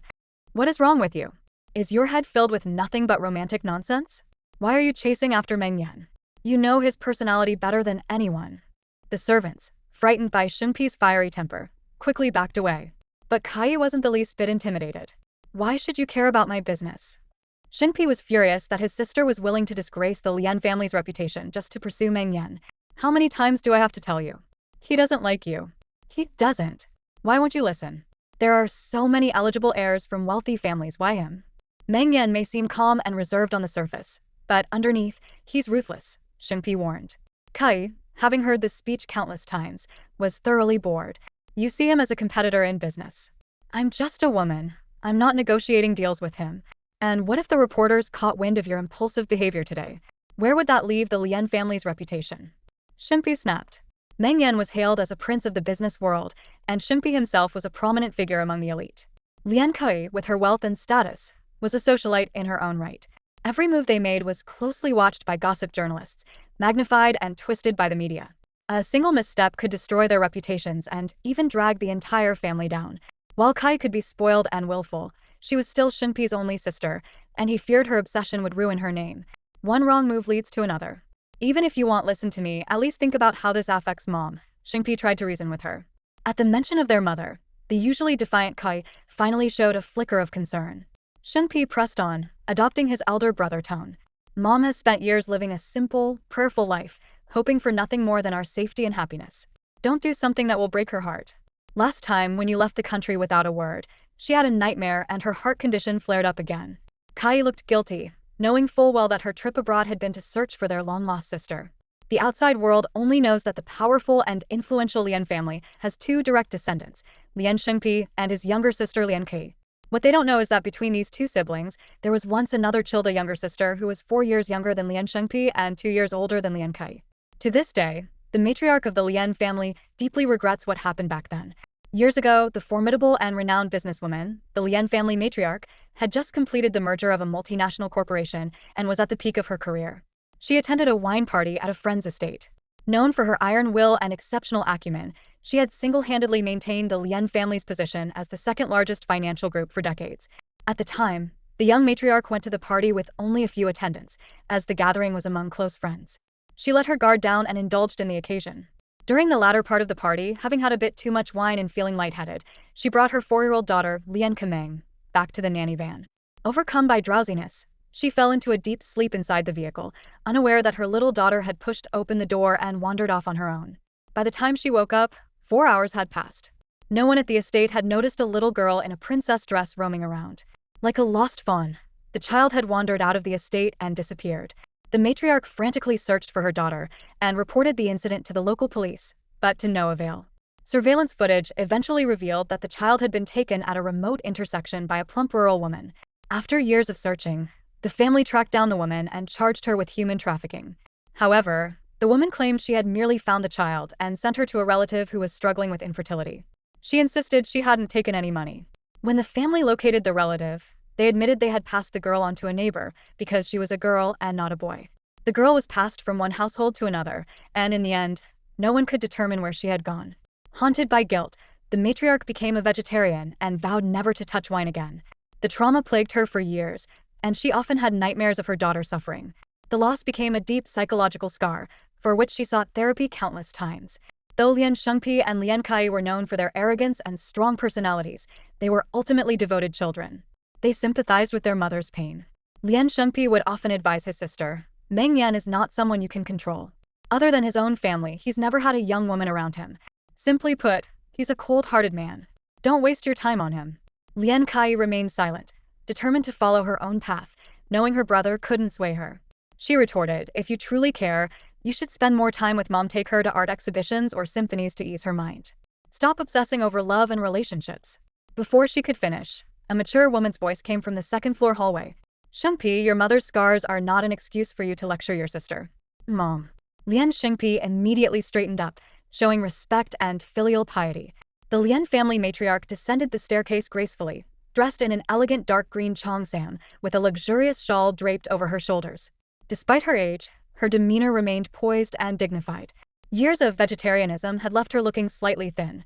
Lian Kai asked with concern, Mom, have you been feeling unwell these past few days? The matriarch, lightly tightening her shawl, replied, I dreamed of Kameng again. Lian Kameng was the name of her lost daughter. I can still remember the pure gold longevity locket she wore around her neck. Mom, people are greedy. That gold locket was likely taken long ago, Lian Shengpi said matter-of-factly. Big brother is right. It's probably been sold off for cash by now, Lian Kai added. The matriarch's expression shifted subtly as she sat down on the sofa. Well, it seems persistence pays off. The longevity locket has been found. What? Lian Shengpi and Lian Kai exclaimed in unison, stunned that a clue had surfaced after all these years.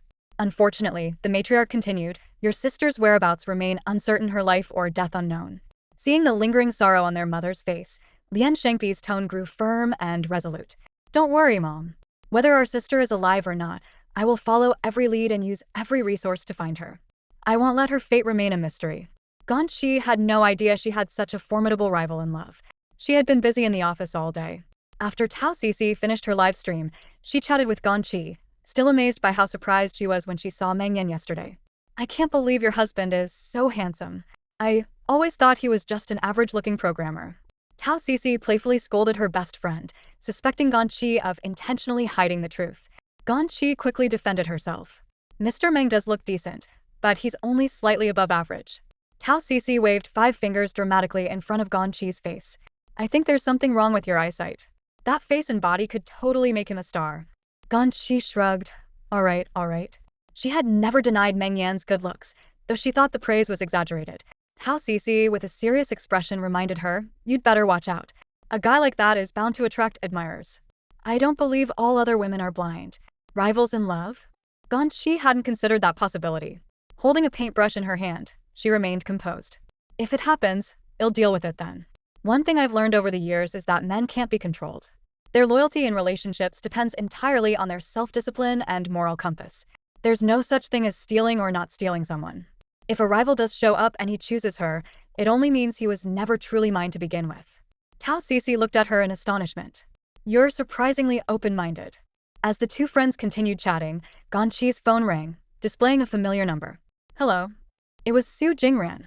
Ganyi, my friend wants to commission a painting of the red maple leaves at Xiangshan. Had like the overall tone to be warm, with stone steps and pedestrians in the scene. It had been a while since she last heard from Jingran, and here he was bringing her business. What a thoughtful young man. Alright, what size should the painting be? Ganyi grabbed a pen to take notes. Su Jingran described the details and added, my friend is quite generous, so payment won't be an issue. He's a big fan of Monet's style, so perhaps you could emulate his brushstrokes. Got it. Tao Cici snatched the phone from Ganyi and joked, always bringing business to Ganyi. Why don't you ever come to my live stream and send rockets? Su Jingran was at a loss for words. Sis, she was clearly putting him on the spot. If he really wanted to give her money, he'd just transfer it directly. Why waste half of it on platform fees for virtual gifts? Ganyi chuckled from the side. Jingran, Cici's just teasing you. Su Jingran laughed shyly. By the way, Ganyi, do you want to grab some barbecue after work? I have a voucher for a free meal. It's completely free. Free barbecue? In the past, Ganyi and Tao Sisi would have jumped at the chance. But unfortunately, today wasn't a good day. Ganyi had a painting to deliver to a client who couldn't pick it up. Tao Sisi also had plans for a class reunion dinner after all. The former campus heartthrob would be there. She couldn't miss it. Su Jingran sounded a bit disappointed on the other end. It took me a lot of effort to get this voucher, and now it's going to waste. Ganyi felt bad too. Can we reschedule? Today's the last day to use it. If you don't go, I will be like throwing money away. Then you'll have to ask someone else. Don't let it go to waste. After work, Ganyi carefully rolled up the painting, secured it, and rode her pink electric scooter to deliver it to the East District. The client, an elegant woman, was thrilled upon inspecting the painting. She praised Ganyi's use of color. The composition is so clean and ethereal it looks like a masterpiece. It's absolutely stunning. I'd love to collaborate again in the future. Handing over her work and receiving such recognition filled Ganyi with a sense of accomplishment. After all, it was her own creation. By the time she was heading back, it was already 10 p.m. On her way home, the night market stalls were buzzing with activity. Despite the late hour, the streets were alive with people. Crowds filled the outdoor eateries, drinking and enjoying barbecue. The vibrant atmosphere of the city was on full display. As Ganyi stopped at a red light on her scooter, she waited patiently. When the light turned green, she started moving again. But just as she reached the middle of the intersection, a dark figure suddenly appeared out of nowhere. Bang! Bang! Out of nowhere, a Santana car suddenly crashed into the front. Although Ganyi managed to stop her electric bike in time, it still collided with the Santana's headlight. The loud noise left her ears ringing as her pink electric bike toppled to the ground. She carefully pulled her leg out from under the bike and struggled to stand. Before she could even speak, the Santana driver, reeking faintly of alcohol, stormed out of his car, cursing. Are you blind? Can't even ride properly on such a wide road, he yelled aggressively. Although her bike had fallen, Ganyi was fortunate that the foam and sponges she had used to pack her painting scrolls were still on the bike. When it toppled, the foam cushions fell to the ground and absorbed most of the impact. Without them, she would have likely been injured. Luckily, her electric bike only suffered minor scratches, and she herself was unharmed, thanks in part to her helmet. However, the Santana's headlight now had a visible crack. The man crouched down to inspect it and became even more irate. Damn it, you stupid woman. Riding a worthless piece of junk and breaking my car's headlight. Ganyi, calm but firm, responded, Sir, I was riding normally, and you ran a red light. The responsibility lies with you. Are you blind? Do you have any idea how expensive my car is? I'll make you pay for this, he shouted, his tone increasingly aggressive. Before he could continue, a loud honk interrupted the scene. A BMW slowly pulled up beside them. Ganyi, called a familiar voice as the car window rolled down. Ganyi turned her head and was surprised. Jingran. Su Jingran parked his BMW to the side and got out of the car. Holding up his phone, he addressed the Santana driver. I recorded everything that just happened. No need for any more nonsense, let's let the traffic police handle this. The Santana driver, seeing that Ganyi now had backup, immediately lost his earlier bravado. His eyes darted to the BMW logo, and he reluctantly muttered, Fine, whatever. Bad luck for me today. Let's settle this privately. Su Jingran glanced at Ganyi, silently asking if she wanted to accept the offer. The driver, clearly displeased, pulled out a few red bills from his wallet. Here, take this. Bad luck for me today. Let's just leave it at that. But Ganyi shook her head. The skid marks on the ground and the smell of alcohol on you are clear evidence of your reckless driving. Drunk driving is a serious offense. I refuse to settle privately. The man's confidence faltered, realizing Ganyi was not as easy to intimidate as he had assumed. Reluctantly, he pulled out a few more bills and tossed them at her. 2,000 yuan. You're not even hurt. If you ask for more, you're just being greedy, little lady. Ganyi remained composed. It doesn't matter whether I'm hurt or not. Your actions are dangerous to others, and your attitude suggests this isn't your first time. This isn't about money. She knew that if she let this incident slide, he would likely repeat the same behavior with others. Ganyi called the traffic police, who arrived promptly. The Santana driver was taken away for a breathalyzer test to determine his blood alcohol level. Ganyi checked herself over and found that the only real damage was a small tear in her back. Fortunately, it was a cheap one she had bought online for just 39 yuan, so she wasn't too upset. Turning to Su Jingran, she thanked him sincerely. I'm so lucky you showed up. I can't imagine what would have happened if I'd faced him alone. Not everyone in this world is reasonable. Ganyi knew that if it weren't for Su Jingran, a tall and imposing young man, standing by her side, the aggressive Santana driver wouldn't have backed down so quickly. Thank you, she said. Su Jingran's ears turned slightly red. I just happened to pass by. In truth, he had spotted her from a distance at the intersection and thought he might have mistaken her for someone else. If you really want to thank me, he added with a shy smile, how about helping me use this free meal voucher? It's worth 300 yuan. He pointed to a nearby restaurant. Weren't you planning to use it with your friends? Ganyi asked. They're all busy, and the restaurant is a bit far. They didn't feel like making the trip, Su Jingran replied. Most of his friends were pampered rich kids who wouldn't go out of their way for a meal. Well, since we're here, let's make the best of it. It'll help us shake off the stress from earlier, he said. Ganyi agreed, and the two entered the restaurant, choosing a window seat. As she scanned the menu, Ganyi was shocked by the prices. A tiny piece of grilled bread cost 5 yuan, while she could buy an entire loaf of toast for just 8 yuan elsewhere. Noticing her reaction, Su Jingran leaned over and whispered, Ganyi, this place is expensive, but the food is worth it. Well, since we have the free meal voucher, let's just enjoy it, Ganyi replied with a smile. The two exchanged a knowing look and chuckled. Little did they know someone was already watching them from afar. Mr. Meng, a voice said cautiously. That looks like Madam. Meng Yan, seated in his gray Rolls-Royce, stared through the tinted window. His eyes narrowed as he watched Ganyi and Su Jingran inside the restaurant, chatting and laughing as if they didn't have a care in the world. Ganyi glanced out of the window absent-mindedly, feeling an inexplicable discomfort. It was as if a pair of unfriendly eyes were staring at her. Ganyi, what's wrong? Su Jingran asked, assuming she was still shaken from the earlier scare. It's nothing. Ganyi rubbed her arms, trying to smooth the goosebumps, but a sudden chill ran through her. Su Jingran's gaze fell on the bag. Sitting on the chair next to her, it had a noticeable tear. This bag, you've been carrying it for 3 or 4 years, right? Su Jingran asked. Ganyi gestured with her hand. 5 years. It's a very practical beige canvas bag. It was cheap but durable, and I just couldn't bring myself to replace it all these years. Don't underestimate it, she added with a smile. Even though it's inexpensive, it's from a niche brand that values practicality. Now that it's torn, a bit of stitching should fix it. Su Jingran shook his head. Come on, Ganyi, it's 2023. You can't carry a mended bag out in public. Despite his words, he was already considering getting her a new bag. Ganyi, if you were to buy a new one, what kind would you want? He asked casually. Ganyi actually liked her old bag quite a lot. She figured she could buy some decorative patches online to repair it. To Su Jingran, the bag might seem old-fashioned and clunky, but it had a surprisingly large capacity, perfect for someone like Ganyi, who always carried a lot of odds and ends. Unfortunately, this style wasn't being produced by many factories anymore.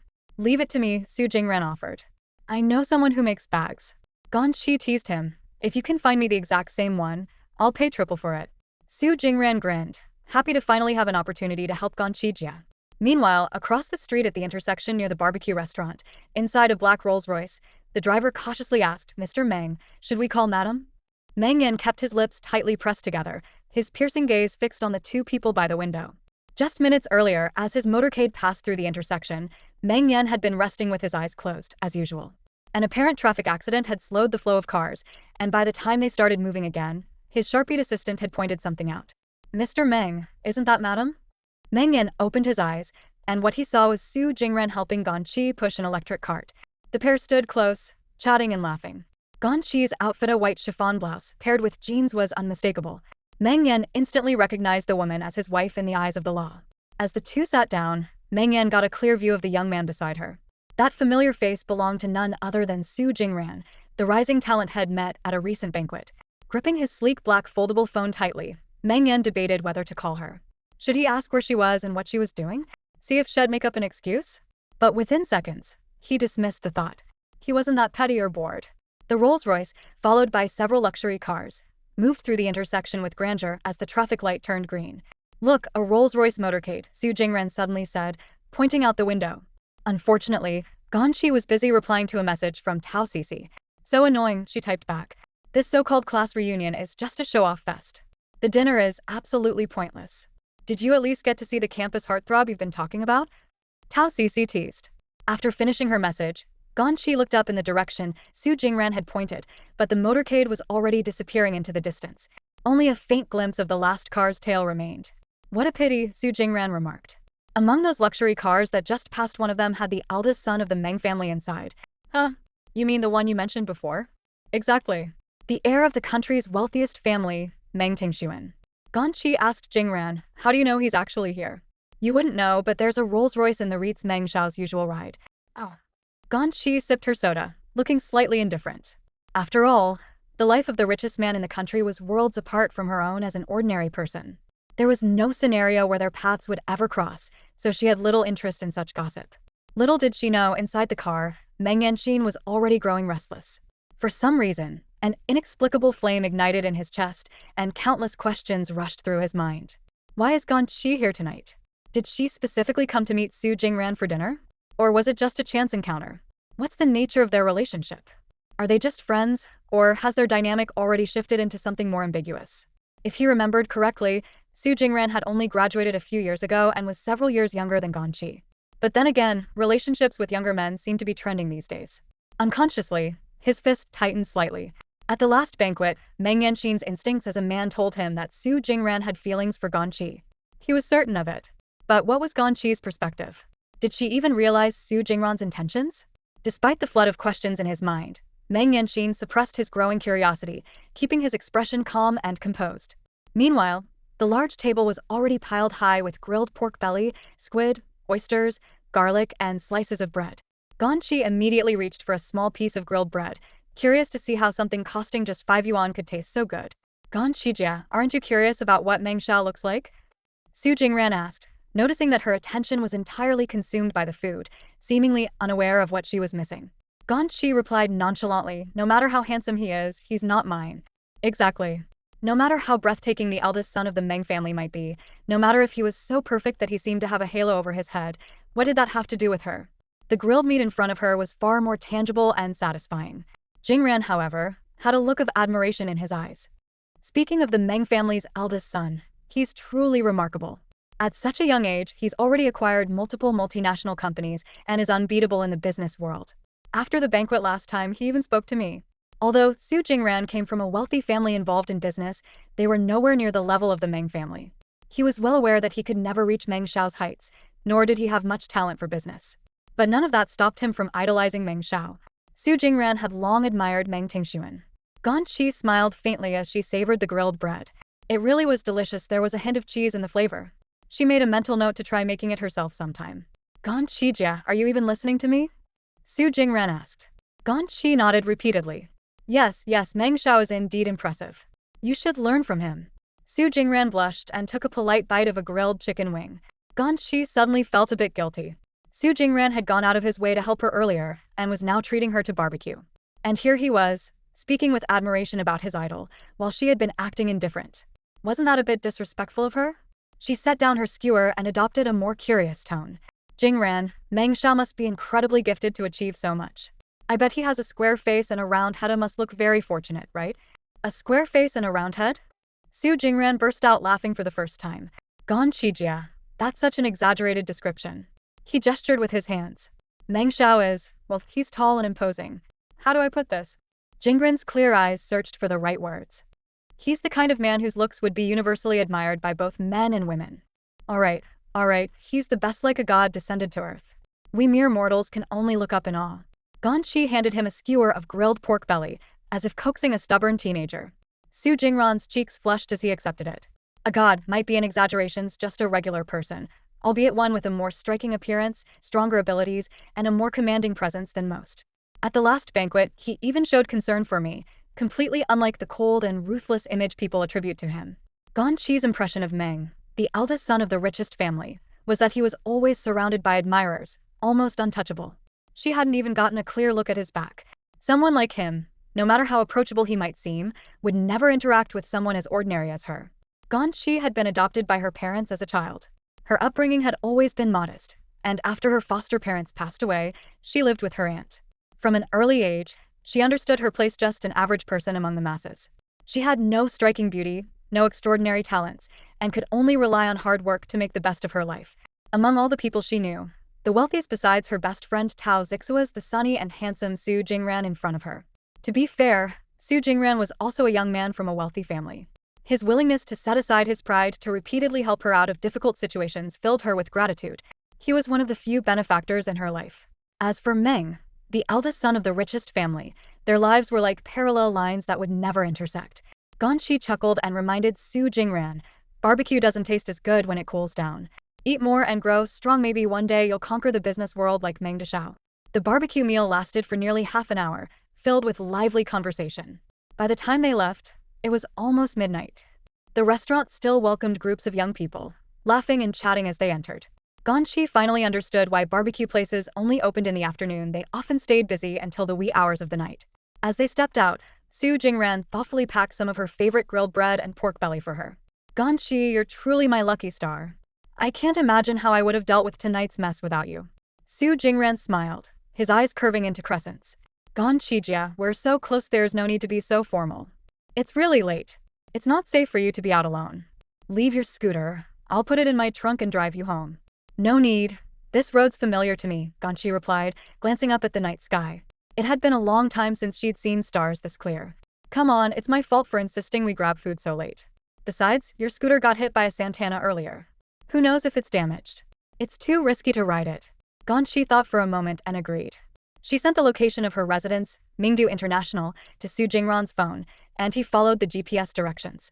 As he glanced at the name of the neighborhood, Su Jingran froze for a moment. Ever since he found out she was married, he'd been in a quiet funk. Ganyi had recently moved in with her husband.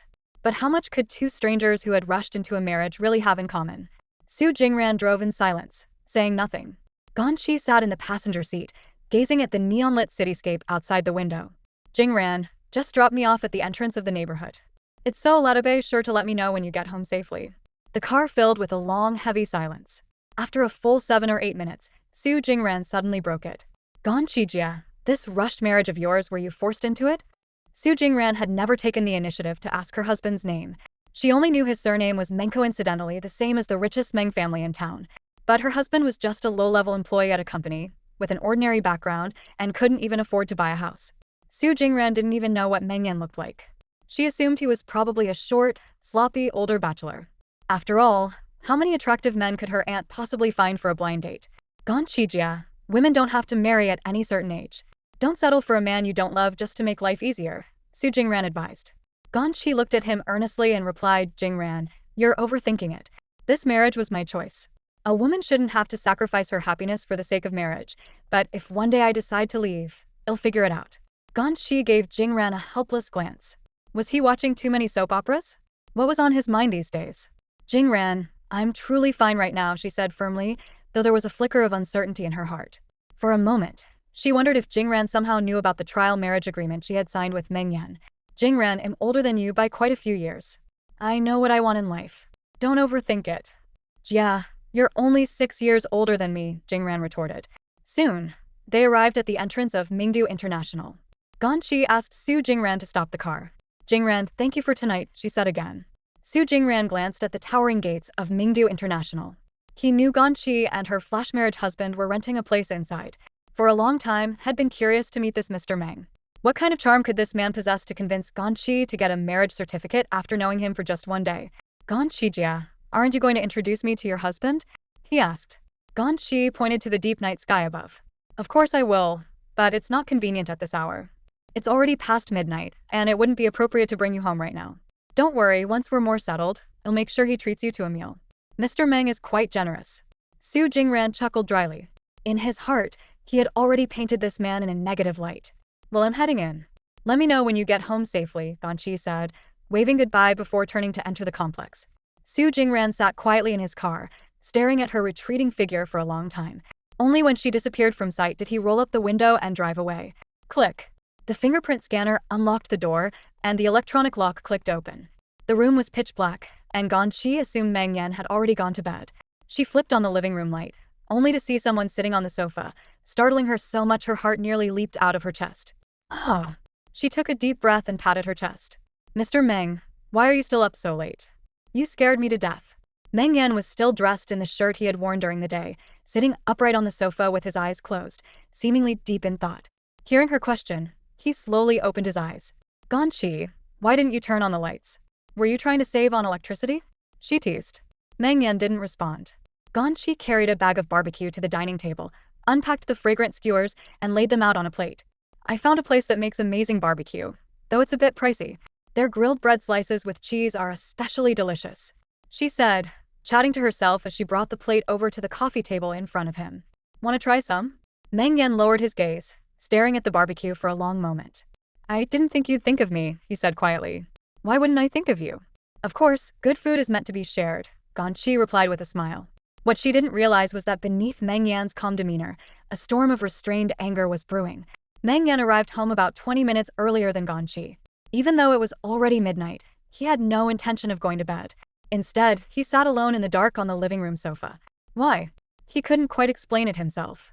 All he knew was that the thought of Ganyi chatting and laughing so effortlessly with Su Jingran left him feeling deeply unsettled. He had to admit, though, that despite their age gap, the two of them actually looked quite compatible together. If someone didn't know better, they might even mistake them for a couple in a sibling-like relationship. But tonight, Meng Yan stayed in the living room to wait. He wanted to see what time this woman would come home. That scheming woman hadn't she been plotting ever since they signed the trial marriage agreement? Moving so quickly to secure her backup plan and find her next option. If Su Jingran was interested in her, why had she acted so pitiful in front of him back then, tricking him into marrying her so impulsively? He felt like a fool. He had actually believed her words from their blind date and trusted her enough to marry her. Mr. Meng, what time did you get home tonight? Ganyi asked as she walked in. What does it matter to you what time I got home? Meng Yan retorted coldly. Ganyi was taken aback. I was just asking, she replied, handing him a pair of disposable chopsticks kindly. He didn't take them. Speaking of which, it's already the middle of the night. I almost didn't make it back tonight, Ganyi said casually, intending to share the story of how she was delayed by a car accident and a persistent Santana driver. But in Meng Yan's mind, her words took on a completely different meaning. He interpreted them as her hinting that she had been planning to spend the night elsewhere with another man. How could she say something like that so casually? After a brief silence, he responded with a cold, sarcastic tone. What, planning to book a hotel room for the night? Ganyi could sense the hostility in his words and was puzzled. Why would I stay at a hotel? Hotels in the city are expensive, several hundred yuan for one night. It's a waste of money, and it's not as cozy as being at home. Home? Do you even realize you have a home? Do you even remember you're a married woman? His biting sarcasm made Ganyi feel deeply uncomfortable, as if he were accusing her of being a frivolous woman. Ganyi had no idea what she had done to upset Meng Yan so much. Setting the chopsticks aside, she said calmly, Mr. Meng, if there's something you want to say, just say it directly. There's no need to beat around the bush. What exactly have I done to offend you? Meng Yan, though usually cold, was not typically this harsh. Tonight, however, he seemed full of thorns, with every word carrying an edge. Even someone as patient as Ganyi couldn't take it anymore. She wanted to know why he was treating her this way. Her question only made Meng Yan feel even more amused. Was the world so upside down now that a married woman could act ambiguously with another man and still be so self-righteous about it? Compared to her, he grown man suddenly felt old-fashioned and overly traditional. If our values are so different, there's no need to say more. You know what you've done, he said coldly before standing up to head to the bedroom. He felt ridiculous. Waiting up for her in the middle of the night, hoping for some kind of explanation, he was just torturing himself. Ganyi stood up as well, extending her slender arm to block his way. Her pale arm had a few faint scratches marks from when her electric scooter had fallen earlier. They were minor, just surface-level scrapes. Mr. Meng, she said firmly, you've been speaking in riddles all night, throwing veiled insults and jabs. If I've done something to upset you, please tell me directly. There are only the two of us in this house, so why not lay everything out on the table so we can resolve it?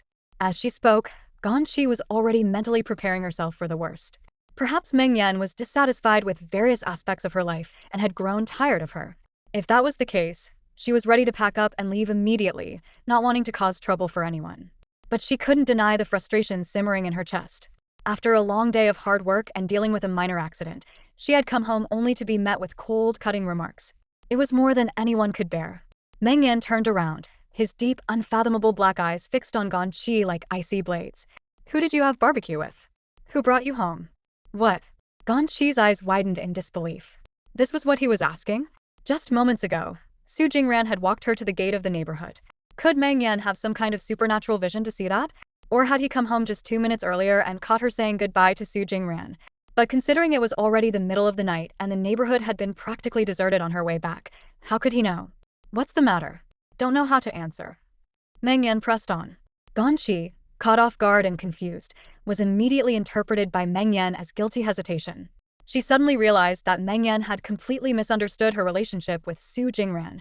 Ganyi, since we've already signed the agreement, we need to abide by its terms. If you have someone you love and want to move on, just tell me openly. I'll cooperate with a divorce without hesitation, it doesn't matter to me. But you're currently married and legally, you're my wife, Ganyi. Sneaking around like this, where does that leave my dignity? Even if there was no emotional foundation between them, as a man, Meng Yan could never tolerate being made a fool of in this way. What are you even talking about? Ganyi felt utterly insulted. Did he really think she was that kind of woman? The person who walked me home is Su Jingran. We've known each other for years. I've always treated him like a younger brother, and he has always seen me as an older sister. Ganyi explained each word with controlled anger. Meng Yan, however, thought of the eager, expectant look in Su Jingran's eyes when he glanced at Ganyi. It made him uncomfortable. Su Jingran's feelings for her were obvious, even to an outsider. He sees you as a sister? You see him as a brother? You're both adults.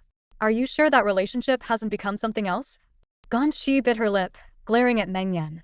She couldn't believe how filthy his thoughts were, given his usually composed and cautious demeanor. If it weren't for Su Jingran earlier, she, just a lone woman, would have been at a serious disadvantage when dealing with the aggressive Santana driver. Yet now, instead of asking about the situation, Meng Yan was questioning the purity of her and Su Jingran's relationship. It was outright insulting. Seeing her eyes redden, as if tears might spill out at any moment, Meng Yan felt a strange sense of satisfaction, as if his suspicions had been confirmed. See? Speechless, aren't you? Feeling guilty now that I've called you out. But deep down, Meng Yan realized that confronting a woman like this, unknown, wasn't exactly gentlemanly. He sat back on the couch, trying to justify his behavior. Honestly, even though the trial marriage agreement sets the timeline between 6 months to a year, I highly doubt we'll develop any feelings for each other. Our values are too different. If you've already found your true love, just let me know, and Before he could finish, a sharp sound interrupted him. Slap. Ganyi's trembling hand had struck his face. For a moment, Meng Yan felt his face heat up. Time seemed to freeze. It took him a full 20 seconds to process what had just happened. He had been slapped. He, Meng Yan, the president of the prestigious Meng Group, a man who commanded respect in the business world, had been slapped by a woman. His eyes were wide with shock, almost disbelief. From childhood to now, this was the first time anyone had ever laid a hand on him. He was utterly at a loss. Ganyi, her teeth clenched and her eyes red with suppressed emotions, stared at him in disappointment. Say one more word, I dare you. No one had ever dared to treat him with such an attitude before. Meng Yan furrowed his brows, his usual entitled demeanor surfacing. How dare you lay a hand on me? Ganyi found his words laughable. Oh really? And just how precious are you, Mr. Meng? You think you can dish out verbal attacks, but no one's allowed to fight back. As she spoke, her eyes darted around the room, seemingly searching for something to use. But aside from the furniture, there wasn't much in the living room that could serve her purpose. Biting her lip in frustration, she grabbed her old phone from the tablia phone she had used for years and hurled it toward his arm. She knew that the phone's hard edges, even with the case on, could hurt, so she held back some of her strength. Still, Meng Yan felt a sharp pain in his arm. She actually used a weapon to hurt me.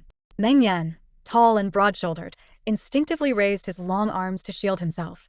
1 hit, 2 hits, 3 blocked her blows without retaliating, his voice sharp with frustration. Are you done yet? Stop it. As the pampered young master who had always been the center of attention, he had never imagined had experienced such a beating in his life. No wonder people always said there was no reasoning with women. Clearly she was the one in the wrong, yet he was the one getting hit. Reaching out to grab Ganyi's phone, he let his guard down for a moment and ended up getting hit squarely on the lip with the phone's edge. Oh. Meng Yan winced as a sharp pain shot through his lip. He staggered back, covering his mouth. When he finally removed his hand, he saw specks of blood on his fingers. His lip was cute, it was bleeding. Ganyi hadn't intended to hit his face, let alone his mouth. She had only meant to vent her anger with a few hits to his shoulder. Seeing the blood, her hand froze in midair. Meng Yan raised his head, his expression now calm but still icy. Are you satisfied? He asked, his voice laced with pain. Damn, that hurts. No one had ever dared to harm him, not even the slightest bit. And today, this woman had gone so far as to it was unforgivable. Ganyi stepped closer to assess his injury. Confirming that it was just a cut lip and hadn't affected his teeth, she finally breathed a sigh of relief. This is the price of jumping to conclusions and spouting nonsense, she said. What? Are you accusing me of spouting nonsense? Meng Yan demanded, still holding his lip. Isn't that exactly what you did? Ganyi shot back. You may look like a gentleman, Mr. Meng, but your mind is filthy. The anger within her had mostly subsided after those hits. She sat back down on the sofa, grabbed the cup of water on the table, and took several large gulps. Tell me, Mr. Meng, when you deal with people, is it always your way or the highway? Do you never give others a chance to explain? That's awfully tyrannical, don't you think? Do you really think you're some high and mighty young master? When she turned back, Meng Yan was still staring at her. What are you looking at? She snapped. You deserved it. Meng Yan, who was usually sharp and decisive in the business world, found himself at a loss for words in front of Ganyi. His mind scrambled through all the comebacks he had ever learned, but none seemed to fit. You're too violent. This is intentional harm, he finally stammered. Ganyi downed a few more gulps of water, her tone now eerily calm. Mr. Meng, let me explain. I worked overtime to deliver a painting to a client in the east side of the city. It was already late when I was on my way back. At an intersection, I got into a minor accident with a Santana. My electric bike was knocked over, and I fell. Thankfully, I wasn't seriously hurt. As she said this, Meng Yan's eyes inadvertently fell on her arm, where he noticed a bruise from the fall. It wasn't bleeding, but the skin was discolored and swollen. A strange pang of guilt stirred in his chest. Your bike was hit? He asked, his voice softening. He suddenly recalled that his motorcade had waited longer than usual at that very intersection. At the time, he had been resting with his eyes closed and hadn't paid much attention. Could it have been her accident that caused the delay? For a moment, an unfamiliar sense of remorse crept over him. How could he, as her husband, have been completely unaware of what had happened to her? The Santana driver was clearly a repeat offender for drunk driving, but thankfully Jingran showed up in time to help me out. Su Jingran is my best friend's cousin and someone I genuinely see as a younger brother. I even packed his luggage when he went abroad for high school. And yet, someone like him is being painted in such a disgraceful light by you? Today, I used a free meal voucher to eat at the barbecue place near the intersection, and I even brought you some food out of kindness. But when I got home, all I received were cold and cutting remarks. In your eyes, any man and woman walking together must have an improper relationship. Him dropping me off at the entrance of my apartment complex is somehow a heinous crime?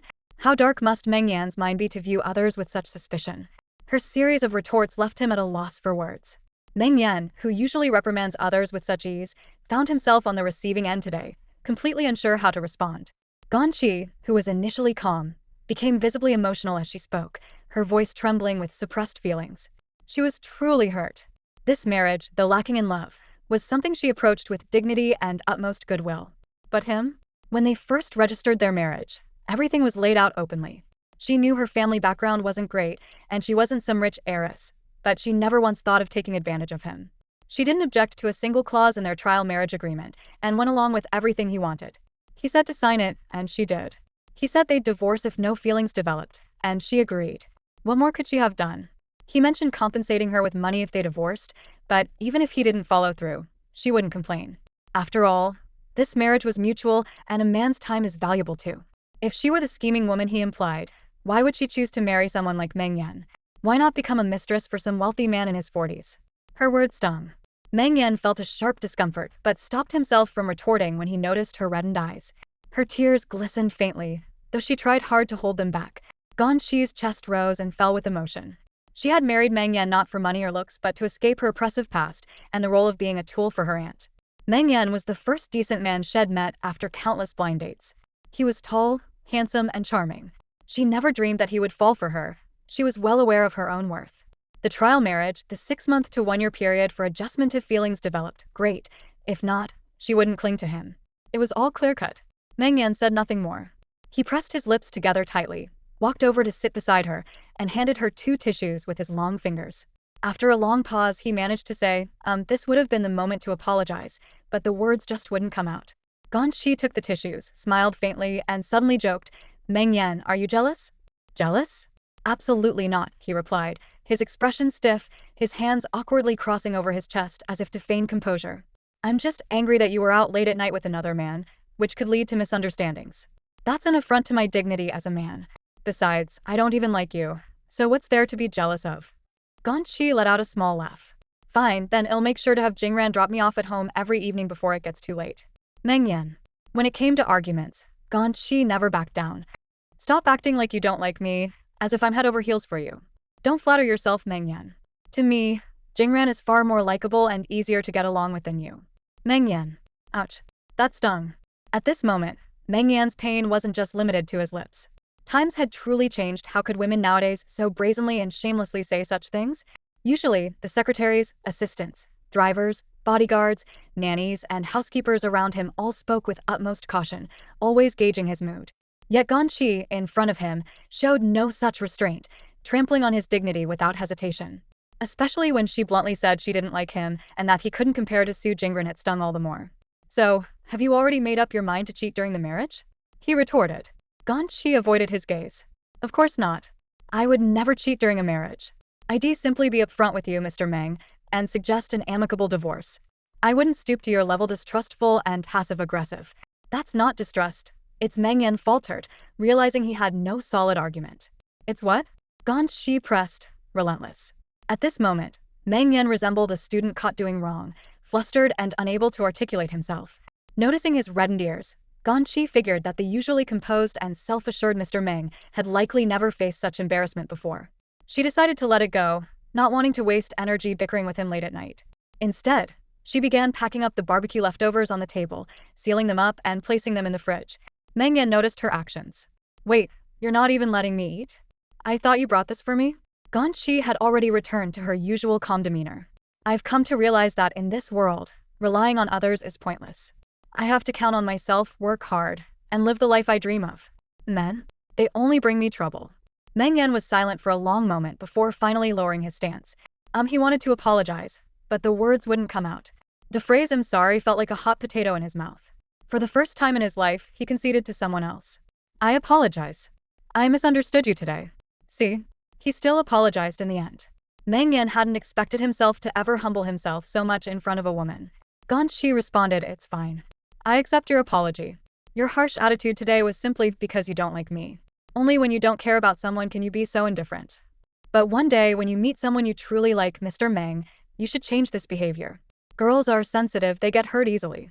Meng Yan paused for a moment before saying, I don't have anyone I like. I mean in the future. Everyone meets someone in their life who makes their heart race and lets them experience love, Ganyi said as she wiped the table. Also, if you have questions about me in the future, don't just sit there guessing. Be straightforward and communicate openly. Misunderstandings come from suspicion. After all, our marriage is a partnership. Transparency is key to a pleasant collaboration. Meng Yan had to admit that he hadn't handled today's situation well. He wasn't magnanimous. But still, if she hadn't gone out for barbecue with Su Jingran, if she hadn't let him see it. Ganyi noticed his expression still carried a look of I might have been wrong, but not by much. She sighed. Oh dear, what will Mr. Meng's future wife do? I can only hope she's as patient as I am to tolerate your temper. Meng Yan? You're patient? Are you saying my temper isn't good enough? Her remark only made the cut on his lip throb more. The scene of him getting slapped earlier repeatedly flashed in his mind. This woman, she was ridiculously self-absorbed. Alright, let's put today's issue behind us. Go to your room and sleep. Good night. Ganyi said, using a tone as if she were an adult dismissing a child. Meng Yan found it odd but obediently turned to head back to the master bedroom. After a couple of steps, he suddenly stopped and turned around. Wait, my lip is injured, and that's it? We're just brushing it off? Ganyi blinked twice. A split lip doesn't stop you from sleeping. Honestly, if you're this bothered by such a minor injury, Mr. Meng, you must be quite delicate in your daily life. After a calm but brief sleep, Ganyi woke up the next morning. Acting as if nothing had happened, she casually tidied up the room and started preparing breakfast. Normally, given her temper, Meng Yan's behavior from the previous day would have made her so angry that she'd insist on letting him go hungry as a lesson. But since he had apologized, whether sincerely or not, at least he had shown some effort. The door to the master bedroom opened, and Meng Yan stepped out. He was wearing a fresh new shirt, tying his tie as he walked to the kitchen doorway. He saw Ganyi busy cooking, making porridge and stir-frying vegetables. Breaking his usual silence, he asked, Do you need me to help with anything? Ganyi turned her head and replied curtly, Good morning, Mr. Meng. She pointed towards the living room with her hand. Breakfast will be ready soon, but later, when you're heading to work, could you take out the trash? Don't forget. All right, Meng Yan replied, turning to leave. But before he could take a step, Ganyi called out, Oh, by the way. She suddenly remembered something important. About the last time I asked you to scrub the pot, did you really clean it yourself? Meng Yan turned back, his gaze falling on the pot with its handle gleaming like new. A pang of guilt hit him instantly. What? He stalled. I said, Did you actually clean this pot, Mr. Meng? Ganyi repeated. Of course not. The truth was, it took a team of broad-shouldered bodyguards 10 full minutes to scrub it spotless. But before he could respond, Ganyi exclaimed with admiration, Wow, I didn't expect you to be so skilled. The pot looks brand new. I almost didn't dare use it. When she first picked up the pot, she could hardly recognize it. The once charred, blackened bottom now shone so brightly it could double as a mirror. Amazing! Who knew Mr. Meng had such a talent for scrubbing pots? Truly, appearances can be deceiving. Meng Yan dared not say much, afraid he might accidentally expose himself. Is breakfast almost ready?" he asked, trying to change the subject. Almost, Ganyi replied, turning back to her cooking. Meng Yan gave a small nod and retreated to the living room. Watching his slightly flustered figure, Ganyi sighed quietly. Who would have thought that the usually aloof and sharp-tongued Mr. Meng could scrub a pot so clean? Maybe she should delegate all the pot scrubbing to him in the future. He cleaned it so thoroughly it looked like it had been remade from scratch. "Oh, if you're bored sitting there, just grab a cloth and wipe down the table," she added. "All right," Meng Yan agreed, seemingly accustomed to her issuing commands. He stood up and went to find a cloth. He couldn't blame her for ordering him around. It was his own fault for pretending to live a frugal, ordinary life. When Ganyi brought the food out, she saw Meng Yan lazily wiping the TV stand with a cloth. The casual and clumsy way he did it made her instantly doubt how he had managed to scrub the pot to such perfection. "Never mind, I'll do it," she said, taking the cloth from his hand. "You go eat." It was clear to her that Mr. Meng wasn't someone accustomed to housework. And understandably, so was supposedly an ordinary man who had spent years focused on work to make a living. His domestic skills were bound to be lacking. You could call him a workaholic professional, but a novice in daily chores. No, not a complete novice, at least he was great at scrubbing pots. Meng Yan's lips twitched as if he wanted to say something, but he swallowed the words. He could tell Ganyi was questioning his competence in household matters, but there was no way to refute it. Fine, he thought, let her win this round. After all, he was the magnanimous one here. Besides, after last night's confrontation, he had realized this woman was not someone to mess with. She even had a tendency toward violence. "By the way, how's your lip?" Ganyi asked suddenly. "It doesn't hurt much anymore. Lip wounds usually heal quickly. Just try not to keep licking it," she advised, serving him a bowl of lightly flavored porridge. Meng Yan snorted inwardly. Was this her way of giving a sweet reward after delivering a blow? Meng Yan silently grumbled to himself. Watching Ganyi happily dig into her steamed dumplings dipped in vinegar, he glanced down at his plain porridge and corn. No need to look further, dumplings require vinegar, and while she could enjoy them, he couldn't. He recalled their dumpling dinner 2 nights ago. The taste had been decent, but they weren't exactly chef-made. It didn't matter, he wasn't a big fan anyway. He scanned the table. "Where's the toasted bread you brought back yesterday? The one sprinkled with cumin and chili? You can't eat that either." Meng Yan thought to himself, whatever, I don't like it much anyway. His comments always carried an air of mischief, but Ganyi was used to it by now and didn't bother responding. Normally, their work schedules didn't overlap, but today was a rare occasion they were taking the elevator together. Meng Yan carried a trash bag, while Ganyi held the toasted bread. It had been sitting in the fridge overnight. It wouldn't be as good as it was yesterday. She wondered if microwaving it would help. She planned to bring it to her best friend, Tao Cici. The two often shared tasty treats. As she looked up, she noticed Meng Yan carefully pressing his lips together. "Don't lick it," she reminded him. "Don't worry, I'll heal in 2 or 3 days. He replied. Once out of the elevator, Meng Yan headed for his Dongfeng sedan, while Ganyi walked toward her pink electric scooter. Meng Yan thought to himself, good thing I planned ahead and told the driver and bodyguards waiting downstairs to leave. Recalling her fall last night, he asked, "Need me to give you a ride?" "No need," she replied. It occurred to her that he had never offered her a ride before. "Don't you want to see what my work life is like? Maybe you could give me some constructive advice," he teased, sounding like her former boss. "I don't really have much of a work life. Cici and I just rent a shared office and spend our days juggling busy work," she said. "Oh, by the way, when you're not too busy, let's have dinner with Cici. She's my closest friend, it'd be rude not to treat her to a meal." "No problem," he agreed. "Great, it's settled then." Ganyi hopped onto her pink scooter and secured her cute cartoon helmet. A new day, let's do our best, she thought. Meng Yan started his dongfeng at a leisurely pace but noticed Ganyi was still standing there, frozen in place. She was staring at her scooter's dashboard, seemingly lost in thought. "What's wrong?" he asked, pulling up beside her. Ganyi looked up. "The scooter won't start." "Is it because of the collision yesterday?" "But I checked it last night, and it was fine. Now, it wouldn't start no matter what she tried."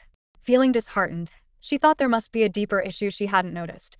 And it was a brand new scooter. "Forget it, I'll give you a ride," Meng Yan said. "Your scooter is probably still under warranty, contact the dealer." Ganyi hesitated, glancing at the time. It was getting late. "Will giving me a ride make you late? Won't it affect your work?" "It'll be fine. Don't you have to clock in or something?" she asked, worried he might lose out on bonuses or attendance perks. Meng Yan paused. "Mengsure Group?" Of course he made the rules. "It's fine. The company has flexible policies. Being late isn't an issue." "Who told you that?" Ganyi didn't believe him. Su Jingran, a friend of hers, had once described Mengsure Group as having an extremely strict management style, with a particular focus on details. "You've worked so hard to get a managerial role at a big company like that. Don't risk it because of me." "You don't need to worry," he said, casually making up an excuse. I get 3 personal leave days a month. Then with a smirk, he added, besides, taking a cab would cost you at least 20 yuan. Isn't that a waste? That struck a chord with her. 20 yuan could get her a bowl of spicy hot pot, a sausage, and a glass of sour plum juice. Alright, fine, she said, quickly sliding into the passenger seat. Just as she settled in, her phone buzzed. She glanced at the caller ID. Su Jingran was calling her. Ganyi fastened her seatbelt with one hand while tilting her head to answer the phone. Hello, Jingran. Yes, I'm already on my way to work. Don't worry, I'm fine. Just a small scratch. The car seems to have a problem. Thought it wouldn't start this morning, so we'll take it to the shop later. Yeah, didn't notice it yesterday. Alright, don't worry. After hanging up the phone, Ganyi looked up and noticed Meng Yan's face had reverted to its usual icy expression. What's wrong? She asked. Meng Yan replied in an indifferent tone. I noticed you sound like a little girl when you talk to him. As her lawful husband, he rarely saw this side of her. Ganyi's voice was soft and sweet, pleasant to listen to. But Meng Yan's previously good mood had already been ruined by that phone call. She could speak to someone with such an adorable tone, yet whenever she talked to him, it was always so serious and formal. How annoying. And to make it worse, the person on the other end of the call was Su Jingran. No man could resist a woman's unintentional cuteness, and that brat Su Jingran would definitely get the wrong idea. Do you two really have that much to talk about? Reporting every little detail, it's like you're a couple or something, Meng Yan said. Ganyi was puzzled. There you go again. He helped me after all. I never speak to someone in such a cold, distant way like you do. If you're not distant, be careful he doesn't cling to you, Meng Yan warned. Who's clinging to me? Ganyi asked, completely bewildered. Meng Yan realized she had no idea how serious this was. Men and women shouldn't speak to each other in that kind of tone. What kind of tone? She asked. The one you just used, like you're being coquettish. Meng Yan exclaimed. What? Ganyi was taken aback. She had no intention of being coquettish, was just having a normal conversation with Su Jingran, the handsome junior she was familiar with. We've known each other for years. We're close, not strangers. I'm saying it's not appropriate, period, Meng Yan insisted. Mr. Meng, besides lecturing others, do you even care about basic communication between people? Ganyi retorted. I'm not like you business elites, always talking about profits, revenue, and KPIs. Human relationships involve emotional interactions, whether it's family or friendship. What Meng Yan wanted to convey was that Su Jingran clearly had romantic feelings for her, but Ganyi always dismissed it as a simple bond between an older sister and younger brother. It was impossible to reason with her, she just didn't get it. Sensing the atmosphere in the car was about to devolve into another argument like last night, Ganyi quickly changed the subject. Alright, let's not argue. We agreed to coexist peacefully. Constant fighting will only make us both miserable. Meng Yan said flatly, I wasn't trying to argue with you. Ganyi held onto her seatbelt and replied, I don't care how you communicate with other women. As for me and Jingran, we're just acquaintances, and our relationship is very simple. Meng Yan scoffed, Noticing the disdain on his face, Ganyi smiled faintly. Mr. Meng, since you seem so displeased and all-knowing, may I ask where you were yesterday when I got hit by a car and was bullied by the Santana driver? That question left Meng Yan speechless. He pressed his lips together and didn't say another word. It was an uneventful day. Near the end of the workday, Meng Yan called her.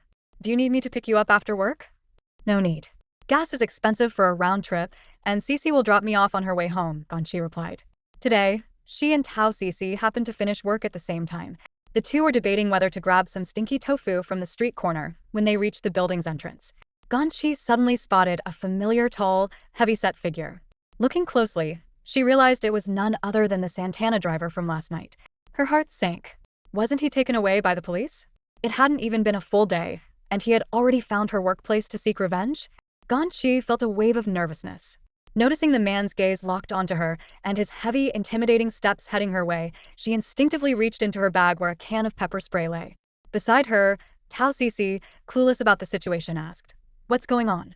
Her question trailed off as she caught sight of the approaching man, whose hostile expression made his intentions clear.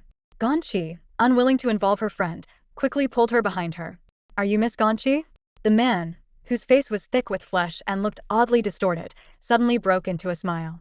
His teeth, uneven and yellow, added to his peculiar appearance. Ganyi took half a step back, her guard still up. Yes, she replied cautiously. From behind his back, the man produced a small, mismatched bouquet of flowers. I'm the guy from yesterday we met at the intersection.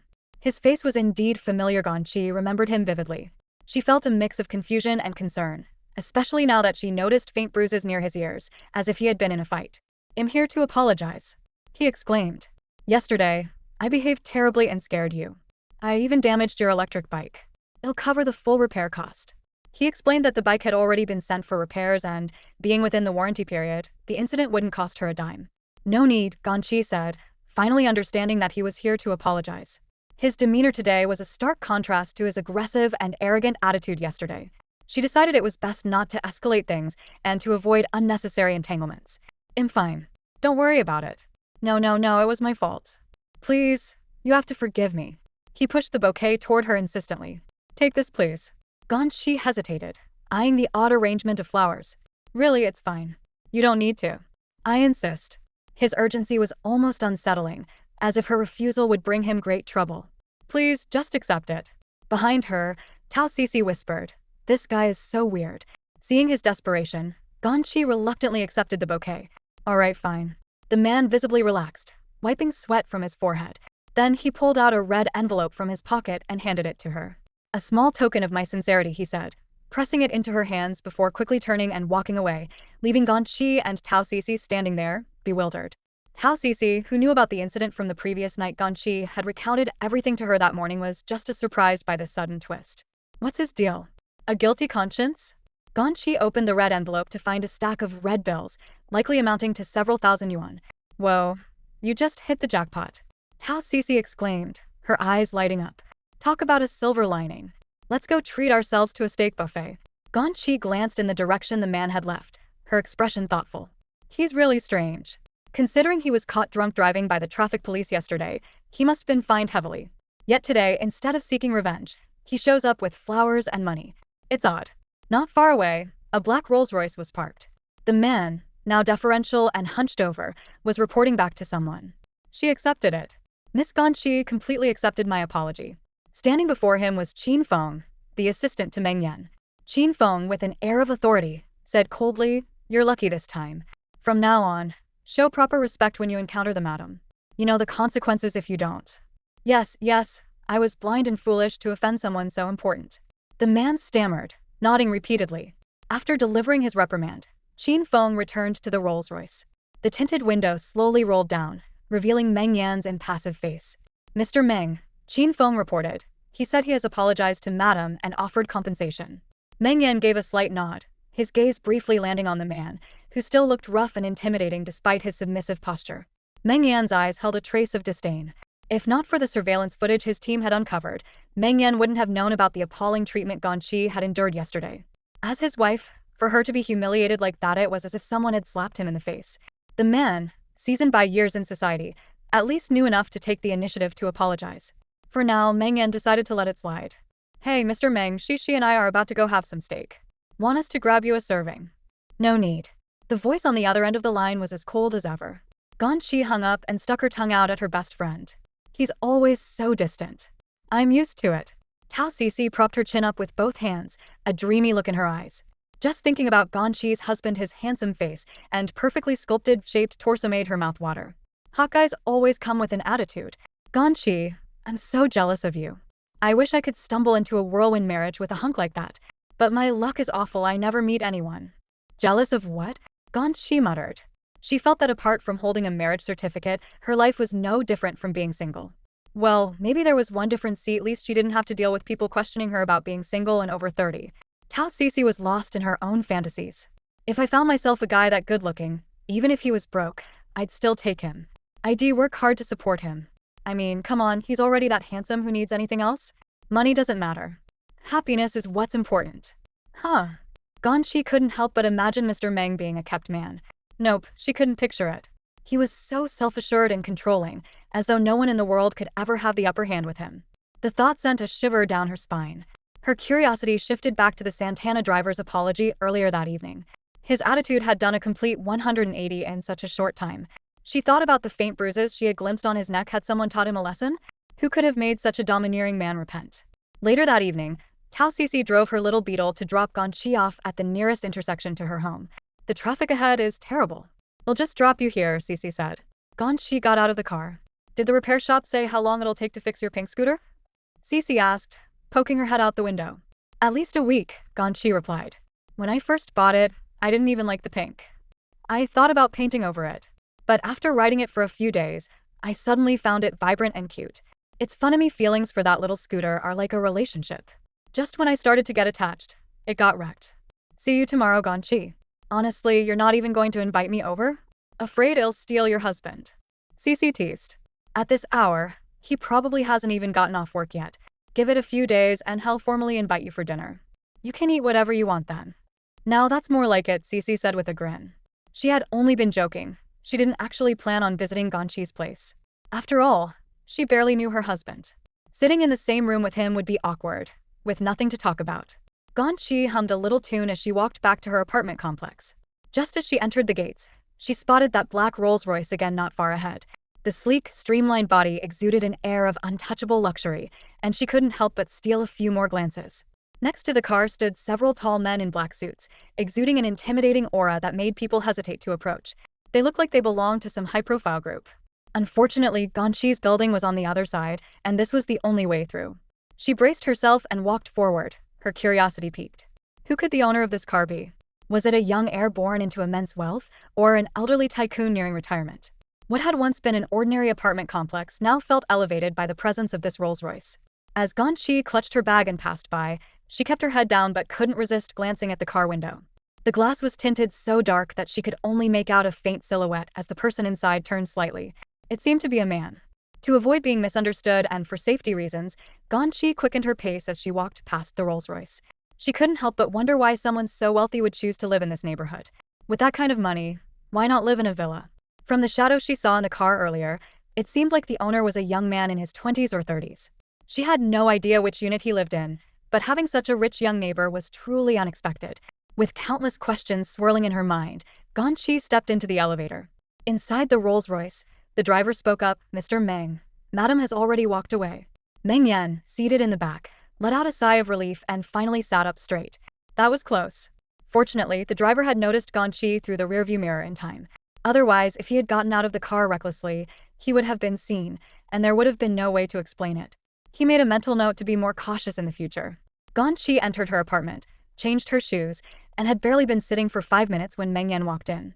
Ganyi noticed how close their arrival times were and asked, "Mr. Meng, did you see that Rolls-Royce downstairs?" "Did I?" Meng Yan feigned ignorance. "You didn't see it?" There were several luxury cars parked downstairs, but that Rolls-Royce really stood out, Ganyi said with amazement. "Oh," he responded nonchalantly. Ganyi continued with curiosity, "Wow, it's incredible. I saw the shadow of the owner in the car. He seemed really young." Meng Yan's heart skipped a beat. At the time, he had deliberately turned his head away, and with the tinted windows, she surely hadn't recognized him. Deciding to take the initiative, he asked, "What's the matter? Are you envious?" "It's not that. I'm just curious.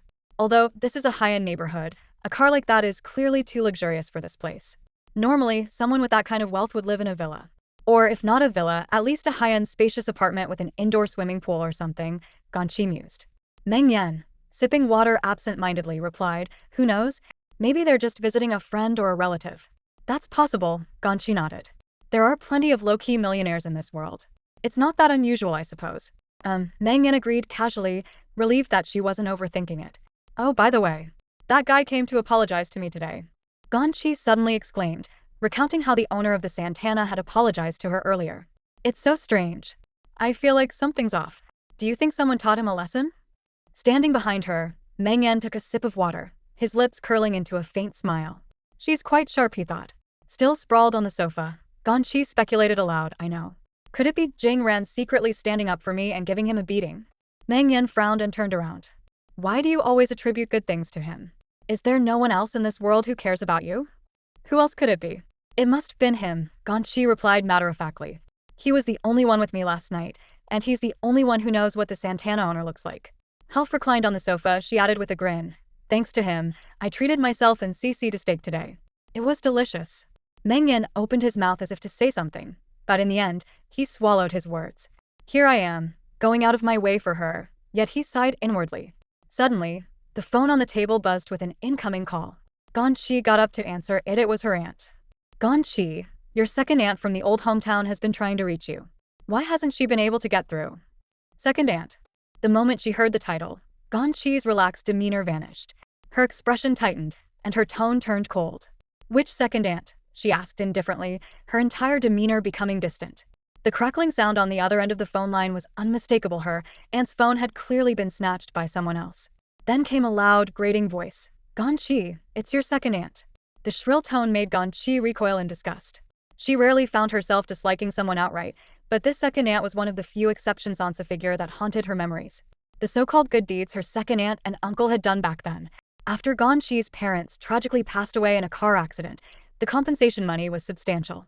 Her younger sister, Meng Yan, who was their biological daughter, was taken in by their eldest uncle's family, with the promise that the compensation would go to Meng Yan once she reached adulthood. But Ganyi, being an adopted daughter, was rejected by all the relatives. Since she wasn't related to the Gan family by blood, her second aunt, in a shocking and appalling move, decided to take matters into her own hands. She arranged for Ganyi to be engaged to a 35-year-old wealthy widower from the village, claiming it was a childhood betrothal and that they'd hold a wedding once Ganyi came of age. At that time, Ganyi was only 12 years old. A 12-year-old girl. She had to fight tooth and nail, running around desperately, until she managed to find the village secretary. Tearfully presenting a complaint she had written herself, she finally escaped being forced into this arranged marriage. It wasn't until later that Ganyi discovered her second aunt had secretly taken a 200,000 yuan bride price from the man. She had been sold.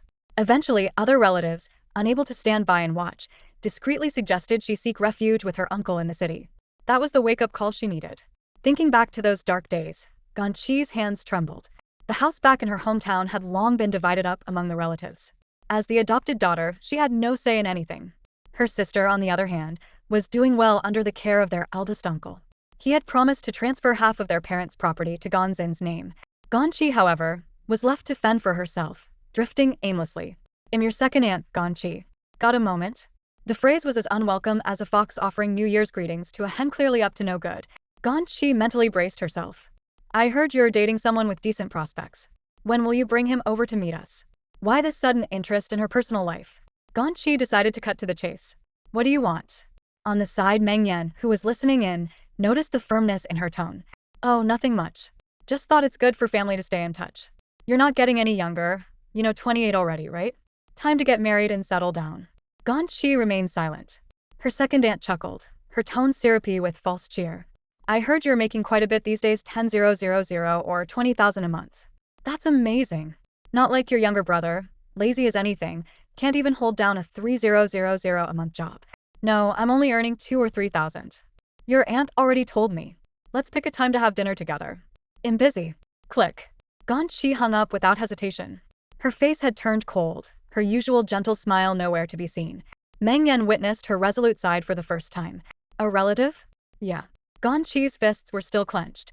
Her second aunt wanted to meet Meng Yan? Huh. The same woman who had sold her off for a bride price back then? If they met, who knew what outrageous demands she'd make of Meng Yan?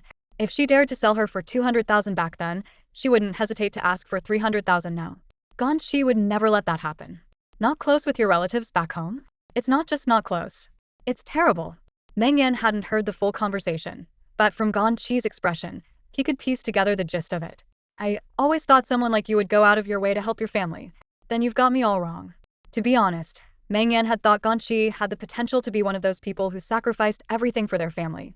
She might lose her temper occasionally, but most of the time, she was calm and accommodating, rarely refusing anyone's requests. "I'm sorry, but I'm no saint."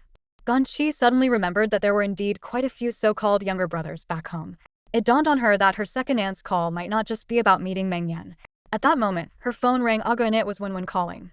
"Hey, did your second aunt get in touch with you?" Wenwen asked. "Yes," Ganyi replied.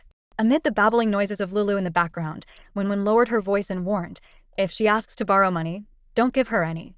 I overheard her talking to my mom earlier. Her son has almost squandered all the family savings. Now he's desperate to get married but can't afford the bride price. She already tried borrowing from Gan Xian and uncle, but they both turned her down. Now that she knows you have a good salary, she's coming for you." No wonder, Ganyi thought, suddenly understanding everything. After years of no contact, it was clear this wasn't a friendly visit. "Don't lend her a single penny." Wenwen cautioned again. "Don't worry, Wenwen. I see through this better than you do," Ganyi reassured her. Ganyi was no longer the timid, soft-spoken girl she once was. She knew exactly what to do. Since graduating, she had become more financially independent with each passing year. Her steadily rising income had long freed her from relying on others or enduring condescending attitudes. She recalled her college days when she had to scrimp and save, sharing a meal card with a classmate, working part-time jobs at restaurants, tutoring middle school students, and even taking out student loans just to get by. In those supposedly vibrant years of youth, she had even resorted to buying secondhand clothes online. Those struggles were a chapter she preferred not to revisit. Now, through her own hard work, she had carved out a small, peaceful world for herself. Life was calm and joyful, almost enough to make her forget those painful days almost. Her second aunt's sudden reappearance felt like reopening an old wound.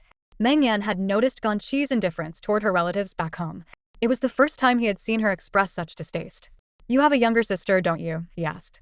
"Yes, her name is Ganyi. Technically, she's my younger sister, but actually..." Ganqi's expression darkened. Meng Yan realized he knew very little about Ganqi's past or her family circumstances. All he knew was that she had lived with her uncle and aunt for many years. "Strange," he said. "I've known you for so long, but you've never mentioned your sister or your relatives back home. There's nothing worth mentioning." "I haven't seen them in years," Ganyi replied. "So, the relationship really isn't good," Meng Yan thought to himself. Ganqi's marriage and registration were currently known only to her cousin Wen. When she moved out to live with her boyfriend, none of her relatives back home showed any concern. Meng Yan's mind whirred as he tried to piece things together. Using his usual probing tactic, he said, "No contact with your biological sister, distant from your relatives, and even your relationship with your uncle and aunt doesn't seem great. That's unusual. You'd think a big family like that would meddle more. What kind of personality must you have for them to leave you completely alone?" It was meant as a teasing remark, but it struck a nerve. Ganyi felt a pang of sadness as memories from the past rushed in. She knew he was deliberately trying to get her to open up. "Why go through all that trouble?" she said straightforwardly. "I'll just tell you I'm not biologically related to them. I was adopted." Meng Yan froze, caught off guard. This was not the answer he had been expecting, yet it explained so much. "You mean, your parents adopted you?" "Yes." Ganyi turned her back to him, so Meng Yan couldn't see her face. Her shoulders trembled slightly. Was she crying? For a brief moment, he felt a wave of guilt. Sorry," he said softly. "It's fine," Ganyi replied, taking a deep breath. She had always planned to keep the secret for life. As long as she didn't say anything, no one would ever know she was an orphan. But now, she had let it slip far sooner than she intended. Ganyi had never known who her biological parents were. From as far back as she could remember, she had always been like a stray cat, drifting from place to place. In Ganyi's faint memories, she recalled that at the beginning, she was taken in by a well-off family. However, during those years, her health was poor, and she frequently fell ill, costing the family a significant amount in medical expenses. Eventually, they decided to pass her on to another household. And so, as if she had entered a foster care cycle, she was shuffled from one family to another, leading a turbulent existence. At one point, she was moved to 3 different families in just 2 years. It wasn't until she met her current adoptive parents at the age of 7 that her life slightly stabilized. By then, young Ganyi had already learned how to read adults' expressions and figure out how to behave in order not to be disliked. Her entire childhood was spent walking on eggshells. Because she was diligent, avoided trouble, and her health noticeably improved, she finally managed to live a few years of relative stability. Her adoptive parents were kind-hearted and treated her fairly well. For a while, Ganyi thought she might finally have a normal life. But unexpectedly, just a few years later, her adoptive parents passed away in an accident. At the age of 12, she once again found herself completely alone. Her so-called relatives now were merely relatives in name, with no blood ties. Over the years, her contact with her younger sister, Ganyi, had been sparse. Ganyi had never taken the initiative to call her, and whenever Ganyi tried to reach out, Ganyi would always claim to be busy. Gradually, the bond between the two sisters faded, like parallel lines growing further apart. Ganyi knew that Ganyi was doing well at their uncle's house. After all, their uncle's family was financially secure, and with a blood connection, Ganyi wouldn't have to live as humbly as she did. Meng Yan appeared calm on the surface, but inside, he was slightly shaken. No wonder Ganyi had the personality she did. No wonder she disliked relying on others. Her tumultuous past explained everything. "Have you ever considered looking for your biological parents?" Meng Yan asked. "My biological parents?" A bitter smile appeared on Ganyi's face. "When I was little, I wanted that so badly. I dreamed of meeting my mom and dad. But as time went on, I came to a harsh realization. I was abandoned because I was unwanted. My earliest memories are so vague that I can't recall anything about my original family. Every time I see news on TV about impoverished families abandoning daughters in favor of having sons, I can't help but think of myself. Maybe my parents abandoned me because they wanted a boy. If that's the case, why should I go looking for trouble and try to find them?" Meng Yan hesitated. Do you really not remember anything about your family? Ganshi tilted her head. Sometimes in the middle of the night, I dream of red and green lights. It's strange. Maybe it's a glimpse of the environment my parents lived in, but it might hint at something unsavory about their profession. She wiped the corner of her eye with her finger, realizing she had said too much. Sorry, I'm rambling. No, Meng Yan replied, sensing her resilience. He wanted to comfort her but didn't know where to start. It seemed he might need to investigate her past. Since her second aunt had recently reached out, he decided to start with her. If your second aunt insists on making you pay for her son's wedding expenses, would you do it? Meng Yan asked. Ganshi turned to look at him. Do I look like a pushover to you? She had long stopped caring about the gossip from her hometown or being labeled as cold and heartless. Ganshi wasn't the type of protagonist in a melodramatic novel who endlessly forgives and sacrifices for those who mistreat her. She couldn't do it. Living our separate lives without interfering with each other, that's the best approach for the rest of my life, she said with a firm expression. To be honest, I don't have money now. But even if I did, I wouldn't throw it into a black hole like that. I blocked my second aunt years ago. Meng Yan was glad she had a clear mind. Steering clear of people who were petty and always looking for shortcuts was the best choice for her own peace of mind. However, Ganshi voiced her concern. What worries me is Aunt might cause trouble and reveal our address. I'm afraid it could cause issues for Mr. Meng. Meng Yan replied calmly. What's there to be afraid of? Ganshi gave a bitter smile. You have no idea how terrible they can be. Meng Yan thought to herself, no matter how terrible, I'm not afraid. Ganshi sighed. Relatives back home, they may not be educated, but they're absolute masters of emotional blackmail. Meng Yan, being a high-caliber professional, might not always know how to deal with people who lack integrity. He chuckled at her, amused that she was more worried about him than herself. You don't need to concern yourself with me, he assured her. Meng Yan had been managing the vast Meng corporation since adulthood and had encountered all kinds of people. He had long developed a heart of steel. In fact, I'm more concerned about you, he added with a faint smile. What if they start crying in front of you, claiming they watched you grow up, sacrifice so much for you, and accusing you of being ungrateful and cold-hearted? How would you handle that? I wouldn't care, Ganshi said firmly. If any of those relatives had shown her even a hint of kindness back then, she wouldn't be so resolute now. She had always treated everyone in her life kindly, but after being pushed too far, she had learned to protect herself. The next morning, after breakfast, the couple followed their usual routine, with Meng Yan driving Ganshi to work. He noticed the dark circles under her eyes. Didn't sleep well last night, he asked. Ganshi shook her head. I had a dream. What kind of dream? I dreamed I was in a huge plaza decorated with colorful lights. There were many women dressed in gorgeous gowns, like the ones you see on TV, looking like wealthy socialites. They were all laughing happily, and I could hear the clinking of wine glasses. Ganshi couldn't figure out why she had such a peculiar dream. She vaguely remembered having similar dreams years ago, blurry and indistinct, with no recognizable faces. Maybe I've been watching too many dramas, she said with a small laugh. Before long, Meng Yan dropped her off in front of her office building. By coincidence, they ran into Tao Cici, who was stepping out of her Beetle, carrying a large bag of live streaming equipment. Hey, Ganshi. Tao Cici called out cheerfully. The two friends exchanged greetings. Spotting Meng Yan, Tao Cici waved with a smile. Good morning, Mr. Meng. Meng Yan rolled down the window and nodded politely, his smile distant but courteous. He had always kept interactions with unfamiliar people brief. As she watched Meng Yan drive away, Tao Cici couldn't help but sigh. He's so cool and handsome. He's like a prince straight out of a novel. Ganshi reminded her, he's just an ordinary office worker. No way. He has that rich guy aura. Mark my words, he's going to be wealthy someday. Tao Cici suddenly turned to her with a sly grin. By the way, your scooter breaking down was perfect timing. Now he gets to drive you to work every day. That's bound to help your relationship grow stronger, right? Ganshi smiled faintly and helped Tao Cici carry her things. Come on, spill it. How are things between you two? Have you crossed the final line? Tao Cici asked teasingly. Don't ask, Ganshi replied, not wanting to continue the conversation. Tao Cici gasped in mock surprise. Still nothing? What a waste. How long has it been? You're married to such a good-looking guy, and you haven't made a move? That's practically a crime against womanhood. The two entered the office and turned on the air conditioning.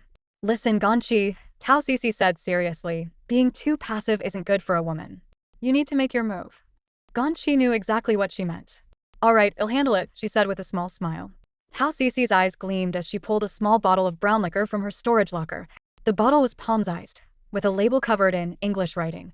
Lowering her voice, she said mischievously, here. Give him this tonight. I heard it's an aphrodisiac. Ganshi's cheeks flushed red in an instant. What are you doing? She stammered. This is imported French wine. specially made for couples. One sip, and you're head over heels. Half a bottle, and you're completely captivated. This particular bottle was something Tao Cece had bought while traveling abroad. She had picked it up at a couple-themed store, spending quite a bit of money on it. Ganyi teased. I mean, Cece, why would you, a single lady, buy something like this? Tao Cece pouted.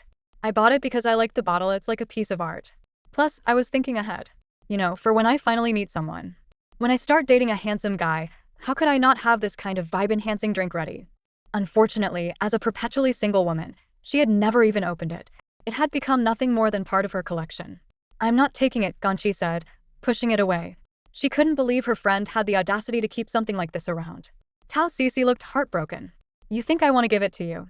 But I've been single for so long, and if I keep it any longer, it'll expire. No, I don't want it.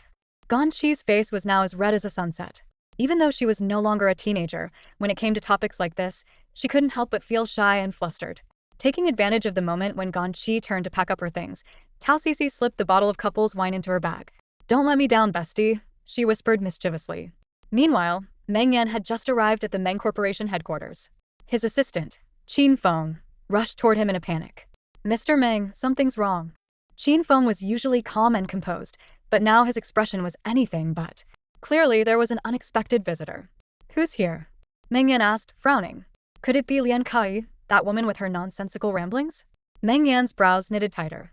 He had already issued orders forbidding her or her car from entering the premises. Who had failed to follow through? Qin Feng looked conflicted, his face twisted in an awkward expression. Who? Meng Yan was growing impatient. Qin Feng was dragging this out unnecessarily. Before Qin Feng could finish, the elevator doors opened, and a familiar voice rang out. Hello, Mr. Meng. Long time no see. The tone was authoritative yet carried an air of mischief. Meng Yan turned to look and saw a tall, dark-skinned man with slightly wavy hair step out of the elevator. It was Huang Xiandong. Huang Xiandong's face was lit up with a grin, his tan skin glowing like bronze. He stood out starkly among the other employees. Don't call me by my full name, he said, still smiling. Technically, I'm your uncle's cousin's younger brother. That makes me a generation older than you. He wasn't wrong. Despite being around the same age as Meng Yan, their complicated family tree meant Meng Yan was supposed to address him as a distant uncle. But this so-called uncle had always been a bit of a troublemaker. The two had spent a few years together as teens, even attending the same school. Meng Yan's expression darkened. Why is it you? Huang Xiandong had been living abroad for years, pursuing his art. Now he was back without any warning. Weren't you busy with your global art exhibitions? What are you doing here? Huang Xiandong adjusted the lapels of his suit and spoke in a deep voice with a hint of an American accent. Well, excuse me, but I'm now the chief consultant for Meng Corporation. Meng Yan's eyes narrowed. Who approved that? Not without my consent. Huang Xiandong smirked. Oh, come on. Obviously, it was the Emperor and Empress Dowager back in Switzerland. Meng Yan sighed. Of course. His parents. They were always up to something. It was clear now bringing Huang Xiandong in as a consultant was just a pretense. His real purpose was to keep an eye on Meng Yan. Huang Xiandong shrugged nonchalantly. You think I want to come here and work for you? Dealing with your tantrums? No way. They offered me way too much to refuse. Meng Yan raised an eyebrow. How much did they give you? They promised me a museum, Huang Xiandong said with a shameless grin. Meng Yan was speechless. His parents were truly pulling out all the stops, sparing no expense to gather intel on him. Huang Xiandong continued. Blame Tingo for this. That kid was supposed to send regular updates, but he slacked off every time. The Emperor and Empress Dowager were so disappointed. They sent me, their top general, to clean up the mess. Yeah, right, Meng Yan muttered, striding into his office. I've got enough on my plate without dealing with you. What are you up to? Huang Xiandong asked curiously, quickening his pace to follow closely behind Meng Yan. His tone was full of gossip. Does it have something to do with that wife you married on a whim, Meng Zong? Meng Yan abruptly stopped in his tracks and turned to glare at him. If you're here to play the role of a consultant, don't pry into your boss's personal life. Huang Xiandong shrugged nonchalantly. Technically, I'm your consultant, but in reality, I'm like half an elder in your life. Asking a few questions shouldn't be a big deal. Know your place, Huang Xiandong, Meng Yan replied coldly. Watch your manners, Meng Yan, Huang Xiandong shot back. Neither of them was willing to back down, their banter as sharp as ever. With a mountain of work already weighing him down, Meng Yan felt his headache intensify with Huang Xiandong's sudden involvement. You're just a womanizing drifter obsessed with traveling and painting. What could you possibly know about business? Exactly, Huang Xiandong said, unfazed. That's why this consultant position is just for show. Whether you ask for my advice or not is your call, but I still expect my paycheck. Get lost. Meng Yan snapped. Huang Xiandong's face remained playful as he leaned in closer, lowering his voice conspiratorially. But seriously, Tingxuan, how did you end up in a flash marriage? I'm dying to know what kind of breathtaking beauty managed to get you someone who's always so aloof and immune to women into the civil affairs office to get a marriage certificate. He was genuinely curious about what kind of extraordinary woman could make the notoriously workaholic and guarded Meng Yan take such a leap. Your decision is definitely unconventional, but as someone who believes in the freedom to love, as long as she's a decent person and there's real love between you two, I'd never stand in the way. However, Huang Xiandong suddenly straightened up, his expression turning serious. Nowadays, there are too many scheming women out there. You've never even been in a relationship before, unlike me, the seasoned expert. It'd be so easy for a green tea girl to manipulate you. As your uncle, I have an obligation to help you vet her. Meng Yan's brows furrowed at the mention of uncle. Huang Xiandong had always loved to exploit that familial tie to tease him. Speaking of Huang Xiandong, he was a notorious playboy with a colorful romantic history. Though he was around the same age as Meng Yan, his love for art and travel had taken him across numerous countries since his teenage years. Despite being single now, his past true loves were so numerous they couldn't be counted on two hands. His romantic entanglements were so many and so intense that he often mixed up the names of his ex-girlfriends. However, a few years ago, after being cheated on by one of his girlfriends, Huang Xiandong underwent a dramatic transformation. He abandoned his old ways of cycling through girlfriends and became convinced that modern women were increasingly cunning, leaving men as the true victims in relationships. So, how did you meet her? Did you really decide to marry her after just 1 hour? Was she deliberately trying to get close to you? Did she use her looks to seduce you? Huang Xiandong bombarded Meng Yan with questions. As a seasoned veteran of the dating world, he was convinced this Ganyi woman must be a master manipulator. Meng Yan had no intention of answering any of his questions. Go ask Meng Tingo, he said curtly. You know he's useless. He won't give me any real information. Huang Xiandong replied, lounging on the office sofa with his legs crossed as if he were at home. Tingo is too naive. I wouldn't be surprised if you, the great Meng Yan, were taken advantage of, and he didn't even realize it. As soon as the words left his mouth, a tall, lean figure stormed into the room with an air of indignation. Who said that? It was none other than Meng Tingo himself. He had overheard Huang Xiandong badmouthing him the moment he stepped into the office. Turning to Meng Yan, he immediately began to complain. Big brother, this guy punched me yesterday just because I didn't tear apart some green tea girl, claiming I was putting the Meng family in danger. Huang Xiandong stood up solemnly. Call me uncle. Keep dreaming. Meng Tingo shot back. Meng Tingo felt wronged. He was only trying to stay loyal to his elder brother, and just because he didn't put on a good performance while reporting to his aunt, he was treated like a traitor. I've met Ganyi before, Meng Tingo said. She's actually a nice person. Huang Xiandong scoffed. You're in no position to judge anymore. Sure, she might seem nice ordinary background, not exactly well off, but she gets along with people. Independent and self-reliant, right? That's just an act. She's pretending to be the perfect independent woman to get close to you rich kids, and you all fall for it. Meng Yan, tired of arguing, ignored him as his assistant, Qin Feng, walked into the office.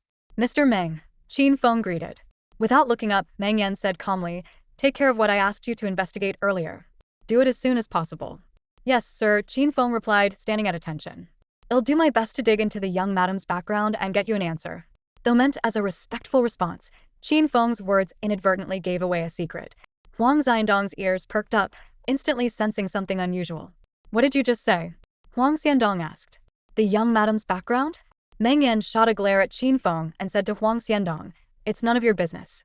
Realizing his slip-up, Qin Feng quickly lowered his head and exited without another word. Even Meng Tingo couldn't hide his curiosity. Big brother, are you investigating sister-in-law? What's going on? Meng Yan felt a headache coming on. He shouldn't have tried to handle serious matters in front of these two gossip lovers. It's nothing, Meng Yan replied. I just want to confirm her background. She's had some trouble recently. What kind of trouble? Meng Tingo pressed. Relatives from her hometown causing issues. Huang Xiandong clapped his hands as if he had just cracked a case. I knew something was off about her. This is all an act. Meng Yan, she's known your true identity all along. She's pretending to be an ordinary girl to get close to you, baiting you little by little with small problems to test your boundaries. First, she asks for minor favors, and then she'll go after your massive fortune. This is a classic scammer pig butchering scheme. A cunning woman working with a team to con rich heirs. Meng Yan raised an eyebrow. Do you think my fortune is that easy to steal? Huang Xiandong smirked. With the Meng family's wealth, even a fraction of it would be enough for her to live in luxury for 3 lifetimes. You make me sound like a fool. Meng Yan retorted. Men in love are fools, Huang Xiandong countered. He spoke from experience, recalling how he once poured his heart out for a woman, only to discover she had a secret lover and was just after his money. Humph, women like that are all the same heartless. Meanwhile, Meng Tingo thought back to his last encounter with Ganyi. I don't think sister-in-law is that kind of person, he said hesitantly. You'd better be careful not to get fooled, Huang Xiandong warned. The office grew increasingly noisy, and Meng Yan's patience wore thin. Both of you, get out. He snapped. I'll handle my own matters. Huang Xiandong's expression shifted. Meng Yan, you're not going to let me investigate this? I've already assigned it to Qin Feng, Meng Yan replied firmly. Huang Xiandong walked over to the desk, leaning in. Have you forgotten what my family does? The Huang family, though wealthy like the Mengs, operated with an air of secrecy. For generations, their ancestors had held confidential positions in the imperial court, and in modern times, they had become a powerful intelligence network. Digging up information was second nature to them. Meng Yan was well aware of Huang Xiandong's capabilities, but he didn't trust him with this task. Huang Xiandong had already decided Ganyi was a bad person without even meeting her. Such bias would inevitably cloud any investigation, possibly leading to unwarranted accusations or even outright framing her. That would only make matters worse. You don't trust my integrity? Huang Xiandong banged the desk with frustration. So, you don't think I can handle things professionally? You think I'm just here as some decorative consultant for the museum? Well, you've got me wrong. Huang Xiandong chuckled. We're practically family, after all. As your elder, it's only natural for me to be concerned. I'll investigate your new wife's background. If she's truly clean and innocent, I'll give you my full support because, as an artist, I believe in true love above all. But if she approached you with ulterior motives, I'll make sure she understands the consequences. Meng Tingo, standing to the side, chimed in. Big brother, I think it's a good idea. Exactly. You always think I'm biased against her. Let me see for myself. If I've misjudged her, I'll apologize. Meng Yan hesitated slightly. Though Huang Xiandong had a carefree and unruly personality, his character was generally reliable. Still, after a moment of contemplation, Meng Yan relented. Fine, but you need to promise not to go overboard. Ganyi is my wife in the eyes of the law. No matter what, she deserves proper respect. Don't worry, Huang Xiandong assured him. Investigating someone's background was child's play for the Huang family. It was the perfect opportunity to see if this woman was truly fit to join the Meng family. Learning that Ganyi was adopted, Meng Tingo was equally taken aback. No wonder, on the day of the family dinner, only her uncle and aunt showed up. There was more to her story than met the eye. For a brief moment, he thought his sister-in-law's life hadn't been easy. Unless, of course, she's just putting on an act. Alright, if there's nothing else, you two gossip-mongers can leave. I need to get back to work, Meng Yan said, issuing a clear dismissal. The two men were disrupting his focus and had already frayed his nerves. Meng Tingo obediently left. Huang Xiandong shrugged and was just about to step out when Meng Yan called after him. Huang Xiandong. Call me uncle, Huang teased. Ignoring his antics, Meng Yan said, I have a question for you. Well, my consultant title is finally coming in handy, Huang replied, straightening his tie with mock seriousness. Cut the nonsense, Meng Yan said, his tone grave. What would you do to make up for it if a woman has a poor impression of you? Are we talking about your new wife? Huang asked with a playful grin. That's none of your concern, Meng Yan snapped. Having had plenty of experience with women, Huang Xiandong was confident in his expertise. But instead of answering, he shook his head. Meng Yan, you're in trouble. It looks like you've already fallen for her. Ridiculous. Imperfectly rational, Meng Yan retorted. Then tell me what did you do to lower your score in her eyes? Huang pressed. That's irrelevant. Just give me the answer, Meng Yan said coolly. If you don't tell me the reason, how can I give you a solution? Huang replied. He knew Meng Yan's prideful personality all too well. The idea of him humbling himself to offer emotional support to a woman was unthinkable. And honestly, he probably wouldn't do it anyway. Money is the universal solution, Huang finally said with a shrug. Meng Yan's expression darkened. Leave. As Huang Xiandong reached the door, he turned back with a mischievous grin. Oh, one more thing. Now that you're married, don't work late into the night like before. That's a surefire way to end up with a cheating scandal. Get out, Meng Yan said icily. By the time Meng Yan returned to Mingdu International, it was nearly 10 p.m. He switched on the lights and glanced around the empty living room. Ganyi was working late again. How ironic. Typically, it's the wife waiting at home for her hard-working husband. Yet here he was, a billionaire CEO, coming home earlier than his wife every day. Her drive to succeed was even stronger than most men's. The old saying was right, women who are too focused on their careers often face challenges. Just then his phone rang. Mr. Meng, have you made it home yet? One moment, Meng Yan was wondering when she'd be back. The next, he answered the phone in his usual cold tone. There's a new snack street here with tons of amazing food. What do you want? I'll bring some back for you. Meng Yan glanced at his watch, expressionless. Is it possible that, at this hour, I've already eaten? Don't you ever crave late-night snacks? There's barbecue, spicy hot pot, grilled gluten skewers. No. Meng Yan refused flatly. It's so late, and all you can think about is food. Despite his clear rejection, Ganyi returned with a big bag of snacks anyway. Her bag was bulging, with food packaging sticking out from the top. You really like street food that much? Meng Yan asked, genuinely puzzled. Mr. Meng, you obviously don't know how to enjoy life, Ganyi retorted, completely unconcerned about her figure, unlike him. Perhaps it was her way of making up for her childhood. She had absolutely no resistance to delicious food. Back then, she'd often see rows of tempting snacks but never had the money to buy them. Now, whenever she passed by a food stall with enticing aromas, she made sure to indulge her cravings. After changing her shoes, Ganyi casually placed her bag on the table and hurried into the bathroom. Earlier, while buying snacks, the vendor had accidentally spilled some sauce on her clothes. The bright red chili oil would be tough to clean if left too long.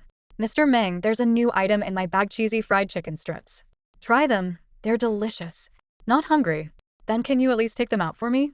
They'll lose their crispiness if they stay in the bag too long. With a reluctant sigh, Meng Yan pulled the snacks out of her bag, clearly unimpressed. The chicken strips were wrapped in several layers of craft paper, and as soon as he unwrapped them, a mouth-watering aroma filled the room. From the bathroom, Ganyi yelled, try it. It's really good. Meng Yan stared at the freshly made cheesy chicken strips. At this hour, such indulgent food was a real test of self-control. Ganyi firmly believed in one philosophy: a life without street snacks is an incomplete life. After about 30 seconds of hesitation, Meng Yan picked up the smallest piece and popped it into his mouth. How is it? Good, right? Ganyi called out from the bathroom. It's okay, Meng Yan replied. Even though had only taken a small bite, the rich flavor was undeniable. He had to admit, despite their humble price, these snacks offered a taste that rivaled what had had in fancy restaurants. Seeing him take a bite, Ganyi felt a surge of satisfaction. It's flavorful, isn't it? That stall may be small, but the taste is amazing. The owner must have a secret recipe. Meng Yan, as stubborn as ever, muttered, it's just more seasoning. Eat too much, and you'll get thirsty. His gaze shifted to her bag, where he spotted a bottle of drink. Did you bring this to go with the snacks? Ganyi thought he was referring to the small bottle of iced cola and replied, yeah, it's a bit hot outside, so I grabbed one to cool off. The ice is probably all melted by now. Meng Yan, skeptical, took the bottle out for a closer look. It was a small brown glass bottle with a label covered in English. The more he examined it, the more it resembled alcohol. Are you sure this is for cooling off? Of course. It's super refreshing to have a sip after barbecue, Ganyi said matter-of-factly. Meng Yan began questioning his own understanding of trends. Was this really how people cooled off these days? Had he been so immersed in work that had lost touch with society? He felt completely out of the loop when it came to modern stress relief habits. Looking more closely at the label, he noticed it was imported from France. Not cheap. For someone usually so frugal, she seemed surprisingly carefree when it came to food and drinks. How deprived was your childhood that you'd splurge on something like this? He asked incredulously. Imported? Ganyi blinked, finally realizing what he meant. Ganyi paused for a moment. Cola was indeed considered an imported drink, right? And it wasn't expensive. Did Mr. Meng really think she was that poor? Did he think she couldn't even afford something like this? Meng Yan was momentarily at a loss for words. He suddenly realized he was in the wrong. Everyone has their own preferences when it comes to food and drinks. Even if she came from a modest background, it wasn't fair to question her so casually. Still, Meng Yan couldn't shake the feeling that the packaging of this drink looked oddly familiar, as if he'd seen it somewhere before. His family's villa had a wine cabinet stocked with all kinds of alcohol, which the housekeepers regularly organized. Maybe that's why it seemed familiar. From the other room, Ganyi called out, it's sugar-free, so it won't make you gain weight. Consider it a gift. Meng Yan glanced at the small, delicate bottle in his hand, curious about its taste. After a moment's hesitation, he twisted off the cap and took a sip. When Ganyi emerged from the bathroom, wringing out a piece of freshly washed clothing, her eyes landed on the bottle on the table. She froze as if struck by lightning. After a brief silence, a startled cry echoed through the room. Ah! On the table sat a bottle of couple-themed wine belonging to Tao Cici, already opened. In Meng Yan's glass, there was still half a sip left. Ganyi rushed over. How much did you drink? Meng Yan was taken aback by her sudden outburst. Didn't you say it was a gift? Are you that upset over just one sip? Quickly, how much did you drink? One sip. Ganyi swiftly screwed the cap back on, her heart racing. How do you feel? What? I mean, how does it taste? Meng Yan found the drink slightly spicy at first, with a sweet and sour aftertaste. It definitely seemed to have some kind of alcohol in it. Is this supposed to be a drink or alcohol? Ganyi grabbed her bag from the table and pulled out a can of chilled cola from the side pocket, setting it in front of him. She had initially wanted to explain that Head grabbed the wrong bottle, but then thought better of it, worried he might ask where the wine came from. She decided to say nothing. Do you feel uncomfortable at all? She asked tentatively. Meng Yan found her question odd. No. Ganyi reassured herself silently. It's fine. Just one sip won't do any harm. As long as he drinks something else to dilute it, I will be okay. After all, talking about toxicity without considering dosage is just nonsense. Right, don't scare yourself. She opened the cola and poured him a large glass. Here, drink this instead. Meng Yan, who had never been fond of carbonated drinks, said, You can have it. Ganyi poured him a glass of water instead. Then at least drink this. I'm not thirsty. Meng Yan's gaze drifted back to the small brown bottle on the corner of the table. Picking it up again, he examined it with curiosity. Earlier, he had tasted it out of intrigue over the unusual packaging. Now, after tasting it, he was certain it wasn't just an ordinary drink.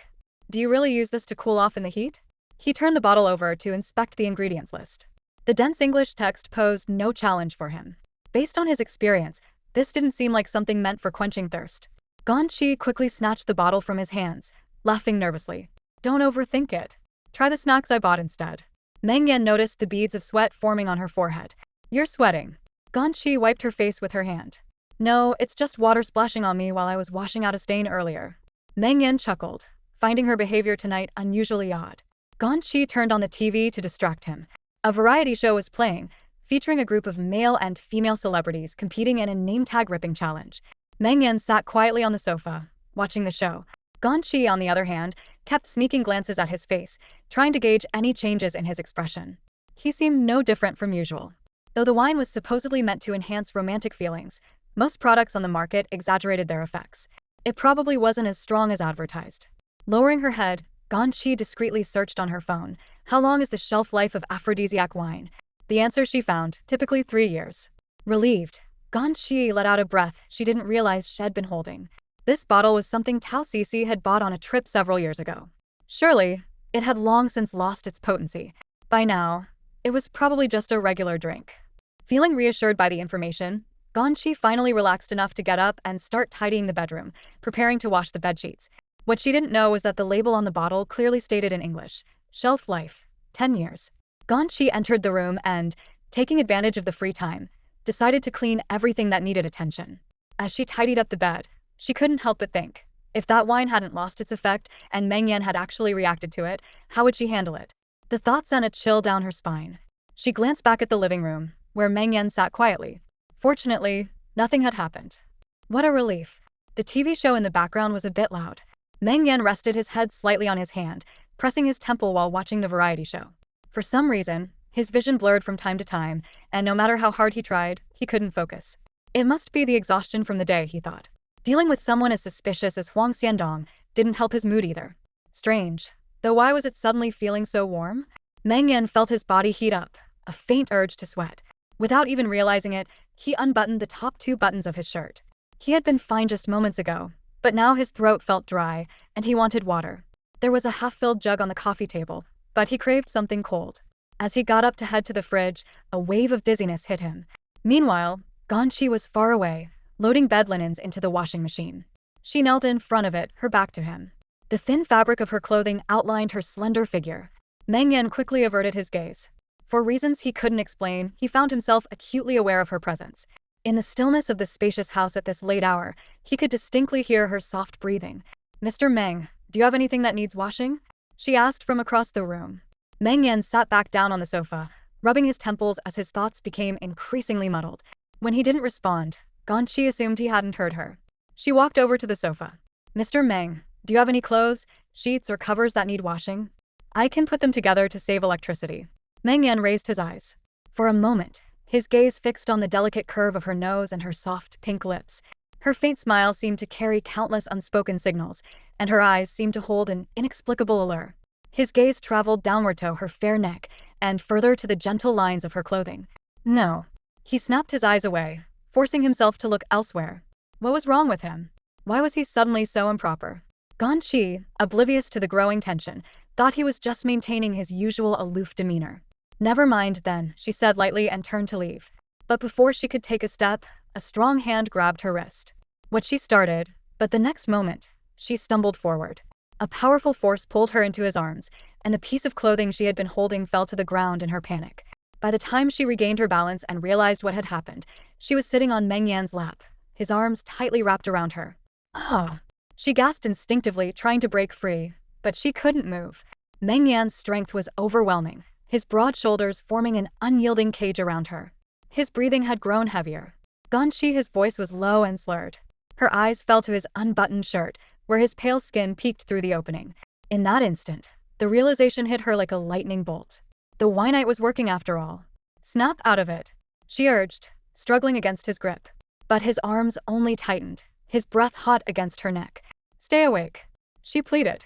But Meng Yan's gaze was hazy, his thoughts in disarray. She looked so stunning tonight, he couldn't bear to let her go. Her face, her expression, the faint fragrance she carried, it was all driving him mad. Never before had a woman stirred such uncontrollable desire in him. Every part of her made him want to lose himself completely. Meng Yan had always been reluctant to admit it, but the moment he first saw Ganyi in the cafe, he felt she was different. There was something inexplicably captivating about her faint, pleasant scent that drew him in. He despised the overpowering perfume of other women, loathed their heavy makeup, but Ganyi was an exception. She was the only woman he could stand being close to without feeling repelled. Perhaps it was some natural hormonal attraction. She smelled enchanting. Ganyi struggled, panicked, and tried to break free. Mr. Meng, get a hold of yourself. Look at what you're doing. Unable to escape, she acted on impulse, opening her mouth and biting down hard on his arm. Pain shot through Meng Yan's arm, snapping him partially out of his daze. Then, in an instant, a jug of cold water was poured over his head. With a loud splash, the chaos dissolved into silence. Meng Yan, now drenched, finally regained his composure. Water dripped from his face and soaked his shirt down to his shoulders. Frowning, Meng Yan rubbed his temples repeatedly with his fingers. What just happened? Why did I lose control like that? His arm throbbed where she had bitten him. Rolling up his sleeve, he saw 2 deep rows of teeth marks, faintly oozing blood. Mr. Meng, are you okay? Ganyi asked anxiously, retreating several steps as if uneasy about his reaction. Meng Yan winced, his head still foggy. When he looked up again, his gaze met Ganyi's terrified expression. A mix of guilt and suspicion churned in his chest. He had always prided himself on his self-control, so what on earth had just happened? Something wasn't right. Sensing his doubt, Ganyi quickly tried to shift the topic. Mr. Meng, you must be exhausted. Why don't you freshen up and get some rest? She didn't seem bothered in the slightest by what he had just done. It wasn't that she lacked self-respect, knew she was partly to blame. What truly worried her was him figuring out the truth and mistaking her for someone devious. If that happened, no amount of explanation could clear her name. I'll go do some laundry. You should rest, Ganyi said, tugging at her t-shirt as she turned to leave. A tear in the fabric, caused by him moments earlier, caught her attention. She'd need to buy a new one. Wait. Meng Yan's voice stopped her in her tracks. What exactly happened just now? Ganyi hesitated. Maybe Mr. Meng, you've been eating too much heat-inducing food lately? And it's so late or probably overtired, she fumbled for an excuse, hoping to brush it off. But she didn't realize Meng Yan's gaze had already shifted to the bottle of alcohol nearby. There's something wrong with this, he said sharply. Ganyi's heart skipped a beat.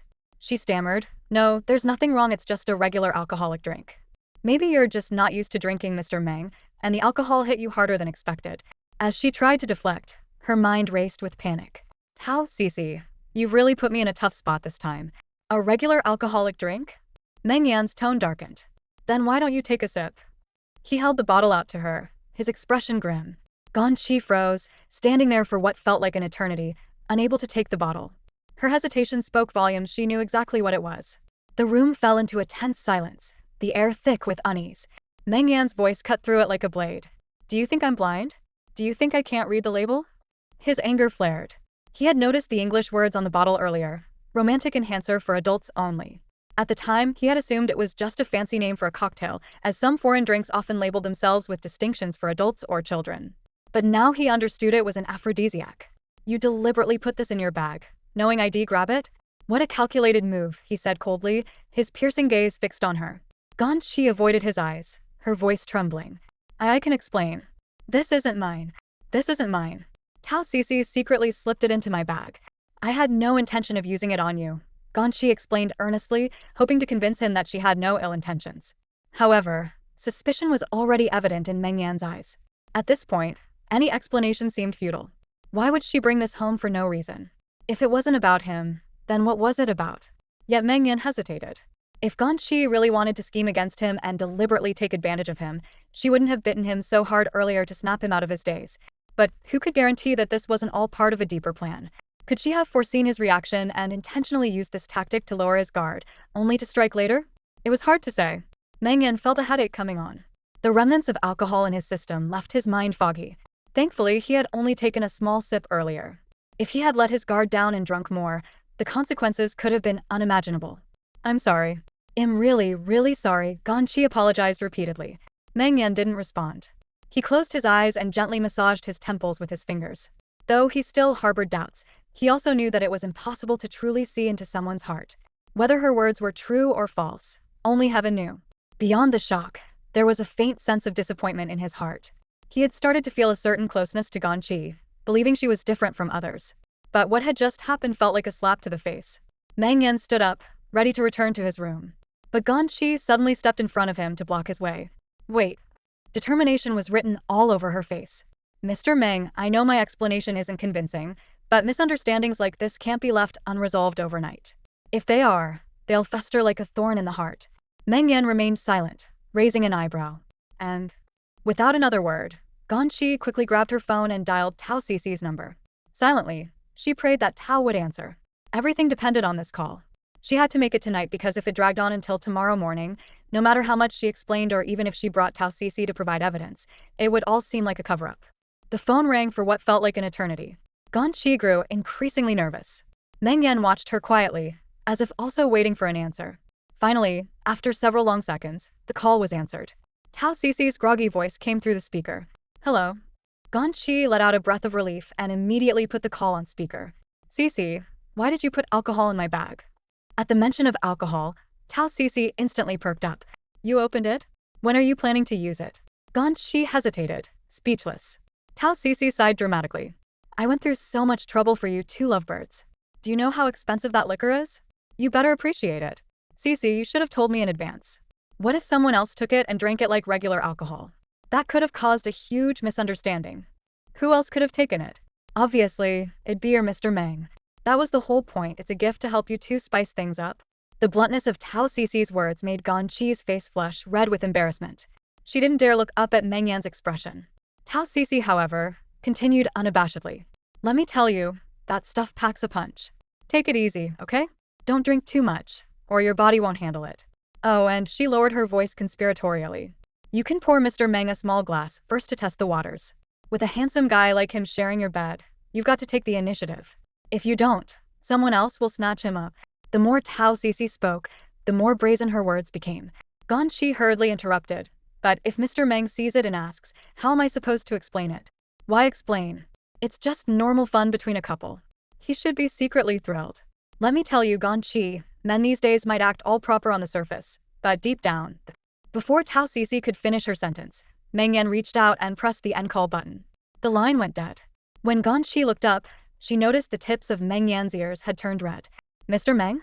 Does this mean he trusts her now? Ganyi instinctively looked into his eyes, but Meng Yan quickly avoided her gaze, refusing to meet her eyes. His expression had softened compared to earlier. Clearing his throat lightly, he said with a faint tone, You women sure have quite the range of conversation topics. Though Ganyi felt slightly embarrassed, at least this exchange served to prove her innocence in a roundabout way. Her personality was naturally outgoing. Meanwhile, Tao Cici, who had just been hung up on, was left completely puzzled. Glancing at the clock, she noticed it was nearing midnight. Calling at this hour, could it be she's making her move? Tao Cici silently cheered for her best friend. You got this. You have to win him over. Then she turned over and fell fast asleep, off to dream about marrying a handsome stranger. Mr. Meng, I understand this situation could easily lead to misunderstandings. If I were in your shoes, I'd be even angrier. But I swear I didn't mean for this to happen. Ganyi said sincerely. Besides, you know how it is me troublesome relatives from back home suddenly contacted me. I've been worried sick about my second aunt showing up to cause problems, and with work piling up, I didn't even have the energy to think about anything else. All right, Meng Yan interrupted. Seeing how earnest she was, he decided not to escalate things further. Over time, he'd come to understand a bit about her character. For now, he'd choose to believe her. Just be more cautious in the future.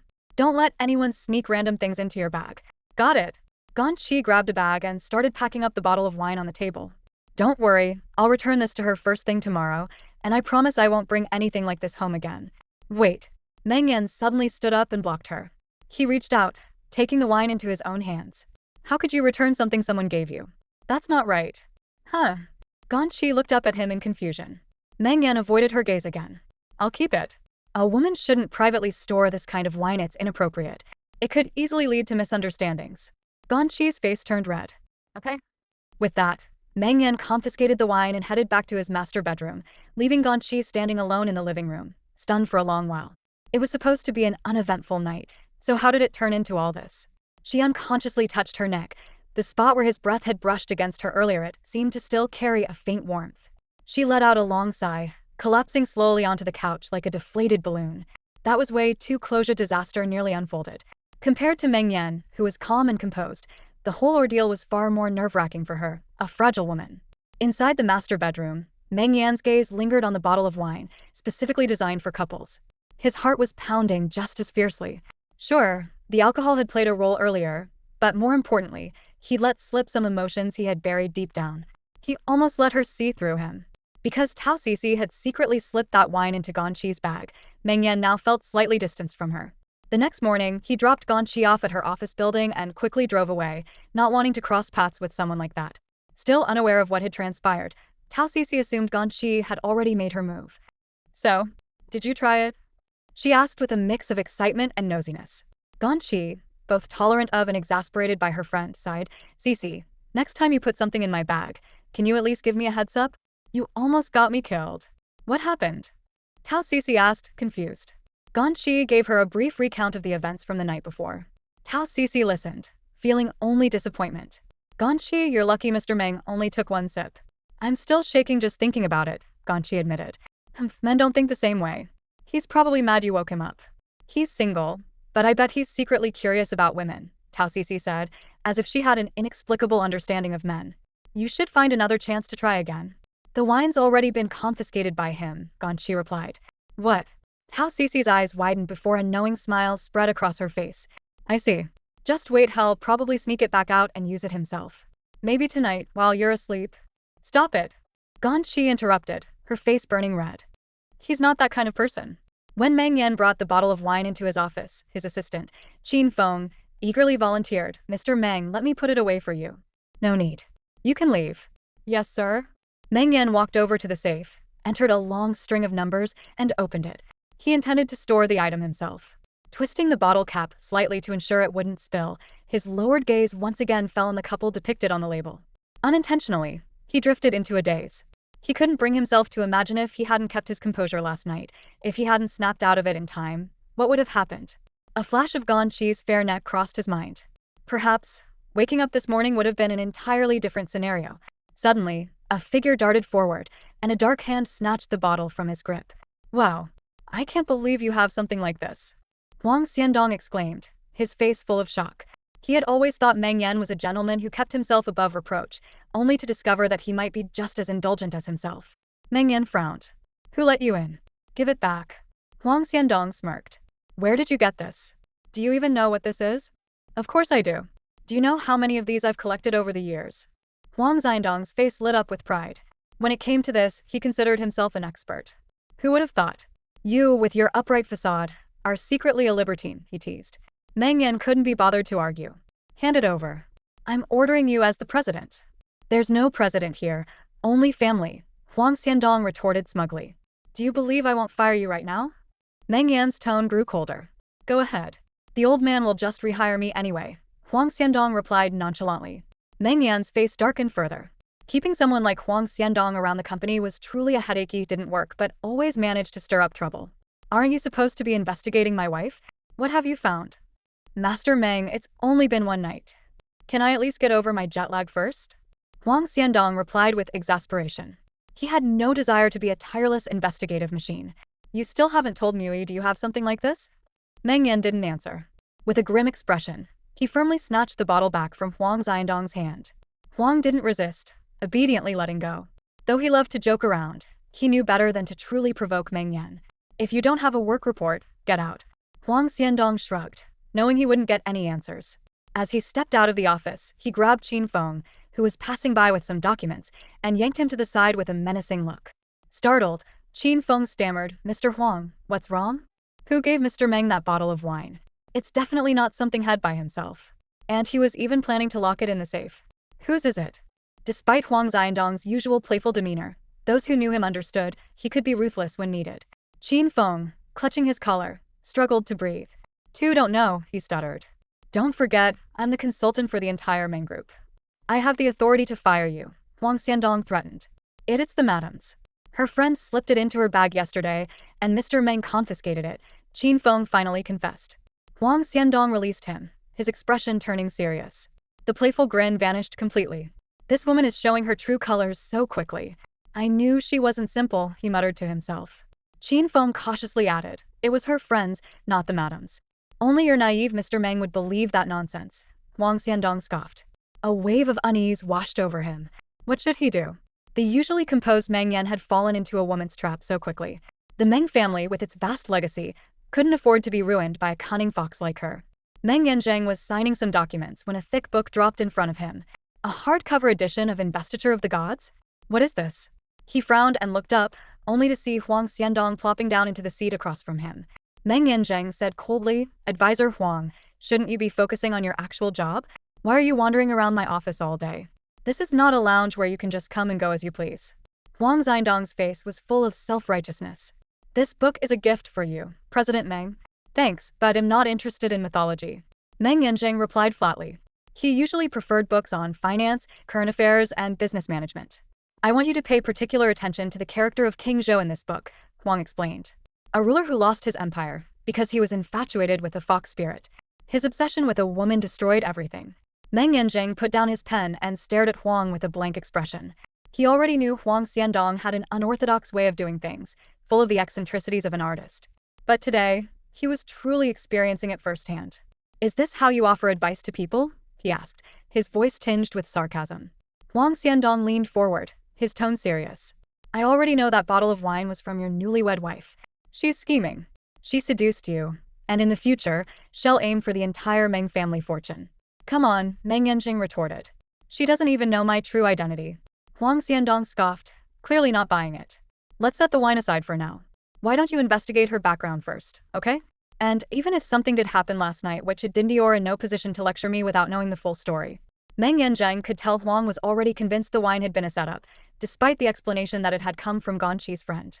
"You actually believe that nonsense?" Huang pressed. "Why don't I have friends sneaking expensive wine into my bag?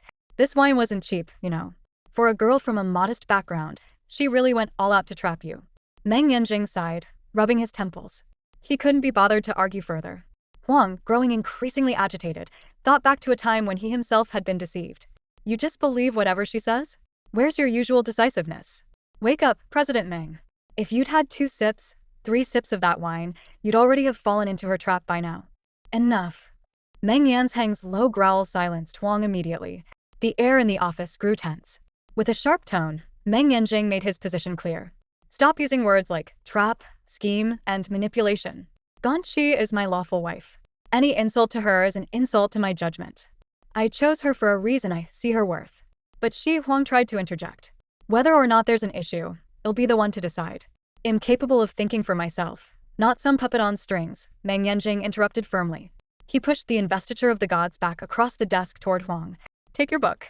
I'm not about to be bewitched by any fox spirit, but I also won't tolerate anyone slandering my wife. Last night's events? I've already reviewed them in my mind. In the end, I choose to trust Ganyi." He recalled the moment when Ganyi had come out of the bathroom after he drank the wine.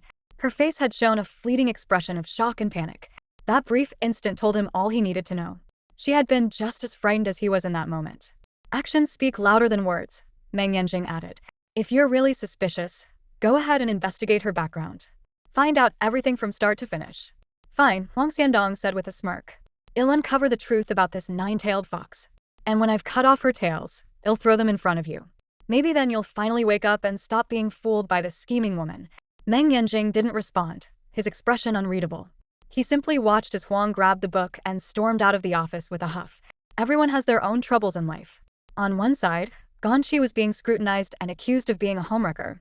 On the other, Wanwen, who was usually mild-tempered, found herself arguing with her husband, Zhang Hongjie. Early that morning, Wanwen took her daughter Lele downstairs for a walk when she received a call from her husband. "Hello, honey. What's up? Can you find some time in the next few days to ask your cousin Ganyi to lend us 20,000 yuan?" "Why?" Wanwen was puzzled by the sudden request. Zhang Hongjie replied matter-of-factly, "My sister got into college this year, and she'll need money for tuition soon. Why is it our responsibility to pay?" Wanwen couldn't understand. Her in-laws had their pensions, rarely helped with childcare, and even enjoyed occasional trips.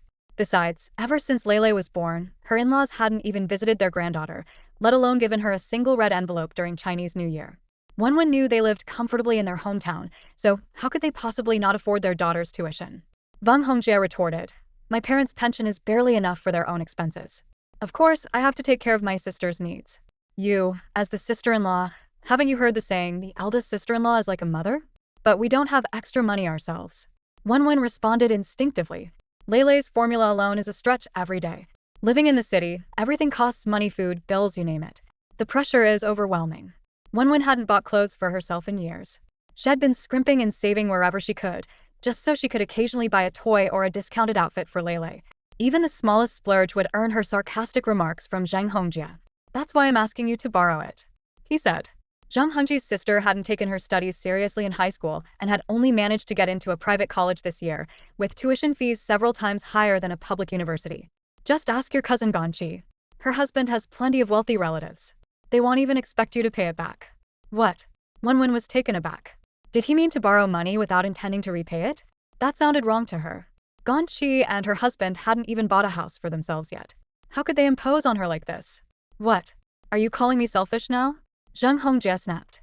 "I work hard every day to support you and the kid, while you just sit at home eating and sleeping, contributing nothing. And now you're calling me selfish? Why don't you go out and earn money for a change, so I don't have to struggle alone?" He knew full well that Wanwen couldn't possibly find a job in her current situation, yet he said it anyway, deliberately twisting the knife. Wanwen felt a mix of grievance and heartbreak. He had said similar things countless times before, always accusing her of being useless to the family. But only she knew how exhausting it was to care for a child. "Do you have any idea how much effort goes into raising a child? You get to clock out after work, but I'm on duty 247, year-round, with no breaks. You can sleep soundly at night, but I'm up all hours taking care of Lele. And on top of that, I still get blamed for everything. If I could, I'd go back to work in a heartbeat." Wanwen recalled what her cousin Ganyi had once said, women without jobs or income are often treated as easy targets for criticism. Many nights, Wanwen regretted having a child so early. Over the years, she had lost touch with society and didn't even dare to attend school reunions. Zhang Hongjie was momentarily stunned by her words. "So your cousin taught you to talk back to me like this? She's really something, huh? Teaching you how to argue with your husband. Oh, and don't forget last time you ruined someone's custom-made dress, and she already lent you 2,000 yuan for that. Looks like she's got quite a bit of savings. Another 20,000 shouldn't be a problem. I'm not going. If you won't go, then let's get a divorce." Just 5 words, but they cut through Wanwen like an icy blade. Her hands trembled as tears streamed down her face. She felt like a deflated ball, kicked around by everyone. Zhang Hongjie has always felt that he's given too much to this family. Wanwen, on the other hand, does nothing at home except take care of the child. Over the years, she hasn't earned a single penny, yet she spends money extravagantly without understanding how hard he works outside. The two of them have long lost any common ground. When it comes to work matters, Zhang Hongjie finds it impossible to communicate with Wanwen, just doesn't get it.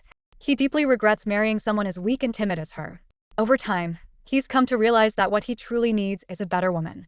Someone who can not only manage the household but also help him with his career. The image of Zhao Qingqing's refined and alluring face flashes in his mind. Every time Zhang Hongjie sees her graceful figure, he resents having married so early.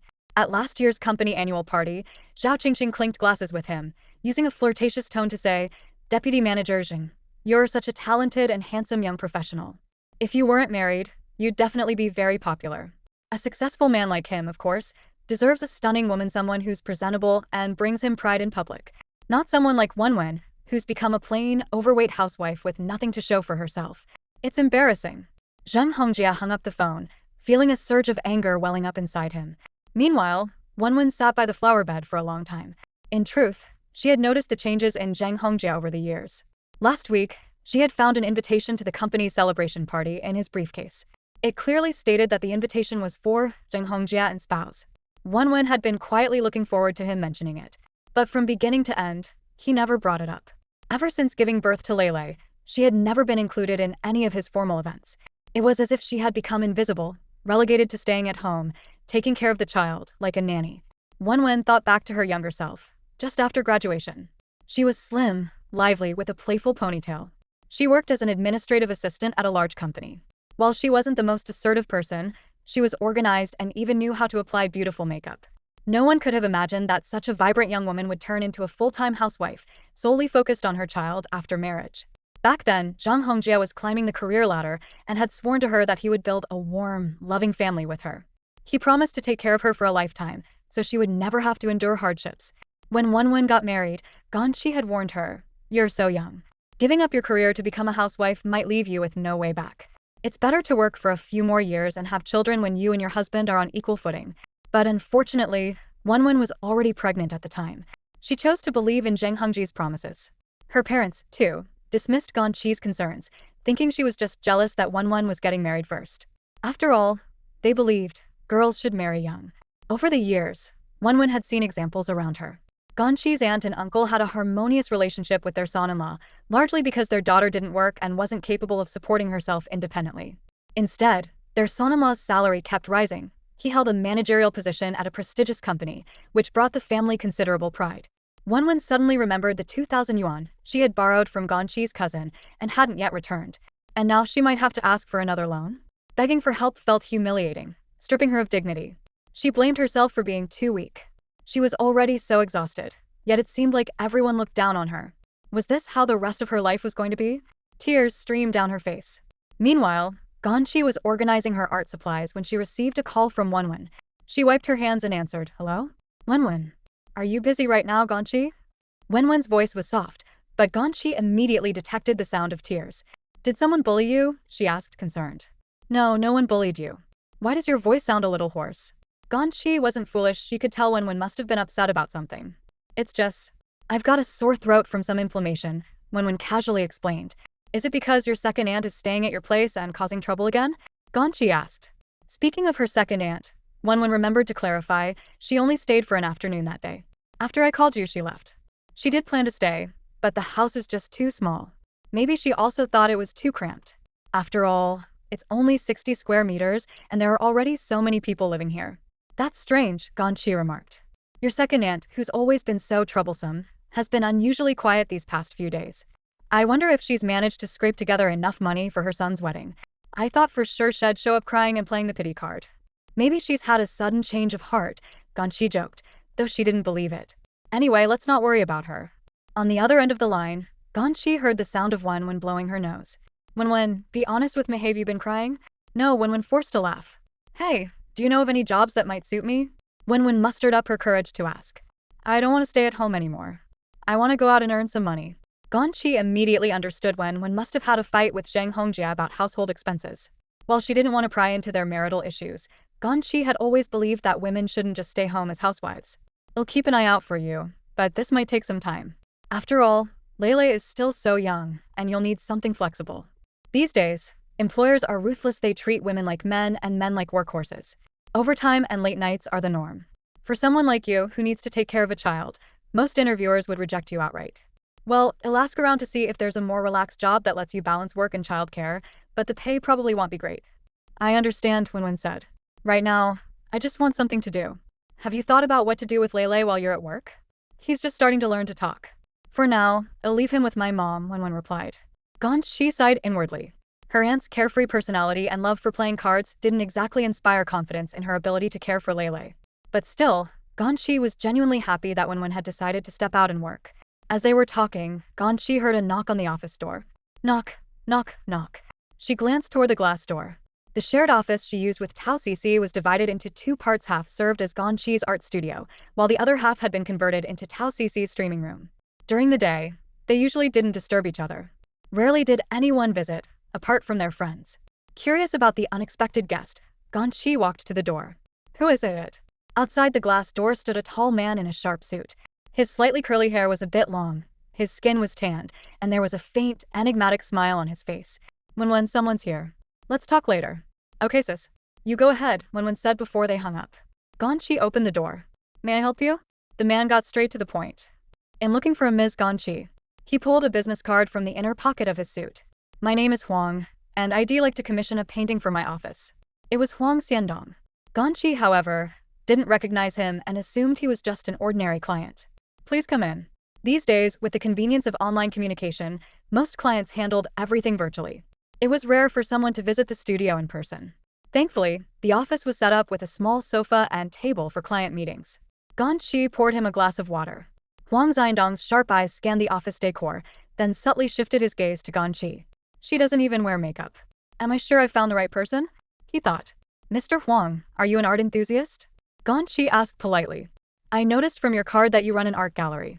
Yes, I own multiple art galleries and also enjoy traveling and painting in my free time.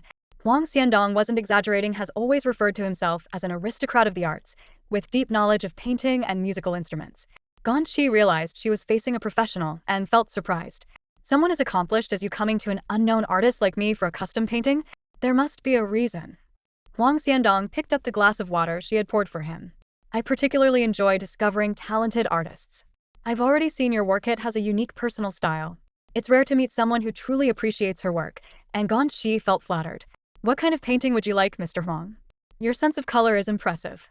I'd like you to create a piece inspired by Monet's water lilies, but with a nighttime atmosphere. The painting should also feature a young woman. Ganyi carefully noted his requirements. Professionals are indeed different, she thought. In just a few words, he had clearly outlined his vision. Huang Xiandong glanced around the office. Miss Gan, do you usually work here? Sort of. Not many people come by. Half of the office was separated by drawn curtains, and Tao Cici wasn't there at the moment. She had skipped out to go shopping. Internally, Ganyi felt it was a pity her best friend wasn't here, as the tall and strikingly handsome Huang Xiandong had a slightly exotic look to his dark complexion. Tao Cici might have been utterly smitten if she'd met him. While chatting, Huang Xiandong discreetly observed Ganyi's every move with a sharp gaze. The more he looked, the more curious he became. This woman seemed so ordinary, though her features were decent. She was far from stunning. Could she be some kind of master at disguising herself? But no matter how he looked, she seemed plain. Could it be some kind of spell? What was wrong with Meng Yan's eyes? Meanwhile, in the president's office of the Meng Corporation, Qin Feng promptly reported to Meng Yan, boss. Consultant Huang has found out where your wife works and went there in person. Meng Yan, fresh out of a meeting, froze. What? Huang Xiandong. Isn't the Huang family known for their discreet investigations and never causing a stir? What's with this high-profile visit? He stood up, fastening the buttons on his suit jacket. Let's go. Back in the office, Ganyi had just finished briefly introducing her current painting to Huang Xiandong. Glancing at his watch, he said, Miss Gan, it's almost lunchtime. If you don't have other plans, may I treat you to a meal? Ganyi knew that business discussions often went better over a meal than in a tiny office. Besides, being alone with a man here did feel a bit awkward. Yet, she couldn't shake an odd feeling she couldn't quite put her finger on. After a brief hesitation, she replied, sure. Huang Xiandong smiled slightly. The fox shows its tail, he thought. This woman was indeed bolder than most of the girls had met. Ganyi quickly explained, it's rare to have someone like you appreciate my work. I can tell you're an expert, so I'd love to learn more about painting from you. No problem, Huang Xiandong replied inwardly. See? A calculating woman indeed agreeing to have lunch with a man she just met. Ganyi repeated to herself, it's for work. It's for work. It's for work. After locking the office door, she grabbed her small bag, and the two of them headed down the elevator together. When they reached the street, Ganyi glanced at the many food options around them, and suddenly thought about not letting Huang spend too much. How about I treat you instead? No need. Just tell me what you'd like to eat. It was rare to meet such a client. Ganyi looked around and, wanting to save him money, thought it didn't matter where they ate. The focus wasn't on the food but on discussing the details of the painting, its size, level of detail, framing, and so on. She pointed to a spot not far away. How about that noodle shop on the corner? Huh? Noodles? Huang Xiandong was momentarily caught off guard. What kind of choice was this? At least suggest grilled fish, steamed shrimp, or a fancy dessert place. Mr. Huang, do you not like noodles? Ganyi asked. No, it's fine, he replied, forcing a smile. Too basic, he thought. 8 yuan per bowl of noodles, and he didn't even like noodles to begin with. But he kept up appearances. Sure, no problem. Ganyi thought, I'm really looking out for my client's wallet. Just as they were about to enter the shop, a car horn honked behind them. Ganyi instinctively turned around and saw a familiar Dongfeng car. It was Meng Yan. Ganyi was surprised to see Meng Yan show up at this hour and wondered if he was working nearby and just passing by. Inside the Dongfeng car, Meng Yan's expression was slightly dark as he unintentionally exchanged glances with Huang Xiandong. Huang maintained his faint, ambiguous smile, his gaze falling on the car. So, he really bought a Dongfeng. Meng Tingo wasn't lying. Meng Yan had apparently bought a toy car to hide his true identity and was playing house with his wife. Meng Yan stepped out of the car, slamming the door shut with a bang, and strode over to the two of them. Ganyi quickly introduced him, Mr. Huang. This is my husband, Meng Yan. Then she whispered to Meng Yan, why are you here? Meng Yan's gaze locked onto Huang Xiandong's amused eyes. Just came to check on things, he replied. Huang Xiandong pretended not to recognize Meng Yan in front of Ganyi. Oh, you're Mr. Meng. Pleasure to meet you, he said, extending his hand. The two shook hands, but it was a disingenuous exchange. Huang immediately felt Meng Yan's grip tighten, a silent warning. What are you doing here? Wincing slightly, Huang pulled his hand back and gestured toward the not-so-new Dongfeng. Holding back laughter, he asked, how's the car? Comfortable to drive. Not bad. If you like it, Mr. Huang, you can always get one for yourself, Meng Yan retorted calmly. Huang walked over to the car and circled it twice, still unable to believe that the once untouchable Meng Yan would be driving this car during rush hour. After all, Meng Yan used to scoff at anything that wasn't his custom Rolls-Royce. Ganyi found the conversation between the two men a bit odd. Do you two know each other? She asked suspiciously. No, both of them replied in unison. Huang Xiandong patted the car's headlights and smirked. I'm just curious, how can anyone drive something like this to and from work? It's pure torture. Meng Yan shot him a silent glare.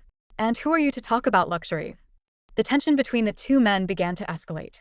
I mean, no offense, Huang continued, feigning innocence. But honestly, you could easily afford something better. A car like this is for losers. Haven't you done your research? A man's car is a reflection of his dignity, and this one screams no dignity. Aren't you worried people will laugh at you? As Huang's condescending words poured out, Ganyi started to feel increasingly uncomfortable. She realized Mr. Huang's tone was far from friendly. Meng Yan, however, knew this was typical of Huang Xiandong and couldn't be bothered to argue.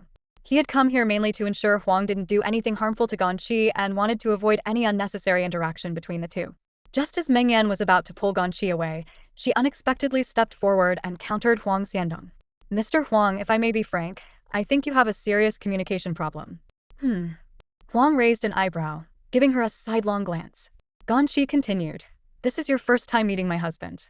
Why would you use such antagonistic language? Anyone listening might think you two have some kind of grudge. What's wrong with driving a Dongfeng? It's a perfectly legitimate car worth tens of thousands. We didn't steal it or rob anyone for it. Why the verbal discrimination? Huang Xiandong's brows shot up in surprise, clearly not expecting this reaction. Even Meng Yan, who had been standing silently, was taken aback. She's defending me? Mr. Huang, Ganyi said firmly, your condescending attitude earlier was incredibly disrespectful. I'd like you to apologize to my husband. I stand by what's right, not by personal ties, and in this case, you are clearly in the wrong. What? Apologize? Huang Xiandong's expression shifted from surprise to disbelief. She was asking him to apologize to Meng Yan? Meng Yan stepped forward, about to say something, but Ganyi preemptively pulled him back and shielded him behind her. Yes, apologize, she insisted. Her gaze was unwavering. You're just my client. If you're dissatisfied with my skills or work, feel free to critique me. Art is subjective, and I welcome diverse opinions and styles.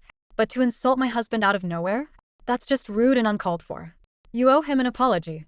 Huang Xiandong was momentarily stunned, his initial surprise giving way to incredulity. She wanted him, Huang Xiandong, to apologize? Huang Xiandong, I'm your client. Are you not interested in earning this money? His tone carried a mix of humor and a veiled threat. We're not on the same wavelength, so we're not suited to work together.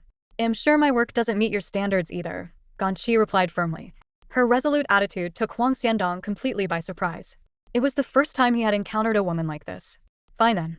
If that's how it is, there's no need for this meal, he said, adding, but even if we're skipping the meal, you still owe an apology. People were bustling about on the street, some stopping to glance their way. Huang Xiandong looked awkward, his discomfort apparent. All right, Mr. Meng, I apologize, he said, though his tone was perfunctory at best. It was an apology in form, if not in spirit. Meng Yan watched Huang Xiandong's ridiculous expression, his face remaining impassive, though he was barely holding back a laugh. Let's go, honey, Ganyi said, grabbing Meng Yan's hand and turning to leave. For a moment, Meng Yan was stunned. It was the first time she had called him honey. Ganyi's reasoning was simple. In public, addressing him as Mr. Meng would sound inappropriate. As Ganyi held his hand tightly and led the way, Meng Yan followed behind, his mind momentarily thrown into disarray. What just happened? This felt like a scene straight out of a romance drama.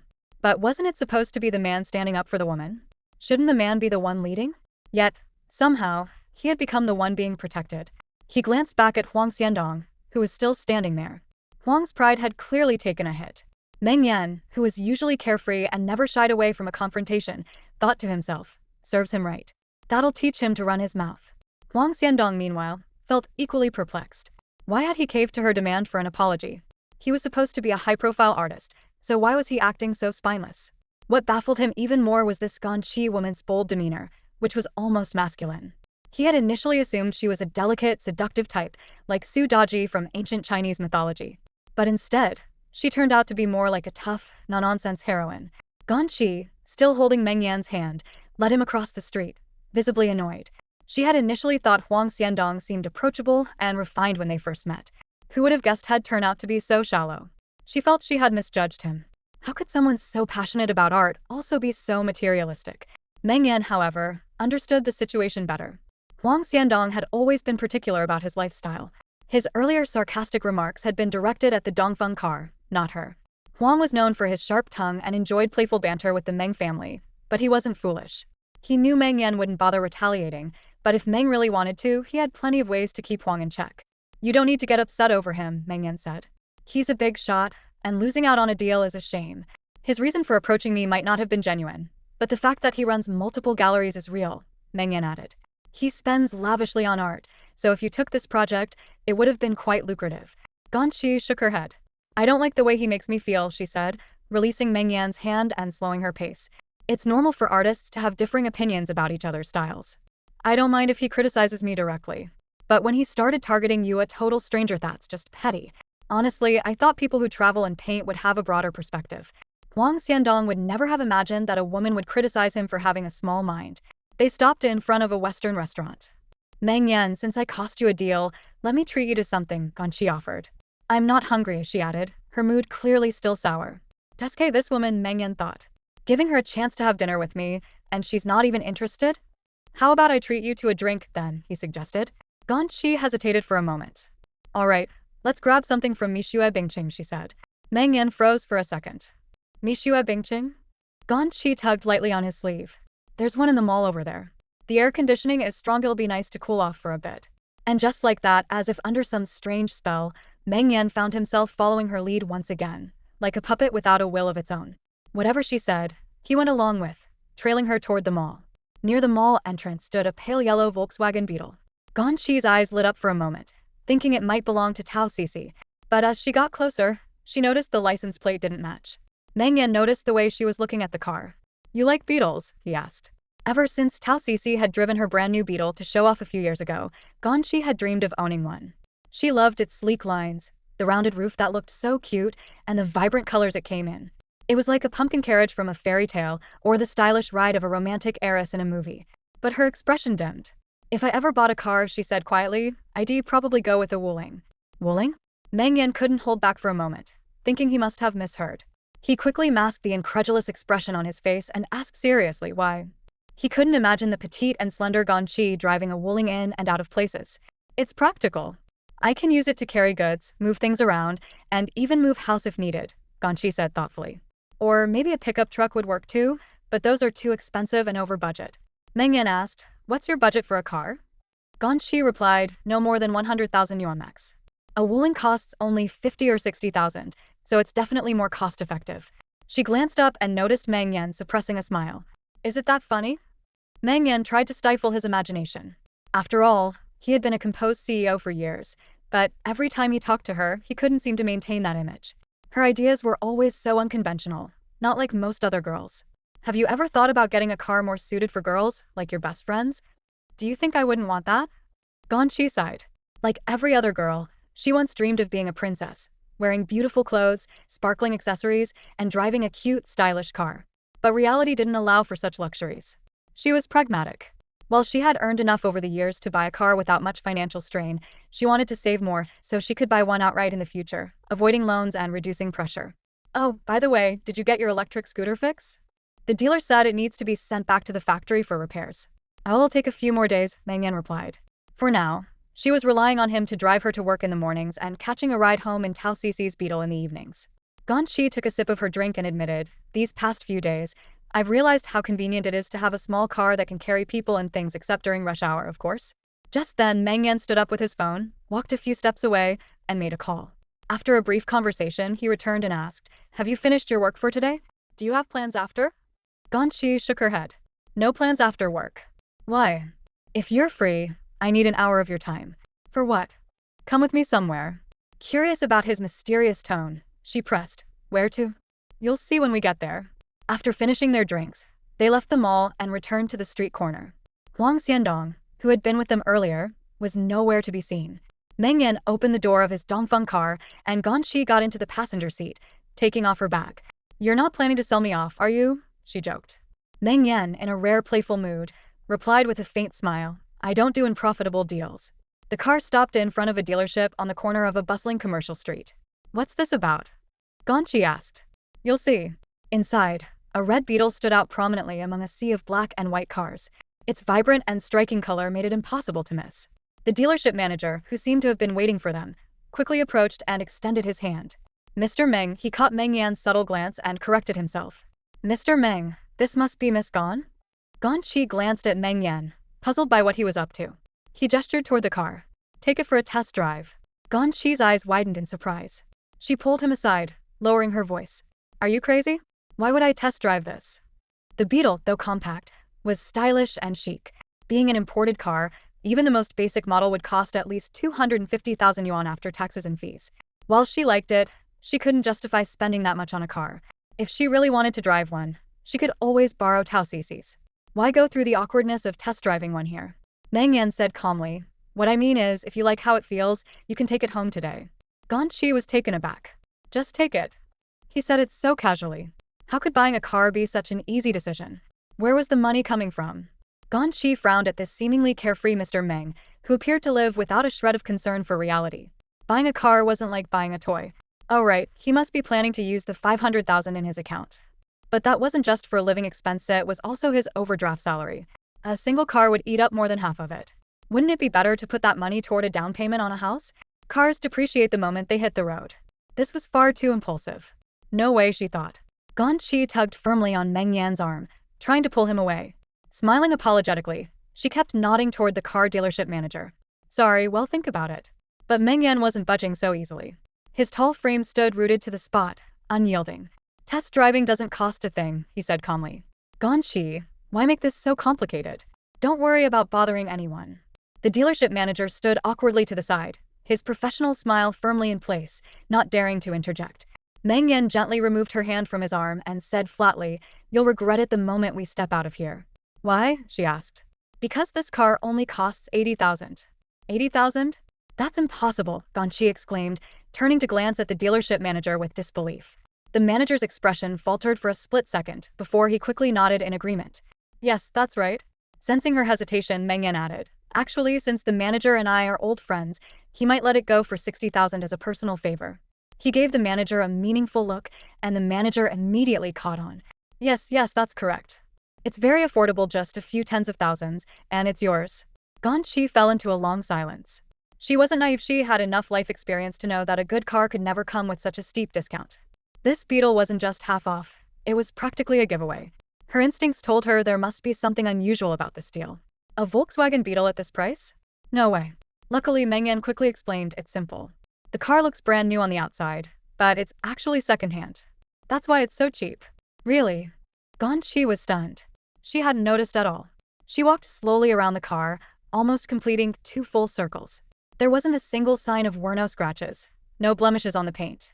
The car was so well maintained it could easily pass for new. The dealership manager chimed in, "Miss Gan, you don't need to worry. It's not a car from an accident or a flood. This car used to be my personal vehicle.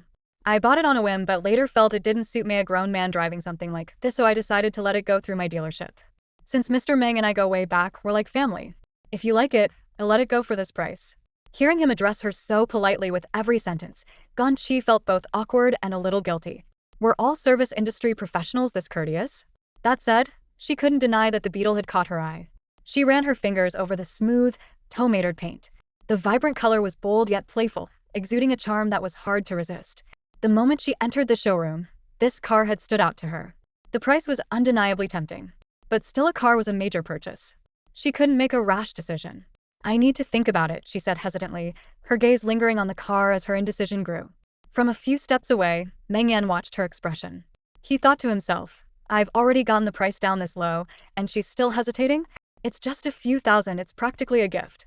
Meanwhile, the dealership manager wiped his forehead with a damp tissue and whispered nervously to Meng Yan, Mr. Meng, the Beetle model hasn't been produced domestically in years. This one is fully imported and has collectible value. It wasn't even supposed to be for sale, it's just here as a showroom display. Meng Yan's face remained impassive. I see. Sensing the manager's reluctance, Meng Yan added bluntly, my assistant will follow up with you later. You won't lose out on this. No, that's not what I meant, the manager stammered. It's just your wife seems not very familiar with cars. We have other models in the showroom that are also suitable for ladies. I could recommend something similar. That won't be necessary, Meng Yan said, his gaze fixed on Ganyi's conflicted expression. Let her decide for herself. Buying a car is like choosing a partner. The one that catches your eye and makes your heart skip a beat is the one worth spending time with. There's no need for anyone else to make the choice for her. Ganyi still couldn't quite process it even as she signed the paperwork. In such a short amount of time, she had made up her mind to buy a car. The dealership manager, full of admiration, commented, Miss Gan, you really have an eye for this. Even though it's a second-hand car, it's in no way inferior to a new one. He emphasized the words, second-hand, with a deliberate tone. This is a classic model that's been popular for decades, with great features. Even the interior decorations were our complimentary additions. Ganyi was well aware she'd scored a great deal, otherwise she wouldn't have agreed to purchase the Beetle in her current financial situation. It felt almost too good to be true, like sheer luck had landed her this opportunity. The manager, ever skilled at reading people, added, to be honest, one of our staff members had already reserved this car. If it weren't for my connection with Mr. Meng, I wouldn't have sold it to just anyone. Thank you, Ganyi replied politely, then asked, may I pay in installments? Before the manager could respond, Meng Yan interrupted, no need for installments. I'll cover it. As he spoke, he pulled a bank card from his pocket and handed it to the manager. Ganyi stood up nervously and whispered, I don't have enough money to pay you back. You don't need to, Meng Yan replied. It's a gift. Ganyi froze, stunned. Just a few days ago, they had been arguing, and now he was suddenly gifting her a car. If it were something small, she might have accepted, but this was a car. This doesn't feel right, she murmured. Meng Yan responded casually, now you'll have your own Beetle. You can go on road trips and picnics with your friends. Isn't this the kind of lifestyle girls love? Of course, she loved the idea. But for most people, such carefree living wasn't a luxury they could afford.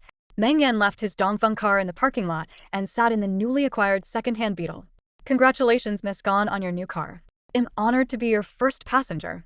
Sitting in the driver's seat, Ganyi's mind was still elsewhere. Suddenly, she turned to Meng Yan, her tone serious. Why are you giving this to me? Because you like Beetles. I can buy it myself. I can pay in installments. Meng Yan's face remained expressionless, though the corners of his mouth curved slightly upward. It's just a car. No need for installments. But Ganyi stared straight ahead, her gaze fixed on the steering wheel in her hands. She remained motionless, clearly troubled by something. Meng Yan noticed her hesitation. Is something wrong? Ganyi hesitated for a long moment. The Beetle was undoubtedly a great deal, but even at a discount, it still cost several tens of thousands. Although they were technically husband and wife, their relationship was more of a contractual partnership. This gift felt like a burden to her. Mr. Meng, she began cautiously, can you tell me the real reason? Accepting such a big gift makes me feel uneasy, like I owe you something. After all, it wasn't long ago that they had signed a trial marriage agreement. Who knew if they'd part ways in a few months? Why spend this kind of money on her? A gift is a gift. Why does it need a reason? Meng Yan replied, almost dismissively. Besides, it's just a few tens of thousands. It's not a big deal. To him, this was an insignificant amount she probably had no idea had seen handbags worth hundreds of thousands, watches costing millions, or even bottles of wine priced over 10,000 each. Ganyi pressed further. What I mean is, if we don't develop feelings for each other, and if we end up divorcing, would you take the car back? Meng Yan's hand paused midway as he fastened his seatbelt. His expression shifted slightly. He had never considered that possibility. He was the one who drafted the agreement, the one who insisted on signing it, yet he rarely gave it much thought and often forgot it even existed. But her question felt like a weight pressing on him. So, she had been planning for their separation all along? His expression turned colder as he replied, no, I wouldn't take it back. He recalled how Ganyi had stood up to Huang Xiandong earlier, defending him without hesitation. That unintentional gesture of support it was worth buying her a car for that alone. Ganyi could sense that Meng Yan was upset. She quietly turned the steering wheel, her eyes fixed on the road ahead. Are you sure it's okay to leave your dongfeng there? How will you get to work tomorrow? She asked casually. She had intended to say, maybe I can drive you tomorrow, but before the words left her mouth, Meng Yan's phone rang. He frowned as he answered, hello. Out of the corner of her eye, Ganyi glanced at his cold expression. Why does he always look so indifferent, even when answering the phone? Does he talk to his boss like this too? His boss must have an incredible level of patience. Whatever was said on the other end of the line, Meng Yan only responded with a curt before hanging up. Turn around. I'll go back and get my car, he said. Where are you going? Back to the office. Ganyi asked. Something came up. I need to handle it, he replied. So it was overtime. Ganyi calmly made a U-turn and started driving back. Why did they tell you about it so last minute? How late will you be working, she asked. Meng Yan glanced at his watch. Not sure yet. Ganyi thought about how he worked at a large company and was now part of the management team. He probably had important matters to deal with, so she didn't press further. Don't forget to eat dinner, she reminded him. When they reached the parking lot where his dongfeng was parked, Ganyi waved goodbye through the car window, her face lit with a warm smile. But Meng Yan felt uneasy. Why didn't she ask what he would be working on? Didn't she care about how exhausting his job could be?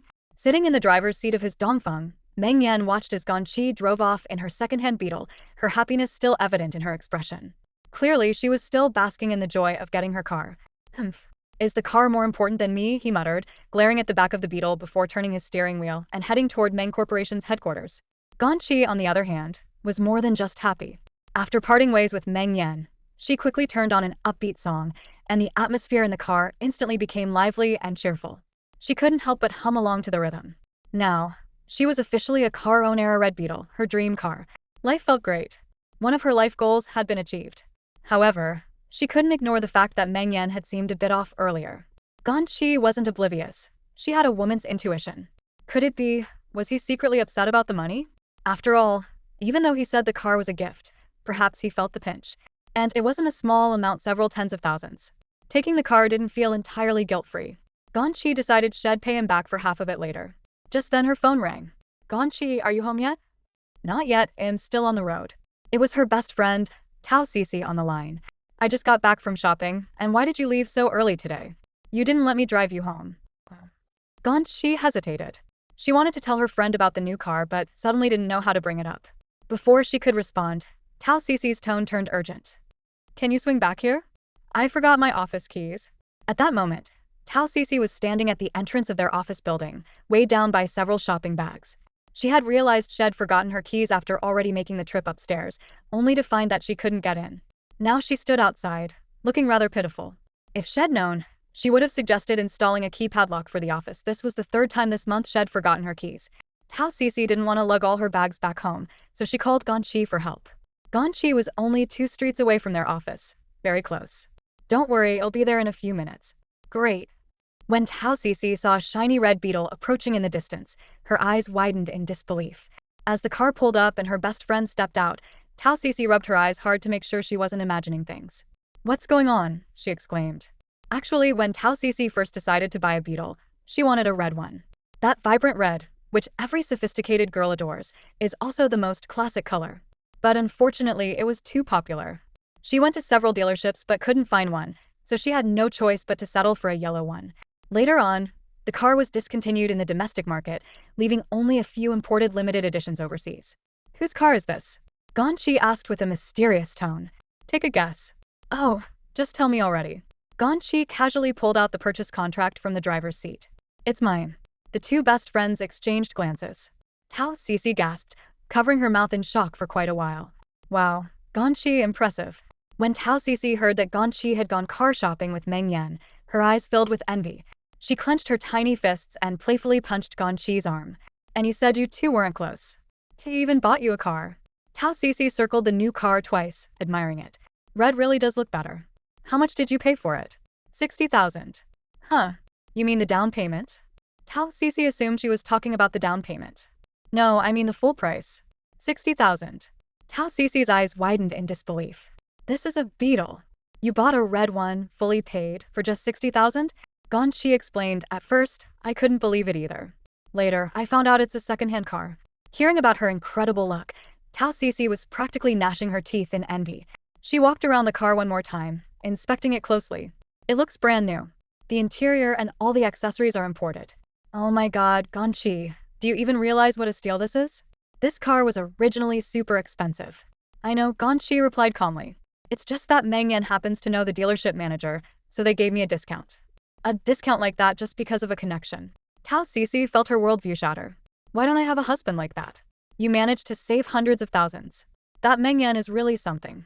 Tao Cece patted her friend's shoulder solemnly. Ganyi, you've done well. You've gotten him to care so deeply for you in such a short time that he even bought you a car. This man is a keeper. Then, lowering her voice, she gave her friend a sly tip. At this point, what are you waiting for? You need to show your appreciation. This is the perfect chance to take your relationship to the next level. She leaned in close to Ganyi's ear. Next, use this as an excuse to thank him. Invite him to dinner, have some drinks, and then get him drunk. Everything will naturally fall into place. Oh, stop it with your crazy ideas. Ganyi didn't want to have a deep discussion on this topic. She stood up and grabbed a few of Tao Cece's bags. Are these all going upstairs? Tao Cece had quite the haul. Her shopping spree had resulted in 7 or 8 bags. The two friends huffed and puffed their way to the elevator, then to the office door. Ganyi pulled out her keys to help carry everything inside. Tao Cece poured herself a big glass of water and gulped down half of it in one go. Thank goodness you were nearby. Oh right. She suddenly remembered something and pulled a small bottle of perfume out of her purse, handing it to Ganyi. Here, I bought this for you. Be warned, spraying this will enhance your feminine charm. Ganyi was about to take it but then hesitated and pulled her hand back. You should keep it. Seeing her reaction, Tao Cece looked exasperated. Why can't you just have a little ambition? You've been living with a handsome man for so long, and you still haven't made a move? People are going to think something's wrong with you too. Relationships take work, you know. Work on what? We're already married. Might as well skip to the next step, Tao Cece declared. She clenched her little fist, wishing she could swap places with her friend and take care of everything herself. Ganyi, let me tell you, you guys are taking way too long with this. Seriously, with Mr. Meng's looks, how are you not swooning over him? Can you even sleep soundly at night being alone? Ganyi tried to explain nervously. I'm not the impulsive type. Nonsense. Tao Cece retorted. Men his age are at their peak when it comes to this stuff. You have to give him a chance. Ganyi's face flushed. I know what I'm doing. Stop meddling. Meddling? Tao Cece lightly tapped Ganyi on the forehead. I'm worried about you. At our age, it's rare to meet such a handsome guy. And you're so clueless, I'm starting to wonder if you're frigid. Tao Cece was frustrated that her best friend was so oblivious. How could Ganyi not see the opportunity when a Prince Charming was practically handed to her? There's no one else around right now, Tao Cece said, narrowing her eyes. Just tell me, are you frigid? Or, do you not even like men? She took a cautious step back as she said this. Relax, I'm perfectly normal, Ganyi replied with a calm expression. Then how do you not realize that him buying you a car is a hint? It's a sign. He wants to take things to the next level. Ganyi gave a wry smile. She knew better than Tao Cece. Mr. Meng definitely didn't mean anything like that. No, he doesn't. Yes, he does. No, he doesn't. Yes, he does. The two friends went back and forth, neither able to convince the other. Tao Cece was so frustrated she was practically stomping her feet. In the midst of their argument, Ganyi's expression suddenly turned distant. Cece, I appreciate that you care so much about me, but... She leaned against the edge of the table, hesitating for a moment. There's a secret I wasn't planning to tell you. What? What secret? Tao Cece immediately calmed down, her curiosity piqued. Ganyi hesitated again but finally said, actually, Mr. Meng and I signed an agreement. An agreement? What kind of agreement? A trial marriage agreement. We're not really a normal couple. Ganyi boldly revealed the truth, and Tao Cece nearly dropped her cup. A trial marriage? Tao Cece stammered. Yes. I wasn't planning to tell anyone about this, not even my cousin. Mr. Meng and I might end up divorcing later. Tao Cece was too stunned to speak. Wait, what? What are you guys even doing? Ganyi explained calmly, we signed the agreement the day we had dinner with my aunt and her family. It's pretty simple. We're giving ourselves 6 months to a year to see if we can develop feelings for each other. If we can't, we'll divorce. As compensation, he'll give me some money. But I'm not allowed to have any designs on his family's assets. She has some wealthy relatives, and I guess they're worried I might have ulterior motives. What on earth? That's such a weird agreement, Tao Cece exclaimed. If they're so wary of you, why not just avoid getting a marriage certificate? Couldn't you two just date first and break up if it doesn't work out? Simple and straightforward. Ganyi shrugged. Well, this is the situation for now. We're more like regular friends at the moment. Neither of us is trying to take things further.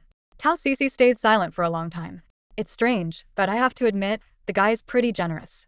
He knows there's a chance you'll divorce, and he still bought you a car. That's what she said, but deep down, Tao Cece felt a pang of disappointment. She had thought her best friend and Mr. Meng were falling for each other, and that their relationship was heating up. She hadn't expected the reality to be so harsh. But then she perked up. So what? It's just an agreement. Look, it says if you don't develop feelings, you'll divorce. But what if you do? What if you fall deeply in love? You need to make a move. Ganyi looked surprised. I can already tell, Tao Cece said confidently. Mr. Meng is the reserve type. For all you know, he might already have feelings for you but just doesn't realize it yet. Sure, the agreement sounds cold, but it's also your chance. Use this time to go all out and win his heart. Make him yours forever. Ganyi remained silent, as though she was hesitating about something.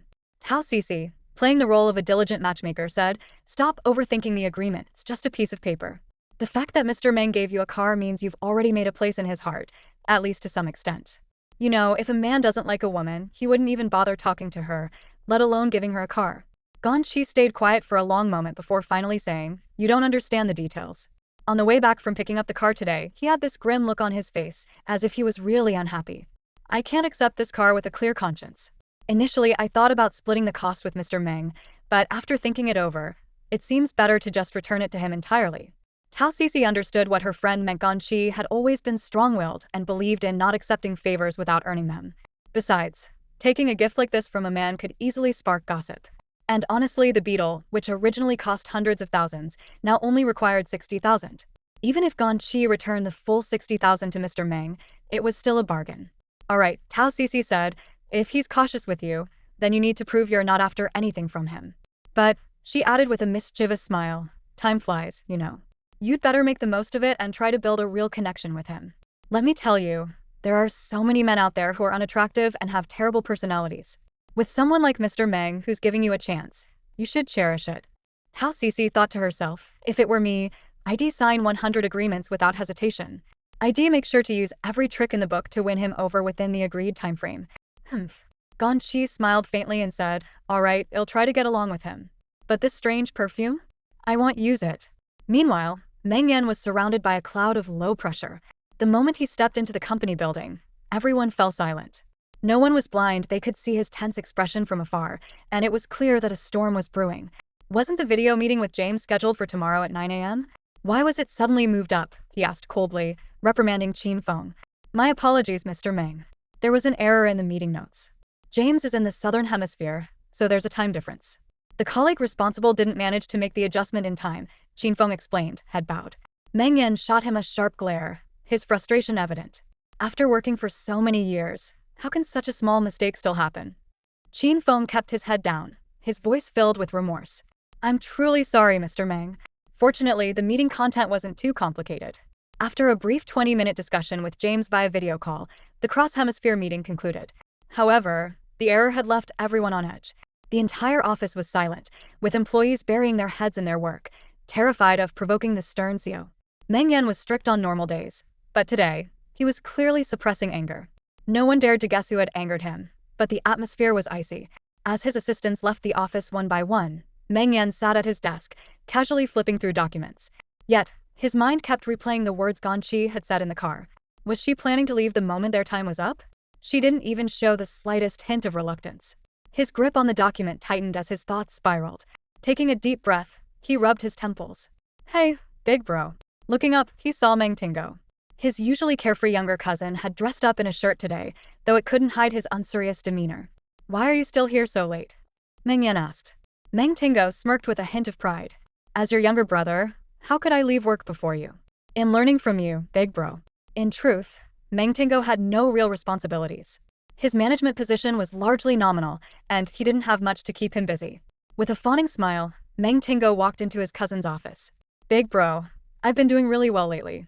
If you don't believe me, ask the other board members." Meng Yan couldn't be bothered with his childish antics. "What do you want? Just say it." Knowing his cousin well, Meng Yan saw through him instantly.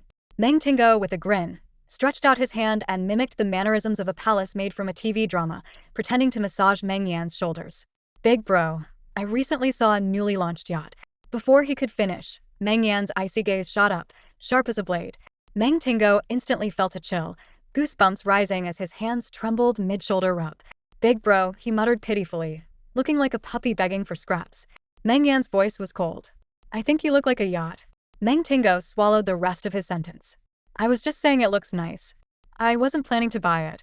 Changing the subject, he added. Big bro, did you have a fight with sister-in-law?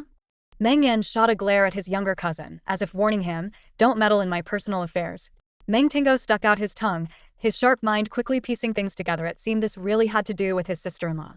At that moment, Meng Yan looked at his cousin like he was a piece of useless barbecue pork, always slacking off at the company, holding a fake title while doing nothing productive, wasting company resources just like Huang Xiandong.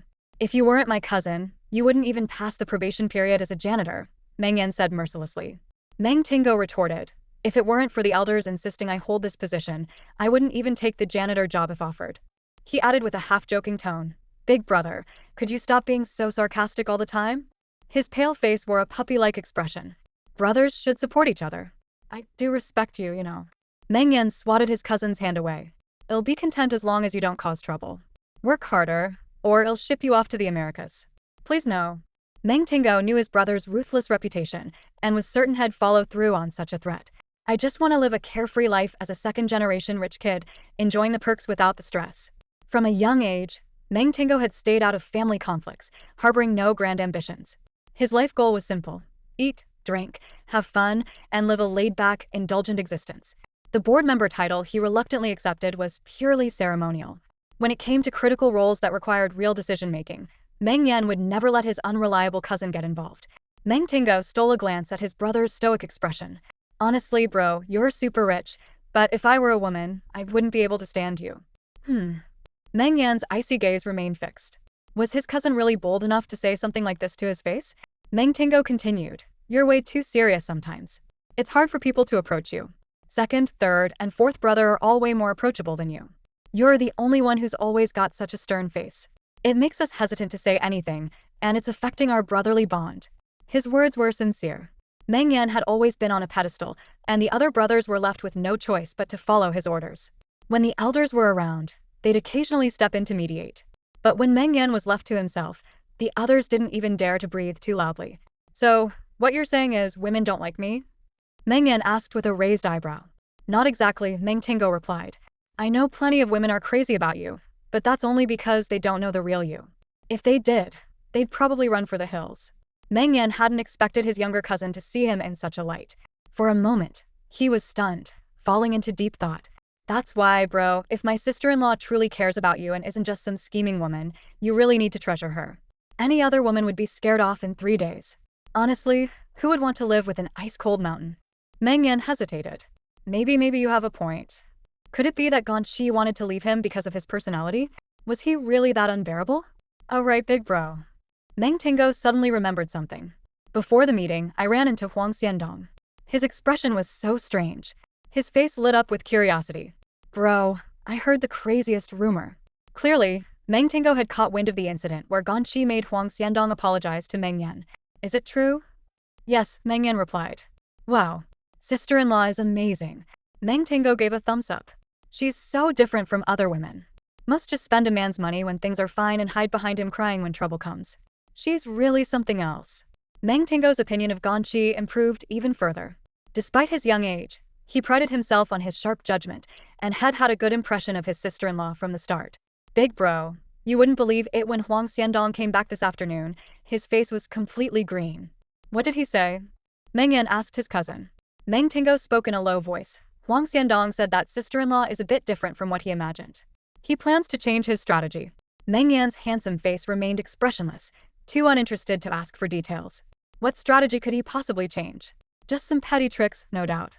Huang Xiandong had already left a terrible first impression on Ganyi today. No amount of effort could salvage that now. After organizing the documents, Meng Yan stood up and prepared to head home. Meng Tingo followed behind him.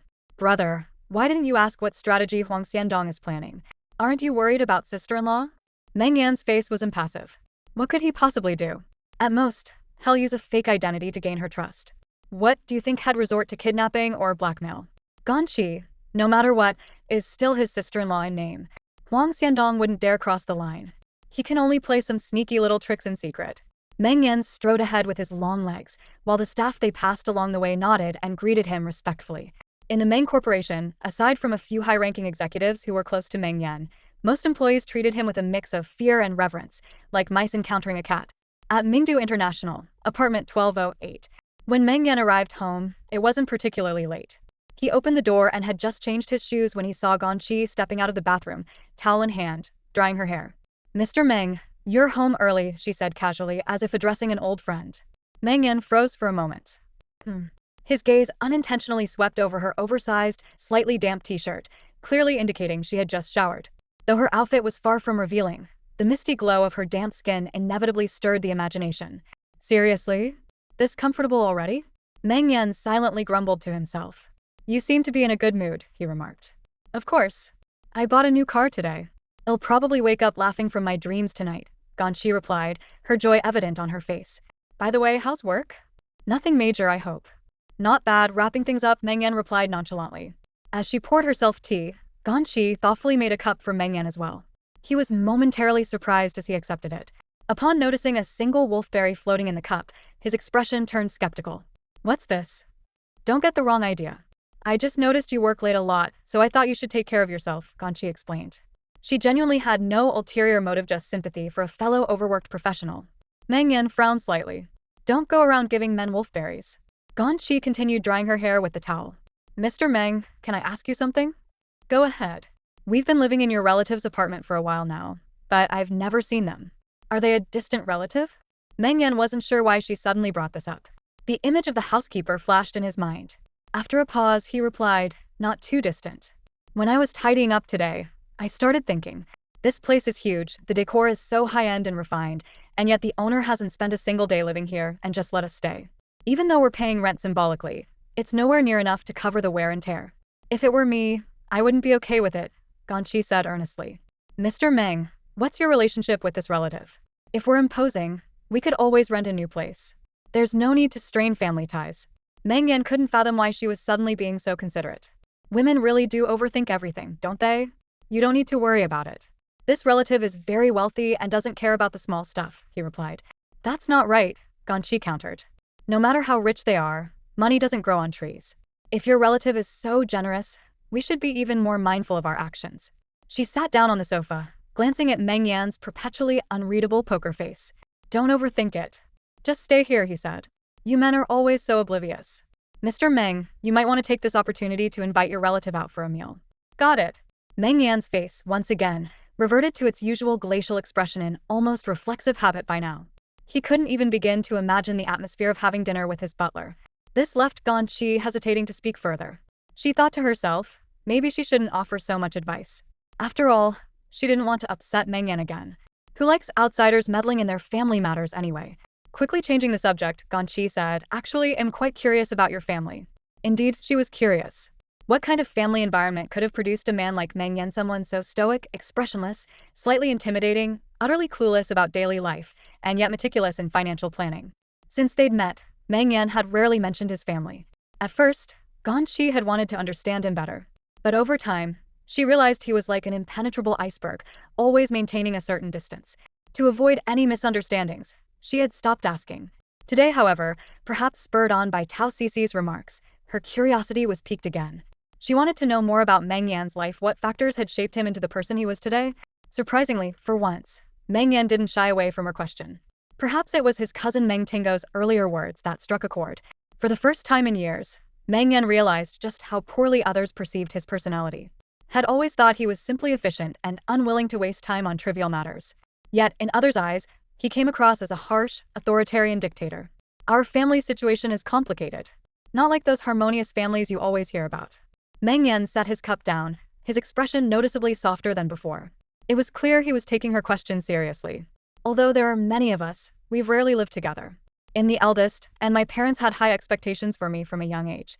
My younger siblings have always depended on me. While I've received a lot of support from my family, it's come at the cost of much of the warmth and affection one might expect." Meng Yan wasn't exaggerating, this was his truth, and the journey had been on since childhood. From an early age, he received the highest level of education and was groomed to take on the immense responsibility of managing the Meng family's vast business empire. It required him to give up many of his personal interests. In fact, he had long forgotten what he truly enjoyed. Listening to his words, Ganyi's mind painted a different picture altogether. In her imagination, the Meng family wasn't particularly wealthy. His parents must have worked tirelessly, unable to provide their children with a privileged upbringing, and instead placed all their hopes on Meng Yan, the eldest. Naturally, he would have had to shoulder the burden of taking care of his younger siblings. Later, his work must have kept him away from his family, leaving little time for bonding. As the saying goes, men are born without the luxury of retreat. All they see before them is the relentless demand to strive, strive, and strive. A wave of sympathy rose in Ganyi's heart. She blamed herself for failing to empathize with his struggles, despite coming from a similarly modest background. "Mr. Meng, I'm sorry," she blurted out. Meng Yan looked at her puzzled. "What are you apologizing for? I used to think poorly of you. That was narrow-minded of me." "Meng Yan, is she okay?" His calm eyes studied Ganyi, who seemed inexplicably emotional. "Although I don't see my family often, my living conditions have been far better than most people's," he said. Ganyi nodded along, though inwardly she thought, men in their pride, it's bigger than the sky. I should respect that and protect his ego. If he says he's better off, then he's better off. Suddenly, Ganyi placed her hand over Meng Yan's. "Don't worry. Whatever you need from me in the future, I'll fully support you. You won't have to face anything alone." Meng Yan, what's gotten into her? Why does she suddenly look at me with a hint of pity? What kind of look is that? Nothing. Ganyi restrained herself from showing him any sympathy. "Mr. Meng, technically, our marriage is still a secret. Aside from a few close friends, no one else knows about us. So, well, if your family ever pressures you about marriage, don't try to handle it alone. Just bring me home anytime, and I'll play the part convincingly." Meng Yan was at a loss for words. That's it? That's all she wanted to say? His mind was a swirl of confusion, feeling like he was lost in a fog. "And when the time comes, I'll dress up properly and make sure you look good," Ganyi added while heading to the entryway. She grabbed her bag and pulled out a pre-written EOU. Meng Yan took it, and his confusion deepened. "What's this?" "The money for the car today. I don't have enough liquid funds in my account, so I plan to pay you back in installments." Ganyi's reasoning was simple. His life is already so difficult. He spends money recklessly without any planning. How could I possibly take advantage of him? It's my fault for not being more considerate. Mr. Meng is going through such a tough time, and I only just realized it. Tough time? Meng Yan looked at her in surprise. He had no idea why Ganyi would use such a term to describe him. Sure, he didn't live with his family much. His parents had been abroad for years, and they rarely saw each other. And yes, his relationship with his siblings wasn't particularly close. But tough time? That seemed like a stretch. "And about the red envelope you gave Lele last time, please take it back as well." Ganyi had solemnly handed it to him 2 days ago, but he had firmly refused. Now, it seemed like it was all about his male pride. "Please, you must take it. Otherwise, I'll feel guilty, like I'm intentionally taking advantage of you." "There's no need." Meng Yan's face darkened, his patience wearing thin. Why does this woman insist on making everything so complicated? He genuinely didn't want her to bear even a penny of his expenses. Forget the fact that he was immensely wealthy and owned the entire Meng Corporation. Even if he were a poor man, it would never cross his mind to split costs with a woman, let alone take back money he spent on her. "Keep that. Use the money for something important." But Ganyi wasn't listening to a word he said. She continued, "I don't have enough cash right now because most of it is tied up in my online shop. So, how about I pay you back in installments? Maybe 5,000 a month." Meng Yan pressed his long fingers against his temples, closing his eyes as if trying to suppress his frustration. Does it have to be so precise, down to the last cent? Why wouldn't it be? Meng Yan sighed deeply. Negotiating international contracts wasn't this exhausting. Why was talking to her so difficult? "Fine. When I need the money, I'll let you know. For now, keep it and invest it in your shop." "How's that?" Seeing him finally relent, Ganyi let out a sigh of relief. She opened her mouth to say something else when the phone on the table started vibrating. It was an unfamiliar number. Who could be calling this late? Ganyi picked up the phone, her curiosity piqued. "Hello? Ganyi, it's your second aunt." Hearing that grating voice, Ganyi's previously relaxed expression stiffened instantly, her face turning icy. "What do you want?" Meng Yan, observing from the side, immediately sensed her shift in demeanor. The usually outgoing and carefree Ganyi had suddenly turned cold and distant. Her second aunt laughed, but her tone remained as sharp as ever. "I could never get through to your old number. How long has it been since we last saw each other?" She knows exactly why, Ganyi thought. She's been blocked for years.